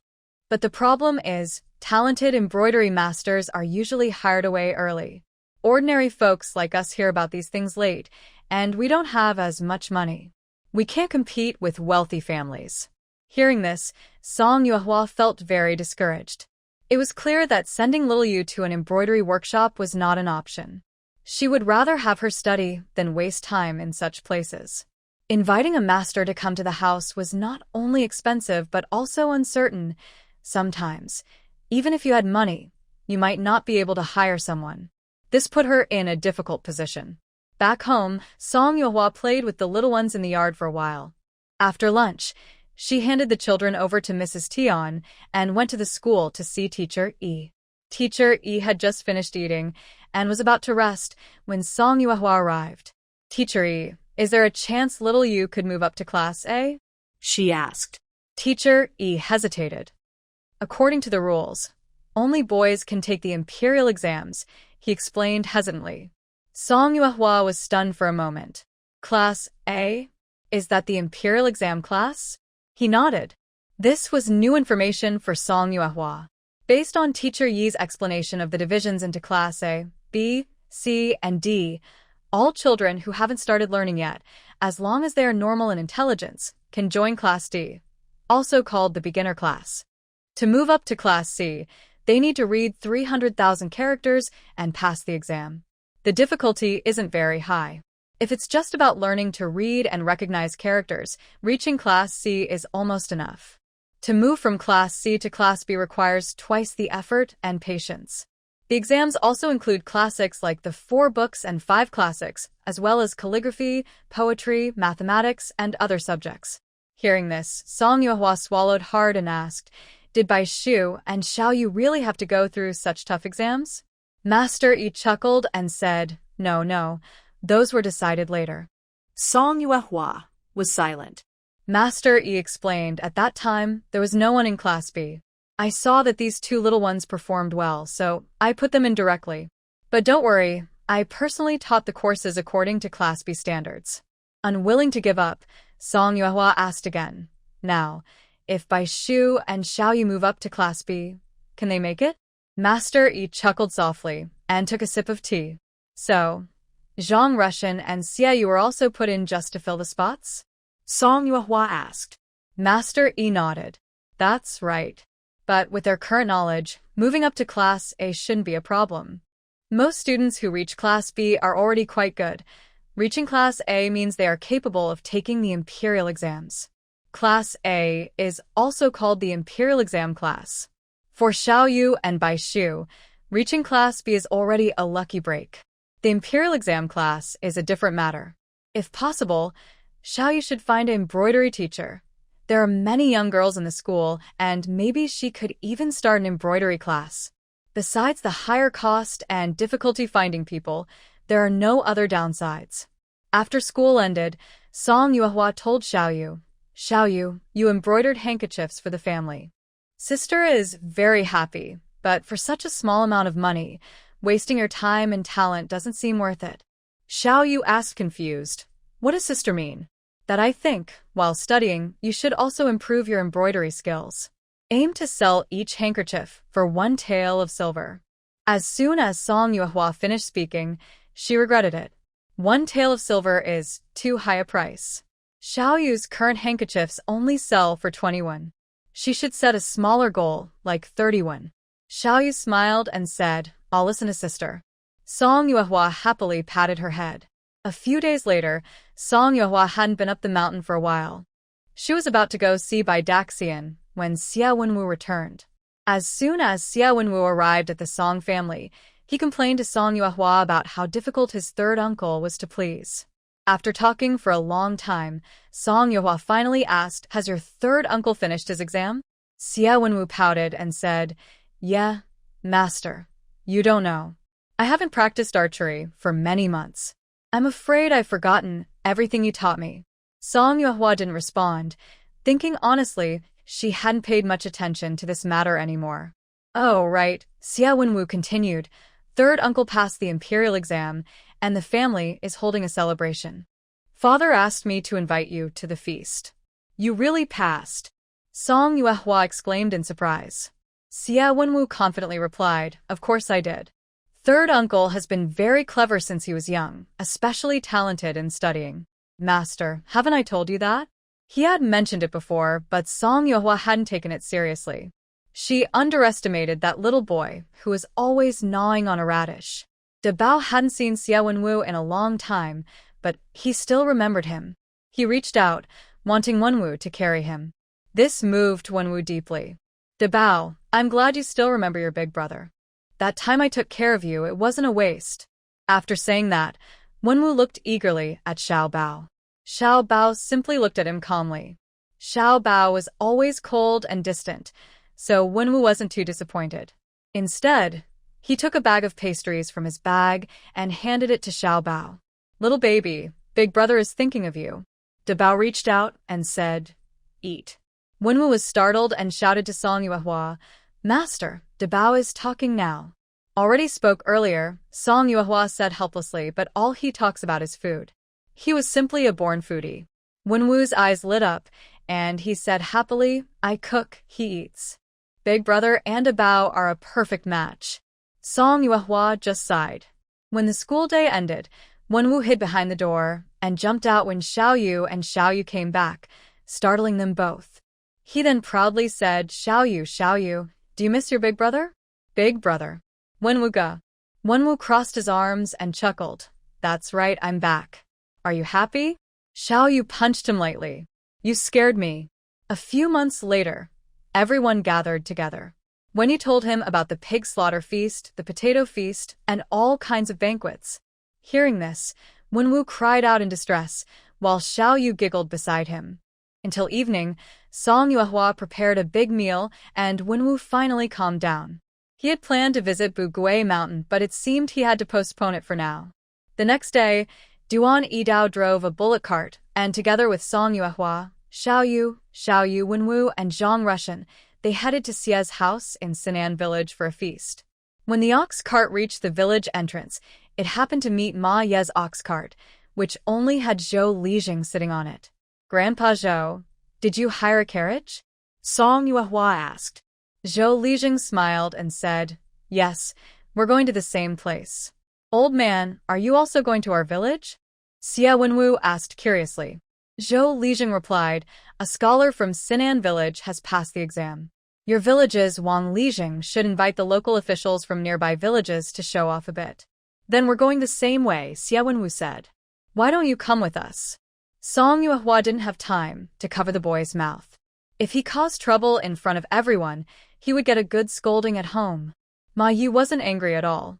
He said to Zhou Lijing, "Why don't you go with them?" "I won't make this trip then, since you won't pay me anyway." "No, that won't do." Zhou Lijing waved his hand. "This is a big celebration. We won't be able to return until night, so let's go together. Once we part ways, we won't be together again." After saying that, he patted Ma Yi on the shoulder and added, "You can drink as much as you want for the fare. Drink until you get your money's worth." Ma Yi scoffed and said, "Sounds nice, but who will drive the cart when you're drunk?" The two carriages moved one behind the other, chatting as they went. When Zhou Lijing learned that Zhang Russian was Xia An's student, he couldn't help but ask, "Does Russian have plans for the county exam?" Zhang Russian smiled and said, "My teacher says I still have time. It's still early now, but who knows what the future holds." Zhou Lijing said, "No rush, no worry. When you pass the exam and earn your fame, I'll invite the old men to the village to celebrate." Zhang Russian was silent. Xia Yu laughed loudly and said, "Russian, work hard." Sinan village wasn't far away. The group talked as they walked, arriving quickly. Having passed the exam, Xia An's success was not only a joy for his family, but also for the entire Sinan village. From the moment they entered the village, everyone was filled with happiness. Some villagers, seeing Xia Yu and Xia Wenwu, would walk over affectionately to chat. When they reached the gate of the Xia family courtyard, Wang Lijing from the village warmly welcomed guests. Seeing Zhou Lijing arrive, he raised his voice happily, "Old Zhou, come see our scholar." "Haha, he's a real scholar now." Zhou Lijing was speechless. He turned to Ma Yi and said, Maybe we should head back. Ma Yi snorted and said, Coward. Why go back? Since they called us, today we're going to drink him under the table. Song Yuehua entered the house to find about 10 round tables set up in the yard, filled with guests, lively and busy. After entering, she wrote her gift money and thanked everyone for the celebration, then looked for an empty table to sit at. Duan Yidao did not join the others, but went to find Xiafeng. Zhang Russian was sitting nearby. Song Yuehua asked, Aren't you going to talk to your young master? Xia is surrounded by many classmates. If I squeeze in, it might seem like I'm trying to cling to him, Zhang said with a smile, tossing a peanut into his mouth. I'll wait until I pass the scholar exam, then it will be better. Song Yuehua chuckled softly but didn't say more. Young people have their own ideas. Soon, Xia Quan came over. Miss Song, there's a seat reserved for you inside. Please come this way. Song Yuehua glanced at Zhang Russian. Before she could speak, Xia Quan smiled and asked, Third brother said he has a young disciple who came today and greeted him, then ran off. He asked me to catch him and bring him back. Even Zhang Russian's face turned red as he stood up and cupped his hands. I was reckless. I will go back and apologize to my master. Inside there were 2 tables. Xian was chatting and laughing with friends and classmates. After Zhang Russian was invited to sit, he joined them. Song Yuehua noticed some unfamiliar elders at another table, where Yishur was quietly waiting for the meal to start. She thought to herself, they really treat themselves like guests. Then, Xia Quan led Song Yuehua and Xiao Yu to sit at Yishur's table. After Xia Yu entered, she saw Song Yuehua and sat down next to her, whispering mysteriously, Sister Song, Big brother always heads to the kitchen as soon as he gets home. I watched for a long time. When the time comes, praise that braised pork knuckle. No need to flatter, Song Yuehua replied. The dishes made by Wuwen are always the best. Xiao Yu nodded and said, Xiao Yu, you should have some confidence in Wuwen. Xia Yu sat down and took a handful of peanuts from her pocket, placing them in front of the 3 of them. I won't bother with that anymore. By the way, where did Zhang Russian go? Xiao Yu pointed to a nearby table, and Xia Yu turned to look. Then she peeled a peanut, chewing as she said, This kid is quite cheeky. Hope he doesn't get beaten. Xiao Yu was silent. After a while, dishes were brought out. The food was quite ordinary, similar to typical rural family meals, until the last dish, braised fragrant pork knuckle. Song Yuehua took a bite, maintaining her composure. It was tender, flavorful, not greasy or heavy. As a finishing dish, it may not be the most appropriate, but it is memorable. Song Yuehua was happily eating braised pork when suddenly a hand rested on her shoulder. She looked up and saw Yan Fengjian. I knew it was you, Yan Fengjian said. Song Yuehua was momentarily surprised, then remembered that Yan Fengjian and Xia and seemed to know each other, so his presence here was normal. Compared to usual, he was more restrained today. His robe was loose, but he was dressed properly underneath, and his hair was neatly. Ignoring the 2 swords at his waist, he looked like a carefree young noble. Xiao Yu and Xiao Yu didn't recognize Yan Fengjian and quickly stood up. Seeing their nervousness, Song Yuehua waved her hand and said, It's okay, I know him. The 2 young girls then calmed down. Song Yuehua smiled and asked Yan Fengjian, Why, can I come?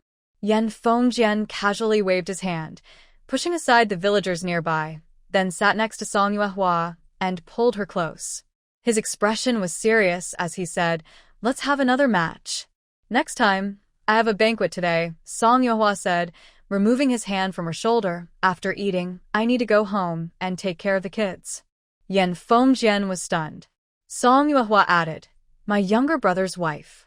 Let's have another match, and you can make any request, Yan Fengjian insisted, pulling her over stubbornly. Just then, a hand grabbed Yan Fengjian's hand and pulled it away from Song Yuehua's shoulder. Yan Fengjian looked up displeased and saw Xiafeng, sneering, Xia liar, practicing? Xiafeng nodded lightly, and the 2 of them left the house together. At the next table, beside Xian, sat a flamboyant young man wearing a gold crown, dressed in elaborate clothes, with a jade pendant at his waist, holding a red fan decorated with gold peonies. Xian asked, Yan Yuzhou, What is your younger brother here for? Yen Yuzhou closed his fan and smiled faintly. How should I know? Wasn't he invited by you? Xian glanced at Song Yuehua. This girl seemed to know everyone. Who is this girl? Yen Yuzhou asked. Wanna know? Xian looked at him with an amused expression. Yen Yuzhou raised an eyebrow and sneered, just asking casually. If you don't want to say, that's fine. Xian only smiled and said nothing more. The banquet was almost over. People began to leave one after another. Song Yuehua finished her meal, told Yushur and Xie that she was leaving, and prepared to go home. When they left, Duan Yidao was already sitting on the ox cart waiting for her. Song Yuehua asked, Have you eaten? I have, Duan Yidao replied with a smile. A classmate. Xie Liu was eating inside and drinking wine. We talked for a while. Drinking and driving, Song Yuehua sighed. If you've been drinking, don't drive. It's unsafe. I'll do it. Duan Yidao wanted to say something, but Song Yuehua smiled and said, Next time, if you want to drink, drink to your heart's content. As long as I am here, we'll get home safely. Thank you, Miss, Duan Yidao said, cupping his hands. Xie Wenwu and Xie Yu also went back together. Song Yuehua pulled the four of them, and they set off in the ox cart. After just a few steps, Yan Feng saw him riding a horse and came over, saying, I'll go with you. Seeing Yan Feng, Xie Wenwu reacted instinctively and quickly stepped in front of Song Yuehua, speaking harshly, You crazy Yan, what do you want? Yan Feng looked at him without anger, stared for a moment, then asked, Aren't you that chubby kid? Yes, I am that chubby kid. Want to fight again? Xie Wenwu said fiercely. Yan Feng asked, Are you still studying? Why ask that? Xie Wenwu felt discouraged and replied gloomily, Yes, I am. That's good, Yan Feng said, pulling on the reins and walking a few steps forward. After Xie Feng came over and saw Song Yuehua driving the cart, he looked at Duan Yidao sitting on it and took the whip, saying, This road is difficult. I'll help you drive. Aren't you drinking? I'll do it, Song Yuehua said. Xie Feng sat on the cart and said, Just a little drink, it's fine. Compared to Duan Yidao, who was full of alcohol and had a flushed face, Xie Feng didn't seem drunk.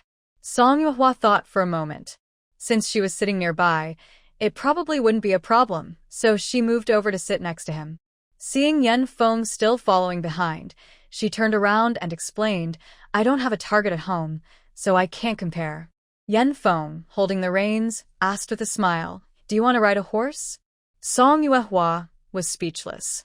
This person was trying to persuade her. Suddenly, the ox cart sped up, causing Song Yuehua to lurch forward and fall onto Duan Yidao. This fall woke her up, and she let Yan Feng follow. The ox cart traveled for a long time, and Xie Feng showed no intention of stopping. Song Yuehua couldn't help but ask, and Xie Feng simply replied, Nothing's wrong. They finally arrived home. The group jumped off the cart, and Xiaoyu pulled Xiaoyu into the house.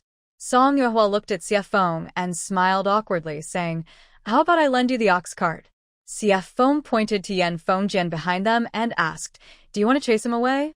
Yan Fengjian saw him turn over and dismount his horse. Although Xie Wenwu looked guarded, he didn't stop him. There's no need, said Song Yuehua. Yan Fengjian knew he was unpredictable, but he had helped her many times and was generally kind. He felt he owed him a favor. Xie Feng nodded, led Yan Fengjian's horse, and turned to leave. Yan Fengjian casually handed him the reins, then suddenly remembered, Xie that's my horse. Got it, Xie Feng replied, mounting his horse. I'll return it another day. Without waiting for Yan Fengjian to speak, Xie Feng rode away quickly. Yan Fengjian was left speechless. Inside the house, Yan Fengjian heard reading sounds and asked Xie Wenwu, Is the neighboring building a school? Xie Wenwu didn't want to bother with him, but nodded when asked about the school. Yan Fengjian said this village is quite nice. But it wasn't the village that was good. It was clearly his master who was impressive. He had watched the school being built and felt proud. When he talked about it, he couldn't help but speak enthusiastically. When he heard that Duan Yidao was the martial instructor at the school, Yan Fengjian's eyes lit up, and he looked eager to try. As Yan Fengjian left the house, he just happened to pass by Song Yuehua. Seeing him disappear like the wind, he curiously asked Xie Wenwu, "What did you say to him?" Xie Wenwu looked confused and said, "I told him you're amazing." Meanwhile, Yan Fengjian chased after Duan Yidao, who asked with his head held high, "What's the matter? Martial instructor?" Yan Fengjian asked. "Exactly," replied Duan Yidao. "Let's spar?" Yan Fengjian suggested. Duan Yidao smiled. "Sure." They chose the playground on East Mountain, which was already prepared, making it convenient for both. Yan Fengjian took off his sword and threw it aside, then fought Duan Yidao barehanded. Yan Fengjian was the first to attack, rushing forward and jumping high, throwing a powerful punch downward. Duan Yidao moved slightly to the left, and as he landed, he immediately charged forward, elbowing his opponent's neck. Using his height advantage, he could normally knock someone down easily. But Yan Fengjian flipped over and rode on Duan Yidao's neck. They exchanged blows fiercely, fighting intensely. After a few moves, Yan Feng was forcefully thrown to the ground. Duan Yidao was surprised and thought to himself, "Wow, I was too harsh." When Duan Yidao carried Yan Fengjian into the house, the Song family was preparing to have dinner. Seeing their expressions, everyone was startled. Song Yuehua quickly asked about the situation and learned that Duan Yidao had injured Yan Fengjian. Her eyes twitched nervously. Little Jade looked worriedly at her older sister. Meanwhile, Yan Fengjian, very hungry, saw the delicious food on the table and couldn't resist. He eagerly asked, "Serve me a bowl of rice. This rice is made by me. Who wants to eat it?" "Xie," Wenwu said angrily. "Are these dishes also made by you?" Yan Fengjian asked. "Of course." Yan Fengjian nodded and said, "Your cooking skills are good." Xie Wenwu couldn't hide his smile and awkwardly said, "Don't eat too much." "Xie Yu." Song Yuehua wanted Yan Fengjian to check his wounds, but was refused.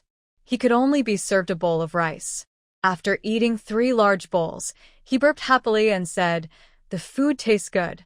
Xie Wenwu snorted and said, "Haha, it's just a small favor." Song Yuehua quickly added, "Thanks to Wenwu for helping today, haha." Little Jade also realized and complimented, "Wenwu can cook all kinds of dishes, he's really impressive." Xie Yu covered her face and said, "Sister Song, Little Jade, maybe you two shouldn't speak." Oh. Yan Fengjian became interested and commented, "If you open a restaurant, I would visit every day." Xie Wenwu's expression brightened instantly, happily saying, "Really?" "Of course." Yan Fengjian took another sip of soup. Xie Wenwu shyly said, "Tomorrow, I'll cook a few more dishes for you to try. I promise you've never tasted anything like them." Song Yuehua. Although she was grateful for Yan Fengjian's help and had agreed to a future contest, she couldn't help but ask, "Aren't you planning to go back? Why are you in such a hurry?" Yan Fengjian said nonchalantly, "I'll leave once my wounds heal."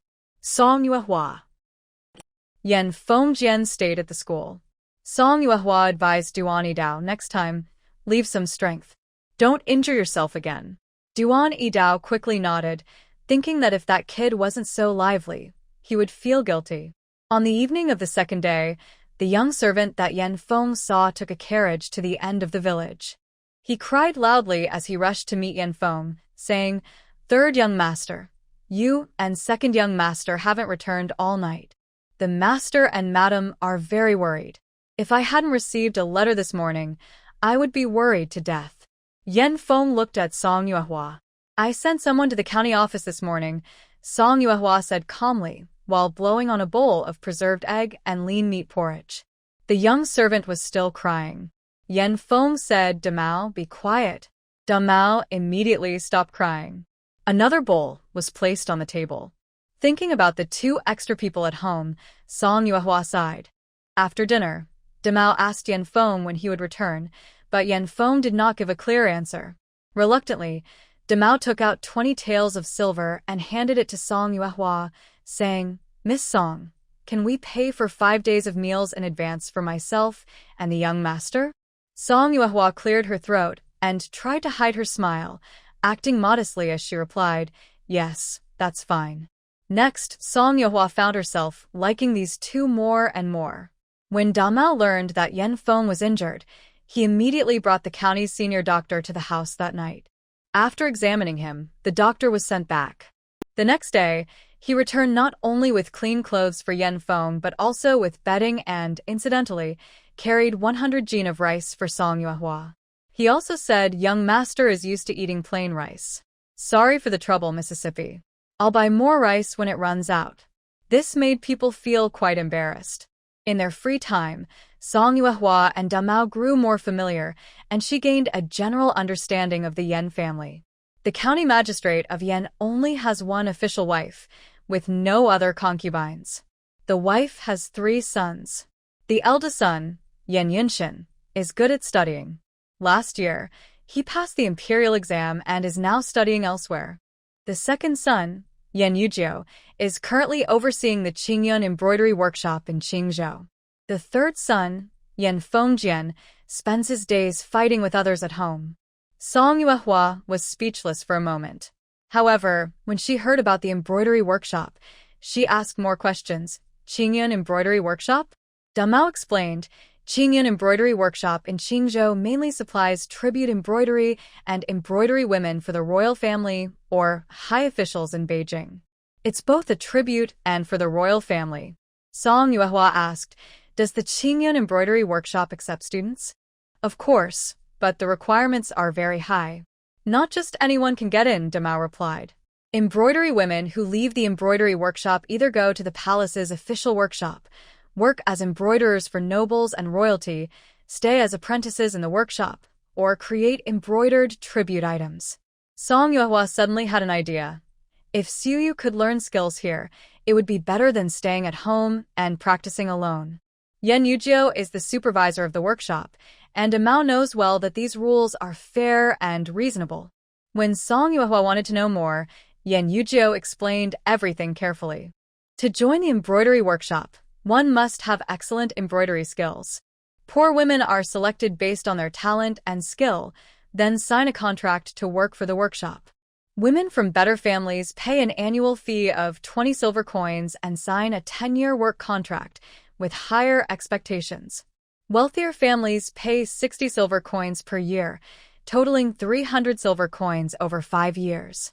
After training, there are no restrictions, but this is the hardest to get into, so the workshop is very selective. Many women from wealthy families first learn from master embroiderers for a few years before applying to Qingyun embroidery workshop. When Song Yuehua heard the fee was 60 silver coins, she felt a bit disappointed.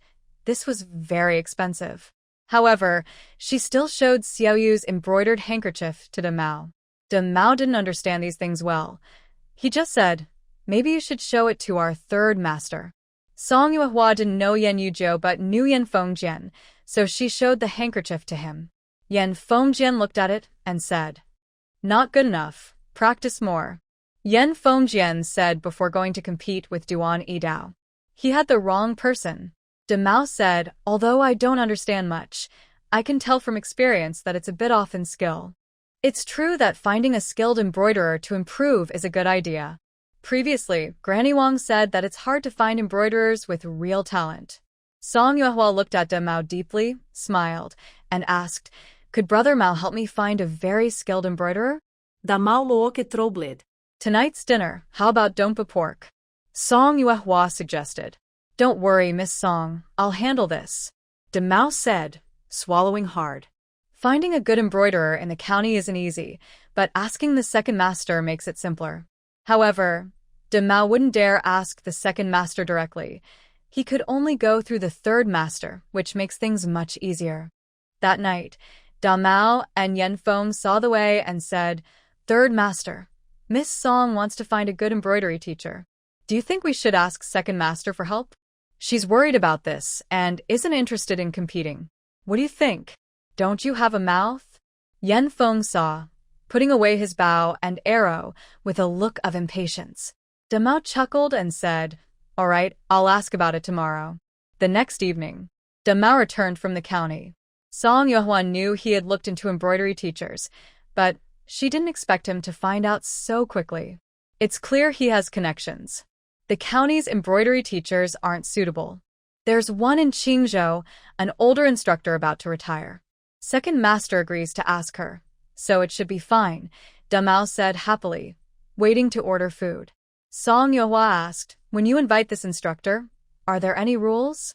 How much is the tuition per year? 60 taels a year. Since it's for second master, they won't ask for too much, Damao said proudly. Song Yuehua was stunned. She turned to the side, poured herself a glass of cold water, and drank it all. Her heart and body felt completely chilled. 60 taels a year. 60 taels a year. Miss Song, Damao called out, is there anything you don't understand? Song Yuehua smiled slightly and asked, is the payment made once a year? Damao suddenly seemed to realize how poor Song Yuehua was and hurriedly said, don't worry, Miss Song. The payment is once a year. You won't have to pay several years at once. It was clear Damao didn't fully understand her financial situation. What she wanted to ask was whether she could pay monthly. Since things had come to this, Song Yuehua could only accept it.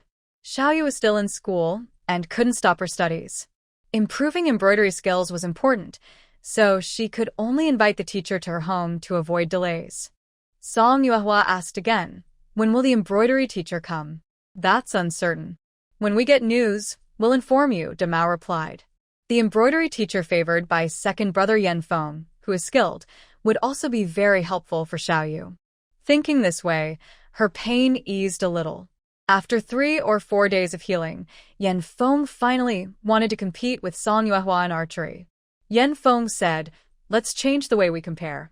What method? Song Yuehua asked. Find 100 birds at the same time and release them all. Whoever shoots the most wins, Yan Feng said excitedly. Song Yuehua nodded and agreed, saying, I agree, but there's one rule, no comparing here. If the birds ruin my crops, that would be bad. Where shall we go then? Song Yuehua smiled and said, I know a place. The mountains are green, and the water is clear. It's perfect for a contest. After they agreed, Yan Fengjian saw that Damao had found 100 birds within 3 days. Damao hesitated.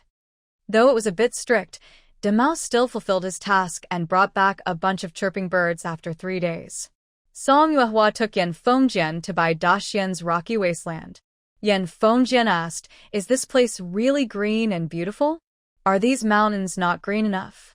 Yan Fengjian didn't argue further. He drew his sword, opened the net, and the birds flew out like swarms of locusts. Both prepared 20 arrows each. Whether they could use all of them depended on their speed. Song Yuehua shot one arrow after another, using all 20, hitting 30 birds. Yan Fengjian still had 3 arrows left and hit only 18 birds. It was a clear defeat. Although the contest didn't allow much distraction, Song Yuehua noticed that Yan Fengjian had put in real effort. He lowered his bow and pulled Yan Fengjian's hand, looking at the blisters and thick calluses on his hand. He praised, you're making progress.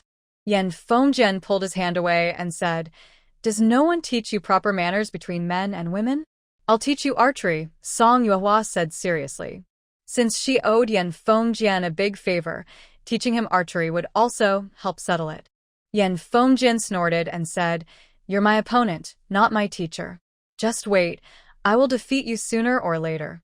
After saying that, he walked away. Song Yuehua put away her bow and called out to the snake den, Great Immortal, time for a snack. On the eastern mountain, there were 3 fields, corn, cotton, and vegetables, guarded by Zhou Dafu and Zhongyi, so there shouldn't be any problems. The pigsty hadn't seen piglets for a few days, and they kept growing bigger. But the chicks at the chicken farm had all died except for about 50. When Lu Shui talked about it, she was very upset. Master, it was a bit cold, so I lit some charcoal, but the next morning, many of them had died. Carbon poisoning was definitely a mistake. Song Yuehua said, young chicks and piglets are easy to get poisoned. It's best not to burn charcoal. If you must, leave some gaps for ventilation. Lu Shui nodded and said, I've learned my lesson. The dead chick's wages will be deducted from my pay. Starting a business involves risks. If the boss shifts all the risks onto the employees, that's unfair. Song Yuehua comforted her, saying, it's good that you learned your lesson. You don't need to take responsibility for this. If you make the same mistake again, I will have to punish you. Liu Shua promised, don't worry, master. I won't make the same mistake twice. Song Yuehua gave Liu Xue 5 taels of silver so she could buy enough chicken feed and also use the remaining money to buy rice bran and other feed. A few days later, when Song Yuehua arrived at the courtyard, the little black dog and the spotted dog came over, and the puppies were growing up. Grandma Lan was cooking pig feed, mixing pig grass, bran, and potatoes, and the smell was quite tempting. The nearby vegetable fields had already been planted. The early plantings had tall seedlings, while the later ones had just sprouted tender green shoots. Mrs. Wu was watering the vegetable fields. After greeting Song Yuehua, she went back to work. All 10 farm workers, including Zhou Dafu, were crouched in the field planting seedlings. Looking around, there weren't many unhealthy plants. They needed to replant and water, which was a bit tiring. Song Yuehua asked Zhou Dafu to find another farm worker, specifically a man from outside the village. Men could understand the need for this, but Zhou Dafu was a bit confused and asked, "Boss, is there a problem with the villagers?" Song Yuehua smiled and said, "Don't overthink it. I just want to find a few more people to stay here at night and keep watch." Xian Xiuxiu was excited and quickly said, "Boss, why not ask Uncle Ma Yong? He can stay and watch, and he definitely won't slack off." Zhou Dafu looked at Song Yuehua. "Then it's Uncle Ma Yong plus one outsider, a man," Song Yuehua said.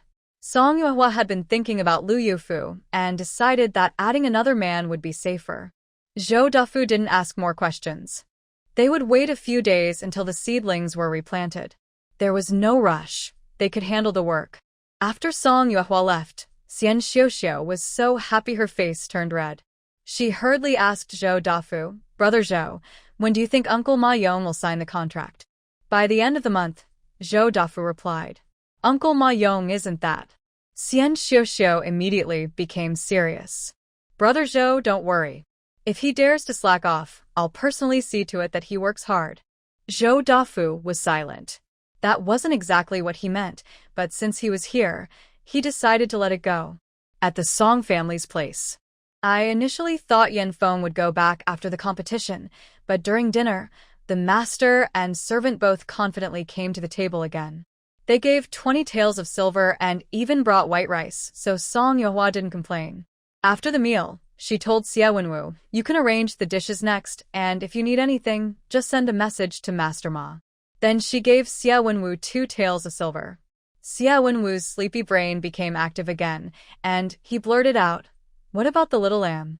Song Yuehua immediately handed him a handful of popcorn and said, "Don't think about the lamb. If you really want to eat lamb, ask Master Ma to buy a few jin of lamb meat." The small lamb they bought for Bao, and Xiao Bao to drink milk no longer produces milk. It has grown quite a bit while living at home. Xiao Yu and Xiao Yu treat it like a pet, but Xie Wenwu sees it as food.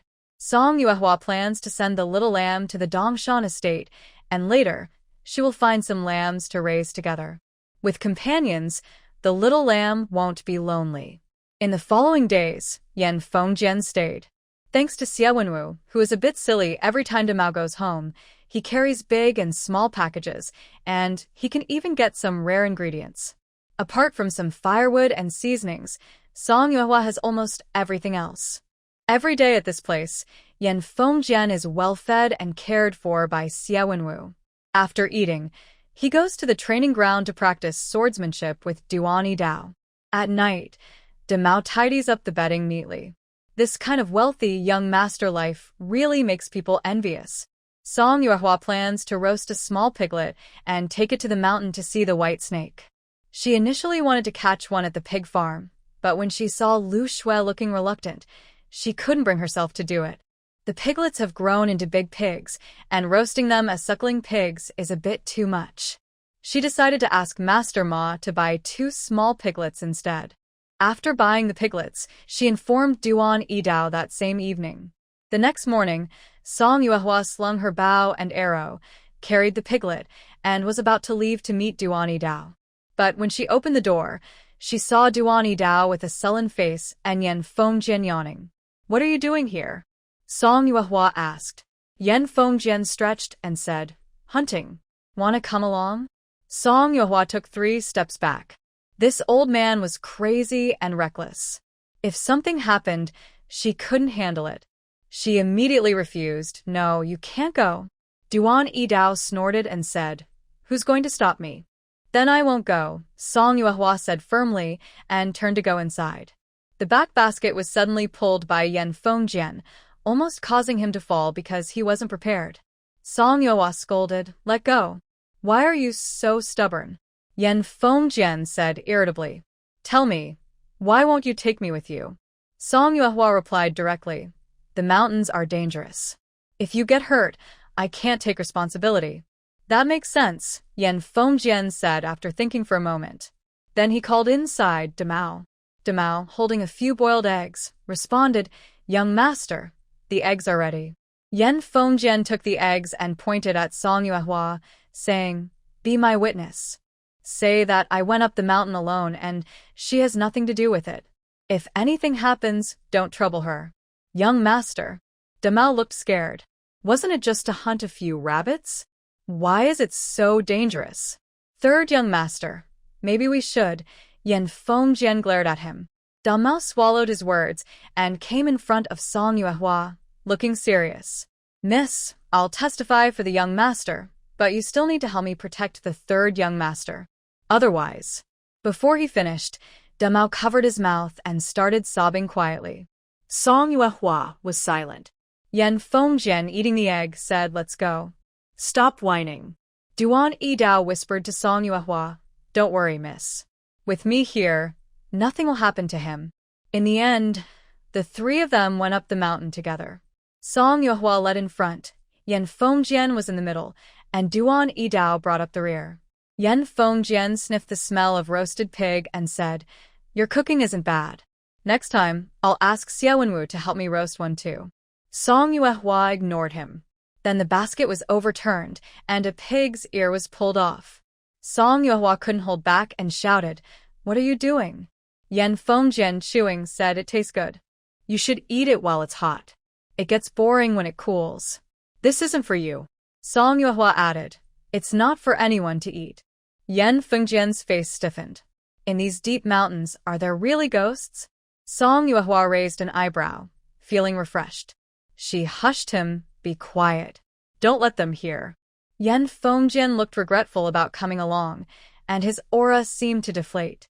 Duan Yidao turned away, trying not to laugh, his face twisting with effort. The journey went smoothly. When Song Yuehua reached the snake cave, she called out to Daxian. A white snake appeared, and Yan Fengjian's pupils shrank. He suddenly leapt back and quickly drew his sword. The white snake ignored the other two people and swam straight towards Song Yuehua, opening its big mouth to swallow a roasted piglet. Seeing this, Yan Feng, at the cave entrance, finally reacted and shouted, "All right, Song Yuehua, you dare to deceive me." Song Yuehua was talking to the big snake. She turned her face seriously and said, "Focus on the great immortal." Yan Feng, hearing this, snorted coldly and walked out of the cave. Song Yuehua said to the white snake, "There hasn't been much work lately. You can go up the mountain more often. I'll bring you delicious food, so you can eat well and rest. I'll just wander around the mountain." When Song Yuehua left the cave, she saw Yan Feng, sitting on a stone with his arms crossed and looking upset, and beside him, Duan Yidao, standing with a look of amusement. Song Yuehua came out of the hole and walked past Yan Feng. She said calmly, "Let's go deeper into the forest." Yan Feng grabbed his bow and arrow, jumped off the rock, and followed her. The weather was warm, and small animals became more active. Song Yuehua caught 2 wild chickens, and Yan Feng caught a wild rabbit. Just when Yan Feng felt bored, an arrow shot past his face and hit a tree nearby. Before Yan Feng could get angry, Duan Yidao approached the tree and said, "Your eyesight is really good. You even saw that tiny spider." Yan Feng pulled out a long arrow and asked, "Is it poisonous?" "It's so bright-colored. It must be poisonous," Song Yuehua said, putting away her bow. Yan Feng was silent. The three of them wandered in the forest for a long time. Suddenly, Duan Yidao pointed into the distance and whispered, "Look." Not far away, a wild goat was lowering its head to eat grass. Yen Feng was about to draw his bow, but Song Yuehua stopped him quickly, saying, "It's just within your range now. If you can't make a killing shot, don't scare it." Yen Feng nodded and said, "Wait here." Huh. Before Song Yuehua could react, Yen Feng suddenly darted out. The wild goat was startled and ran away. Song Yuehua could only curse silently and chased after him. The three of them formed a loose circle and pursued the goat. After running for a while, the goat dashed into a thicket of thorny bushes and got tangled, unable to move. Yen Feng was about to draw his bow and shoot when Song Yuehua hurriedly said, "It can't run anymore. Why are you shooting it?" Yen Feng clicked his tongue and said, "If I don't shoot it myself, I won't feel good." "Then don't eat it." Song Yuehua blocked him and called Duan Yidao to help free the goat from the thorns. They then used a rope to tie up the goat's legs. Song Yuehua took a quick look and said with a smile, "The male is perfect to bring back. Maybe he can mate." Mate? Yen Feng refused and said, "What's wrong with you?" "No, take him back so Xie Wenwu can roast a whole lamb." Song Yuehua glared at him and said, "It's not for you to mate. What's your problem?" "I'll just ask Xie Wenwu to roast a small pig for you." Yen Feng tilted his head and laughed, "No problem. You go ahead and mate. Next time, just hunt another one." Song Yuehua thought to herself, "I really shouldn't have brought him along. He's never satisfied." As soon as they came down the mountain, Demao, who was guarding at the foot of the mountain, ran over. He took the bow and arrow from Yen Feng and nervously looked him over up and down, asking, "Third master, are you okay? Are you hurt?" Yen Feng replied calmly, "I'm fine." Seeing that third master was completely unharmed, Demao's heart finally eased. Back at home, Yen Feng saw him carrying 2 wild chickens and a rabbit to the kitchen to find Xie Wenwu. Song Yuehua was herding a small sheep, and Duan Yidao was carrying a wild sheep to the pig farm. Ding Chuigu and Wen Xiaohua were cleaning the pigsty, while Lu Shui and Granny Lan were cleaning the chicken coop. The chicks were growing bigger and eating and pooping more. To prevent them from getting sick, they cleaned almost every day. The big gate outside was pushed open. Lu Shui stood up and looked outside. Song Yuehua waved at her. "Why did you bring the sheep?" Lu Shui came out of the chicken coop, washed her hands at the stove, and asked. Song Yuehua smiled and said, "I'm giving it to you to raise." Lu Shui hesitated but said, "No need to give it. You're already busy enough." When they reached the pigsty, they saw a frantic wild ram. Looking at the gentle little ewe in Song Yuehua's hand, Lu Qing suddenly understood but still asked, "Are you sure they can do that?" Song Yuehua hadn't thought about this at all. That. Song Yuehua forced a laugh and said, "Maybe I should ask an expert first." Lu Shui was speechless. That's how it should be. The next day, Song Yuehua went to the county market and found the aunt who had sold her the little sheep before. When the aunt heard it was a wild sheep, she quickly said, "That won't work. It can't have lambs. Maybe I can take it back to my hometown, help you breed it, and then bring it back." Song Yuehua thought for a moment and shook her head. "Annie, do you have any lambs? I want to take a few home to raise." "Yes, yes, yes." The aunt was excited. "I have 2 3-month-old lambs right now. Since you're a regular customer, I won't charge much, just 1 tael of silver each. Do you want them?" "All done," said Song Yuehua. After finishing, Auntie, like last time, handed over the stall to the neighboring vendor and ran home to hold the little lamb. Song Yuehua sat bored in front of her stall. Suddenly, she saw someone she recognized. Liu Meinyang? Wasn't she running away with Gu Qing?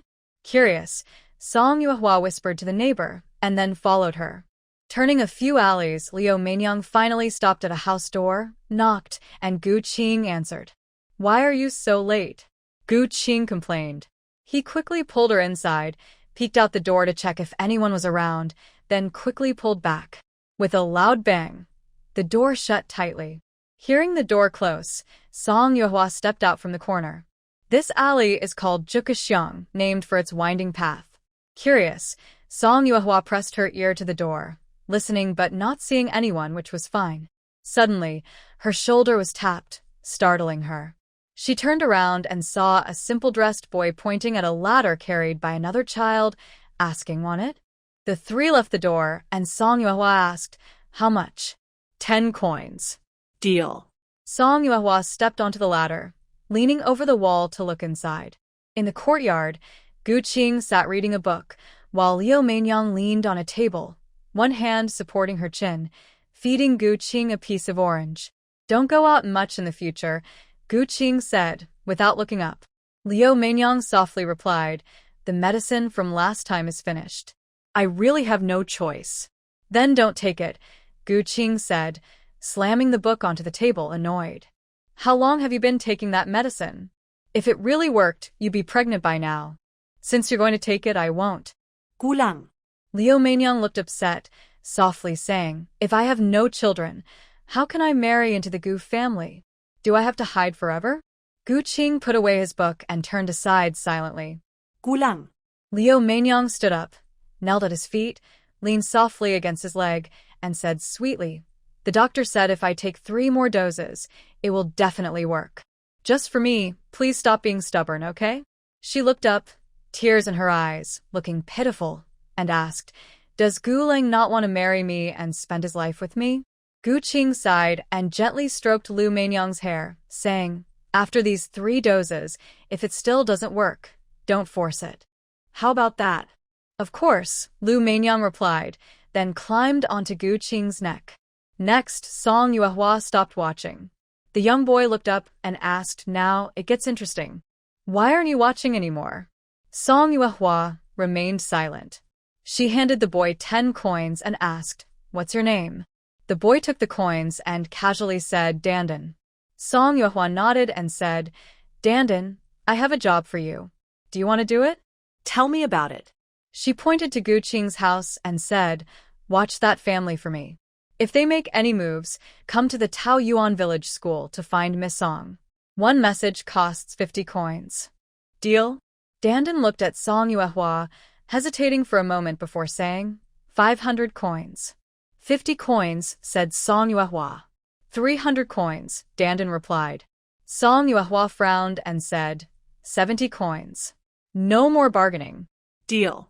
Dandan smiled. After finishing that matter, Song Yuehua returned to her stall. The Annie had already come back. Seeing Song Yuehua, she said to a nearby vendor, "See? I told you this girl would come back." Song Yuehua smiled, but didn't say anything. The 2 lambs were lively and healthy.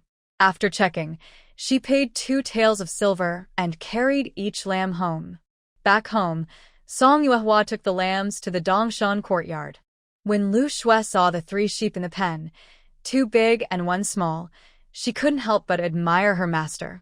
She asked how to make the sheep give birth, and they ended up with 2 lambs.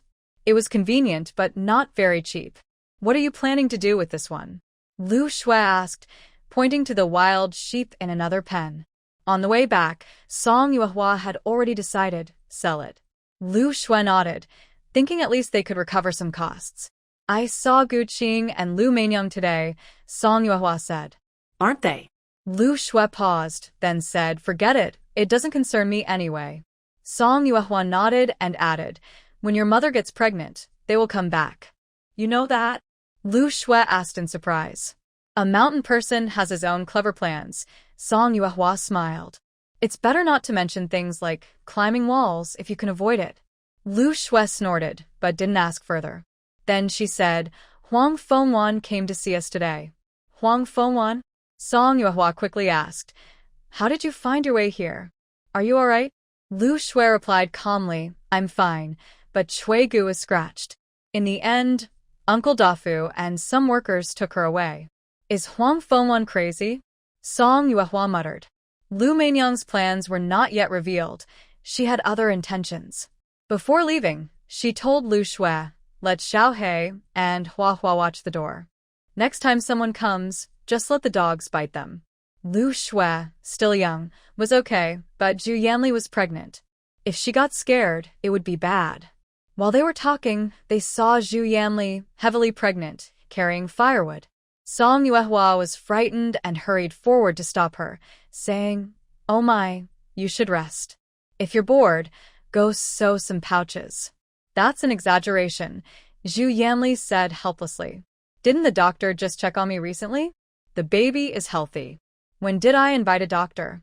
Song Yuehua asked suspiciously. Zhu Yanli smiled and patted her, saying, Stop joking. Didn't you ask Duan Yidao to bring a doctor? Song Yuehua looked serious. It's not me. Seeing Zhu Yanli didn't believe her, Song Yuehua added, I've been busy lately and didn't think about it. But I was planning to have a midwife come when you're further along. Looks like it's about time to start looking for someone. Since Song Yuehua didn't seem to be joking, Zhu Yanli asked, So, who found the doctor for me? Duan Yidao? Song Yuehua thought to herself, besides him, there was no one else. Zhu Yanli put down the firewood and said to Song Yuehua, Tell him that I don't need him to worry about my affairs. Song Yuehua nodded. After coming down the mountain, Song Yuehua went to Zhang's house. Grandma Jean was very happy to see her and warmly invited everyone to stay for dinner. Song Yuehua quickly waved her hand, saying, Tang Auntie is here? I need to talk to her. She should be in her kitchen. I'll go call her, Grandma Jean said, and got up. Song Yuehua stopped her, saying, You don't need to trouble her. I'll go directly. Since Zhang's family split from Zhang Dainiu and Zhang Erniu, the wall between them still stood. After they combined their farmland, their relationship improved a lot. Zhang Dainiu wanted to tear down the wall, but Grandma Jean stopped him. She said that distance makes the heart grow fonder. Being apart a bit actually strengthened their brotherly bond. Tang Shi was cooking in the kitchen when Song Yuehua arrived. She smiled and said, It's rare to catch you at mealtime. Come and eat in my place tonight. As she reached to add rice, Song Yuehua said, No, don't. Aunt Tian has already prepared the meal at home. I came today just to ask about something. Song Yuehua looked serious, and Tang Shi asked, Go ahead, tell me. Do you know what's going on with Huang Fengwan? Song Yuehua inquired. Huang Fengwan? Tang Shi covered the pot and sat by the bed, talking to Song Yuehua. Ever since Gu Qing eloped with Lu Mainyang, she went to the county town to look for someone. She didn't come back home for 3 days. It was the village head and Master Ma who found her and brought her back. She looked very messy and miserable. Later, Master Ma said he wouldn't take her anywhere, and now she just sits at the door mumbling all day, like she's lost her soul. It's quite unsettling to see. Has Huang Fengwan been in contact with anyone recently? Song Yuehua asked. With Huang Fengjuan's appearance, if no one encouraged her, even a fool wouldn't believe it. Tang Shi thought for a moment and said, I saw Granny Song bring food to Huang Fengwan once. I wondered if Granny Song had changed her mind. So that's how it was. After leaving the Zhang family, Song Yuehua went straight home. She asked Tian Shi to call Zhong Yi, Zhou Dafu, and Duan Yidao over. Today I heard about Huang Fengwan. Be careful when you're working. If she goes into the mountains again, don't hesitate. Just chase her away. Also, pay more attention to the big yard. There are many women and children there. I'm worried something might happen. After the two managers left, Song Yuehua told Duan Yidao, when practicing martial arts near the East Mountain playground during the day, stay alert. Don't let any mad dogs go into the yard and bite people. Duan Yidao looked serious and said, Should I stand guard at the yard gate? No need for that, Song Yuehua replied. Just do what needs to be done. Keep your wits about you. There are so many people on East Mountain, we shouldn't let one woman cause us to lose our heads. Duan Yidao looked surprised and said, Master, your use of that idiom is quite good. Song Yuehua remained silent. As for Gu Qing and Lu Mainyang, there's no need to worry for now. The useless wild sheep were sent to the Xie family in exchange for 3.5 taels of silver. Yanfeng was very displeased when he found out and said directly, From now on, don't send any game you hunt outside. I'll take everything myself. If it can be processed locally, saving time and effort, why not? Recently, Duan Yidao has been busy teaching 2 apprentices and competing with Yan Fengjian twice a day, but he can't use his full strength. Duan Yidao is starting to feel overwhelmed and complains to Song Yuehua, saying, Miss, please take me along when you go out lately. This old man is really hard to please. Yan Fengjian isn't competing with himself in archery anymore. He spends all his time competing with Duan Yidao. Song Yuehua initially thought this was quite good. Now, She realizes it's not a good thing, so she discusses with Yan Fengjian, saying, "You can't go on like this." Yan Fengjian responds with, Song Yuehua continues, "You compete with Master Duan every day, and it's putting a lot of pressure on him. Maybe you should ask Master Duan to be your teacher." "There's no need." Yan Fengjian firmly refuses. "What's the point of that? I want to defeat you all myself. That's more interesting." "Is it fun getting beaten up every day?" Song Yuehua asks. Yan Fengjian's face changes, and Mao, who has been listening nearby, quickly steps in to smooth things over, saying, "See, Master Duan is very skilled. If he wasn't, how could he defeat our third young master? And he's much older than us. Our third young master is still young. When he reaches that age, he'll be stronger than him. Master Duan, at that age, might not be stronger than our third young master." "Miss Song, don't you think so?" Such a smooth talker. Although Song Yuehua doesn't agree in her heart, she nods in agreement. The next day, after class, Master Duan hurriedly finds Song Yuehua and asks, "Miss, what did you say to that Yan Fengjian? Today, it looks like you're going to fight me to the death." Song Yuehua swallows and says, "I didn't say anything. Do you believe that?" Seeing Duan Yidao's doubtful look, Song Yuehua knows she can't explain clearly. So, she has no choice but to discuss again with Yan Fengjian, saying, "Third young master, practicing martial arts requires calmness. Maybe you should. Have you ever practiced martial arts?"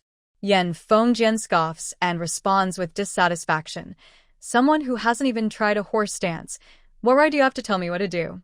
Song Yuehua is annoyed and exhales softly, smiling as she says, "I'm not very talented, but I do have some strength. Want to compare?" Yan Fengjian laughs and waves his hand, knocking over the flower vase on the table. Mao, standing nearby, is so scared he ducks under the table and uses his body to catch the vase. Although he catches it, his head hits the table leg and his back crashes to the floor. Song Yuehua is startled and quickly asks, "Mao, are you okay?" It's okay, Mao said with a smile. "This vase is worth 10 taels of silver. If it breaks, it can't be replaced." Song Yuehua helped to support the person up. Yan Fengjian, standing nearby, urged, "Don't dawdle. Isn't it a contest?" Song Yuehua walked to the table, resting her elbow on it. The two held hands, feeling annoyed inside. One of them pushed Yan Fengjian down hard. "How about it? Want to try again?" Song Yuehua asked coldly. Yan Fengjian's face darkened. Mao watched nervously and whispered, "Maybe." Again. Yan Fengjian refused to give up and challenged another round. In arm wrestling, if one side wins decisively, playing more rounds won't change the result. In the end, Song Yuehua was asked to leave by Mao. In the following days, Yan Fengjian didn't look for Duan Yidao and didn't leave the house at all.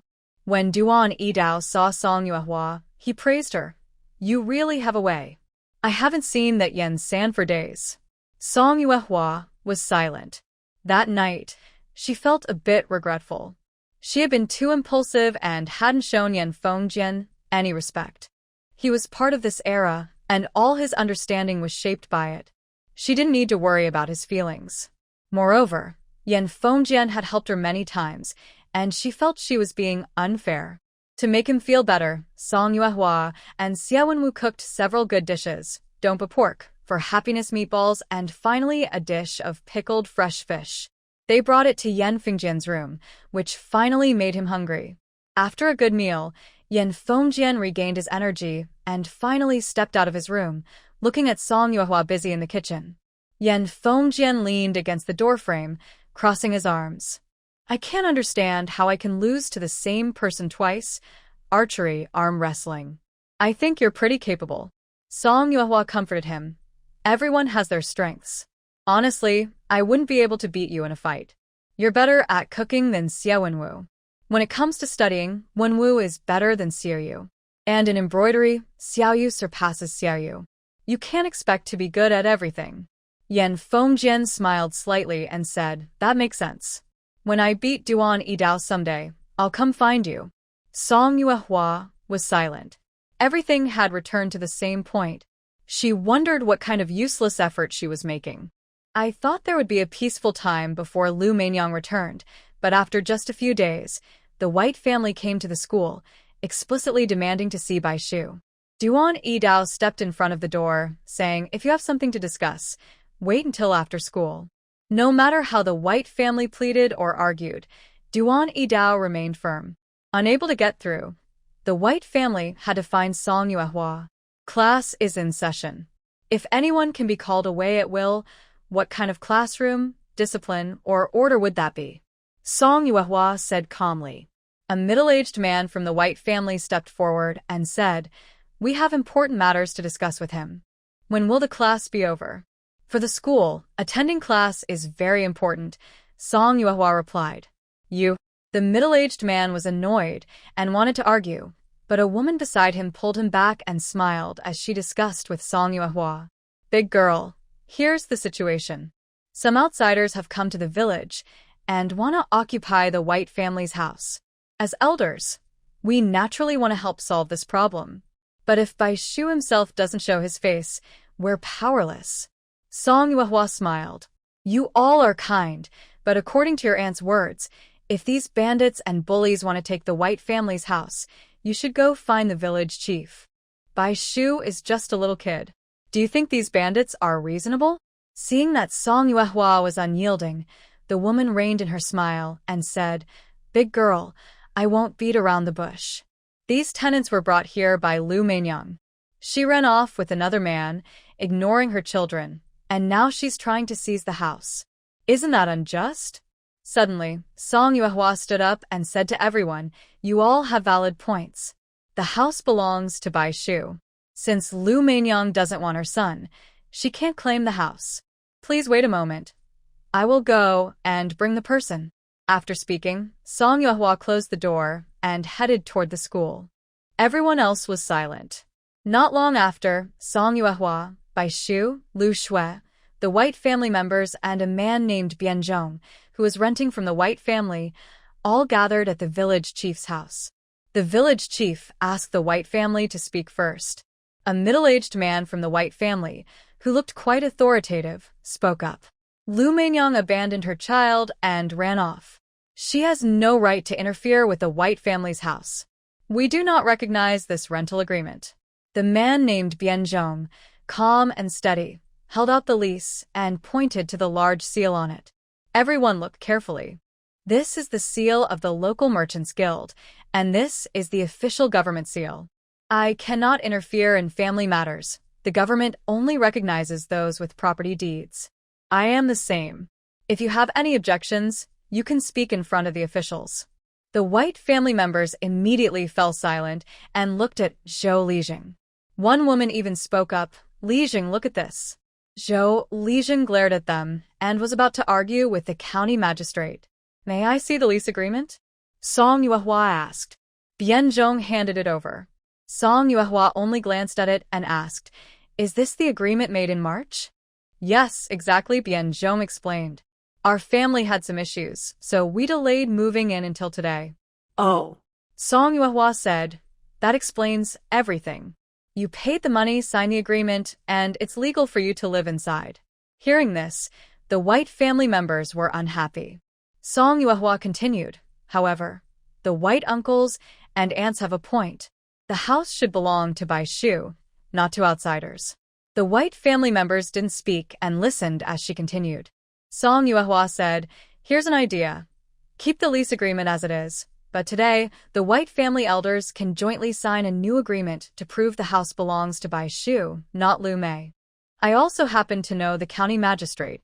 I can help everyone submit a request to reopen the house deed, with the costs recorded under Bai Shu's name. What do you all think?" This matter had nothing to do with Bianzhong, so he didn't speak. After much arguing, the middle-aged man finally said, "Bai Shu is too young and easily influenced. For now, the house deed should be kept under the White family's name. When he grows up, it can be changed back." He was really good at scheming, and Song Yuehua couldn't help but smile. Suddenly, Bai Shu, who had been silent, spoke up, "Uncles and aunts think I am too young, but the house is in your hands. It's the same as if it were in my mother's hands. The adults are speaking. Why is a child talking? The middle-aged man scolded. Clearly, you all brought him here and now won't let him speak. Lu Shui was angry and said, Uncles and aunts, you brought Bai Shu here, but won't let him speak. Are you trying to make him a puppet to be controlled by others? Lu girl, be clear about your own status. This is our white family's matter. It has nothing to do with your Lu family, a woman nearby said with disdain. Song Yuehua's expression turned cold. She stepped in front of Lu Shui and said, Since that's the case, there's no need for further discussion. The house deed is with Lu Mainyang. Even if you sell it, you can't do anything to her. If you want to change the deed, you'll have to go to the county magistrate yourself. The middle-aged man angrily said, You really think we can't do anything? Zhou Lijing replied, Unless it's a white paper, the deed can't be changed. The middle-aged man asked Lijing, What do you mean by that? Zhou Lijing looked at the man and said clearly, Your child is still young. If you try to cut off the inheritance, do you think the county magistrate is foolish, or do you think we are fools? The middle-aged man looked at the white paper and hurriedly explained, Zhou Lijing, you can't say that. We are close relatives of Bai Shu. How could we do something like cut off inheritance? Enough. Zhou Lijing sternly said, Whether you believe it or not, the house will either go to Bai Shu or fall into Lu Mainyang's hands. You decide what to do. The middle-aged man clenched his teeth and said, All right, we'll write it down. But Song Dia, you must guarantee that the house deed will be transferred to Bai Shu.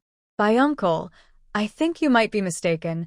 Song Yuehua leaned back in her chair and said slowly, I'm willing to help because I have a kind heart. This doesn't benefit me at all. It involves favors and money. Why should I still guarantee anything for you? The middle-aged man choked on his words, thinking to himself, Just now, you seemed eager to stand up for the siblings.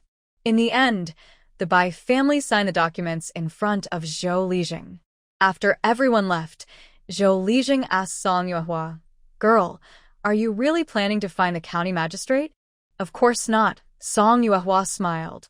That was just a bluff. Zhou Lijing was silent. Next to them, Bai Shu couldn't help but chuckle softly. Song Yuehua thought to herself, Once the house deed is transferred to Bai Shu's name, these people won't have any more bad ideas.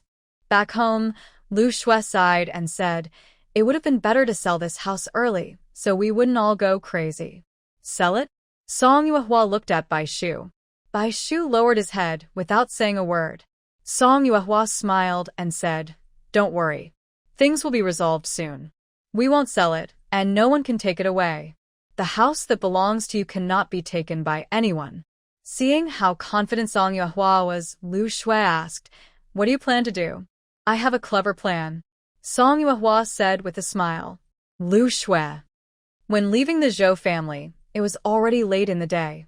After Song Yuehua returned home, Master Duan came to see her again, asking for some medicinal wine. Song Yuehua poured him half a jar and asked, What's wrong? Are you hurt? Duan Yidao sighed helplessly, then looked at her deeply. He took the medicinal wine silently and left without saying a word. Song Yuehua. Not long after, Yan's master and servant also returned. Yan Feng looked cheerful and said to Xia Wenwu and Song Yuehua while cooking dinner, Today, the young master is in a good mood. Let's add a few more dishes tonight. Xia Wenwu was a bit annoyed. He wasn't Yan Feng's cook, after all. There are only these dishes. Eat or not, it's up to you. What dishes? Yan Feng asked. Xia Wenwu replied, Squirrel fish. Squirrel fish? I've never had it and I've never heard of it. Yan Feng frowned. Xia Wenwu, feeling a bit annoyed, then said, But with your skills, anything you make will be good. Tonight, we'll have squirrel fish. Xia Wenwu's face reddened, and he awkwardly said, There's still some pork left. I'll make braised pork for you. Thanks for your hard work, chef. Yan Feng patted Xia Wenwu's shoulder. Don't call me chef, really. Xia Wenwu said happily, I remember you like spicy food. I'll add more chili. The two of them seemed quite affectionate. Song Yuehua, Yan Feng looked at her with a teasing smile. Proud, Duan Yidao lost. Lost? Song Yuehua was shocked. How could that be? The The gap between them was so huge, it couldn't be caught up in just a day or two.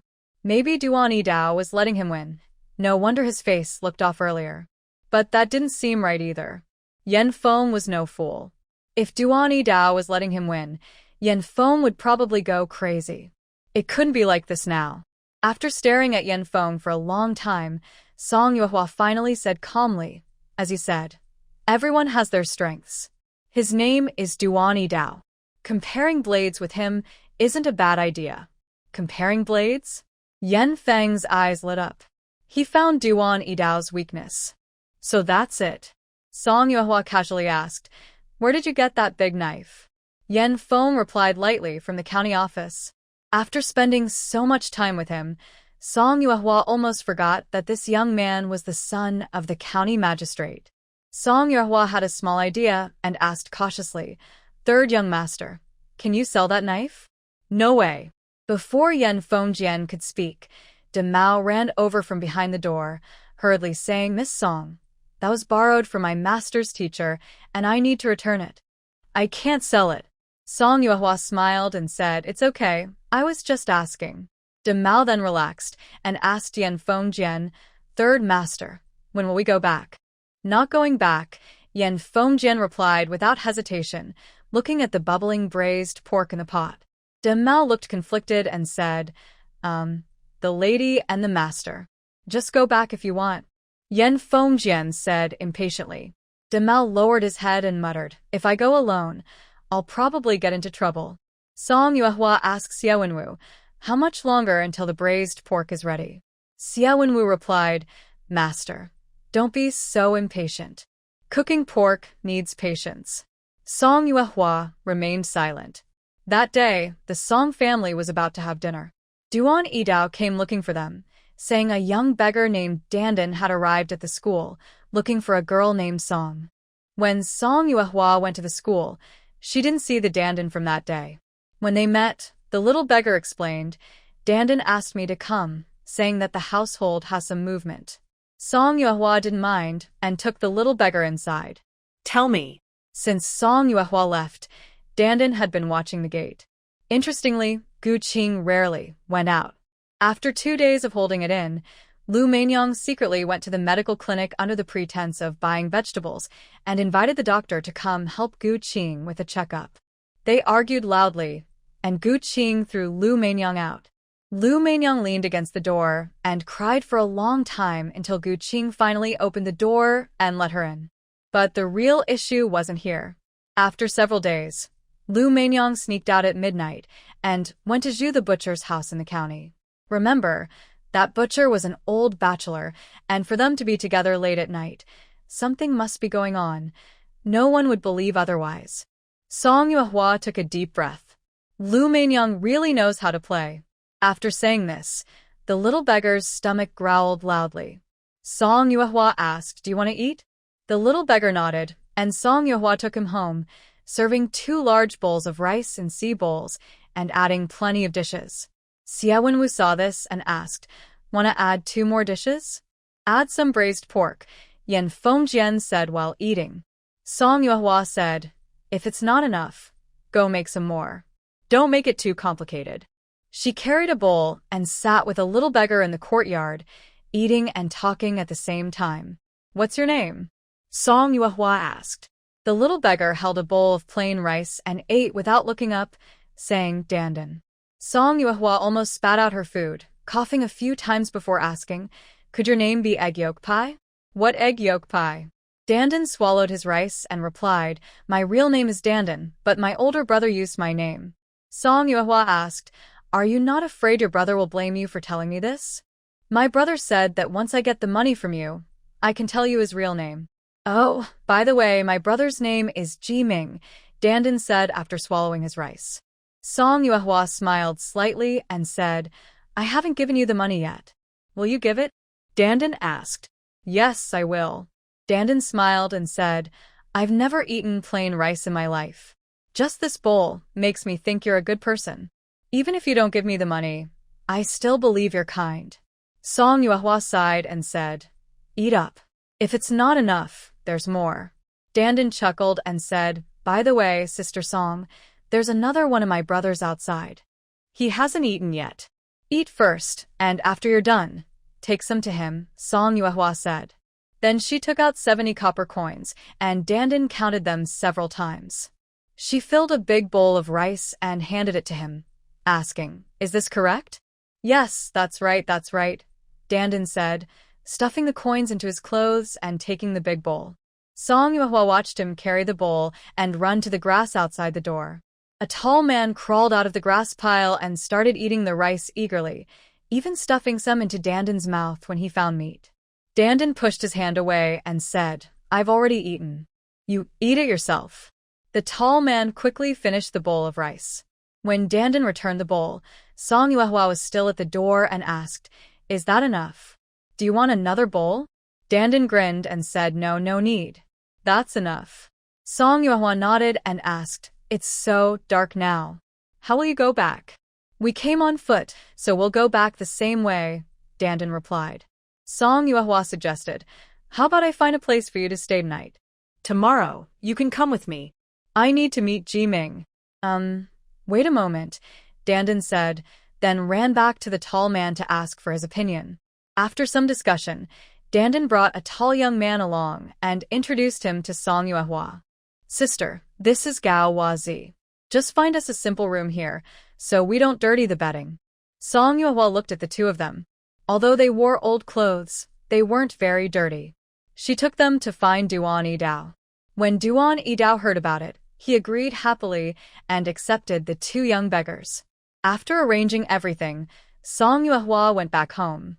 When she returned, she found Yan Fengjian, Xia Wenwu, and Mao waiting in the kitchen, hoping for some braised pork. Just as Song Yuehua was about to leave, Yan Fengjian called her back. "Tomorrow morning, I will leave for Linghua Temple in Luozhou." Song Yuehua was surprised. "Are you going to become a monk?" Mao quickly explained, "Miss Song, don't say that. The martial monks at Linghua Temple are very famous. Our third master is going there to learn martial arts." "Is Luozhou far away?" Song Yuehua asked. Mao replied, "Very far. From here to Qingzhou takes 2 days. Going to Luozhou takes 5 days." It seemed strange that he wouldn't learn nearby, but would travel so far. Yan Fengjian challenged, "When I return from my training, I will defeat Duan Yidao easily. Then I will deal with you properly." Hearing this, Song Yuehua was not sad at all. She sneered, "That's just a dream." Seeing the two ready to fight, Mao quickly said, "Miss Song, don't worry. I will write you a letter when the time comes." Song Yuehua thought, there's really no need. She felt like a great burden had been lifted from her heart. Back in her room, Mrs. Tian had already put Bao and Xiaobao to sleep. Xiao Yu and Xiao Yu were still sewing. Song Yuehua said, "Wash up quickly and go to sleep. Tomorrow I need to get up early and go to the county." The next morning, Yan Fengjian left at dawn. Song Yuehua felt a little sad when she found out. They had been together for so long, and now he was leaving so suddenly. After breakfast, she pushed aside her feelings of sadness and happily peeled a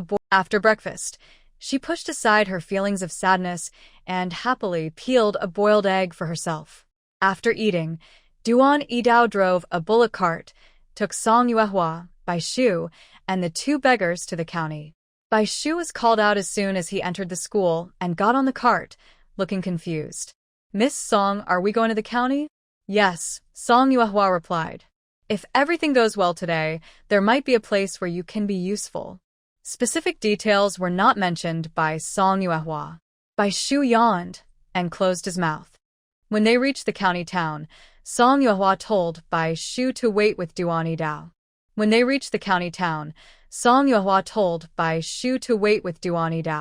She and Dandan and Gao went to find Jiming first. Duan Yidao felt a little worried. "Young lady, maybe I should go with you."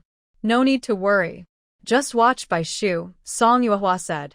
"It's better if Bai Shu doesn't see what happens before everything is settled." They took Song Yuehua to an old, broken temple. Inside, she saw it was a place where beggars gathered. Jiming came out from behind a statue. Dandan handed him a copper coin, but he didn't count it, just touched it Ji-ming asked politely. Song Yuehua said, yes. I have something to tell you. Ji-ming asked politely. Song Yuehua said, yes. I have something to tell you. I want you to pass a message to that woman. After explaining what she wanted to say, Ji-ming asked, if you have proof, wouldn't it be better to go directly to her?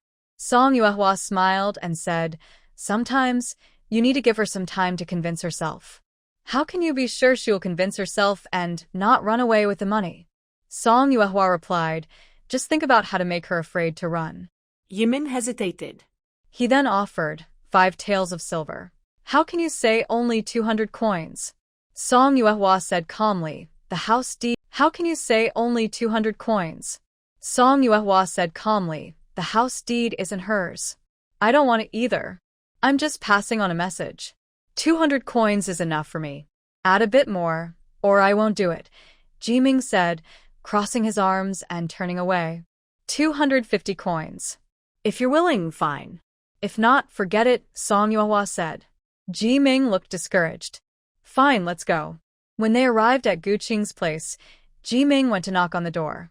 Dandan and Song Yuehua hid around the corner. Seeing it was a stranger, she was cautious. What do you want? Auntie, I'm here to deliver a message, Ji-ming said, holding the door. That person said, if you don't want Huang Fengwan to find out you're here, you have 1 hour to bring the Bai family house deed to Zui Xiangfang to meet her. Talking about this, Ji-ming smiled and said, Auntie, you must go. If the husband at home finds out about Zhu the butcher, he might get angry. Liu Meinyang's legs went weak, and she grabbed the doorframe, trembling as she asked, who is it? Who told you to come? Once you go, you'll find out, Ji-ming replied. Then he ran off without looking back. Meinyang, who is here? Gu Qing's voice came from behind. The charcoal seller. I told him to leave. Liu Meinyang slammed the door shut. Dandan stayed behind to guard, while Song Yuehua waited at the entrance of Drunken Fragrance Inn for Ji-ming. She looked up and said, let's go. Let's have breakfast together. The two bought 6 meat buns and 4 scallion pancakes from a small stall, then ordered 2 bowls of noodles at the inn. Song Yuehua tasted the noodles. Compared to the first time she ate here, they had improved. Maybe the chef had changed. After they finished eating, they ordered a pot of tea and waited while drinking. Ji-ming asked, is the school yours? Yes. Why start a school when you can't do business? Ji-ming was confused. Song Yuehua said, I have 2 younger sisters. Going to the school won't be a problem in the future. Yiming chuckled softly. Curious, Song Yuehua asked, are all the people in the temple your followers? Impossible. Ji-ming sipped his tea and said, Dandan, Gaweizi, and some young ones used to be bullied before I arrived. I took them along to make money, so life got better. Naturally, they all followed me. Song Yuehua nodded. Soon after, Liu Meinyang came in wearing a woven hat. When she saw it was Song Yuehua, she trembled with anger and whispered harshly, so it was you who wanted to harm me, you. This is a restaurant, Andy. Do you want everyone to know? Ji-ming leaned on his half-head, acting casually. Liu Meinyang held back her words and stared at Song Yuehua fiercely. Song Yuehua extended her hand. What? Liu Meinyang asked. Should I bring Huang Fengwan here? Song Yuehua asked, or Zhu the butcher? Liu Meinyang couldn't bear to hear more and quickly handed over the house deed. Here's the house deed. As for us. And how did you find out? Forget it. You swear not to tell anyone. After checking the house deed and confirming it was fine, Song Yuehua said, don't worry. I'm not interested in your affairs. As long as you don't cause trouble, I won't say a word. And him, Liu Meinyang pointed at Ji-ming. Ji-ming sighed softly and said, Auntie, I just met you today.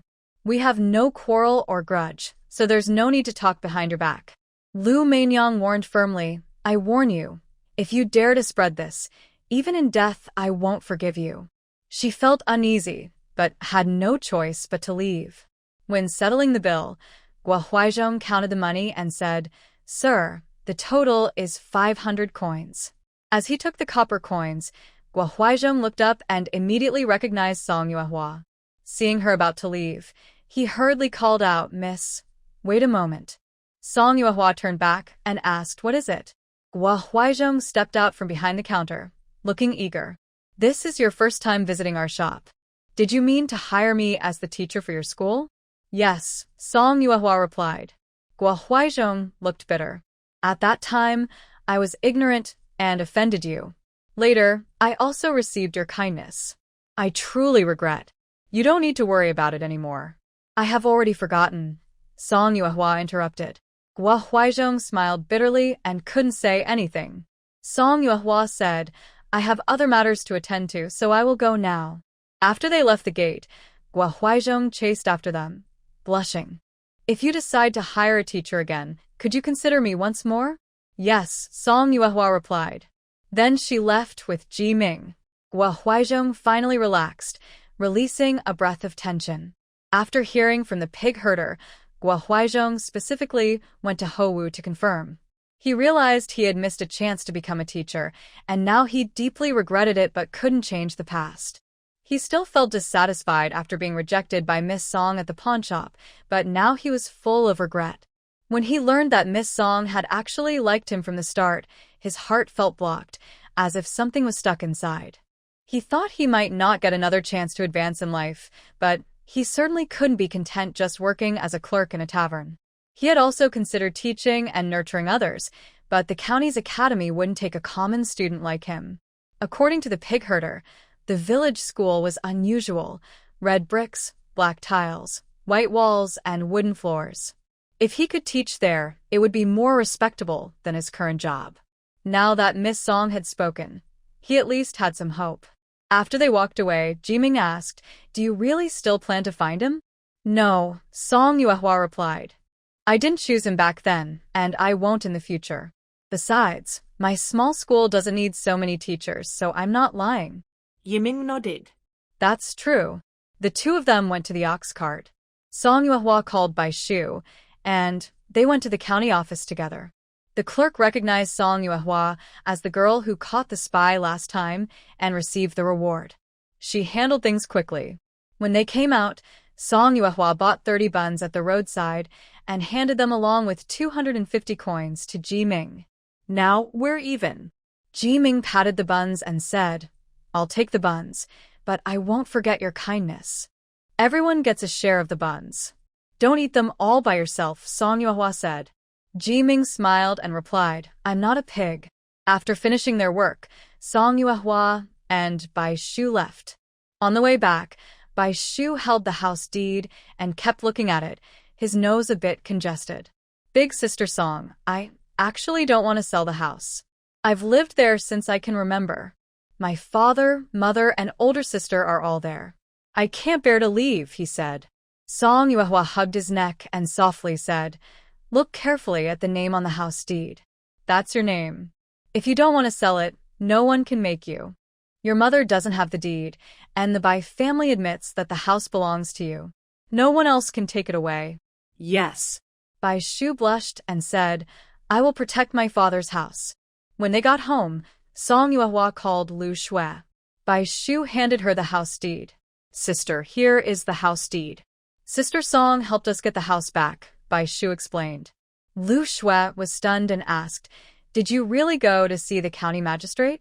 Song Yuehua chuckled twice but didn't answer. Lu Shui hugged Bai Shu excitedly and said, Our father's house is back.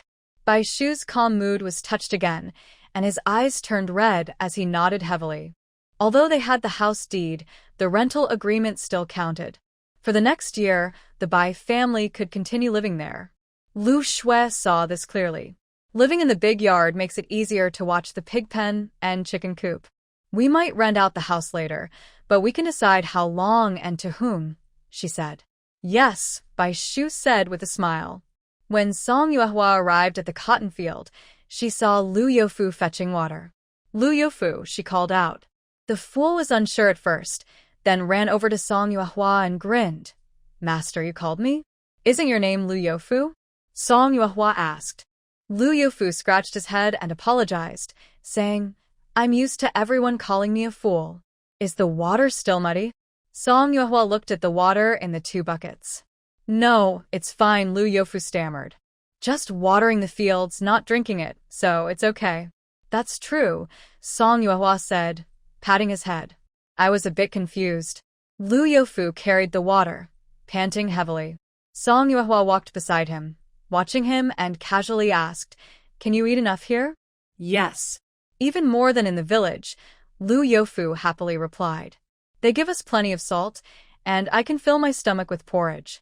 Song Yuehua's face darkened but said nothing, continuing to ask, "Are everyone eating together?" "No, there's too much work in the fields. We don't have time to eat together," Lu Yofu explained. "Li Auntie brings the food to the fields. After everyone finishes eating, they go back to work." Then Lu Yofu quietly added, "Auntie always gives me more, telling me not to tell others." "Boss, please don't say anything about it." Song Yuehua chuckled softly and said, "Don't worry, I won't tell." "Fool, over here," called a man from the cotton field. Lu Yofu hurriedly carried the water over. People in the cotton field were watering plants or changing seedlings. After Zhou Dafu finished his tasks, Song Yuehua asked him to come sit with her in the big yard. Zhou Dafu said, "The worker I asked you to find last time will arrive tomorrow. I plan to have him stay with the fool. In a month, everything will be settled, and we can sign the agreement." Song Yuehua nodded and asked, "What was the fool's name again?"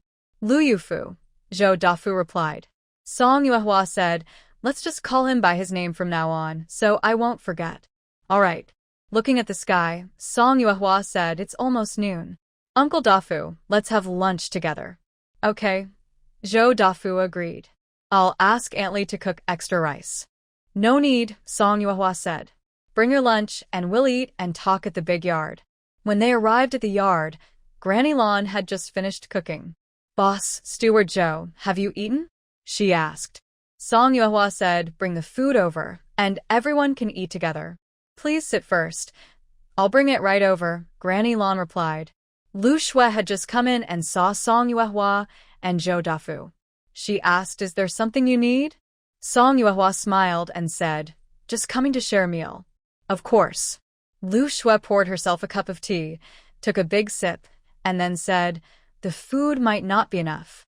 You can start eating first."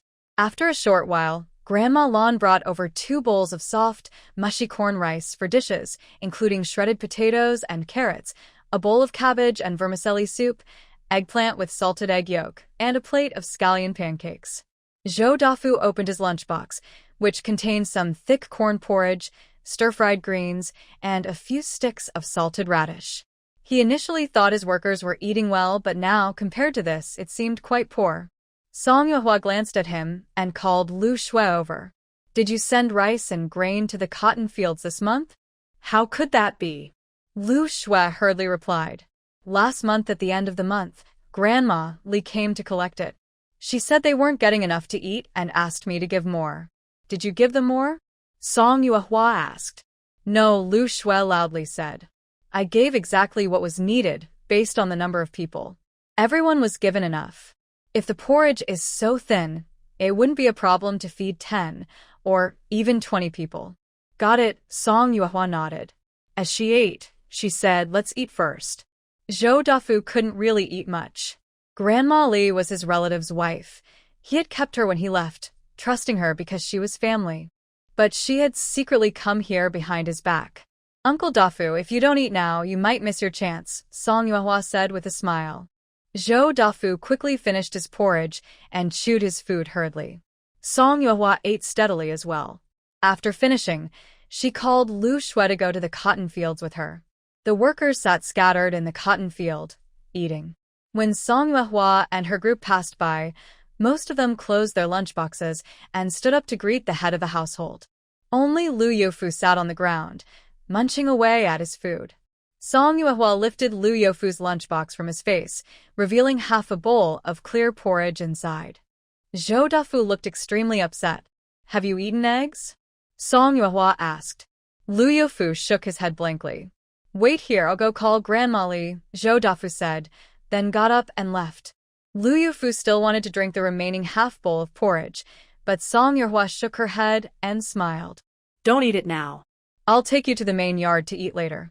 Grandpa Lin said we should listen to the steward and the head of the household, Lu Yofu said simply. Lu Shui laughed nearby. "He's like a child." How old is he? 19, Lu Yofu replied. Li Shui sighed and said, Master, maybe he should work at the pig farm. Working with pigs and chickens is better than working with people. Song Yuehua nodded. That's fine. You need extra help over there, and I feel better if he works with you. Someone is coming tomorrow to fill in the gap. Soon after, Zhou Dafu brought Lady Li over. Before she could speak, Lady Li started crying and complaining, East owner, I do my work honestly. There are many people here, and the food given is just enough for us. I am a member of the Zhou family. How could I steal a single grain of rice? Li Shui was furious and retorted, At the beginning of the month, didn't you take 200 jin of rice and 50 eggs in front of me and the steward? It's only been half a month, and it's all gone? Are you afraid of mice? Yes, 200 jin is correct, Lady Li said to Song Yuehua, but the work here is heavy, so we eat more. East owner, you have to believe me. Song Yuehua replied calmly, All right, I understand. The pig farm needs someone, and I've taken Lu Yofu over. East owner, Zhou Dafu looked upset. Song Yuehua smiled and said, Dafu, don't blame yourself too much. It's not a big problem, and no irreversible damage was done. In the future, you'll need to manage the cotton fields. After speaking, Song Yuehua and Liu Xue, along with Lu Yufu, left. Lady Li didn't understand Song Yuehua's meaning at first, and could only ask Zhou Dafu, is there nothing more for me to do? Zhou Dafu held back his anger, and told Lady Li, Aunt Li, come to my house tonight. Before she could speak, Zhou Dafu strode away. In the large courtyard, Granny Lan had just finished cooking. Ding Suegu, Wen Xiaohua, Zhu Yanli and Granny Wang also came to eat together. Song Yuehua pointed at Lu Yofu and said, His name is Lu Yofu. I asked for him from the cotton fields to help you. For heavy work he can't do anymore, let him handle it. Lu Yofu smiled brightly and said, I have a lot of strength. He's a straightforward person, Zhu Yanli said happily. Granny Wang served a bowl of rice to Lu Yofu. Lu Yofu was surprised and asked, Is this for me? Yes, Song Yuehua replied. Lu Yofu didn't hesitate and quickly ate a big mouthful of rice. Li Shui picked up a piece of vegetable and said, Don't just eat rice, have some vegetables too. The 3 dishes remained on the table. Song Yuehua looked at Zhu Yanli's pregnant belly and said to Granny Lan, I'll ask someone to bring some more dishes from the main yard. Granny, please arrange it. Zhu Yanli smiled and said, We usually eat well every day and we also have red sugar eggs. Don't worry about us. Yes, Granny Wang added. We eat well, live comfortably and don't have to work, so there's no need to worry about her. Mother, Zhu Yanli called out. Song Yuehua also smiled. Then she looked at Lu Yofu, who was just busy eating his rice without saying much. That night, Granny Li caused trouble at the Song family. It turned out that after Zhou Dafu clarified the situation, he demanded that their family return the stolen grain and also dismissed Granny Li. The 2 Zhou families, who were relatives, completely fell out. Master, we are from the same village. You must believe me. I'm so old, and if I just leave like this, how will I live in the future? Granny Li sat on the doorstep of the Song house, tears and snot streaming down her face as she cried. Song Yuehua said, Since Granny Li feels wronged, why not let the officials investigate? If they find you innocent, I will not only rehire you, but also give you 10 taels of silver. How about that? 10 taels of silver. Hearing this, Granny Li's heart skipped a beat, but she still felt guilty and said, It's just a small matter in the village. There's no need to bother the officials.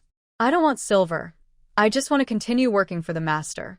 Song Yuehua was amused by her. Things have come to this point. We can't just let it go without explanation. Tomorrow morning, I will report to the county. Let the officials decide what is right and wrong.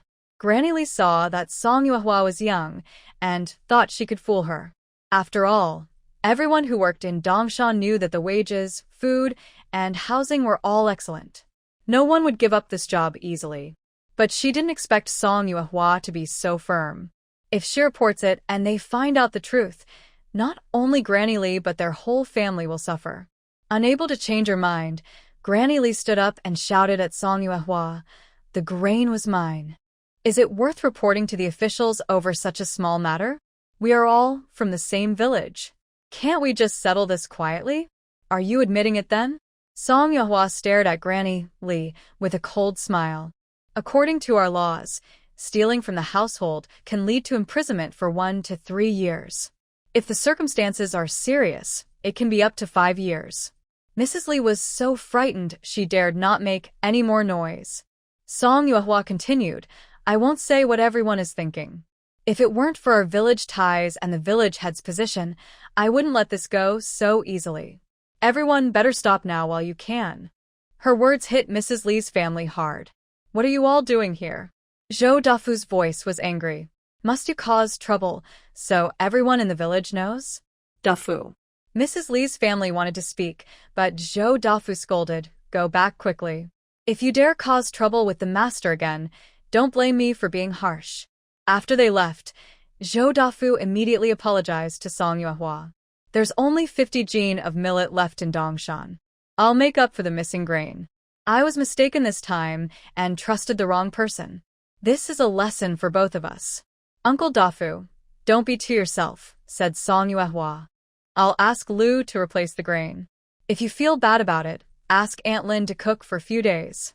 When we find someone, we'll replace her. I will take responsibility for the rice and grain before May, Zhou Dafu insisted. For now, Aunt Lin will handle cooking. After Zhou Dafu left, Xiaoyu asked curiously, Sister Song, how do you know the law? Song Yuehua smiled. That's just made-up stuff. I wouldn't make mistakes scaring someone like Mrs. Lee. Xiaoyu stared in awe, feeling very impressed. Back at the house, Song Yuehua took Dabo aside and leaned against the bed, sighing. Xiaoyu saw her and asked, Sister, do you have other worries? Xiaoyu also sat down, looking serious. Song Yuehua looked at the 2 young girls and said, There are 3 managers in Dongshan. They usually handle their own affairs, and meals are cooked separately. But it seems we need to organize things better.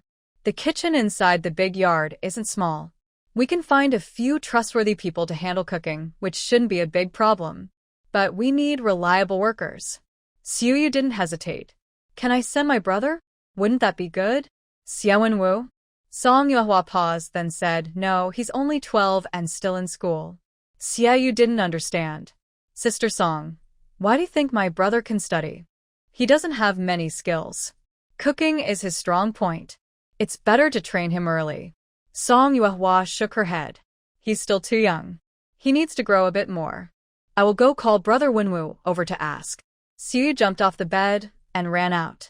In Song Yuehua's view, at 12 years old, she was still a middle school student. Since the Xie family didn't arrange anything, she couldn't step in and take over. Moreover, with Brother Wenwu's limited education, he still needed to study. When Xie Wenwu arrived, Xiaoyu told him about the kitchen matters. His eyes lit up immediately. Master, Lu Shui is my younger sister. If she can work for you, I can too.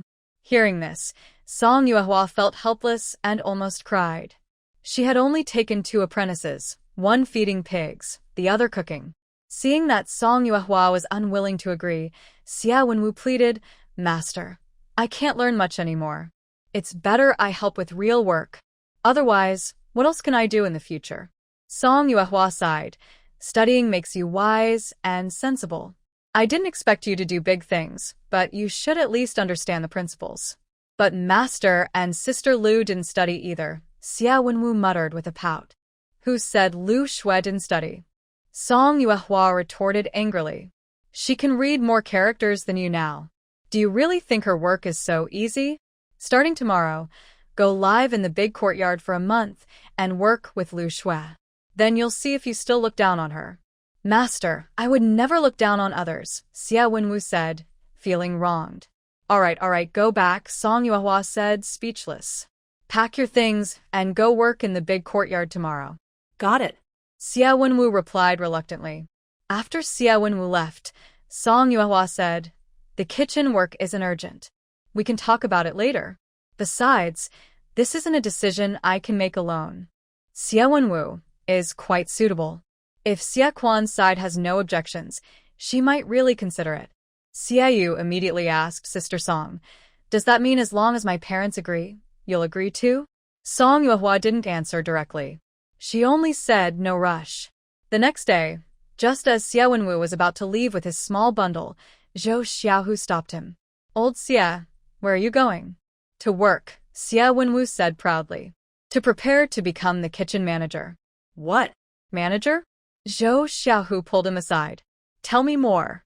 Xie Wenwu hugged Zhou Xiaohu's neck and said, Master wants to run the entire kitchen on East Mountain. Besides me, who else can do the job of manager?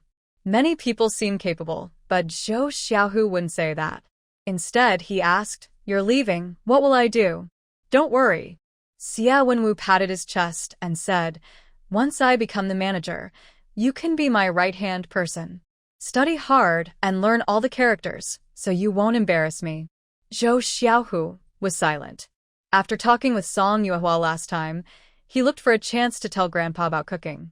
Grandpa told him to take the opportunity during his day off to prepare a meal for the family. The result was okay, nothing special, not very impressive, but not bad either.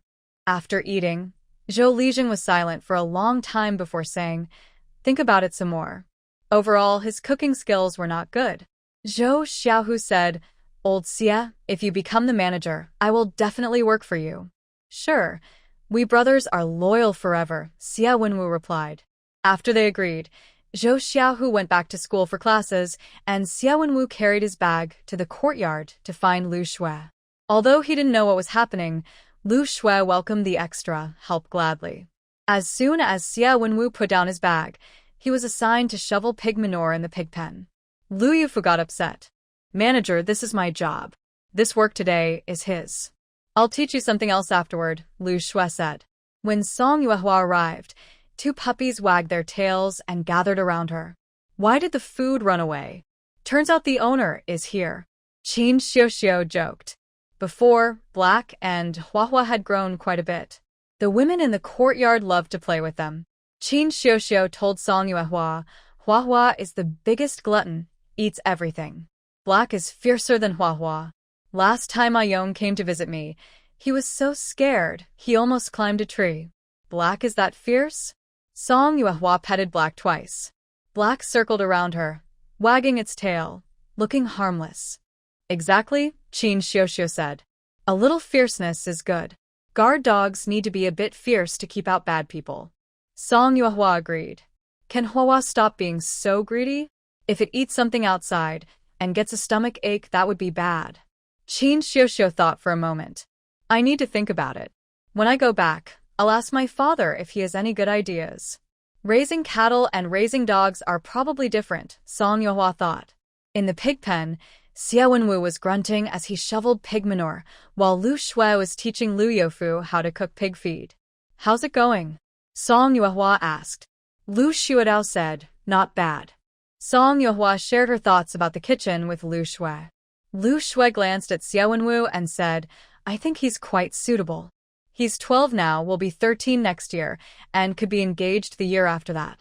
Maybe in a few years, he could even be a father. It's time for him to work. Song Yuehua was silent. Aside from questioning the logic, Song Yuehua said, Let him work with you first. We need to see how the Xie family feels about it. Lucky for us, the Xie family probably wants it, Lu Shui smiled. They teach him archery, cooking, and even send him to school. They give him work, and they might even take better care of him than you do. Song Yuehua waved his hand dismissively. That's true, Lu Shui said, counting on his fingers. Brother Sheng, he's your apprentice, and Xiaoyu is quite lucky. Not many girls can study at a school like hers.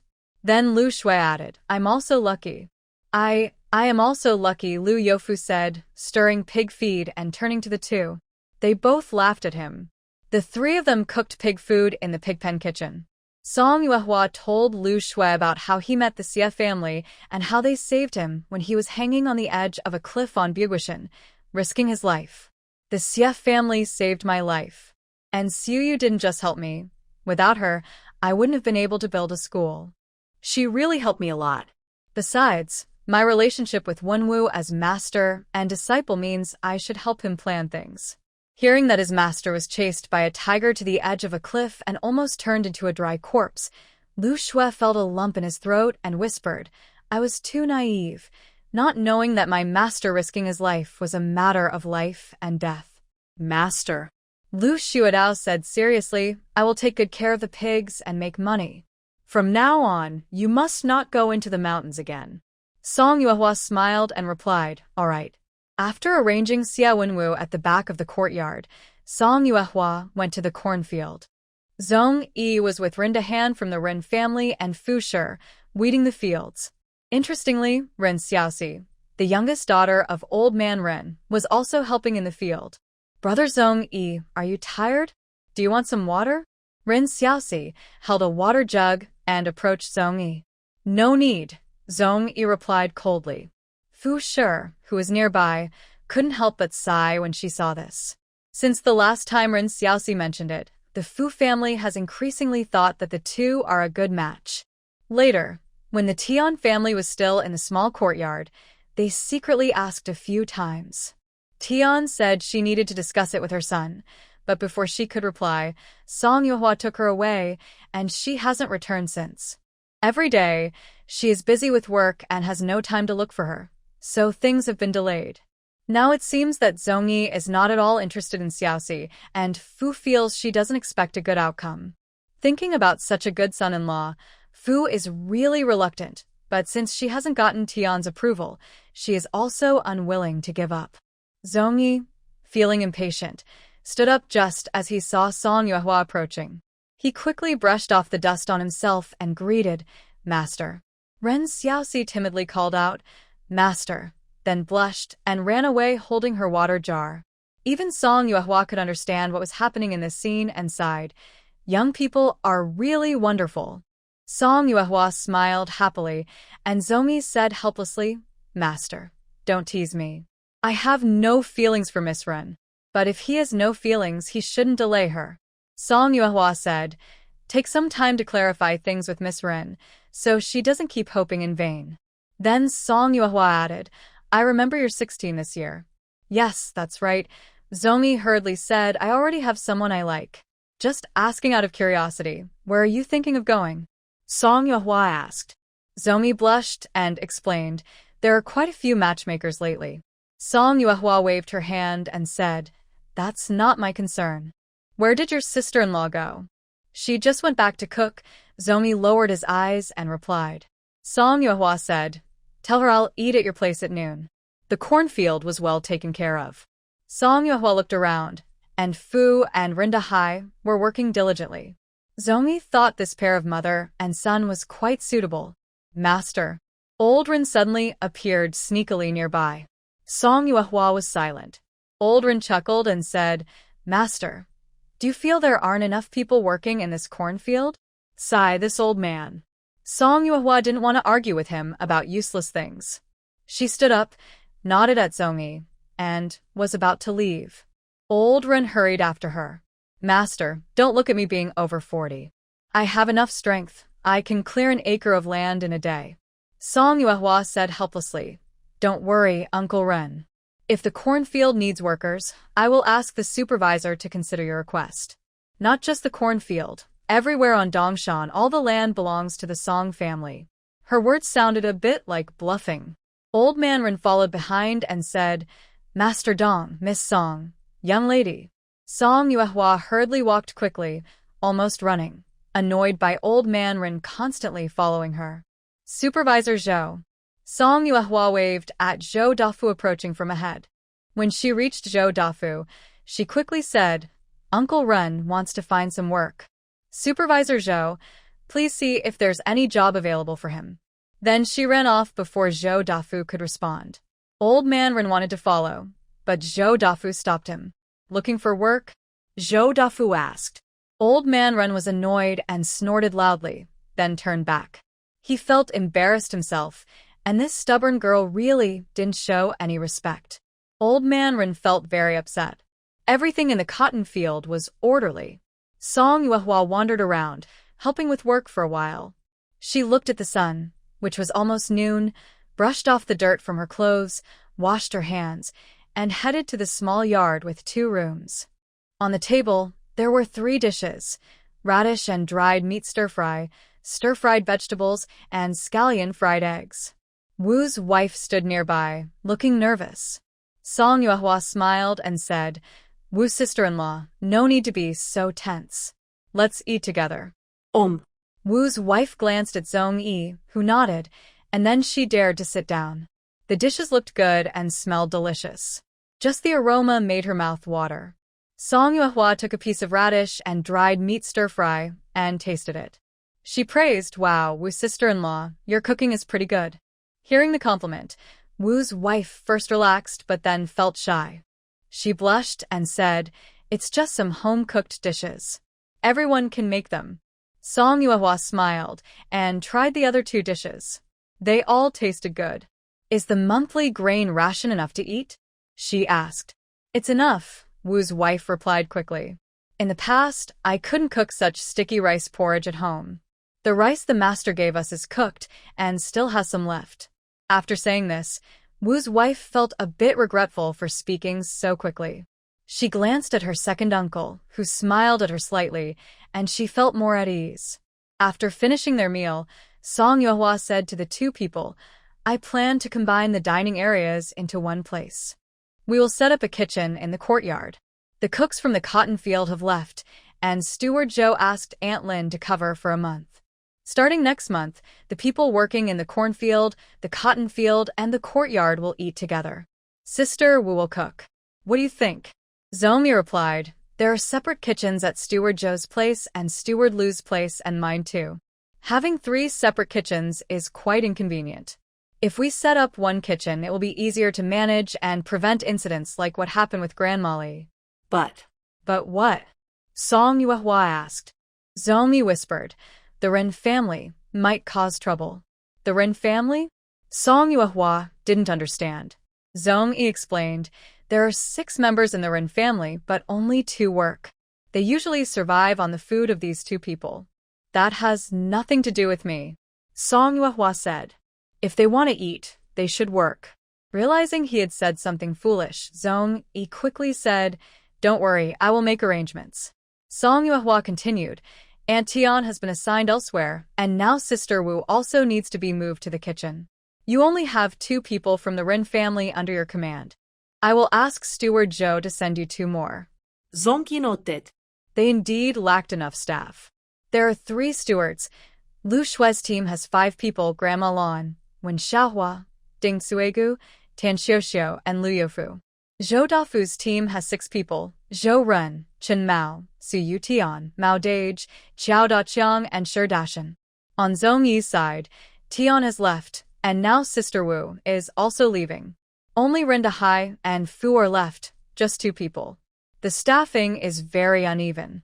After lunch, Song Yuehua planned to go to the cotton field to find Zhou Dafu and discuss the staffing arrangements.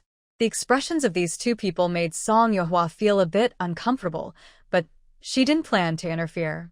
If the person in charge can't handle such simple problems, they might as well work as a laborer.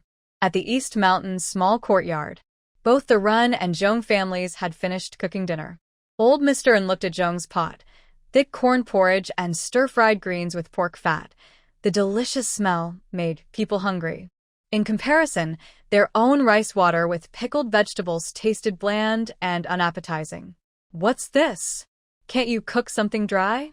Old Mr. Ren grumbled. He turned to Shu's wife, that little wife next door. "She's thin but can work. Why can't you?" "You yourself haven't done any work either," Shu's wife thought silently but dared not speak. "All women. She's not as strong as you. Why can't you do better? If you just helped out a little, would you still be drinking this rice water every day?" Old Mr. Ren was so angry he almost lost his temper and wanted to keep scolding. "Shut up." Fu's wife, exhausted from a long day, finally returned home and was furious. All day long, eating and sleeping, doing nothing, eating a lot and still wanting more? Why don't you just eat dirt instead? In this house, only my big son and I work. It's your fault if we owe you anything. If it weren't for you guys, I'd be eating plain rice every day. Our daughter and I haven't said anything, but you keep talking. If you want to eat, eat. If not, get lost." Since becoming a laborer, Fu's wife had started speaking louder at home. Old Mr. Wren was already a little afraid of her, and now he was too scared to reply back. The 6 members of the Wren family finally ate their dinner quietly. After the meal, Zhong-yi took the opportunity while the Wren family was present to tell them, starting next month, no more grain will be issued. All those working in different places will eat together. How can that be? Old Mr. Wren was so anxious he jumped up and asked quickly, "What are we supposed to do?" Zhong-yi said, "The master only cares about the workers. Is the master going to watch us starve to death?" Old Mr. Wren loudly questioned. Zhong-yi took a breath, understanding why the master was angry. Other people, how they live now, is how they will live in the future. If they starve to death, it's their own fault.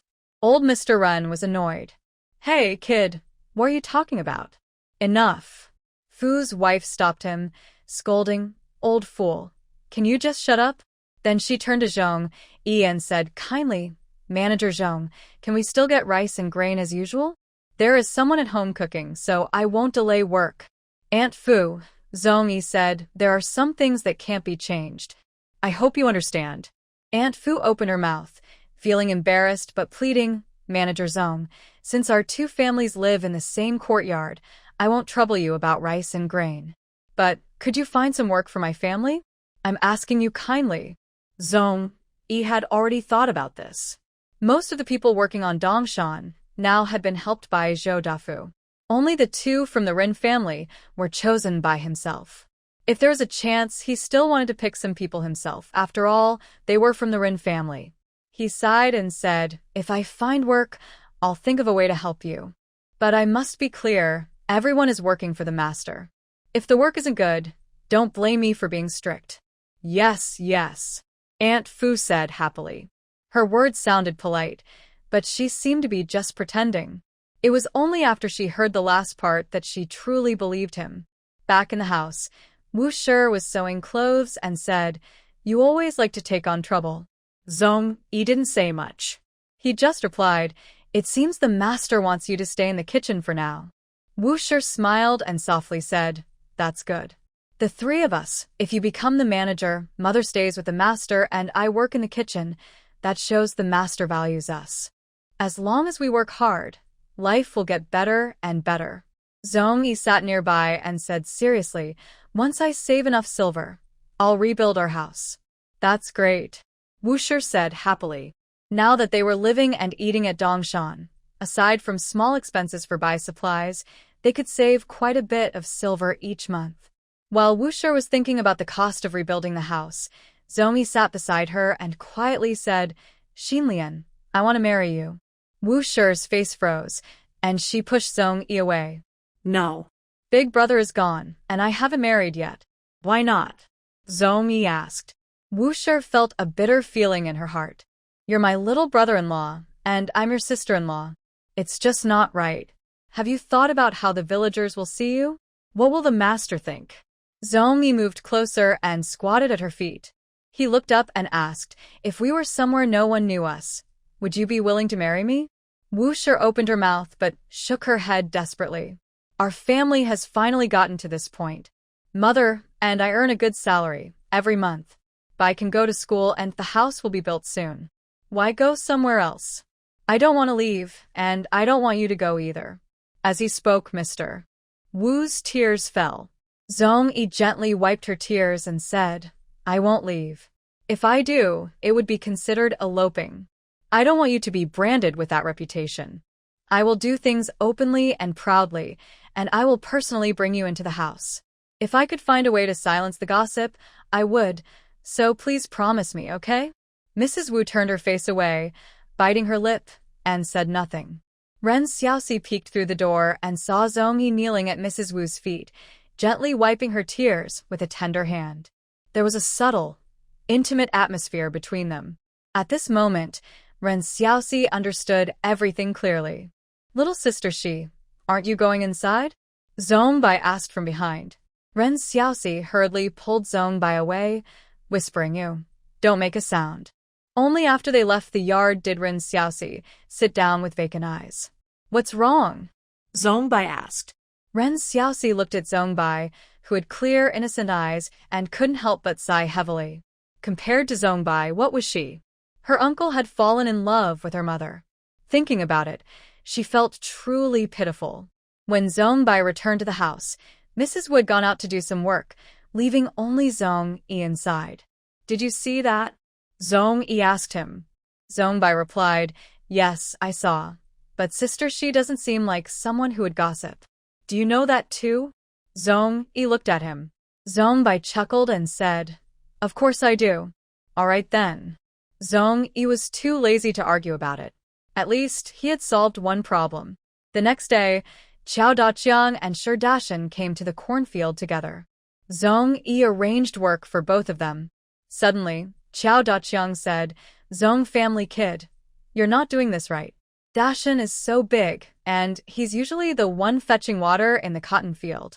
Making him the plants is a waste of his strength." Zong Yi chuckled softly and said, "Do you two know why the master chose a 16-year-old boy like me to be in charge?" Qiao Daqiang and the other didn't speak but looked at him steadily. Zong Yi's smile faded, and he said seriously, "Because the master knows I don't care about rules. Anyone who is disobedient or slow at work, whether they are villagers, acquaintances, or family, I can unhesitatingly send them away." With those words, even a fool could hear the threat in Zong Yi's tone. Qiao Daqiang threw down his and shouted, "Kid from the Zong family, are you threatening me?" Stone Mountain quickly stopped Qiao Daqiang, speaking with a hint of reproach. "We are older than you, after all. Is it really so rude to speak to us like this?" Zong Yi calmly replied, "When we go down the mountain, we follow the proper hierarchy. You should call me Brother Zong or Uncle, but now we are on Dong Mountain. You two should call me Manager Zong. Honestly, neither of you wants to lose this job, and I don't want to go through the trouble of finding someone new. You two were chosen by Zhou Manager, so you are both capable workers. Your suggestions are good, but unnecessary. Just listen to my instructions. Whatever I ask you to do, just do it." Both Stone Mountain and Qiao Daqiang felt a bit upset, but dared not argue back. "Are you two trying to gamble on this job, to see if I am just all talk and won't do anything?" Zong Yi asked, staring at them. Stone Mountain chuckled awkwardly. "Manager Zong, we just wanted to give some advice, no bad intentions. If you're not happy with it, forget it." He then pulled Qiao Daqiang aside, saying, "Daqiang, you agree, right?"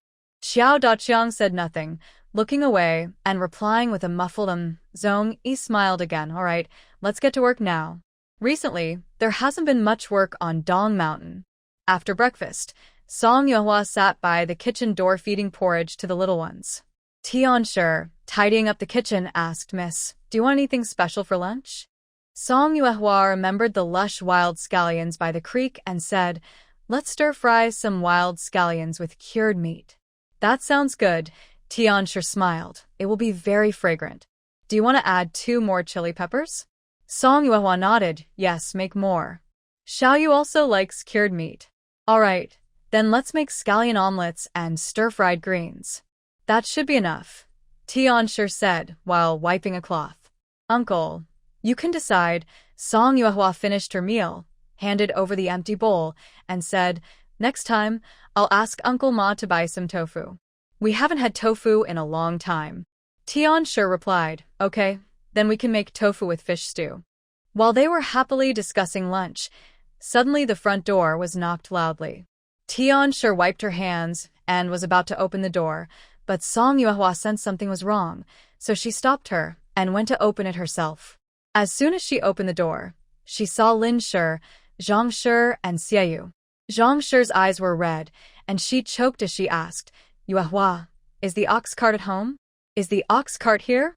On Dongshan, Song Yuehua saw her condition and quickly asked, "What happened?" Mrs. Lin stepped forward and explained, "Ruochu and Xiao Chao might have been kidnapped." Song Yuehua said to Mrs. Lin, "The ox cart is on Dongshan. Auntie, please ask Mr. Duan to bring the cart here quickly." "Okay." Mrs. Lin responded and hurried off. Song Yuehua comforted Mrs. Zhang. "Don't worry yet. When was the last time you saw Ruochu?" Mrs. Zhang's face turned pale, and her teeth trembled as she spoke. "After breakfast this morning, she went to school, then." Xiaoyu, standing nearby, added, "Ruochu and Xiao Chao have never been late before." Today, they didn't come for a long time, so I went to the Zhang and Zhou families to look for them.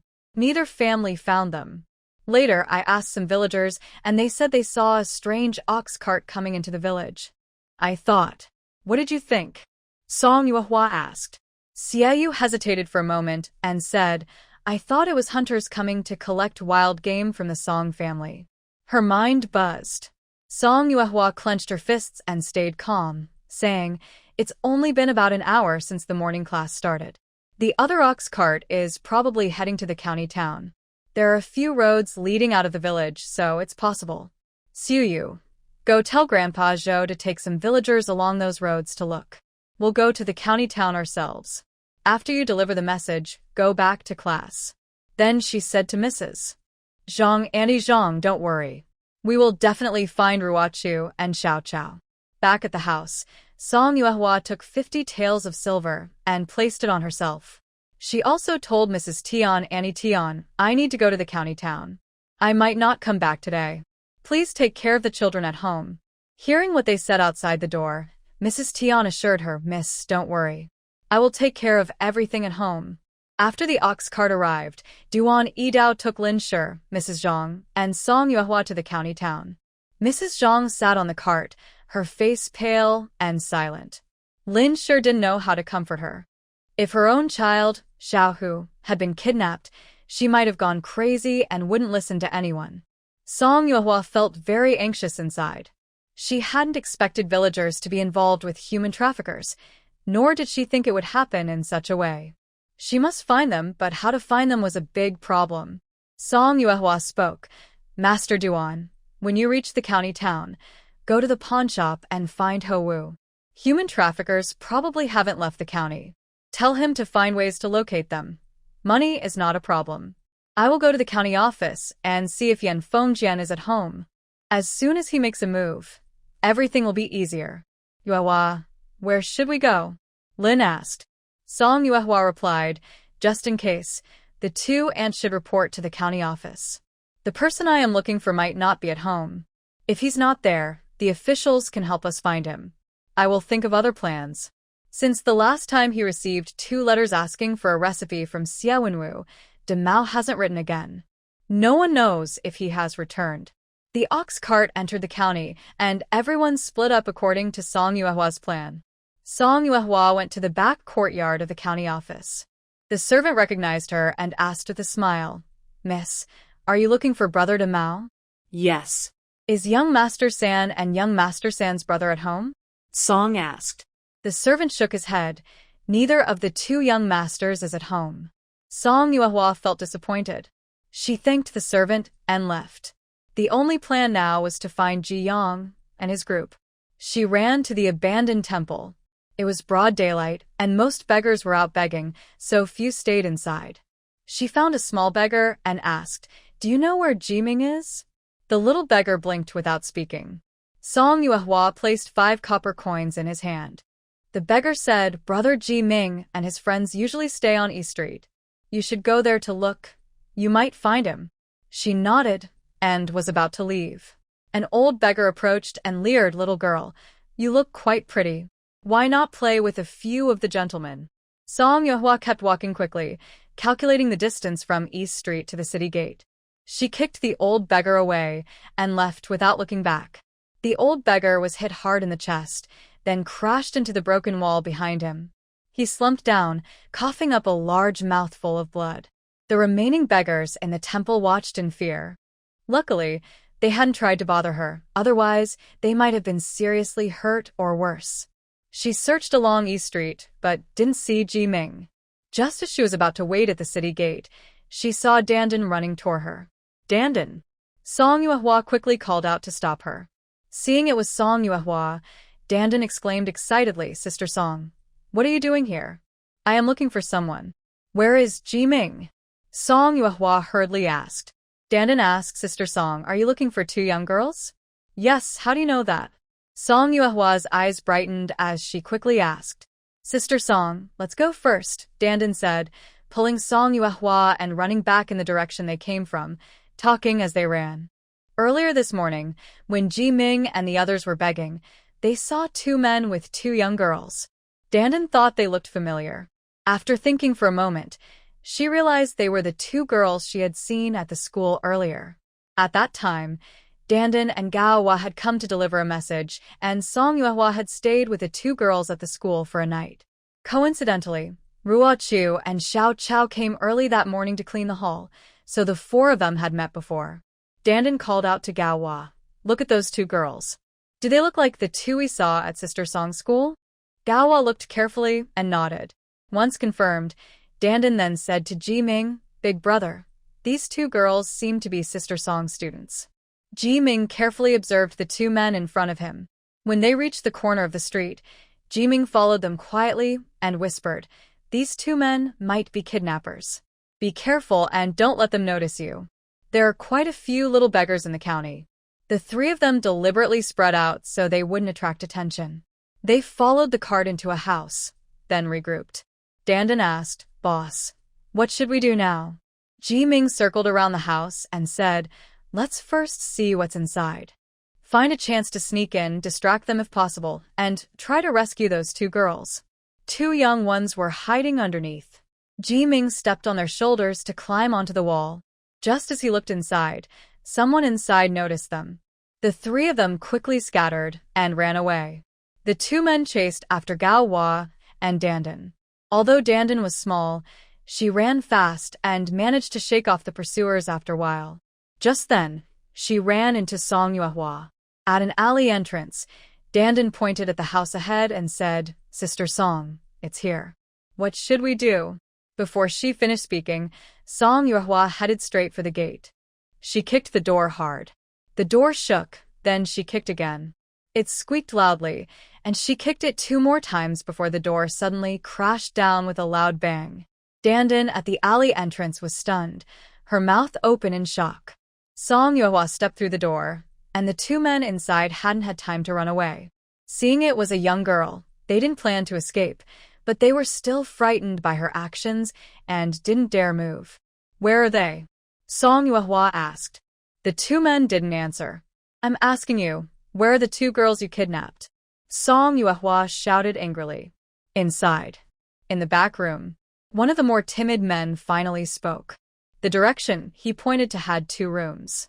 Song Yuehua pushed open one, but no one was there. She then opened the second room. Zhang Ruo Chu and Song Xiao Chao had been drugged.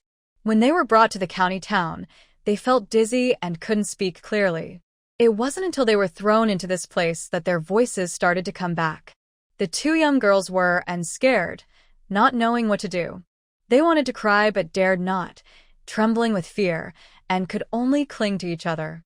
Suddenly, the door was slammed open. A badly beaten young boy was thrown inside. They became even more frightened. Just as they were trembling in fear, the door was suddenly pushed open forcefully.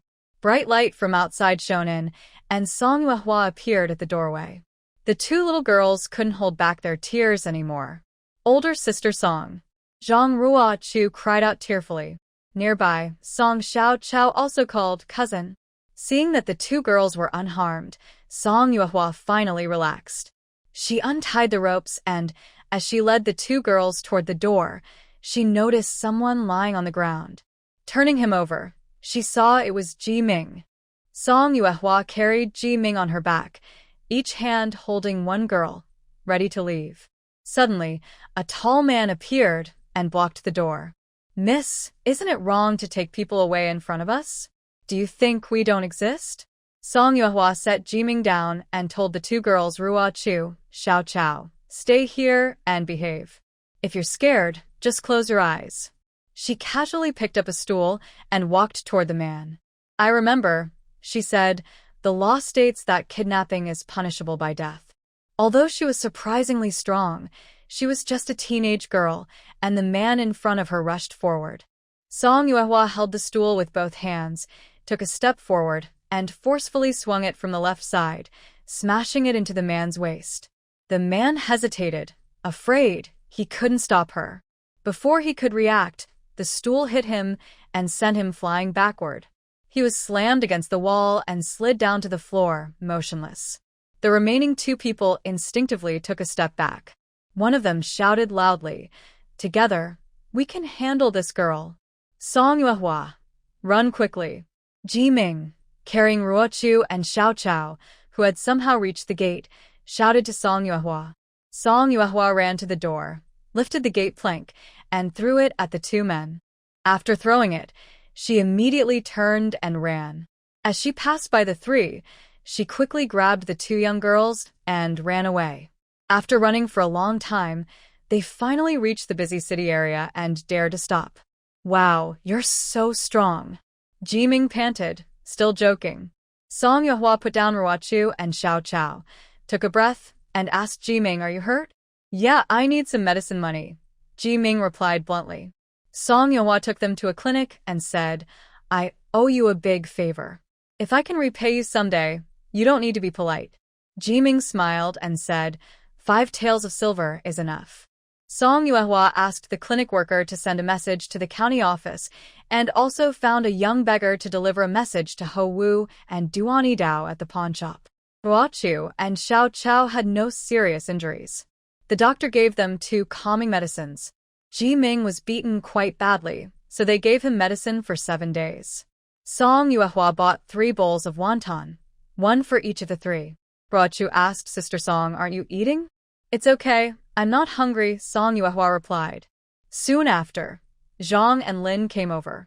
When Zhang saw Ruochu, she started crying uncontrollably. Lin patted Xiao Chao's head and said, "From now on, you should go out with little Tiger. It's too unsafe for 2 young girls to go alone." Xiao Chao nodded sensibly. When Duan Yidao arrived, Song Yuehua took out 5 taels of silver and handed it to Ji Ming, saying, "I have a school in the countryside and a place to stay." Before she finished, Ji Ming took the silver and said, "No need. I've been used to being a beggar and living freely." Song Yuehua nodded. "If you need anything, just come find me. I won't refuse." And about Gao Wazi. He's fine. "I climbed over the wall behind and was caught, so I got beaten," Ji Ming explained. "Won't you come to my place?"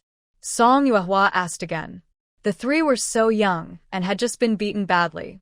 Most importantly, they were afraid of being retaliated against by kidnappers. "No," Ji Ming said, waving his hand toward the distant egg, and then ran away.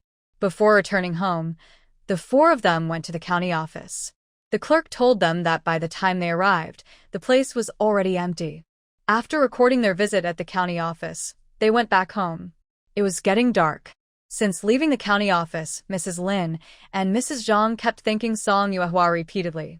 Being able to rescue someone from kidnappers was something they had never heard of before. Usually, only the government could find kidnapped children. Ordinary people rarely could. When they heard that Song Yuehua helped them find their child, they couldn't believe it at first. Song Yuehua smiled weakly, feeling exhausted in both body and mind, more tired than facing wild wolves or tigers. It was hard to imagine what would have happened if they hadn't found their child. Hearing the praise, Song Yuehua looked tired and said, "After we go back, I will discuss with Grandpa Zhou how to prevent kidnappers from entering the village." They continued talking about this topic for a while longer. When they got home, it was already dark. After a long day of travel, Song Yuehua took a bath, feeling very tired. Just as she was about to sleep, there was a loud banging on the door. The knocking startled Song Yuehua. Xiao Yu and Xiao Yuyao were about to get up, but Song Yuehua told them to watch over the children. Then she put on her shoes and went to open the door. It turned out to be Song Lao Er, and Song Lao to Song Yuehua instinctively wanted to close the door, but Song Lao Er hurriedly said, "There might be trouble in Dongshan." "What do you mean?" Song Yuehua asked coldly as she opened the door. Song Lao Er explained, "Your grandpa and grandma have been upset because you bought land in Dongshan. They haven't had any good luck, and lately they've been complaining more and more. I've been trying to get them to see things differently. Tonight I found they were missing, and I worry they went to Dongshan to do something bad." "Did grandpa and grandma really have to cause trouble today?" Song Yuehua clenched her teeth and said, "Wait and see." After greeting Xiao Yu and Xiao Yuyao, Song Yuehua went with Song Lao Er and Song Lao to Dongshan. The night was dark as ink. Song Yuehua kept alert for any trouble from these 2 brothers. On the way, she asked, "Why did you tell me about this?" Song Lao Er chuckled and said, "The two old folks just won't stay still. My brother and I have always wanted to get along peacefully with you." "That's easy to say," Song Yuehua snorted. "What do you want from me?" The brothers were silent for a moment. Song Dalong spoke. "Dia, can you consider giving us the long-term worker from Dongshan?" After speaking, the three of them didn't say anything. Song Yuehua had no mind to argue with these two people now. As they passed through the small courtyard of two houses, Song Yuehua woke up the people from the Zhong family and the Rin family. After explaining the situation to Zhong Yi, he said, "I'll ask someone to inform Supervisor Zhou. I'll arrange for people to watch the cornfield and cotton field." Song Yuehua nodded, then moved on to the pig pen and chicken coop. When they reached the main yard, she woke everyone inside and checked the nearby area together. Lu Shui, Ding Suigu, and Wen Xiaohua went to check the pig pen and chicken coop. Song Yuehua thought of the water well in the cornfield and suddenly thought of poisoning. It probably wouldn't be that simple. If poison was used, it wouldn't just kill crops but also harm living people. "Xia Wenwu," Song Yuehua called out. "Master." Xia Wenwu looked at her nervously. "Wenwu, go check the water well in the cornfield." After giving the order, Xia Wenwu nodded and ran off. While Song Yuehua was still considering all the possible bad things that could happen, suddenly, a scream pierced the air from the pig pen. She hurried over and saw Wen Xiaohua sitting at the entrance of the farm, looking at the ground in horror. Old Song Er brought a lantern closer and saw that Huahua's head was badly hit, bleeding heavily, with several wounds on its body, and the blood underneath hadn't fully dried. Song Yuehua quickly checked Huahua and found it still had a pulse. She picked it up and said to Granny Law nearby, "Let them search nearby carefully. The person definitely hasn't run far." Lu Shui came out of the pig pen and caught up with Song Yuehua, saying, "Master, the pigs are fine, but I don't know about the chickens." "Don't worry about the chickens for now.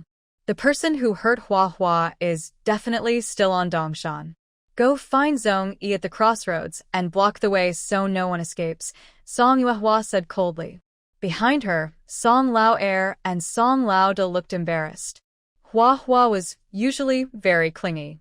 Every time Song Yuehua came to Dongshan, even from afar, it would run over and wag its tail at her. She carried Huahua back to the main yard. Xiaohei, the small black dog, barked loudly. Song Yuehua told it, "Don't bark here. The person who hurt Huahua is nearby. Go find them." Xiaohei growled and ran out. Liushua's room stored a lot of medicine for injuries. Song Yuehua placed Huahua on the bed and applied the medicine. The bleeding from the wound had stopped, but she didn't know if Huahua could wake up.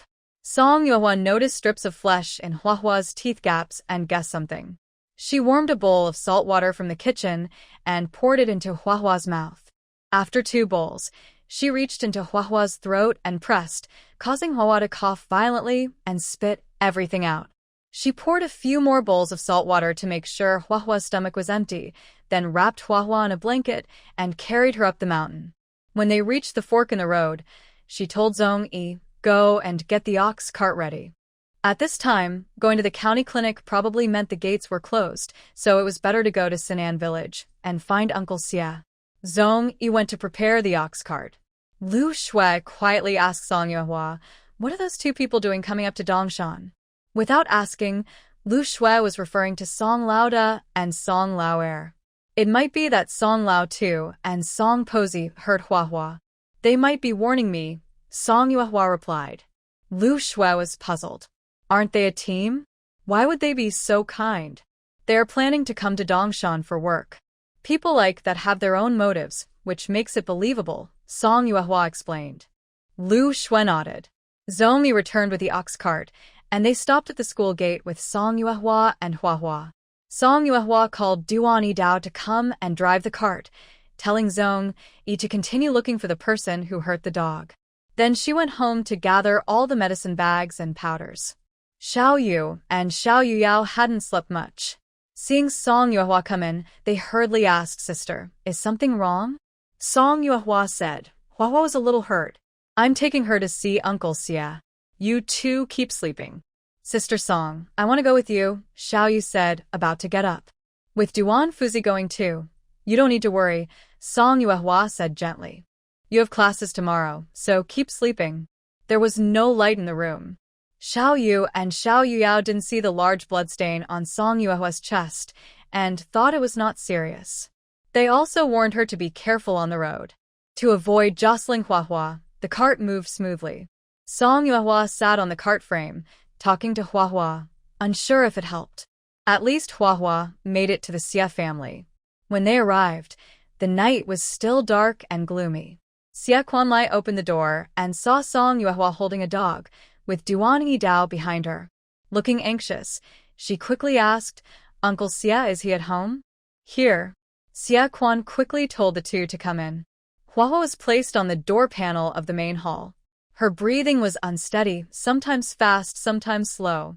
After Xie Feng arrived, he saw it was a dog. He paused for a moment, then squatted down to check on her. We gave her some inducing medicine at home, Song Yuehua whispered nearby. Xie Feng nodded and examined her for a long time. He said, she's been given some sedative, but it's not life-threatening. The most serious injury is on her head. Big brother, bring the silver needle from home. I want to sew up her wound, Xie Feng said to Xie Quan. Song Yuehua looked pale and asked, Second uncle, will Huahua die? Xie Feng replied, Don't worry. I won't let her die. Song Yuehua and Duan Yidao were brewing medicine in the kitchen. Young lady, don't worry too much. With Xie Xiao, the hunter here, she will be safe, Duan Yidao comforted her. Song Yuehua nodded lightly. Over in Dongshan, they didn't know if the person who hurt the dog had been caught. Were the people who hurt the dog really Old Song and his wife? Old Song's family was like a thorn in the side, always causing trouble. If it was really them, what were they trying to do? Poison the dog? Or steal pigs? If they dared to poison, they would never be tolerated again after this. Dongshan. Zhong Yi and his men were checking at the village entrance. The farm workers heard about the incident on Dongshan and came to help voluntarily. Suddenly, a loud, sharp barking sound came from afar. Zhong Yi told Xiao Daqiang and Shi Dashan to stay at the roadblock and not move. Then he took Rinda Hai and ran toward the sound. The barking was not far from the pigsty. Two women were holding down Mrs. Song. Little Hai, with his fur standing up and fierce eyes, was tense and growling low. He suddenly lunged at Old Man Song, biting hard at his knee. Old Man Song staggered in pain and fell to the ground. Seeing this, Little Hai quickly pounced again, opening his mouth wide at his throat. Old Man Song grabbed his ear and threw him aside. Before Old Man Song could get up, Little Hai turned back and bit into his kneecap with sharp teeth, causing Old Man Song to scream in pain. Are all of you dead? Is this beast not caring who it bites? Someone's going to get hurt. Someone's going to get hurt. Mrs. Song kept shouting. The people in the courtyard watched calmly from the side. Old Man Song rolled on the ground, kicking Little Black repeatedly. As he struggled to get up, he cursed loudly, You won't have a good death. You won't have a good death. Beast. Old Man Song looked up and saw a large stone on the ground. Just as he reached for it, Lu Shui ran over and kicked the stone away, coldly staring at him. Vile creature. I want your miserable life. Old Man Song cursed fiercely. Old Man Song's two sons, Old Song 1 and Old Song 2, hurried over. Just as they were about to step forward, Lu Shui spoke. Aren't you two planning to work at Dongshan? Old Song 2 immediately pulled back his foot. Old Song 1 hesitated, and Lu Shui added, The master said that Song Daliang is doing well at school. Although his two sons were right beside him, he watched helplessly as he was bitten by a dog. Old Man Song cursed loudly. You two good-for-nothings, I am your father.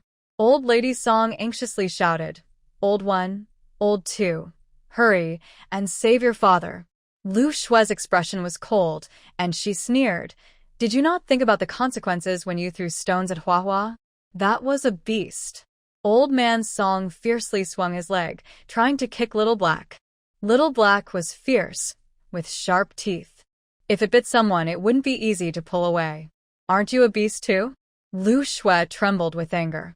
Thinking of Huahua lying on the ground, barely alive, She was so angry she raised her stick to hit Old Man Song. At this moment, Zhongyi rushed over and stopped her, whispering, "Don't get excited. Little Black is enough. Don't dirty your hands."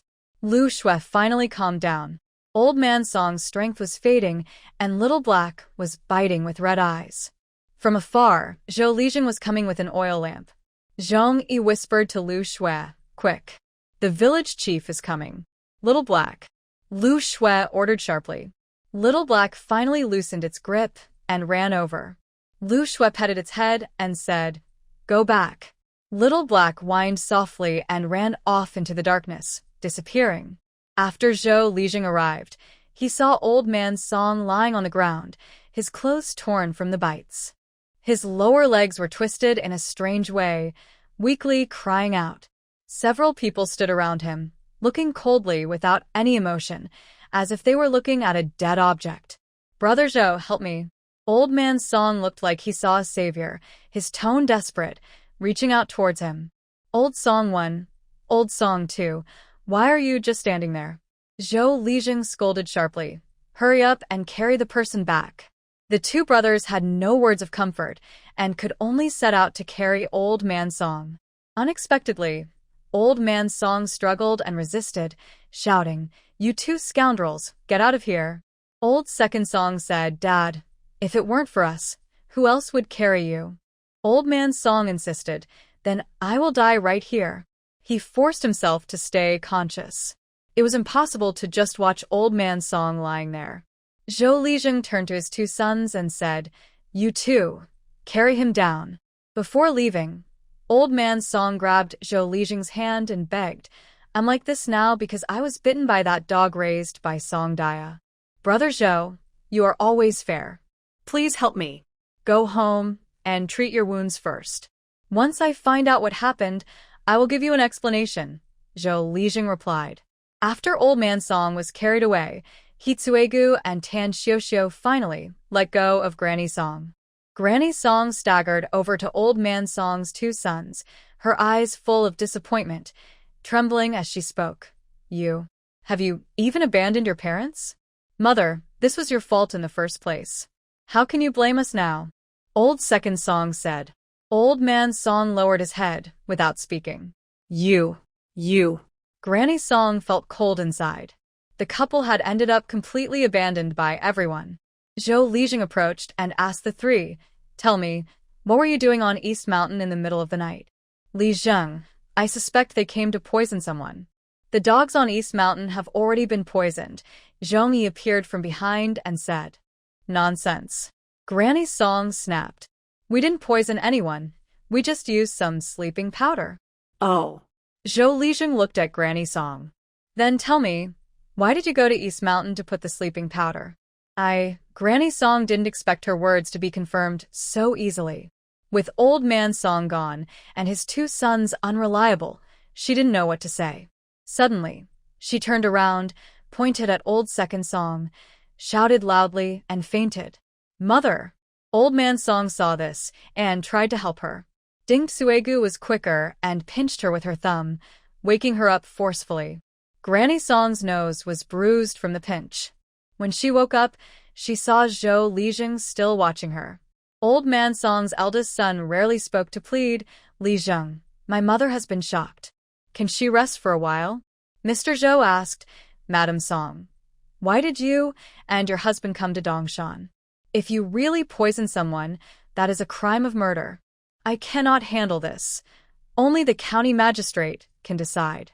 Madam Song cried and explained, "Mr. Zhou, we did not come to poison anyone. We just wanted to steal a few pigs. To prevent the dogs from interfering, we threw a dead chicken coated with sleeping medicine. We would never dare to poison anyone." "So you admit that Huahua was injured by you?" Lu Shui asked. Madam Song was angry when she saw Lu Shui and shouted loudly, "It's just an animal.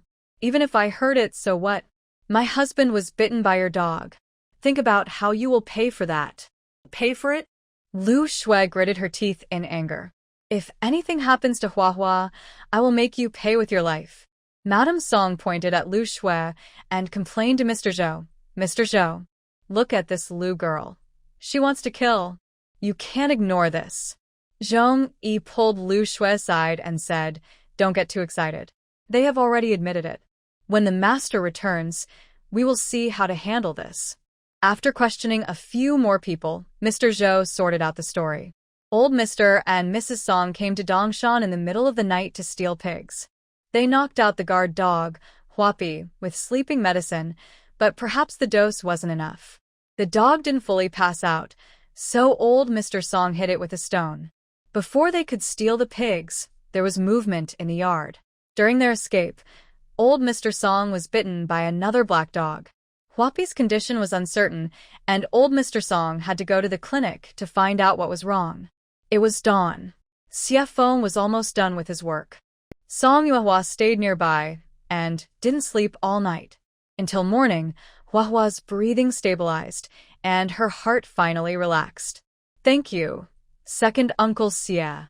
Song Yuehua owed him so much, she couldn't repay it.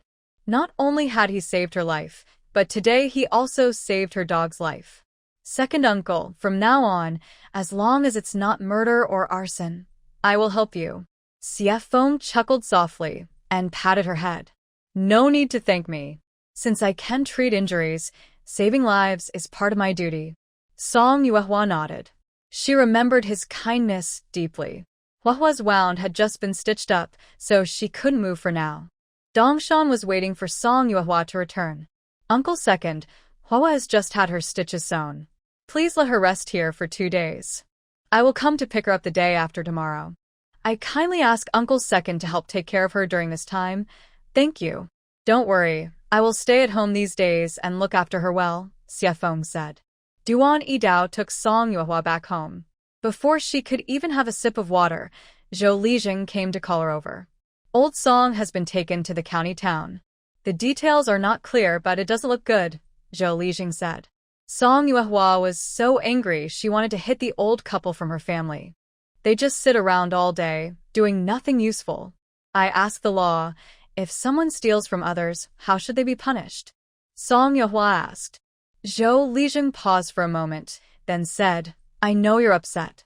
Even if you go to the officials, dogs can't be compared to people. Although the law is on your side, Song Jinbao's injuries are serious. It's hard to say who is right or wrong. If you want to blame someone, your family, your sister's marriage, and your younger brother's future all could be affected." Song Yuehua couldn't hold back her anger and shouted, "Is it just going to be ignored like this?" "Grandpa Zhou, I'm sorry. I just can't swallow this," Song Yuehua said, covering her eyes to calm down. Zhou Lijing waved his hand and said, "Of course not. The family won't let you suffer. Let's wait and see what happens with old Song first." For now, they could only wait for the family elders to discuss.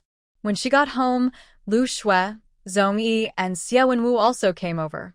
"Master, how is Huahua?" Xie Wenwu asked anxiously, as soon as he saw her. Song Yuehua replied, "Huahua is not in life-threatening danger for now. Uncle Second is taking care of her, and she will be home in a few days. I also heard from Lijing about the general situation on Dongshan." "Master." Lu Shui lowered her head. Song Yuehua had been feeling dizzy for the past 2 days and didn't have the energy to listen to her stammer.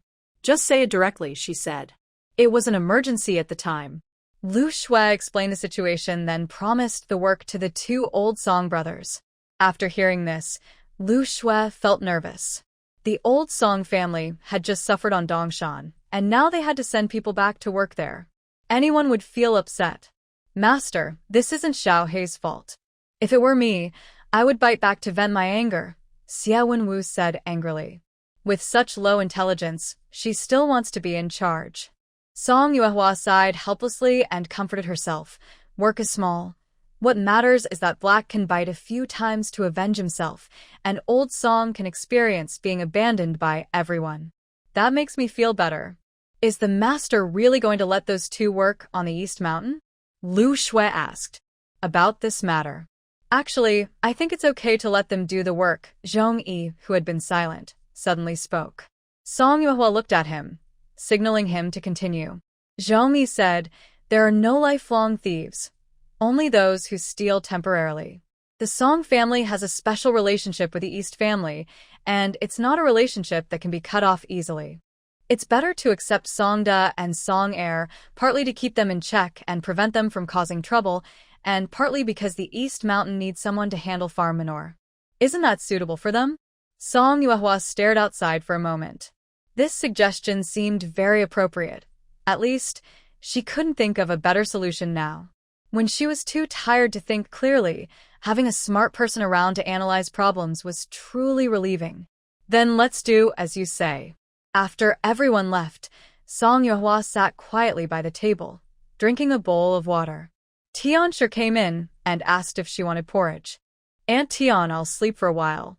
Big and Little Bao are in your hands, Song Yuehua said, then got up and went back to her room. She slept straight through to the next afternoon. When she woke up, her whole body was sore, and her sleep was both exhausting and satisfying. Fortunately, Tianshi had been simmering meat porridge over the fire. After finishing a jar of porridge, Song Yuehua felt all her fatigue disappear. Has Grandpa Zhou come by? She asked. Tianshi nodded and said, yes, he came. Old Song has also returned. I heard that his leg is probably crippled. Really that serious? Song Yuehua said happily. Black is really impressive. Seeing her like this, Tianshi smiled bitterly and said, Old Song spent quite a bit of silver this time, saying he wanted the East family to pay. Song Posey ran to our door crying and making a fuss. Luckily, Duan Fuzi stayed at the door, worried about disturbing the East family, and tied her up to send her to the village chief's house. Being a village chief isn't easy either. Tianshi continued. The village chief said that after discussion, since Old Song has already been punished, they won't pursue it further. As for Song Posey, she is fine to stay in the ancestral hall for half a month. Does the village chief want to ask about the East family's opinion? Song Yuehua nodded and said, what the village can do like this is enough. That night, Zhou Dafu brought Songda and Song Air to sign the contract. Song Air has a thick skin and happily said, Big sister, don't worry. Old man is limping now, so he won't bother you anymore. Old man Song is limping, but he's not completely useless. Song Yuehua didn't dwell on this issue and coldly said, the long-term workers on Dongshan are dismissed if they are lazy or dishonest. No exceptions. As for you two, there's one more thing. If the two old men from the Song family come here again to cause trouble, you'll need to find new work. These words had already been told to them by Zhou Dafu, so they were mentally prepared and agreed quickly. Don't worry, I promise those two old men won't dare to make a fuss in front of you again. Today, the old man was even shouting about killing the dog on Dongshan. I fed him 2 meals of bread, and now he's being good. After signing the contract, Zhou Dafu took the person away. In the evening, after school, Xiao Yu and Xiao Yu looked at Song Yuehua holding Da Bao and Xiao Bao in the yard feeding porridge and finally relaxed. Xiao Yu hurried over, took the bowl, and started feeding the children herself. Sister, you've been sleeping for a whole day and night. It's so scary. Yes, Sister Song, you shouldn't be too tired, Xiao Yu said worriedly. Song Yuehua smiled and said, don't worry. I don't encounter worries every day. Once I bring Huahua back, I will go to the mountain to pray to Bai Daxian. Surely, I can get rid of bad luck. The next day, Song Yuehua and Duan Yidao got up early and set out to pick up Huahua from the Xie family. When they arrived, Xie Feng was still using needles to treat it. Huahua. Song Yuehua gently called, petting its head. Huahua had opened its eyes and responded with a whimper. Song Yuehua was a bit worried and asked, is it okay to bring it back like this? As long as we carefully care for it, it should be fine, Xie Feng said as he put away the silver needles. After changing the medicine on Huahua, Song Yuehua carried it onto the cart. After thanking the Xie family several times, they left. The ox cart moved slowly and after noon, they returned home. Song Yuehua carried Huahua into the house. Da Bao and Xiao Bao came over to look, but Tianshi quickly took the children away. After school, Xiao Yu and Xiao Yu saw Huahua like this and felt very upset. That evening, Zhong Yi, Lu Shui, and Xie Wenwu came to check on it. Knowing Huahua was temporarily fine, they felt relieved but still angry. Senior brother, Huahua has had such a hard time. On the way back, Lu Shui told Xie Wenwu. Zomi looked at Lu Shui and said, "It's better not to mention this in front of the master." Why? Lu Shui didn't understand. Zomi said, "Hua has feelings for us, but as family, that's different. To others, it's just a dog. Human lives are not equal, let alone humans and dogs." The main culprit was already limping. If we kept pursuing it, we might not be in the right and could cause trouble for the owner. There's a saying, a gentleman takes 10 years to avenge. Xie Wenwu quickly nodded and said, "That makes sense." Lu Shui also nodded. Zomi's mind is really sharp. If he were a few years younger, he might be even better than Xiaoshan. Lu Shui said, "That's possible. It's a pity we weren't born at the right time." Zomi was silent. After about 10 days of care, Hua could walk around the yard, but not for long. It would have to lie down and rest. Song Yuehua took it back to the big courtyard. At the entrance, Xiao He ran over from afar, and Hua went to greet him. Both dogs made low whining sounds. Seeing this scene, Song Yuehua hesitated again about keeping Hua at home. When they arrived at the courtyard, Xie Wenwu hugged Hua tightly. Both the person and the dog were very happy. Song Yuehua said to Lu Shui, "Hua was badly hurt, so its health isn't as good as before. I want to keep it at home, but now it seems it would be happier here." After hearing Song Yuehua's idea, Lu Shui quickly said, "Master, don't worry. We will take good care of Hua." Song Yuehua sighed and called Hua over. Softly, he said, "Since I see you're happy here, I won't take you home. If you want to go back, just come find me, okay?" Hua lowered its head, trying to nuzzle Song Yuehua, but was stopped. "Your injury on your head isn't healed yet." And so, Hua continued to stay in the big courtyard. Recently, the weather has been nice. Song Yuehua specially made some snacks at home for the kids. She didn't remember the complicated recipes very well, but red bean cakes and green bean cakes were simple enough to make. Soaking, steaming, then frying the paste. If the heat is controlled well, it usually won't fail. There was no need to customize molds. Since it was for their own family, they could just cut bamboo tubes in half, press them into cylindrical shapes, and then cut into pieces. It would look nice too. While the family happily enjoyed the cakes and tea, Lu Shanpao from the village came over, saying there was some trouble over at Dongshan. Song Yuehua asked Tianshi to watch the kids, and went to see what was happening. On the past road, Lu Shanpao said that the people from Wen Xiaohua's family were causing trouble in Dongshan. Wen Xiaohua? Isn't she from the big courtyard? Today, Lu Shui and Qin Xiuxiu went to the county town to buy rice bran. No wonder Lu Shanpao was the one calling for help. When Song Yuehua arrived, she saw a fierce-looking woman sitting in the middle of the cotton field, acting wild and crying and scolding. "How can a mother be like you? The child is almost starving, and you're holding on to a lot of money without giving it up. How can you be so heartless? You deserve a bad ending. You can't even take care of your own son. Probably looking for a lover outside. People are watching, and you'll get your punishment soon." Seeing Song Yuehua arrive, Zhou Dafu glared at Lu Shanpao and said, "Master, this is Wen Xiaohua's mother-in-law." "Where is Wen Xiaohua?" Song Yuehua asked.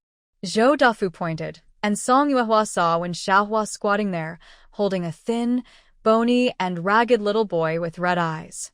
This woman heard somewhere that Wen Xiaohua was working as a long-term worker in Dongshan and earned money, so she brought her child here to ask for money, Zhou Dafu explained.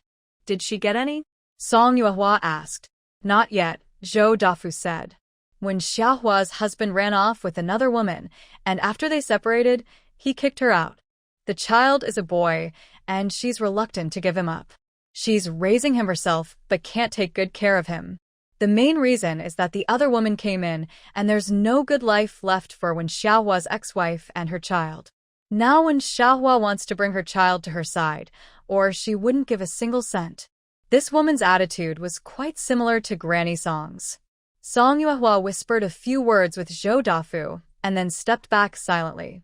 Sometimes, when the master intervenes, it might not be good. It could give these people too much room to act out. Zhou Dafu said to the woman, "Aunt Wei, I am in charge of this area. If you have anything to say, you can tell me. If you don't mind, it's about mealtime now. Would you like to join us for a bowl of shredded meat noodles? Shredded meat noodles? Aunt Wei swallowed hard when she heard that. She really wanted to eat noodles, but was worried about causing trouble. Zhou Dafu seemed to understand her thoughts and said, "Bring Xiaohua along too. If there's anything to discuss, we can talk while eating, so it won't delay anything." Aunt Wei quickly got up and said to Zhou Dafu, "Lead the way." Her smooth acting impressed Song Yuehua very much. Zhou Dafu called out to the workers watching the scene, "Everyone, go back to work." The workers quickly dispersed. Zhou Dafu brought a few people to the courtyard. As soon as they entered, Granny Wei rolled her eyes and felt jealous inside. She asked, "Wen Xiaohua, is this your place?" "No, this is where Steward Lu lives," Wen Xiaohua replied. Hearing that Wen Xiaohua didn't live here, Granny Wei felt a bit better. Zhou Dafu asked Granny Lan to bring a few bowls of noodles. Meanwhile, everyone sat face to face in the hall. "Wen Xiaohua, I was the one who brought you here. I feel sorry for you, but your family issues always affect your work." "The master here probably wouldn't agree," Zhou Dafu said, ignoring Granny Wei. When he mentioned the work at Dongshan, Wen Xiaohua became nervous. She knew deep down that she might never find a kinder master than the one at Dongshan. "Steward Zhou, please help me ask the master for mercy. I can fix the problem soon. I promise it won't affect my work," she begged. Granny Wei, standing nearby, also heard this. The steward looked friendly, but was actually planning to dismiss her. If Wen Xiaohua lost her job, she wouldn't have anyone to ask for money. Zhou Dafu asked, "How do you plan to solve this? Aunt Wei can't afford to raise the child and keeps coming here to cause trouble. Not only can the master not handle it, I can't either." Wen Xiaohua hesitated, torn inside. She wanted to raise her child, but she had to work. If she didn't work, she and her child would starve. Giving money to her family meant her child wouldn't get anything, which was as useless as throwing water away. "As for the school at the master's place, I can try to ask for help," Zhou Dafu said briefly. When Xiaohua's eyes lit up, she knew that the village school belonged to the master. A few times, when passing by, she saw inside through the door, red bricks, white walls, clean windowsills, and the sound of children reading aloud. It was a place she never dared to dream about. Later, she saved some silver and even thought about bringing Xiaofeng there to study. During her days off, she wanted to go back, but before she could enter, the Wei family chased her out. Steward Zhou said he would help her ask for mercy, but she didn't know how. Even doing chores for free was fine, as long as her child could read and eat well. That was all she wanted. Next to her, Wei Feng tightly held Wen Xiaohua's hand. Feeling more confident, Wen Xiaohua said to Granny Wei, "Mother, sell the child to me." Granny Wei immediately refused. "No way. Wei Feng is my Wei family's child. Why should I let you take him? It is true that I don't want Wei Feng to leave. The Wei family's son is just one reason. Wei's grandmother is also smart. Keeping Wei Feng is like having a money tree that can be shaken every month. She wouldn't do something foolish like selling him outright. Name your price. I will give you everything I have," Wen Xiaohua said loudly. "I said it's impossible." Wei's grandmother stood up and said sharply, "Our Wei family's eldest grandson is being raised by someone outside the family. What does that say? Just send silver regularly each month, and that's enough." When Xiaohua knelt down with a thud, begging, "Mother, I beg you. That woman doesn't treat Xiaofeng well. Let him stay with me. He's still surnamed Wei. Isn't it better to give Xiaofeng a way out?" "What do you mean?" Wei's grandmother was about to slap her, but Zhou Dafu stopped her. "Are you saying we treat Xiaofeng badly or are mean to him?" "Who said that? Did Wei Feng say it?" Wei's grandmother asked angrily, eyes wide. When Xiaohua shook her head desperately, not knowing what to say. "Everyone, the noodles are ready," Song Yuehua said as she carried over a bowl. Just as when Xiaohua was about to call for her master, Zhou Dafu interrupted, "Lu Steward, why are you personally delivering this?" Song Yuehua smiled and said, "When it reaches me, I have to serve it myself. Zhou Dafu took the bowl and said, "You're too polite." There were 4 bowls of noodles, one for each person. Song Yuehua said, "Eat first. If you don't eat the noodles, they'll get hard." The tense situation suddenly eased. Song Yuehua ate and said, "Aunt Wei, I've heard everything. I think for the long term, sending the child here is truly good for your family." Since she was the steward of Dongshan, Wei's grandmother didn't dare to speak harshly. She asked stiffly, "What do you mean?" Song Yuehua explained, "There's a school in the village. When Xiaohua can send your grandson to study there. If he does well in the future, he'll be successful. He'll be surnamed Wei, and the entire Wei family will rise. Even if he doesn't succeed, he won't cost the Wei family anything. Plus, if he learns to read and write, he can find a good job. When he grows up, he can earn money to support you too. Isn't that better?" Wei's grandmother was very tempted, but she still felt that the immediate benefits were more reassuring. Song Yuehua continued, "And then there's the wages. Let me do the math for you. 400 coins a month. Xiaohua spends about 100 coins on food and drinks each month. Sometimes during festivals, she also needs to give gifts to the manager. Subtracting that, another 100 coins, leaving 200 coins. Even if I give you all of it, split in half, half for you, half for your family, you only get about 1 tael of silver in a year. Is it worth all this effort for so little?" Old Lady Wei hadn't thought about these small details and asked softly, "She still needs to give gifts?" Xiao Hua looked at Song Yuehua and nodded gently. Song Yuehua replied confidently, "It's not easy to work here in Dongshan. Without some benefits, why would we keep her?" She spoke so firmly about taking a cut that Old Lady Wei was left speechless. Nearby, Zhou Dafu's face turned red, and he looked uncomfortable. Song Yuehua changed her tone to one that sounded caring. "Anyway, I think it's better to pay everything at once. Silver and coins only feel real when you hold them in your hand. If someday the master doesn't need so many people, he will probably be the first to dismiss Xiaohua. No matter how much you shake, you won't get anything." Old Lady Wei agreed deeply. "That's right, holding the money makes you feel more secure." After finishing her bowl of noodles and drinking the broth, Song Yuehua smiled and said, "I'm full now. There's still work in the yard, so I won't stay to chat with you all." She then picked up her empty bowl and left. The others stayed behind. Old Lady Wei also drank her broth completely and then, shamelessly, said to Zhou Dafu, "Manager, do you have more noodles? I haven't eaten enough." Zhou Dafu put down his chopsticks and said, "Let's talk about the main issue first." Old Lady Wei boldly demanded, 20 taels. "Give me 20 taels, and I will hand over Xiaofeng to you." Xiaohua was so angry she almost cried. 20 taels? I've only worked for a short time.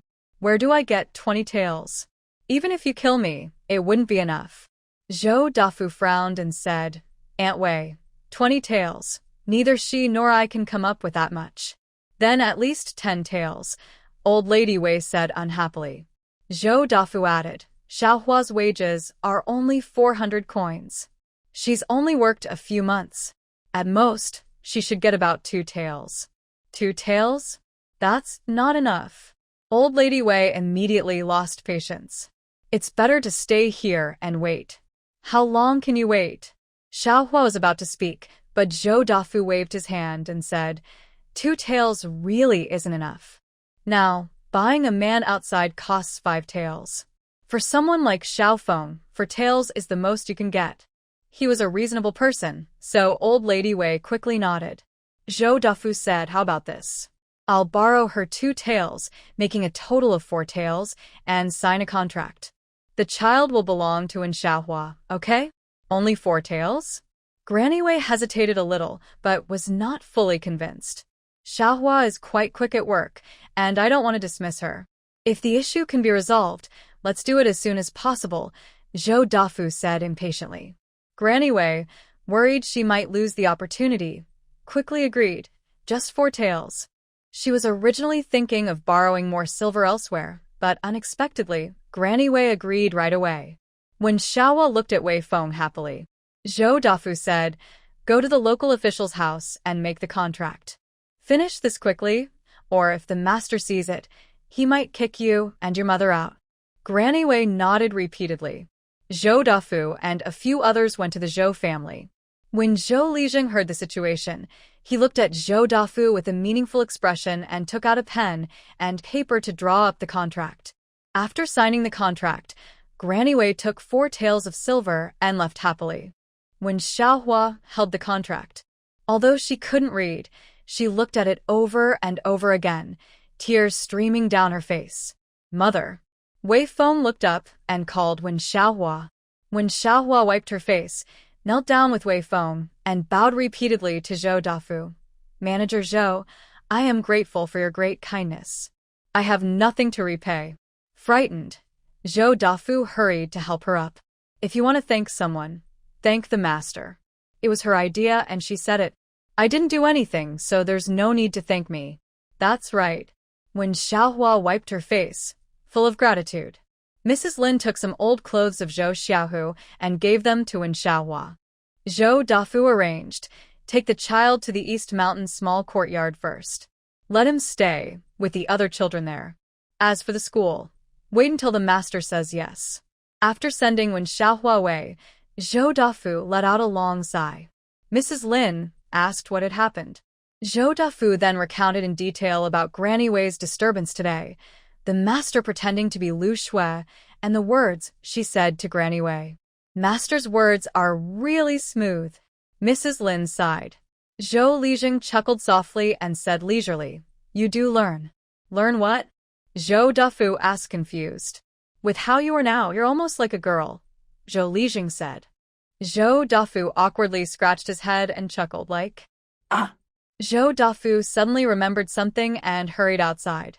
I need to clarify with the master, I didn't take any kickbacks. After the person left, Zhou Li frowned and said, Why have you also learned to be so impatient?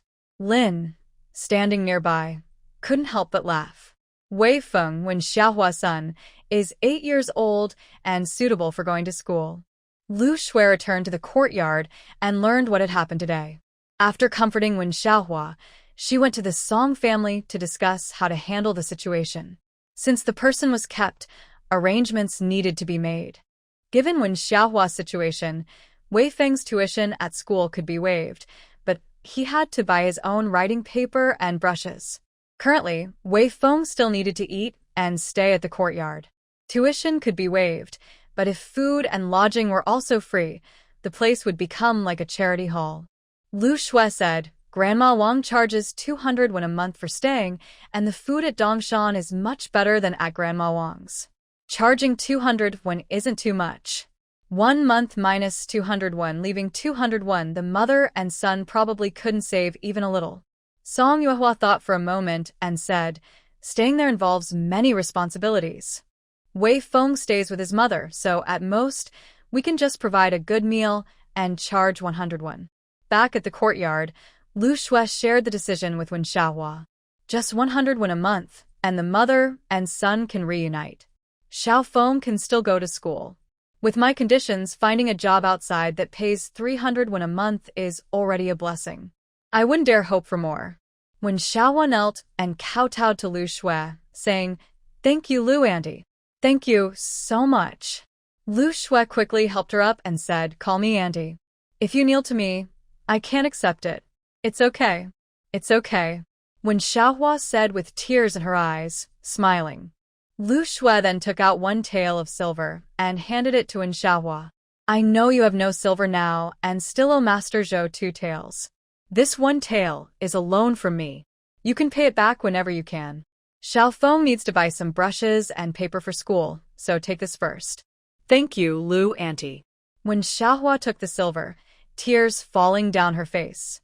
All right, stop crying, Lu Shui said helplessly, trying to comfort her.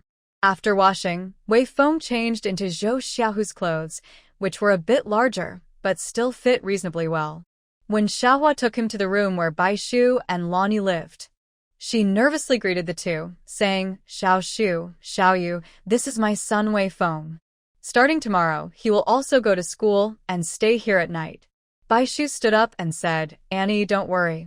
We'll take him to school tomorrow. Would you like to come along? I won't go, When Xiaohua replied. Lu's steward told her she could have half a day off, so she quickly refused. She dared not delay her work. "It's okay if you don't go, Auntie. We'll take him ourselves," Lan Yu said. When Xiaohua nodded and said to them, "Thank you both so much." After leaving Wei Feng behind, when Xiaohua hurried back to her room, glancing back several times, the three children introduced themselves to each other. Baishu noticed that Wei Feng was very quiet, answering only when asked. Their homework was finished. Baishu said, "Let's go to bed early tonight. Tomorrow, go to school early." The next day, Baishu and Lan Yu took Wei Feng to meet Teacher Yi. After asking some questions, Teacher Yi arranged for him to join class Ding. Not long after Wei Feng started school, a new student arrived. It was Bian Wu, a member of the Bian family who rented a house from the Bai family. Bian Wu was 13 years old. Bian Zhong took Bian Wu to school. After meeting Teacher Yi, he stayed behind. Song Yuehua couldn't understand why the family, who all lived in the village, let their only son stay at school. It sounded nice to say they lived with the teacher and classmates, but it seemed strange. Traveling between the village and the school took a lot of time. Although Teacher Yi was suspicious, he didn't ask much. They paid the tuition and boarding fee for the next year, along with buying brushes, inkstones, and paper. The yearly fee was 12 taels of silver. The supplies, 2 brushes, 1 inkstone, for ink sticks, and 5 sheets of rice paper cost a total of 24 taels. Bian Zhong paid quickly and then moved Bian Wu's books and clothes to the school. When Song Yuehua saw the 24 taels, her eyes nearly popped out. She asked Teacher Yi, "You know you can pay monthly, right?" "Of course. I'm not the kind to cheat." He asked how much. I said 12 taels a year, and I paid for the whole year, Teacher Yi said proudly, stroking his beard. Since coming to this school, Teacher Yi had almost lost his dignity. Song Yuehua then smiled and said, "That's a good idea. Next time, do it that way." They both laughed happily. Song Yuehua said, "He only has one son, yet he still pushes him away. That's really strange. Maybe he's impressed by my talent and wants to get close, hoping to share some of that talent," Teacher Yi modestly suggested.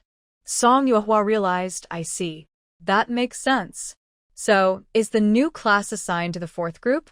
Teacher Yi chuckled. "It's the 1st group." "The 1st group?" Song Yuehua exclaimed in surprise. According to Teacher Yi earlier, the 1st group is the top class for the imperial exams. Now, not only the 1st group, but no one has been promoted to the 2nd group yet. The fact that Bin Wu was placed directly into the 1st group naturally surprised Song Yuehua. Teacher Yi smiled. This boy has been enlightened for many years. His talent is quite high, so it's normal for him to be in the 1st group. Not less talented than Zhang Russian, which is impressive, Song Yuehua thought. Looking at the 24 taels of silver in front of her, she asked, "Is the money enough?" Apart from the initial purchase of paper, ink, brushes, and inkstones, she hadn't managed the school's expenses since. Regular monthly rewards, the recent exam rewards, and restocking supplies were all covered by students buying their own writing materials. "It's enough," Teacher Yi replied. Song Yuehua said seriously, "If it's not enough, tell me. Don't try to fill the gap yourself." Hearing this, Teacher Yi's face slightly stiffened, but no one noticed. Song Yuehua continued, "When the cotton sells, I will give the school some more silver." The next day, after class, Xiaoyu ran over and told Song Yuehua that Bin Wu is really impressive. The teacher asked questions, and he answered fluently. He just doesn't like speaking out loud. I asked him to attend the 4th group class, and he agreed. Guess what, Sister Song?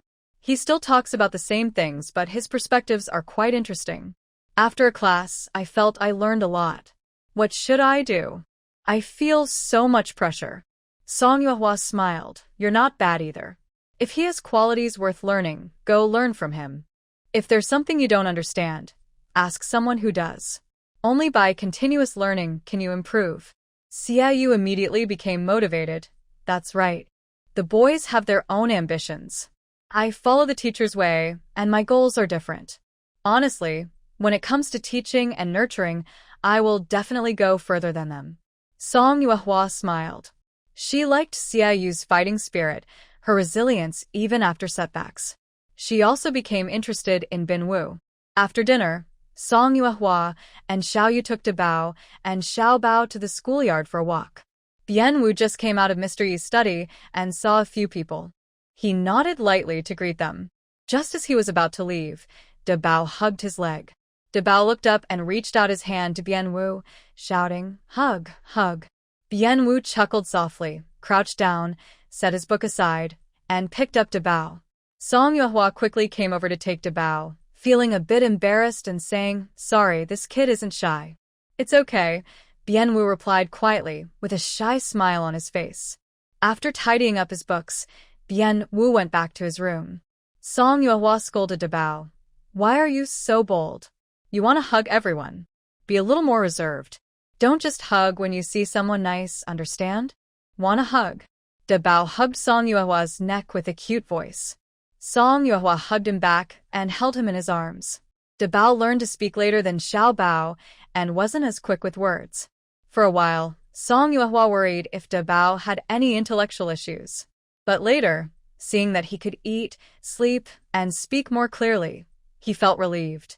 Xiao Yu, who was holding Xiao Bao, also ran over and hugged Song Yuehua's leg, saying sweetly, "Sister, hug." Xiao Yu smiled and said, "Is Xiao Bao jealous? Everyone wants big sister to hug, but no one wants second sister. Come here, continue." Song Yuehua handed Dabao to Xiao Yu, who almost dropped him. Dabao ate a lot and was getting heavy. Xiao Yu held him for a while, but then put him down. Just then, Duan Yidao came back from outside. When Dabao saw him, he ran to him and stretched out his little hand, saying, "Fly." Okay. Duan Yidao laughed loudly, scooped up Dabao, lifted him high, then quickly put him down, making Dabao giggle happily. Song Yuehua looked at Xiao Bao and asked, "Does Xiao Bao want to play?" "Yes." Xiao Bao reached out both hands. Song Yuehua also picked up Xiao Bao and held him high. Xiao Yu and Xie Wenwu heard the laughter and ran over. Xie Wenwu happily said, "Master, I want to be lifted high too." Song Yuehua was speechless. Master Duan patted his chest and said, "Kid, go up." He thought Xie Wenwu would be polite, but instead, the boy rushed into Master Duan's arms. Luckily, Master Duan was steady and took a stable stance, lifting Xie Wenwu into the air. 11e Wenwu, Scared, Beged, Ah. "Master Duan, please put me down." Master Duan asked, "Aren't you going to lift high?" "No more lifting. No more." "Master, I was wrong. Please save me." Xie Wenwu begged.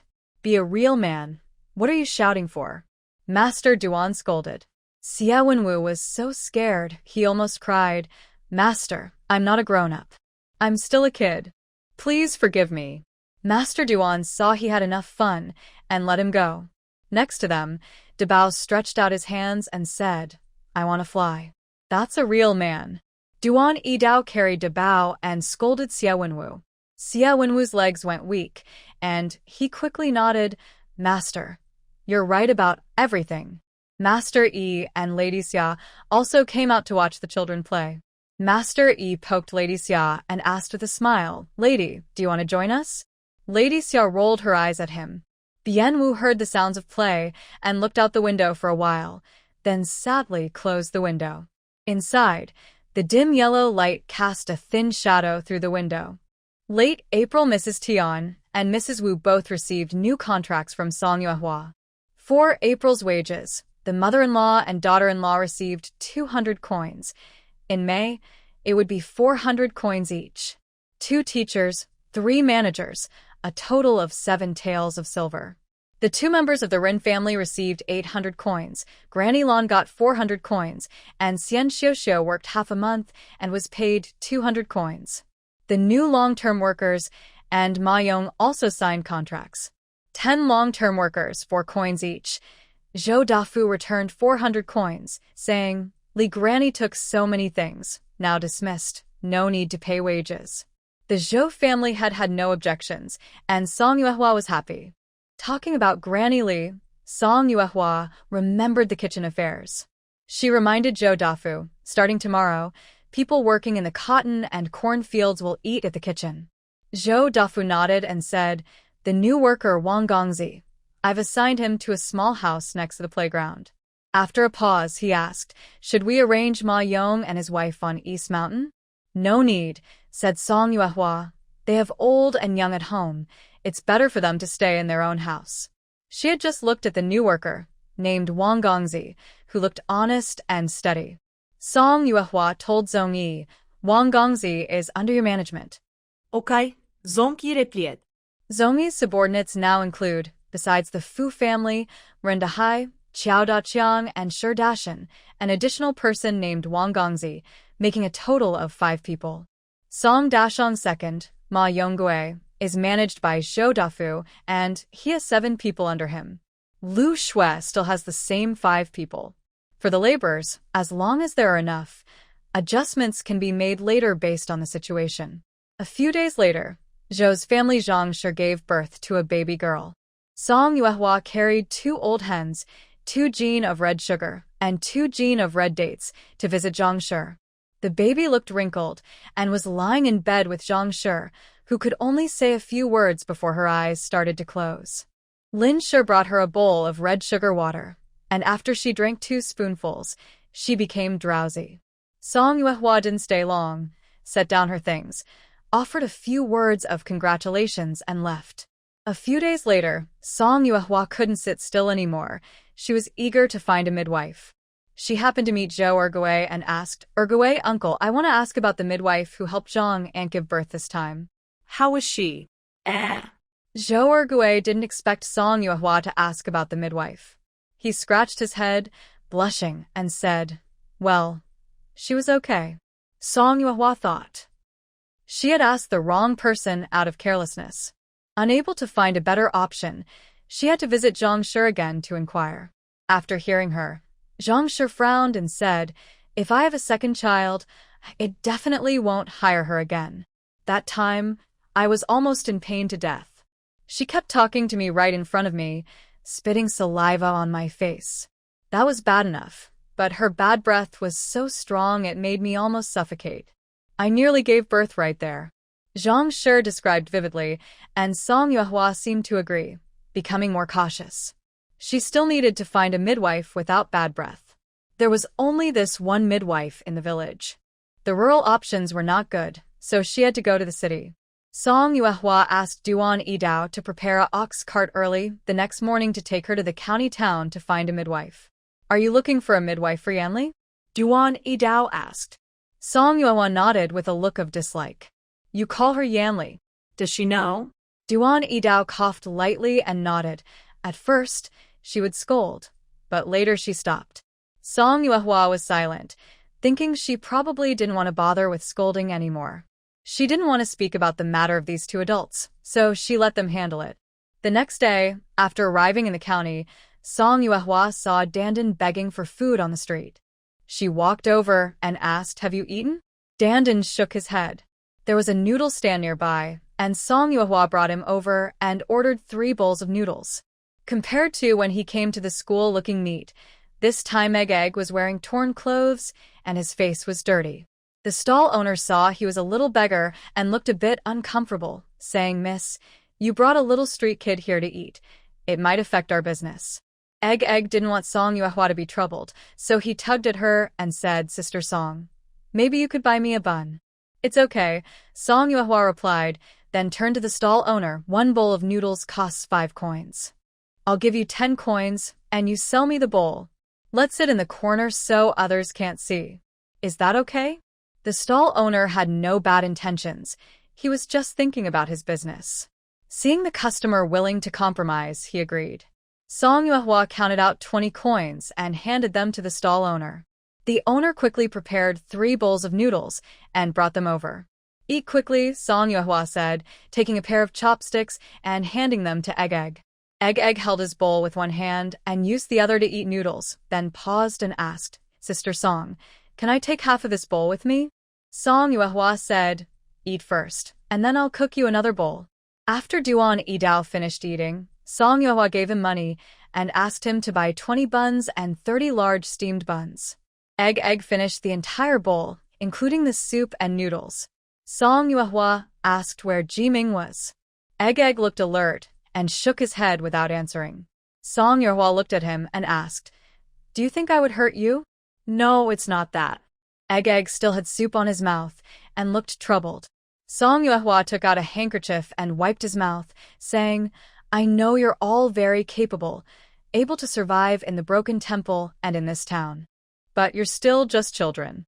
If you have any problems, tell me early. Maybe I can help you."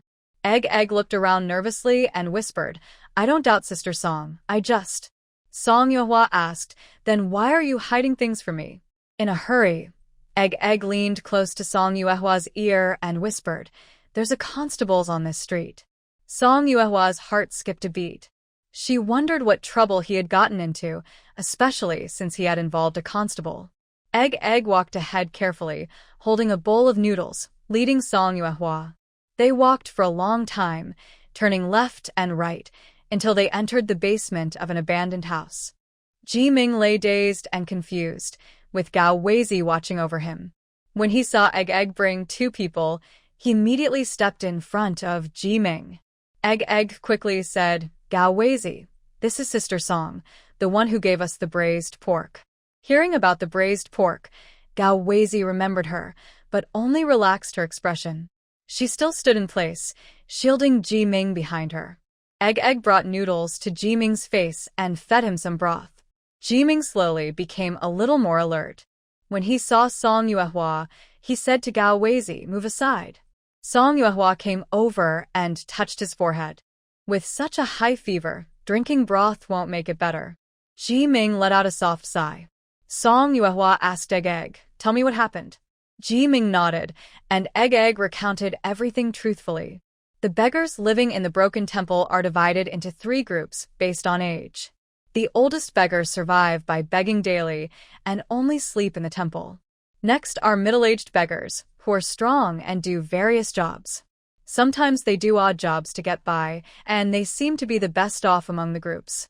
The most struggling are the young beggars, led by Jiming. If they beg, they get chased away by the older beggars, and no one wants to hire them for work. They can only steal small amounts of food or occasionally run errands or trick naive people for money. Egg looked at Song Yuehua and chuckled softly. Song Yuehua thought, "It's definitely not me." The youngest of the 3 groups, the little beggars, are doing fairly well thanks to Jiming's leadership. Although there are no conflicts of interest, the middle-aged beggars just don't like them. They often mock and sneer, and when the older ones are away, they bully the younger ones.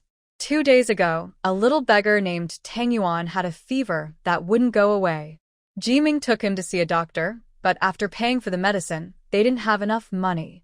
The clinic wasn't charitable, so they had to go home and wait to die. "Didn't I give you 5 taels of silver before?" Song Yuehua asked. Egg looked at her and lowered his head, saying softly, "Last time, my big brother was beaten by human traffickers. When he returned to the temple, he vomited blood in the middle of the night. All the silver was used for the doctor." Song Yuehua was stunned and turned to look at Jiming. Egg continued to speak. To give Tang Yuan medicine, Jiming took a risky step and sneaked into Jin Yuanwai's concubine's house in the middle of the night, intending to steal some money. Just as he climbed over the wall, the police arrived outside. Jiming escaped from another side, then jumped into the lake and hid underwater for a long time. Finally, after the police left, Gao Weizi pulled him out. He was too afraid to return to the broken temple and could only hide here.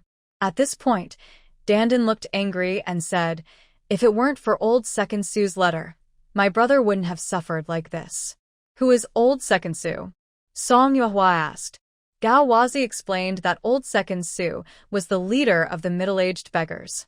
Dandan wiped his face and said, "When my brother went in, Gao Weizi and I were outside watching. When the police came, we saw clearly it was old Second Su leading the people." Song Yuehua was puzzled and asked, "Have you usually offended old Second Su?" "No," Dandan said with a sad face. "Usually my brother told us to stay away from old Second Su and his group. We wouldn't go bother them." Gao Weizi nodded in agreement. Song Yuehua thought that old Second Su was probably mentally disturbed. Today, they couldn't find the midwife, and Jiming's situation couldn't be ignored. Song Yuehua asked Duan Yidao to buy medicine for wind cold, a bag of bran weighing 500 jin, and also to bring a cart here. Meanwhile, Song Yuehua asked Dandan to bring a bowl of cold water, tear a piece of cloth from his inner garment, soak it, and place it on Ji Ming's forehead. The water needed to stay cool, and Dandan and Gao Wazi kept running back and forth to change the water. After a long time, Duan Yidao returned. Song Yuehua told him to carry Ji Ming onto the cart and cover him with bran. Once Ji Ming was thoroughly covered, Song Yuehua said to Dandan and Gao Wazi, "I will take him home.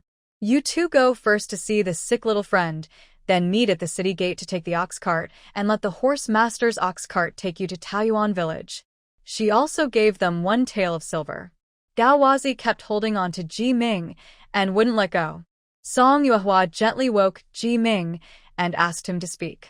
Ji Ming, groggy, opened his eyes and said, "Listen to her." Dandan also tugged Gao Wazi's hand and said, "We can only trust Sister Song now." Song Yuehua looked at Ji Ming, then discussed with Duan Yidao, "His wind cold is quite serious. I still want to take him to the clinic to have him checked." Duan Yidao said, "Miss, don't worry. I've already explained his condition to the doctor. If you're still worried, I can invite Xia Hunter to come and check him tonight. The safest way now is to leave the town quickly. If we get caught, not only will we miss seeing the doctor, but our lives could be at risk." After giving instructions, Duan Yidao drove a bullock cart out of town, with Song Yuehua sitting in front. Previously, Song Yuehua had once caught a spy from the Desert Kingdom. It just happened that the guards at the gate caught him today. Because of this, she left a deep impression on them. When she was leaving the city gate, a few guards waved and greeted her, and she responded with a smile. Only after she was far away did Song Yuehua breathe a sigh of relief. She then moved the sack covering Ji Ming's body, patted his face, and asked, "Are you still alive?" Ji Ming frowned and gently slapped his sore face, annoyed. "Not dead." "That's good," Song Yuehua said, lifting the sack aside to use as a pillow for Ji Ming. Until they reached the village entrance, she stuffed Ji Ming into the bottom of the sack again, explaining as she did so, "It's not that I wanted to trouble you. I was mainly worried you would drag me down." Ji Ming was both angry and amused. If he was really worried about being a burden, buying a medicine pack would have been enough. Why risk bringing him out? Song Yuehua took him to the East Mountain courtyard. Lu Shui and Qin Xiuxiu went to buy piglets and hadn't returned yet. Grandma Lan and Lu Youfu were busy inside the main house. Only Zhu Yanli was in the yard. Seeing Song Yuehua and Duan Yidao carrying a sickly person, she was startled. Without a word, she grabbed her bedding and went to make the bed. Song Yuehua saw Zhu Yanli with a big belly, working hurriedly, and her eyes twitched in fear. Although Zhu Yanli looked frightening with her pregnant belly, she was quick and efficient when working, quickly making the bed. After Duan Yidao carried the person onto the bed, Song Yuehua went to prepare medicine. She asked Zhu Yanli to help change the wet cloth on Ji Ming's forehead. When Zhu Yanli saw the torn piece of inner clothing, she was so scared she ran to the kitchen and threw it into the fire. Song Yuehua was stunned and explained, "It's burned." Zhu Yanli shrugged. Song Yuehua was speechless. Zhu Yanli found a cloth to continue applying to Ji Ming's forehead. When Duan Yidao entered and saw her, his eyes fixated on her. "What are you looking at?" Seeing his lecherous expression, Zhu Yanli was angry. She threw the cloth at him and said, "You come." Duan Yidao took the cloth happily and said, I'll do it." Song Yuehua had just finished boiling the medicine when Zhu Yanli brought over a new set of inner clothes. "This is what I didn't get a chance to wear before. You can change into this and give me the ones you take off." Song Yuehua couldn't help but ask, "I told you to watch over the patient." "Oh, someone is watching, so hurry up and change," Zhu Yanli urged. Song Yuehua could only let her watch as she went inside to change clothes, then handed the taken-off inner clothes to Zhu Yanli. Zhu Yanli grabbed the inner clothes and threw them into the fire. The white cotton clothes instantly turned into a blazing, dazzling flame. Song Yuehua opened her mouth in shock, her mind going blank. She had thought Zhu Yanli would help sew the clothes, but unexpectedly, she burned them all at once. After confirming the clothes were reduced to ashes, Zhu Yanli finally relaxed and said to Song Yuehua, "Tomorrow, I will embroider a few handkerchiefs for you to carry. Don't tear the clothes apart anymore. If this gets out, how will you face others?" Feeling helpless and pained, Song Yuehua replied, "All right, I understand." Once the medicine was ready, Zhu Yanli asked Duan Yidao to be responsible for feeding the patient. After feeding him, he wrapped him in a blanket and made him sweat profusely. Duan Yidao also helped clean his body and change his clothes, all under Zhu Yanli's instructions, doing it with care. After about an hour or so of fussing, Duan Yidao finally went to Sinan village to invite Xia Feng, at Song Yuehua's urging. Xia Feng arrived alone on horseback. Duan Yidao was in a cart and couldn't keep up. After helping Ji Ming with his checkup and reviewing the prescription again, confirming the medicine was effective, Song Yuehua finally felt at ease. "You've grown quite a bit," Xia Feng said, looking at Song Yuehua. She smiled and compared herself to him, saying, "Still a long way to go." Xia Feng looked at her and smiled softly. By the time Duan Yidao returned, Xia Feng had already left. In the afternoon, Dandan and Gao Wazi came over. Song Yuehua asked Duan Yidao to go back and bring a set of Xia Wenyu's clothes, then borrow a set from Bianwu. She also prepared hot water to give the two little beggars a bath. After washing, Dandan wore Xia Wenyu's clothes, which looked a bit big, while Gao Wazi's clothes from Bianwu fit perfectly. Zhu Yanli added 2 stitches to Xia Wenyu's clothes, making them fit much better after changing. Soon after, Granny Lan and Lu Youfu returned with food. Just as they were about to ask questions, Zhu Yanli interrupted, "Mother-in-law, tonight, cook enough food for 3 more people." Grandmother Lan immediately replied, "All right, I will add 2 more dishes." After saying that, she took Lu Youfu to the kitchen to start the fire. Lu Shui and Tan Xiuxiu brought back several carts of piglets. After settling the piglets, Song Yuehua mentioned that 3 friends had come to stay for a while. Lu Shui nodded without asking further. Tan Xiuxiu was about to speak and chat, but seeing that neither of them was talking, she quickly swallowed her words again. That evening, Ji Ming woke up. Dandan immediately called Song Yuehua. "How do you feel?" Song Yuehua asked. Ji Ming looked very tired and said, "I'm fine now. I owe you my life." "It seems you're okay," Song Yuehua smiled. "Don't worry, you don't owe me anything. Focus on recovering first. We can talk about other things later." Ji Ming looked around and asked, "Is this your house?" Song Yuehua handed him a bowl of meat porridge and said, "Yes, but I don't live here. If you need anything, ask Dandan to find me. He knows where I live." Ji Ming nodded. Before leaving, Song Yuehua remembered about the midwife and asked Ji Ming if he knew a well-regarded midwife in the county town. "Why are you asking me about midwives?" Ji Ming looked surprised. "Do you know one?" Song Yuehua asked. Ji Ming reluctantly replied, "Yes." "Who is she?" Ji Ming said, "The Joy Lady from Feng Chue village. She's been a midwife for over 30 years, but now she's old and can't speak. People think she's unlucky, so no one asks her anymore. You can go see her." Song Yuehua smiled and said, "See, you know quite a lot." After returning home, Song Yuehua asked Ma Yi about Feng Chue village. Ma Yi nodded and said, "I know where it is, but the journey is quite far. You might not get back the same day." "That far?" Song Yuehua was a bit surprised. It was indeed far, but she still had to go. Good midwives are hard to find, and the mute issue shouldn't be a big problem. At least no need to worry about communication. That night, Song Yuehua asked Xiaoyu to find time to make clothes for Xia Wenwu and Bianwu and deliver them. Hearing this, Xiaoyu also wanted to help. "Xiaoyu, you make clothes for my brother, and I'll help Bianwu." Xiaoyu had no objections. She could make clothes for anyone. They had fabric and thread, and Xiaoyu took a ruler to measure Bianwu's height. When she learned that Song Yuehua was making clothes for her and returning them, Bianwu waved his hand and said, "It's just an old outfit. It's fine to take it away." "That's not quite how it was said," Xiuyu argued. "If you borrow something and return it, borrowing again isn't hard. If I don't return it to you, how can I ask to borrow something next time?" "Huh? Borrow again?" Bianwu hesitated briefly. Xiuyu urged, Hurry up and stand up. I need to measure your size. Bien Wu had no choice but to stand and stretch out his arms as Xiuyu took his measurements.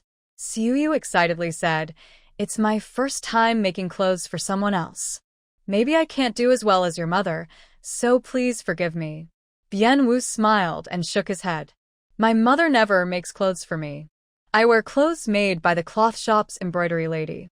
Xiuyu paused, then looked troubled again.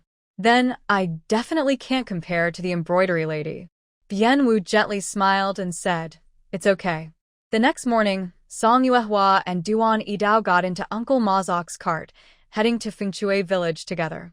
They set out early and arrived in the afternoon, taking about 4 or 5 hours.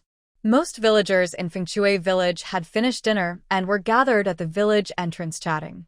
After entering the village, Song Yuehua and the others quickly found out where Grandma Shi lived. Guided by the villagers, they drove the ox cart to an old, dilapidated house. Song Yuehua stood outside and called inside a few times. Soon, an elderly woman with silver hair and a stern face appeared. Song Yuehua asked, "Excuse me, are you Grandma Shi?" Grandma Shi looked at them and nodded slightly. Song Yuehua explained their purpose. Her eyes softened a little, but she opened her mouth and pointed with her finger, indicating she couldn't speak. Song Yuehua smiled and said, "It's okay.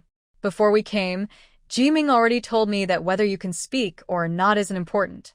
The moment she heard Jiming's name, Grandma Shi's pupils trembled slightly. She reached out tremblingly and kept making sounds like ah, ah. Song Yuehua gently supported her and said softly, "Don't be upset. Jiming is with us. He's doing very well. He's the reason we're here looking for you in Fengchui village." Grandma Shi nodded vigorously. Song Yuehua continued, "We're from Taoyuan village, quite far from here. Do you have a place nearby to stay? We can leave tomorrow morning." Grandma Shi looked at her house with an awkward expression. "Can we stay here with you?" Song Yuehua asked. After hesitating for a moment, Grandma Shi nodded and led them inside. Inside, she poured each of them a cup of water. Master Ma found a place to tie up the ox, and Duan Yidao went with him. Madam, she scooped out the remaining half bowl of millet, poured it into a clay jar, added more than half a jar of water, and stirred the porridge. Song Yuehua sat by the stove helping to fire it up. It was just the two of them in the kitchen. First, Song Yuehua mentioned Zhu Yanli's situation, then said, "If it's convenient, I'd like to ask for at least 1 month's wages of 400 coins after the baby is born. The bride price is not included. If you have any other requests, just say." Madam Shi nodded, gestured with her hand, then looked at Song Yuehua with hope. "It seems Jiming is very important to Madam Shi. A grandson?" Song Yuehua guessed inwardly. "Jiming is doing well now. He has made a few friends. He is smart. When we first met, he helped me a lot. He is kind-hearted." Madam Shi listened, her eyes smiling widely. This meal was especially difficult to get through. Song Yuehua said many words she didn't truly mean.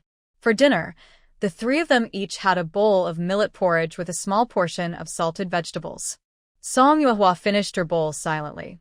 Master Ma and Duan Yidao also felt like they drank in vain. That night, Song Yuehua and Madam Shi slept in one room, while Master Ma and Duan Yidao shared another. In the middle of the night, Song Yuehua felt embarrassed by the rumbling in her stomach. Next door, Master Ma and Duan Yidao were still arguing about whose stomach was louder. They tossed and turned all night. Early the next morning, everyone yawned and got into the ox cart to head back home.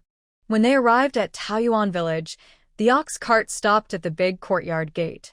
As soon as they got off, Song Yuehua asked Granny Lan to cook 7 bowls of noodles. 7 bowls? Granny Lan paused briefly, then quickly went to the stove to start cooking. Old Granny Wang heard this and knew they were very hungry, so she helped to boil water and cook noodles.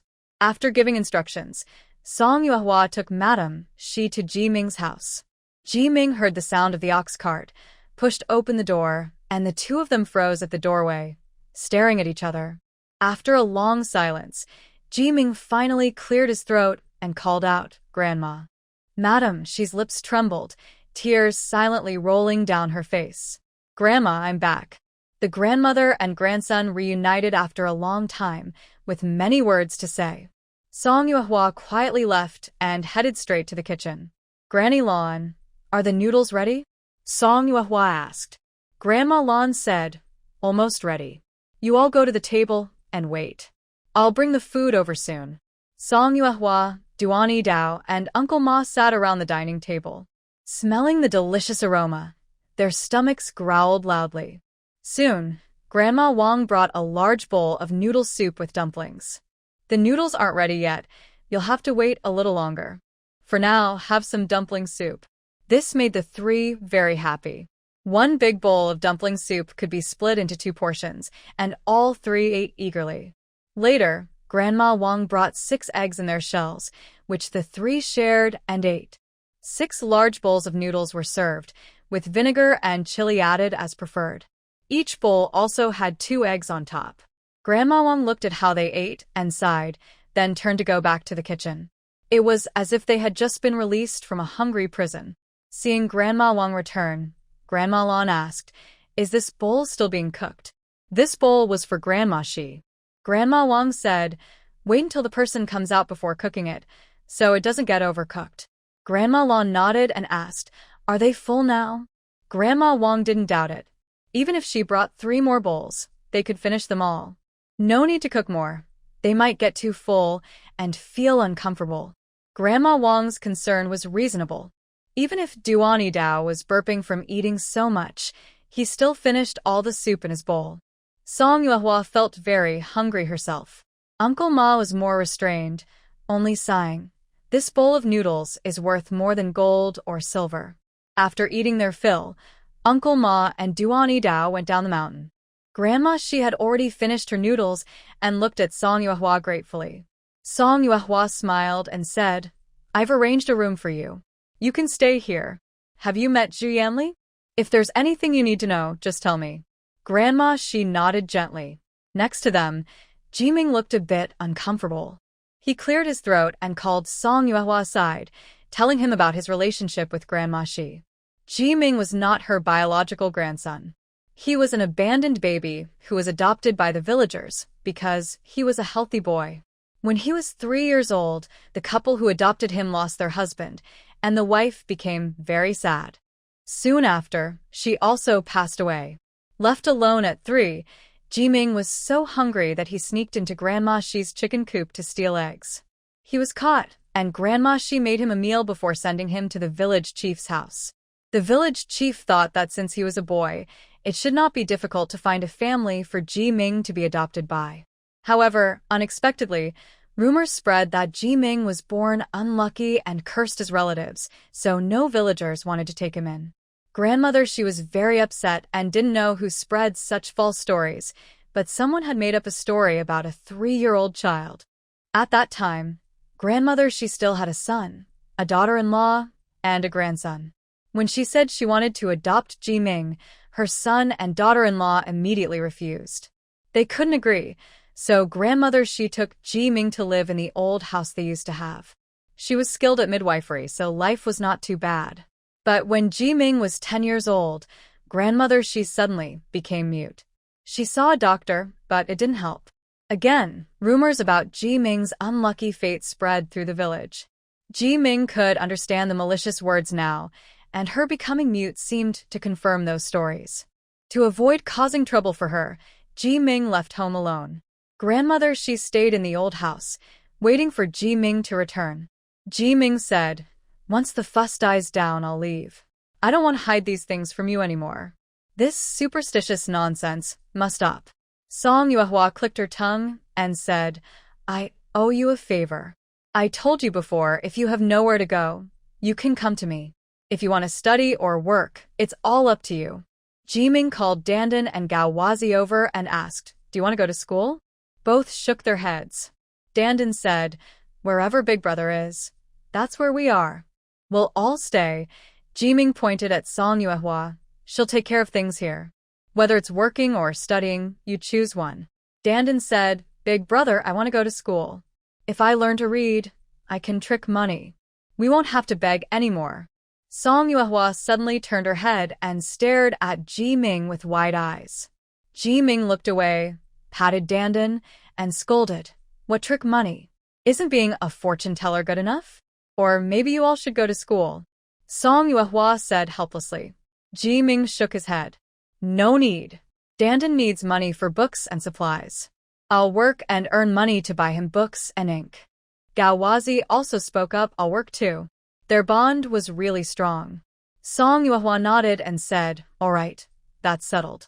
Starting tomorrow, you'll follow Lu Shui and work in the courtyard. You'll get 400 coins a month. 400 coins? Yimin exclaimed. Are you really giving me such a high wage? Song Yuehua smiled and said, my workers are paid 400 coins. Dandan will go to the school later to meet the teacher. There's no problem. He can start classes tomorrow. In the beginning, I will cover his writing supplies. Once you receive your wages, the expenses for him will be yours. Does that sound good? Ji Ming bowed and said, great kindness. I have no way to repay it. Song Yuehua shook her head. If it weren't for them, especially if Ruo and Xiao Chao had been kidnapped, she wouldn't know how much trouble she would have gotten into. Dandan is 7 years old, Ji Ming is 12, and Gao is 10. Having these two work is also a way to repay their kindness. After Song Yuehua left, Dandan said loudly and earnestly, boss, I want to work too. Once we save enough money, we can buy a house in the village and stop living in the broken temple. Ji Ming scolded. What can you do? They pay 400 coins to hire you. It's better to just steal the money. The cost of studying is high, and all the work you three do is spent by me. Dandan said quietly, clearly calculating the expenses. Don't worry. With this plan, at least the three of us can stay together. Study hard, and later we can sneak some paper and pens from the county. It won't cost much. Ji Ming comforted him. That's good. Dandan perked up. I know there's a ditch I can crawl into old food shop through. We can get some things back then. Ji Ming nodded in agreement. The next day, Teacher Yi assigned Dandan to the new class in Dingban. Dandan could have stayed in the courtyard with Bai Shu and Lan Yu, but because he seemed a bit too worldly, Song Yuehua decided he should stay at the school. After learning this, Xia Yu took Dandan to Bian Wu's house. According to Xiao Yu, Dandan's smell was strong and lively, which suited Bian Wu, who lacked a strong human scent. Bian Wu looked awkward and unsure how to respond. Brother Bian Wu, I'm Zhang Dandan. I'll stay with you today. Don't worry, I wash very clean. I've rinsed 3 buckets of water, Dandan said confidently, then placed the quilt on the bed and sighed. This bed is really big. 4 or 5 people could sleep on it without a problem. Bian Wu, who wasn't good at socializing, didn't know how to react. If 4 or 5 people really came, he wondered how he would manage. Brother Bian Wu, why don't you like to talk? Dandan took off his shoes and sat on the Kong, curious, asking, I didn't see you in class Ding. Which class are you in? Finally, I have a question I can answer, Bian Wu said, classic. Dandan became interested. Hey, I heard they give rewards for promotion. You must have earned a lot of money moving up to class A. Bian Wu replied, I started in class A, so I haven't received any promotion rewards. That's so unlucky for you, Dandan said sympathetically. Sometimes being too good at studying isn't always a good thing. Bian Wu remained silent. In May, the school gave a break for farming season. Xia Yu, who wasn't planning to go back, asked if anyone from class Ding wanted to stay and study. She could continue teaching. As soon as she finished speaking, Zhu Wenyang was the first to raise his hand. Lu Shitu and Lu Xiaomian, who lived with Zhu Wenyang, also raised their hands, as they were good friends. Then Zhongbai raised his hand, and Rin Xiaomei, who was nearby and didn't fully understand the situation, also raised her hand. Dandan usually spent time at school, or went to East Mountain. Since there were no classes, he didn't mind not attending. Wei Feng, who had been sitting quietly in the corner, also raised his hand silently. There's no rush to sign up. Go home first and discuss with your family. If they agree, you can come tomorrow morning, Xia Yu told everyone. Since it was a farming break, it was okay to ask the elders at home first. The next morning, besides the students who raised their hands, Zhao Tiejian's 2 daughters, Zhao Xiaofu and Zhao Tiniu, also came. Their cousin Zhu Qingqing naturally came along. Ma Hu knew Zhu Qingqing was coming, so he also joined. Chen Lin was the last to arrive. He was encouraged by his older brother Chen Xiu, who was promoted to Class C. The brothers entered school together. One moved up to Class C, the other was still in Class D. Since his brother's promotion, Chen Lin felt he was no longer his mother's favorite youngest son. After thinking hard all night, he decided to take this chance to turn things around. So, all 9 new students from Class D came, along with 3 from the old class, making a total of 12. Ma Yu was happy to hear that Ma Hu was taking extra lessons. That night, he specially asked Qin Xiuxiu to cook a bowl of chicken egg soup to help the 2 younger ones improve. But the next day, Ma Hu came back covered in dirt. Ma Yi couldn't help but ask, "Did you study with Teacher Xie or Teacher Duan?"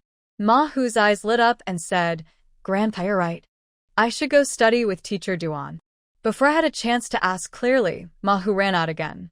Ma Hu originally wanted to find Master Duan directly, but then thought it was better to tell Song Yuehua first. So, he went to the Song family. The Song family was having dinner. Among the people attending the tutoring, some were from the new class and some from the old class. Song Yuehua asked Xiaoyu how the 2 groups got along.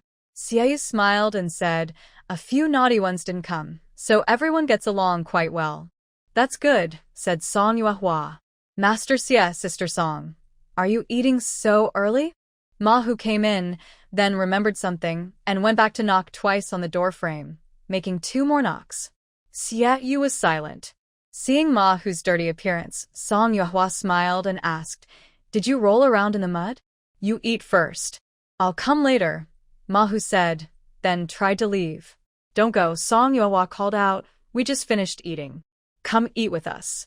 "No, Grandpa is cooking at home too," Ma Hu replied. "Little you said. Today there's braised pork." "Then I won't hold back," Ma Hu said, turning back. Aunt Tian served him a bowl of rice. Ma Hu took a piece of meat, took a big bite, and was so delighted by the flavor he forgot everything else. Song Yuehua casually asked, "Did you come to see me about something?" "I want to ask Master Duan for a tutoring session," Ma Hu said. Everyone at the table was stunned. Song Yuehua asked, "Tell me what happened." Ma Hu finished eating 3 pieces of meat and a bowl of rice. While Aunt Tian was serving more rice, he roughly explained the cause of the matter. Today during lunch break, Zhang Dandan asked Ma Hu, "Brother Hu, are you studying to find a good job or to find a good wife?" Before Ma Hu could answer, Chen Lin found the question strange and asked, "Of course, studying is for finding a good job. How does finding a wife have anything to do with studying?" "You don't understand," Zhang Dandan said. "Some handsome young men who can recite poetry and write couplets are very popular with young women. They get lots of silver gifts from the girls.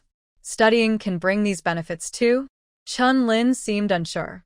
With his brother's skills, Zhang Dandan added, "Even ordinary girls prefer to marry a literate man. Don't believe me? Ask Zhu Qingqing." Everyone quickly asked Zhu Qingqing. Zhu Qingqing rested her chin on her hand and thought for a moment, then replied, "I like a man who is brave and honest. I'm that brave and honest man." Hasty replied, "When I grow up, I will go to Qingqing's house to propose." Qingqing Zhu was stunned for a moment, then reacted, giving Hasty a look of disgust. Before she could scold him, Chen Lin suddenly stood up and said, "I also want to go to Qingqing's house to propose." "Don't try to beat me to it." "Why shouldn't I beat you to it?" Hasty stepped on the table with 1 foot. "With your skinny look, do you think Qingqing would like you? You guys." Qingqing Zhu hadn't finished speaking when Chen Lin interrupted. "She wouldn't like you either." Zhang Dandan stood up to calm them down, saying, "Don't get so excited. Things between men should be settled in a manly way. After school, let's go to the back mountain for a fight. The loser keeps quiet." "Okay." Hasty immediately agreed. Chen Lin reluctantly nodded. Qingqing Zhu suddenly slammed the table, jumped behind them, grabbed both of their heads, one with her left hand on Hasty, the other with her right on Chen Lin, and said angrily, smiling, "Who the heck gave you permission to fight? You 2 troublemakers, I wouldn't even look at you. If you dare to talk about proposing again, I might just pull out your tongues." After threatening them, Qingqing Zhu pushed their heads hard and then returned to her desk. Both of them staggered forward, nearly falling over. Chun-Lin rubbed his head and leaned close to Hasty, whispering, "Should we still compete?" "Of course we should," Hasty said seriously. "The winner gets to talk to Qingqing." "Well said." Zhang Dandan peeked in from between them. "I'll go be the referee." The three of them made the decision. Zhao Xiaofu, sitting in the corner with Qingqing Zhu and Zhao Tiniu, said, "I think they won't give up." "Qingqing, should we do anything?" Qingqing Zhu clicked her tongue heavily, about to warn them again, when Zhao Tiniu grabbed her and said, "It's okay. Just wait and see." Lu Shitu, sitting behind, asked Zhu Wenyang, "Brother Wenyang, should we tell teacher Xia?" Zhu Wenyang said, "No need. If we're outside the school, we don't have to tell the teacher." "Then shall we go see what's happening?" Lu Shitu asked. Zhu Wenyang smiled. "Sure, let's go take a look." After school, except for Zhong Bai, Ren Xiaomei, and Wei Feng, the remaining 9 people all went to the back mountain. Zhang Dandan and the others agreed on a rule. They would count to 5, and the one who pressed the other to the ground first wins. Ma Hu and Chun-Lin threw their book bags aside, ready to fight. Zhao Tinius stood between them and said, "Follow your rules. First, fight me. The loser can never speak to Qingqing again." "Why are you interfering, girl?" Ma Hu said angrily. "If you can't beat a girl, why are you complaining?" Zhao Tiniu rolled her eyes and asked, "Who's first?" "Me," Mao shouted loudly. Chun-Lin was so thin he looked like a stick. Even against Zhao Tiniu, he might struggle, so he decided to go first. Zhu Qingqing knew her cousin was strong and never lost in fights, but she still felt nervous. Zhu Xiaofu pulled her hand and comforted her. "Don't worry, sister is very powerful."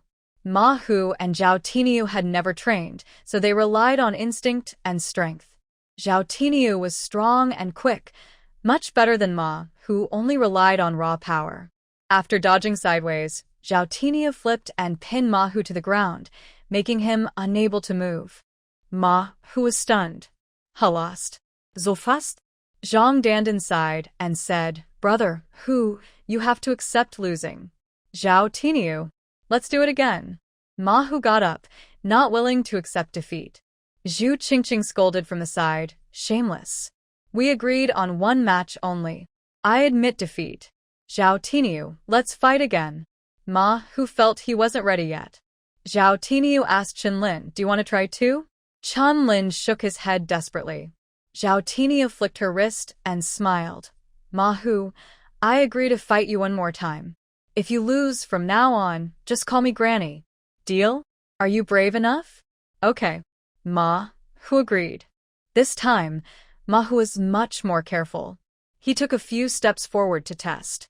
Just as he was about to step closer again, Zhao Tiniu rushed over, knocked him down, and held his upper body with her legs, pressing his legs with her hands. Within 3 seconds, Ma Hu lost again. Zhang Dandan helplessly crouched next to Ma Hu and said, "Brother Hu, you lost again." Ma Hu didn't respond.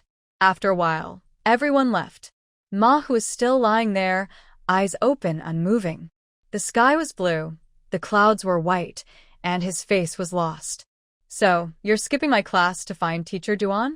Xiaoyu asked softly. Ma Hu straightened up and said confidently, "Yes." "You."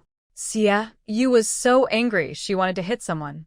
Little Jade asked, "What if you keep losing to Zhao Tiniu? What will you do?"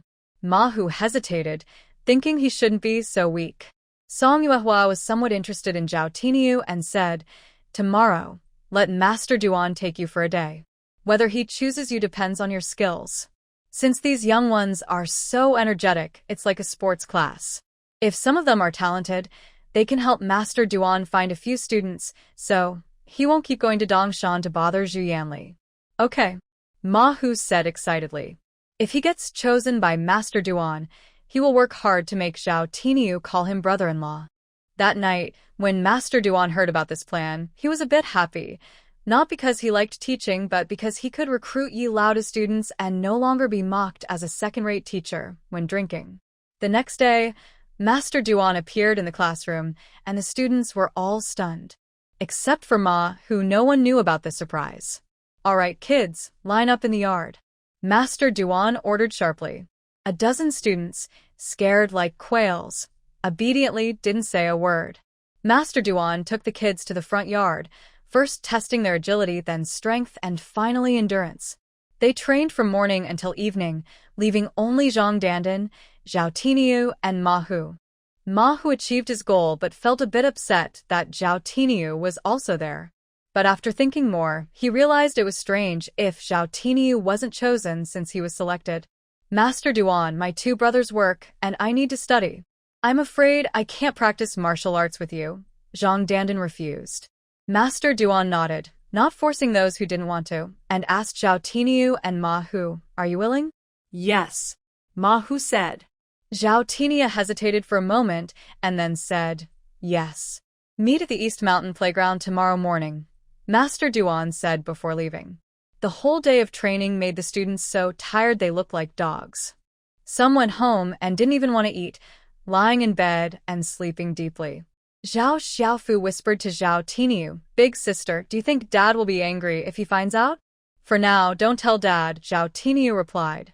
Zhu Qingqing also leaned over and whispered, "I won't say anything either." The three girls looked at each other and smiled. After knowing the results chosen by Master Duan, Song Yuehua smiled and said to Xiaoyu, "These two are really rivals." Xiaoyu was a bit worried and asked older sister, "Do you think Grandpa Ma's family and the Zhao family might not like this?" "We can't control that. If the parents really object, we can only return the person," Song Yuehua replied.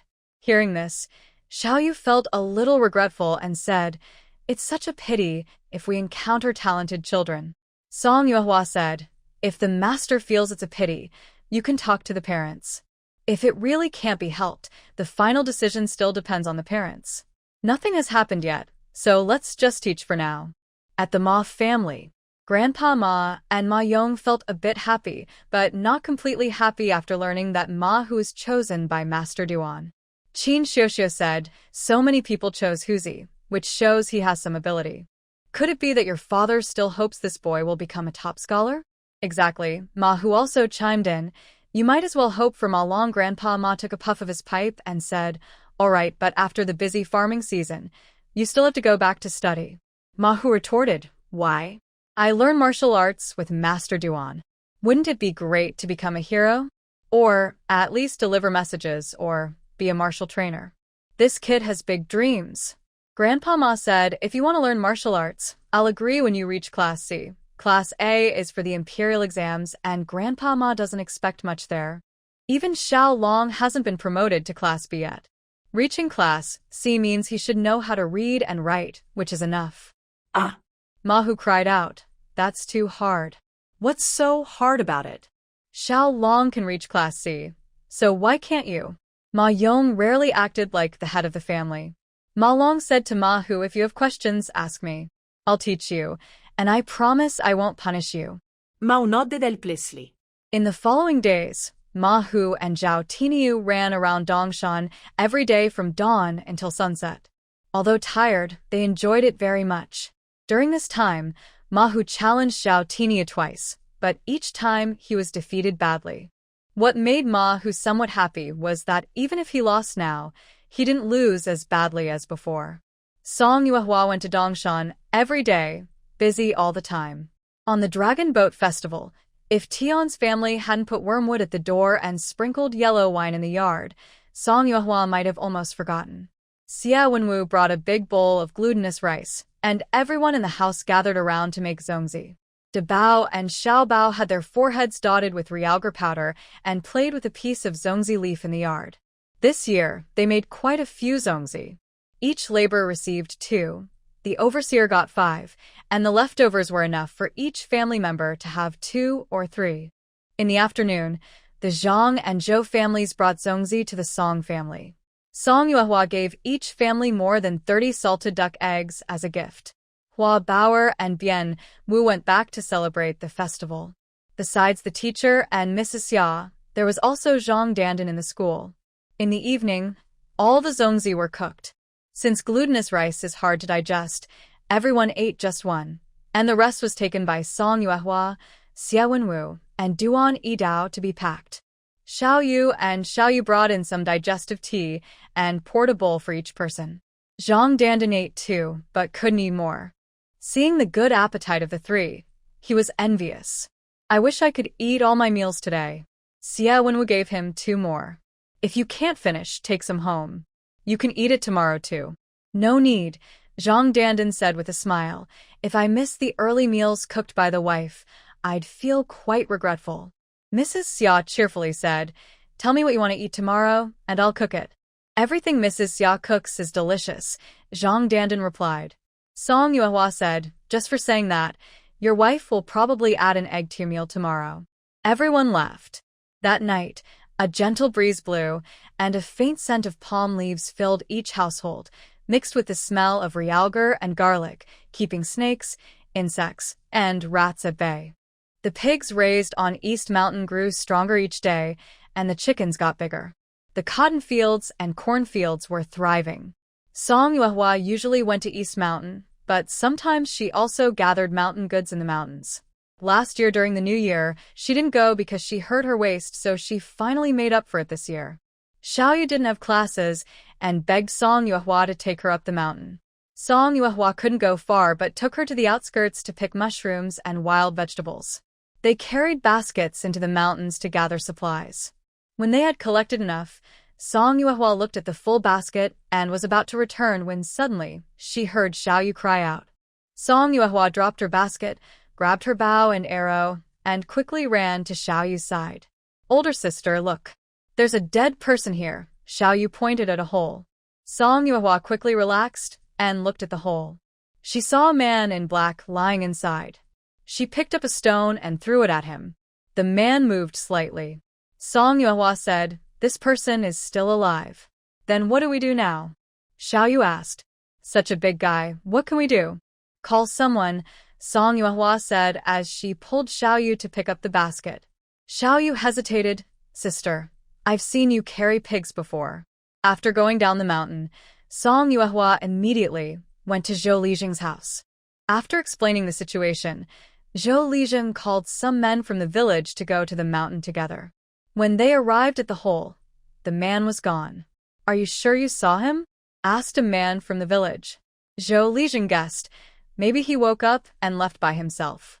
Then Zhou Lijing pointed to some nearby marks and said, it looks like he crawled out from here. He probably didn't go far. Let's look around nearby. If we can't find him, that's it. Don't go deep into the mountains. They searched around but still couldn't find the man, so they gave up. They decided to leave. Song Yuehua didn't mind much.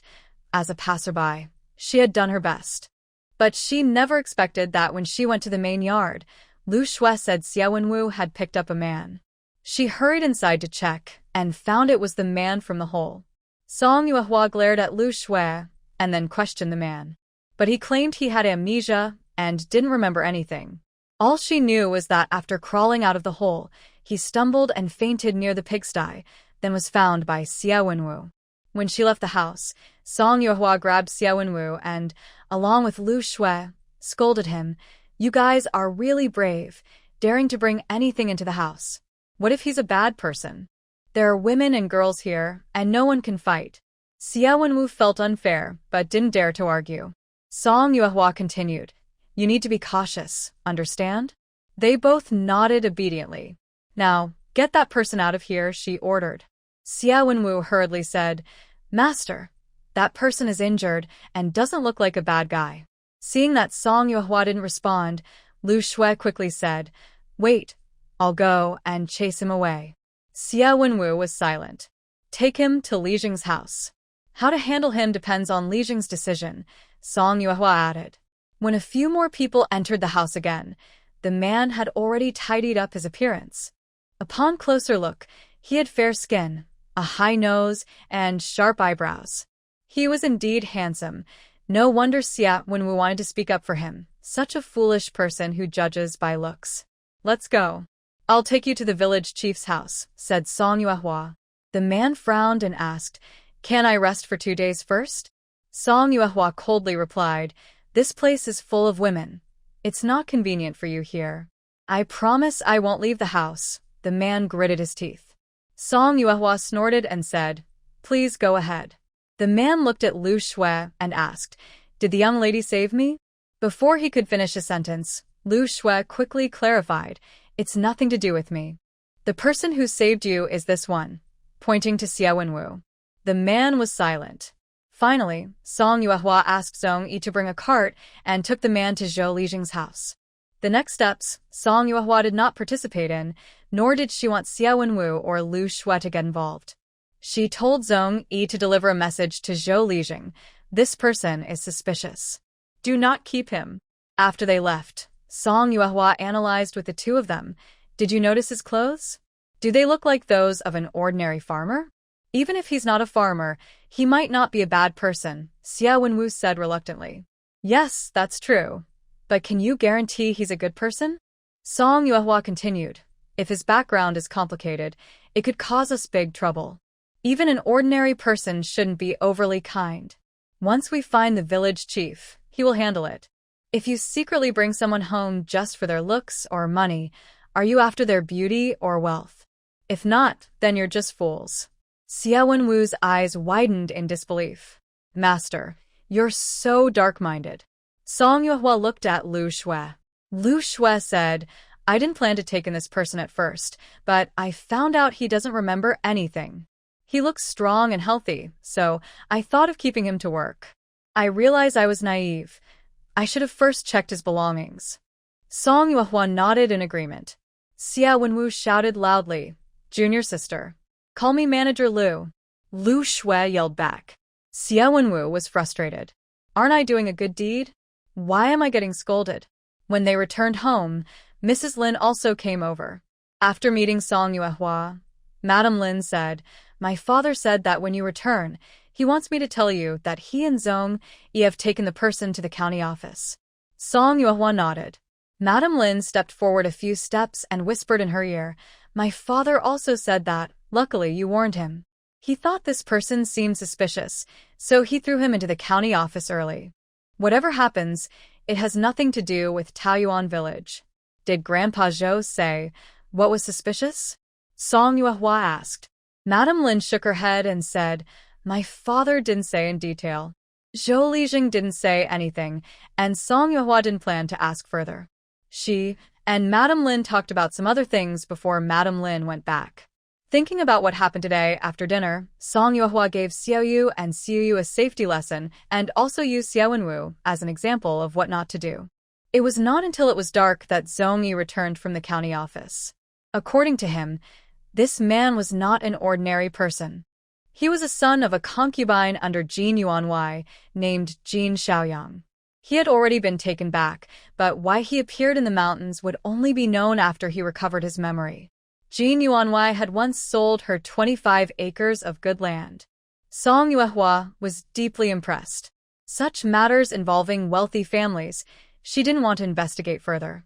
A few days later, Song Yuehua received a letter from De Mao, saying that the embroiderer they found would come to the county office on the 25th of this month. She was asked to take Xiao Yu to see the embroiderer. If she was satisfied, she would agree to have her come to their home to work as an embroiderer. When Song Yuehua saw that the date was the 25th, she realized it was tomorrow. She had only told De Mao about the embroiderer and hadn't discussed it properly with Xiu Yu. She didn't expect it to be so urgent. Tomorrow they would meet. Xiu Yu was sewing a small jacket that Dama had bitten. Song Yuehua sat beside her and said, "Xiu Yu, I found an embroiderer for you. Tomorrow we'll go see her together, okay?" "Tomorrow," Xiu Yu paused and then said, "Sister arranged it." Song Yuehua smiled and said, "Then pick a nice embroidery piece. This embroiderer comes from Qingyun Embroidery Workshop. She is very skilled. Only by learning from her can you have a chance to join Qingyun Embroidery Workshop in the future." Xiu Yu, who was calm at first, visibly tensed up after hearing this. She had heard De Mao and sister talking about Qingyun Embroidery Workshop before, but she didn't think much of it. "Now, tell her that the embroidery artist coming tomorrow is from Qingyun Embroidery Workshop. Isn't that person very skilled? Do they see potential in us?" "Older sister, do I need to prepare anything?" Little Jade started to feel nervous. Song Yuehua quickly realized and shut her mouth. She thought, "I shouldn't have said so much. Embroidery doesn't depend on looks or talking skills. It's all about real skill." Song Yuehua comforted her. Just bring your best embroidery piece. Little Jade nodded, and hurriedly took out the large piece she had been working on, added a few stitches with her needle and thread. Until evening, Little Jade kept embroidery under the oil lamp. Little Jade, relax. Whether they see potential in us or not, a few stitches won't change that, Song Yuehua said kindly. Little Jade didn't look up and said, older sister, it's okay. I'll add 2 more stitches. There are many skilled embroidery artists in the world. If this one isn't suitable, find another. No need to be so nervous, Song Yuehua said. Little Jade responded with a hum and continued to fix her stitches, head bowed. If she could find a talented teacher, her embroidery pieces could sell for a high price. The family expenses would be easier to cover, and she could help out instead of letting older sister carry the burden alone. Since Qingyun Embroidery Workshop has such skilled embroidery artists, Little Jade hopes she will be chosen. If not, she will stubbornly ask them to accept her. She remembered Zhang Dandan said this trick usually works well. The next morning, Song Yuehua took Little Jade to the county office. They asked the gatekeeper, who said Yan Feng and Yan Yujio were not there, but the embroidery lady had already arrived. Inside the hall, not long after, the embroidery artist came in. She looked to be in her 30s, with neat hair, straight posture, dressed simply yet elegantly, with a refined presence. Greetings, madam, Song Yuehua and Little Jade bowed to the embroidery artist. The artist smiled gently and said softly, my surname is Nia. You can call me Madam Nia. No need for formalities. Please show me your embroidery piece. Little Jade took out her embroidery from her bag. Madam Nia looked at it carefully, and for a long time, very attentively. The air was so still it seemed frozen. Song Yuehua sat quietly, afraid to make a sound. Little Jade swallowed hard, her heart pounding. Finally, Madam Nia put down the embroidery and smiled calmly, saying, May I ask where your family is from? Taoyuan village, Song Yuehua replied. Lady Nia asked, Is there a small courtyard prepared for me? Song Yuehua hesitated. Until now, Song Yuehua suddenly realized that such a skilled embroiderer was only suitable for a wealthy family. She immediately felt that her hopes were slim. A small courtyard was one thing, but there would likely be many demands for food, clothing, and daily needs, and those families probably wouldn't want her family. Song Yuehua honestly replied, Our family is a farming family, but we do have a room at the school. The school? Lady Nia asked. I only teach one person. Of course, Song Yuehua replied. Lady Nia stood up and said, Why don't I go with you to take a look? On the way back, they rode in a county office carriage. During the ride, the 3 sat silently, feeling very awkward. When they arrived home, Song Yuehua was the first to jump out of the carriage. Afterward, Lady Nia looked at the school next to her and asked, Is this the school you mentioned? Exactly, Song Yuehua said. Older sister. Little Jade looked at Song Yuehua with a look of resistance. Lady Nia had been looking at the embroidery for a long time, but didn't comment. She kept asking to stay in a small courtyard and came to see the school. She seemed difficult to please. She wanted to find a good teacher, but didn't want her older sister to bring such a grand figure home just for her. Song Yuehua smiled slightly, reassuring Little Jade. If she truly had the ability, she indeed had the talent to be proud, though she didn't like it. After leading Lady Nia around the school, Song Yuehua asked, Are you satisfied, Lady Nia? Lady Nia shook her head, not satisfied. I prefer a more private place, but I am willing to stay. Oh. Song Yuehua was surprised and asked, Why is that? Lady Nia also smiled and said, Because I like that young girl. Song Yuehua thought to herself, her liking was really hidden deep. I am willing to accept the position, but I have a few requirements, Lady Nia said. Song Yuehua thought, finally she came. She just wanted to see if she could handle it. She nodded lightly, listening attentively. Lady Nia said, I don't like talking to others. If there's no urgent matter, please don't seek me out. Food will be delivered to my door daily, and I will fetch it myself. Although I don't need servants, laundry still requires someone to do it. Embroiderers' hands shouldn't do other work. These requests were quite reasonable. Song Yuehua didn't expect Lady Nia to be so easy to talk to. After the meeting, Song Yuehua took Lady Nye to choose a large Kong bed in the backyard. They agreed that Lady Nye would come over tomorrow, and she would go back then. That night, after school, Song Yuehua told Yi Fuzi and Lady Xia about Lady Nye's request. Lady Xia was very understanding and said, "This small request should be granted." The embroidery girl from Qingyun Embroidery Workshop being able to come here was probably arranged by someone's influence. Compared to the treatment at noble households, this was not a big deal. Once everything was arranged, Song Yuehua felt a great weight was lifted from her mind. Inviting Lady Nye to the house was a bit costly and troublesome, but it was most important that Xiaoyu could go to school and learn embroidery at the same time. When her skills matured, she could be sent to Qingyun Embroidery Workshop in Qingzhou, and she would become a capable embroidery artist, ensuring her future food and clothing. Lady Nye could become Xiaoyu's embroidery teacher thanks to the Yan family, especially De Mao. Song Yuehua wrote a thick stack of thank you letters to De Mao. Just as she was about to deliver them to the Ma family, she felt it wasn't quite right. She took out a new sheet of paper and wrote a few polite words to Yan Fengjian. She handed both letters to Lord Ma, asking him to deliver them to the county station the next day. Lady Nye was very private and cautious. Since she moved in, she rarely went out, and Song Yuehua hadn't seen her much. Later, she asked Xiaoyu and confirmed that Lady Nye had indeed been staying there all along.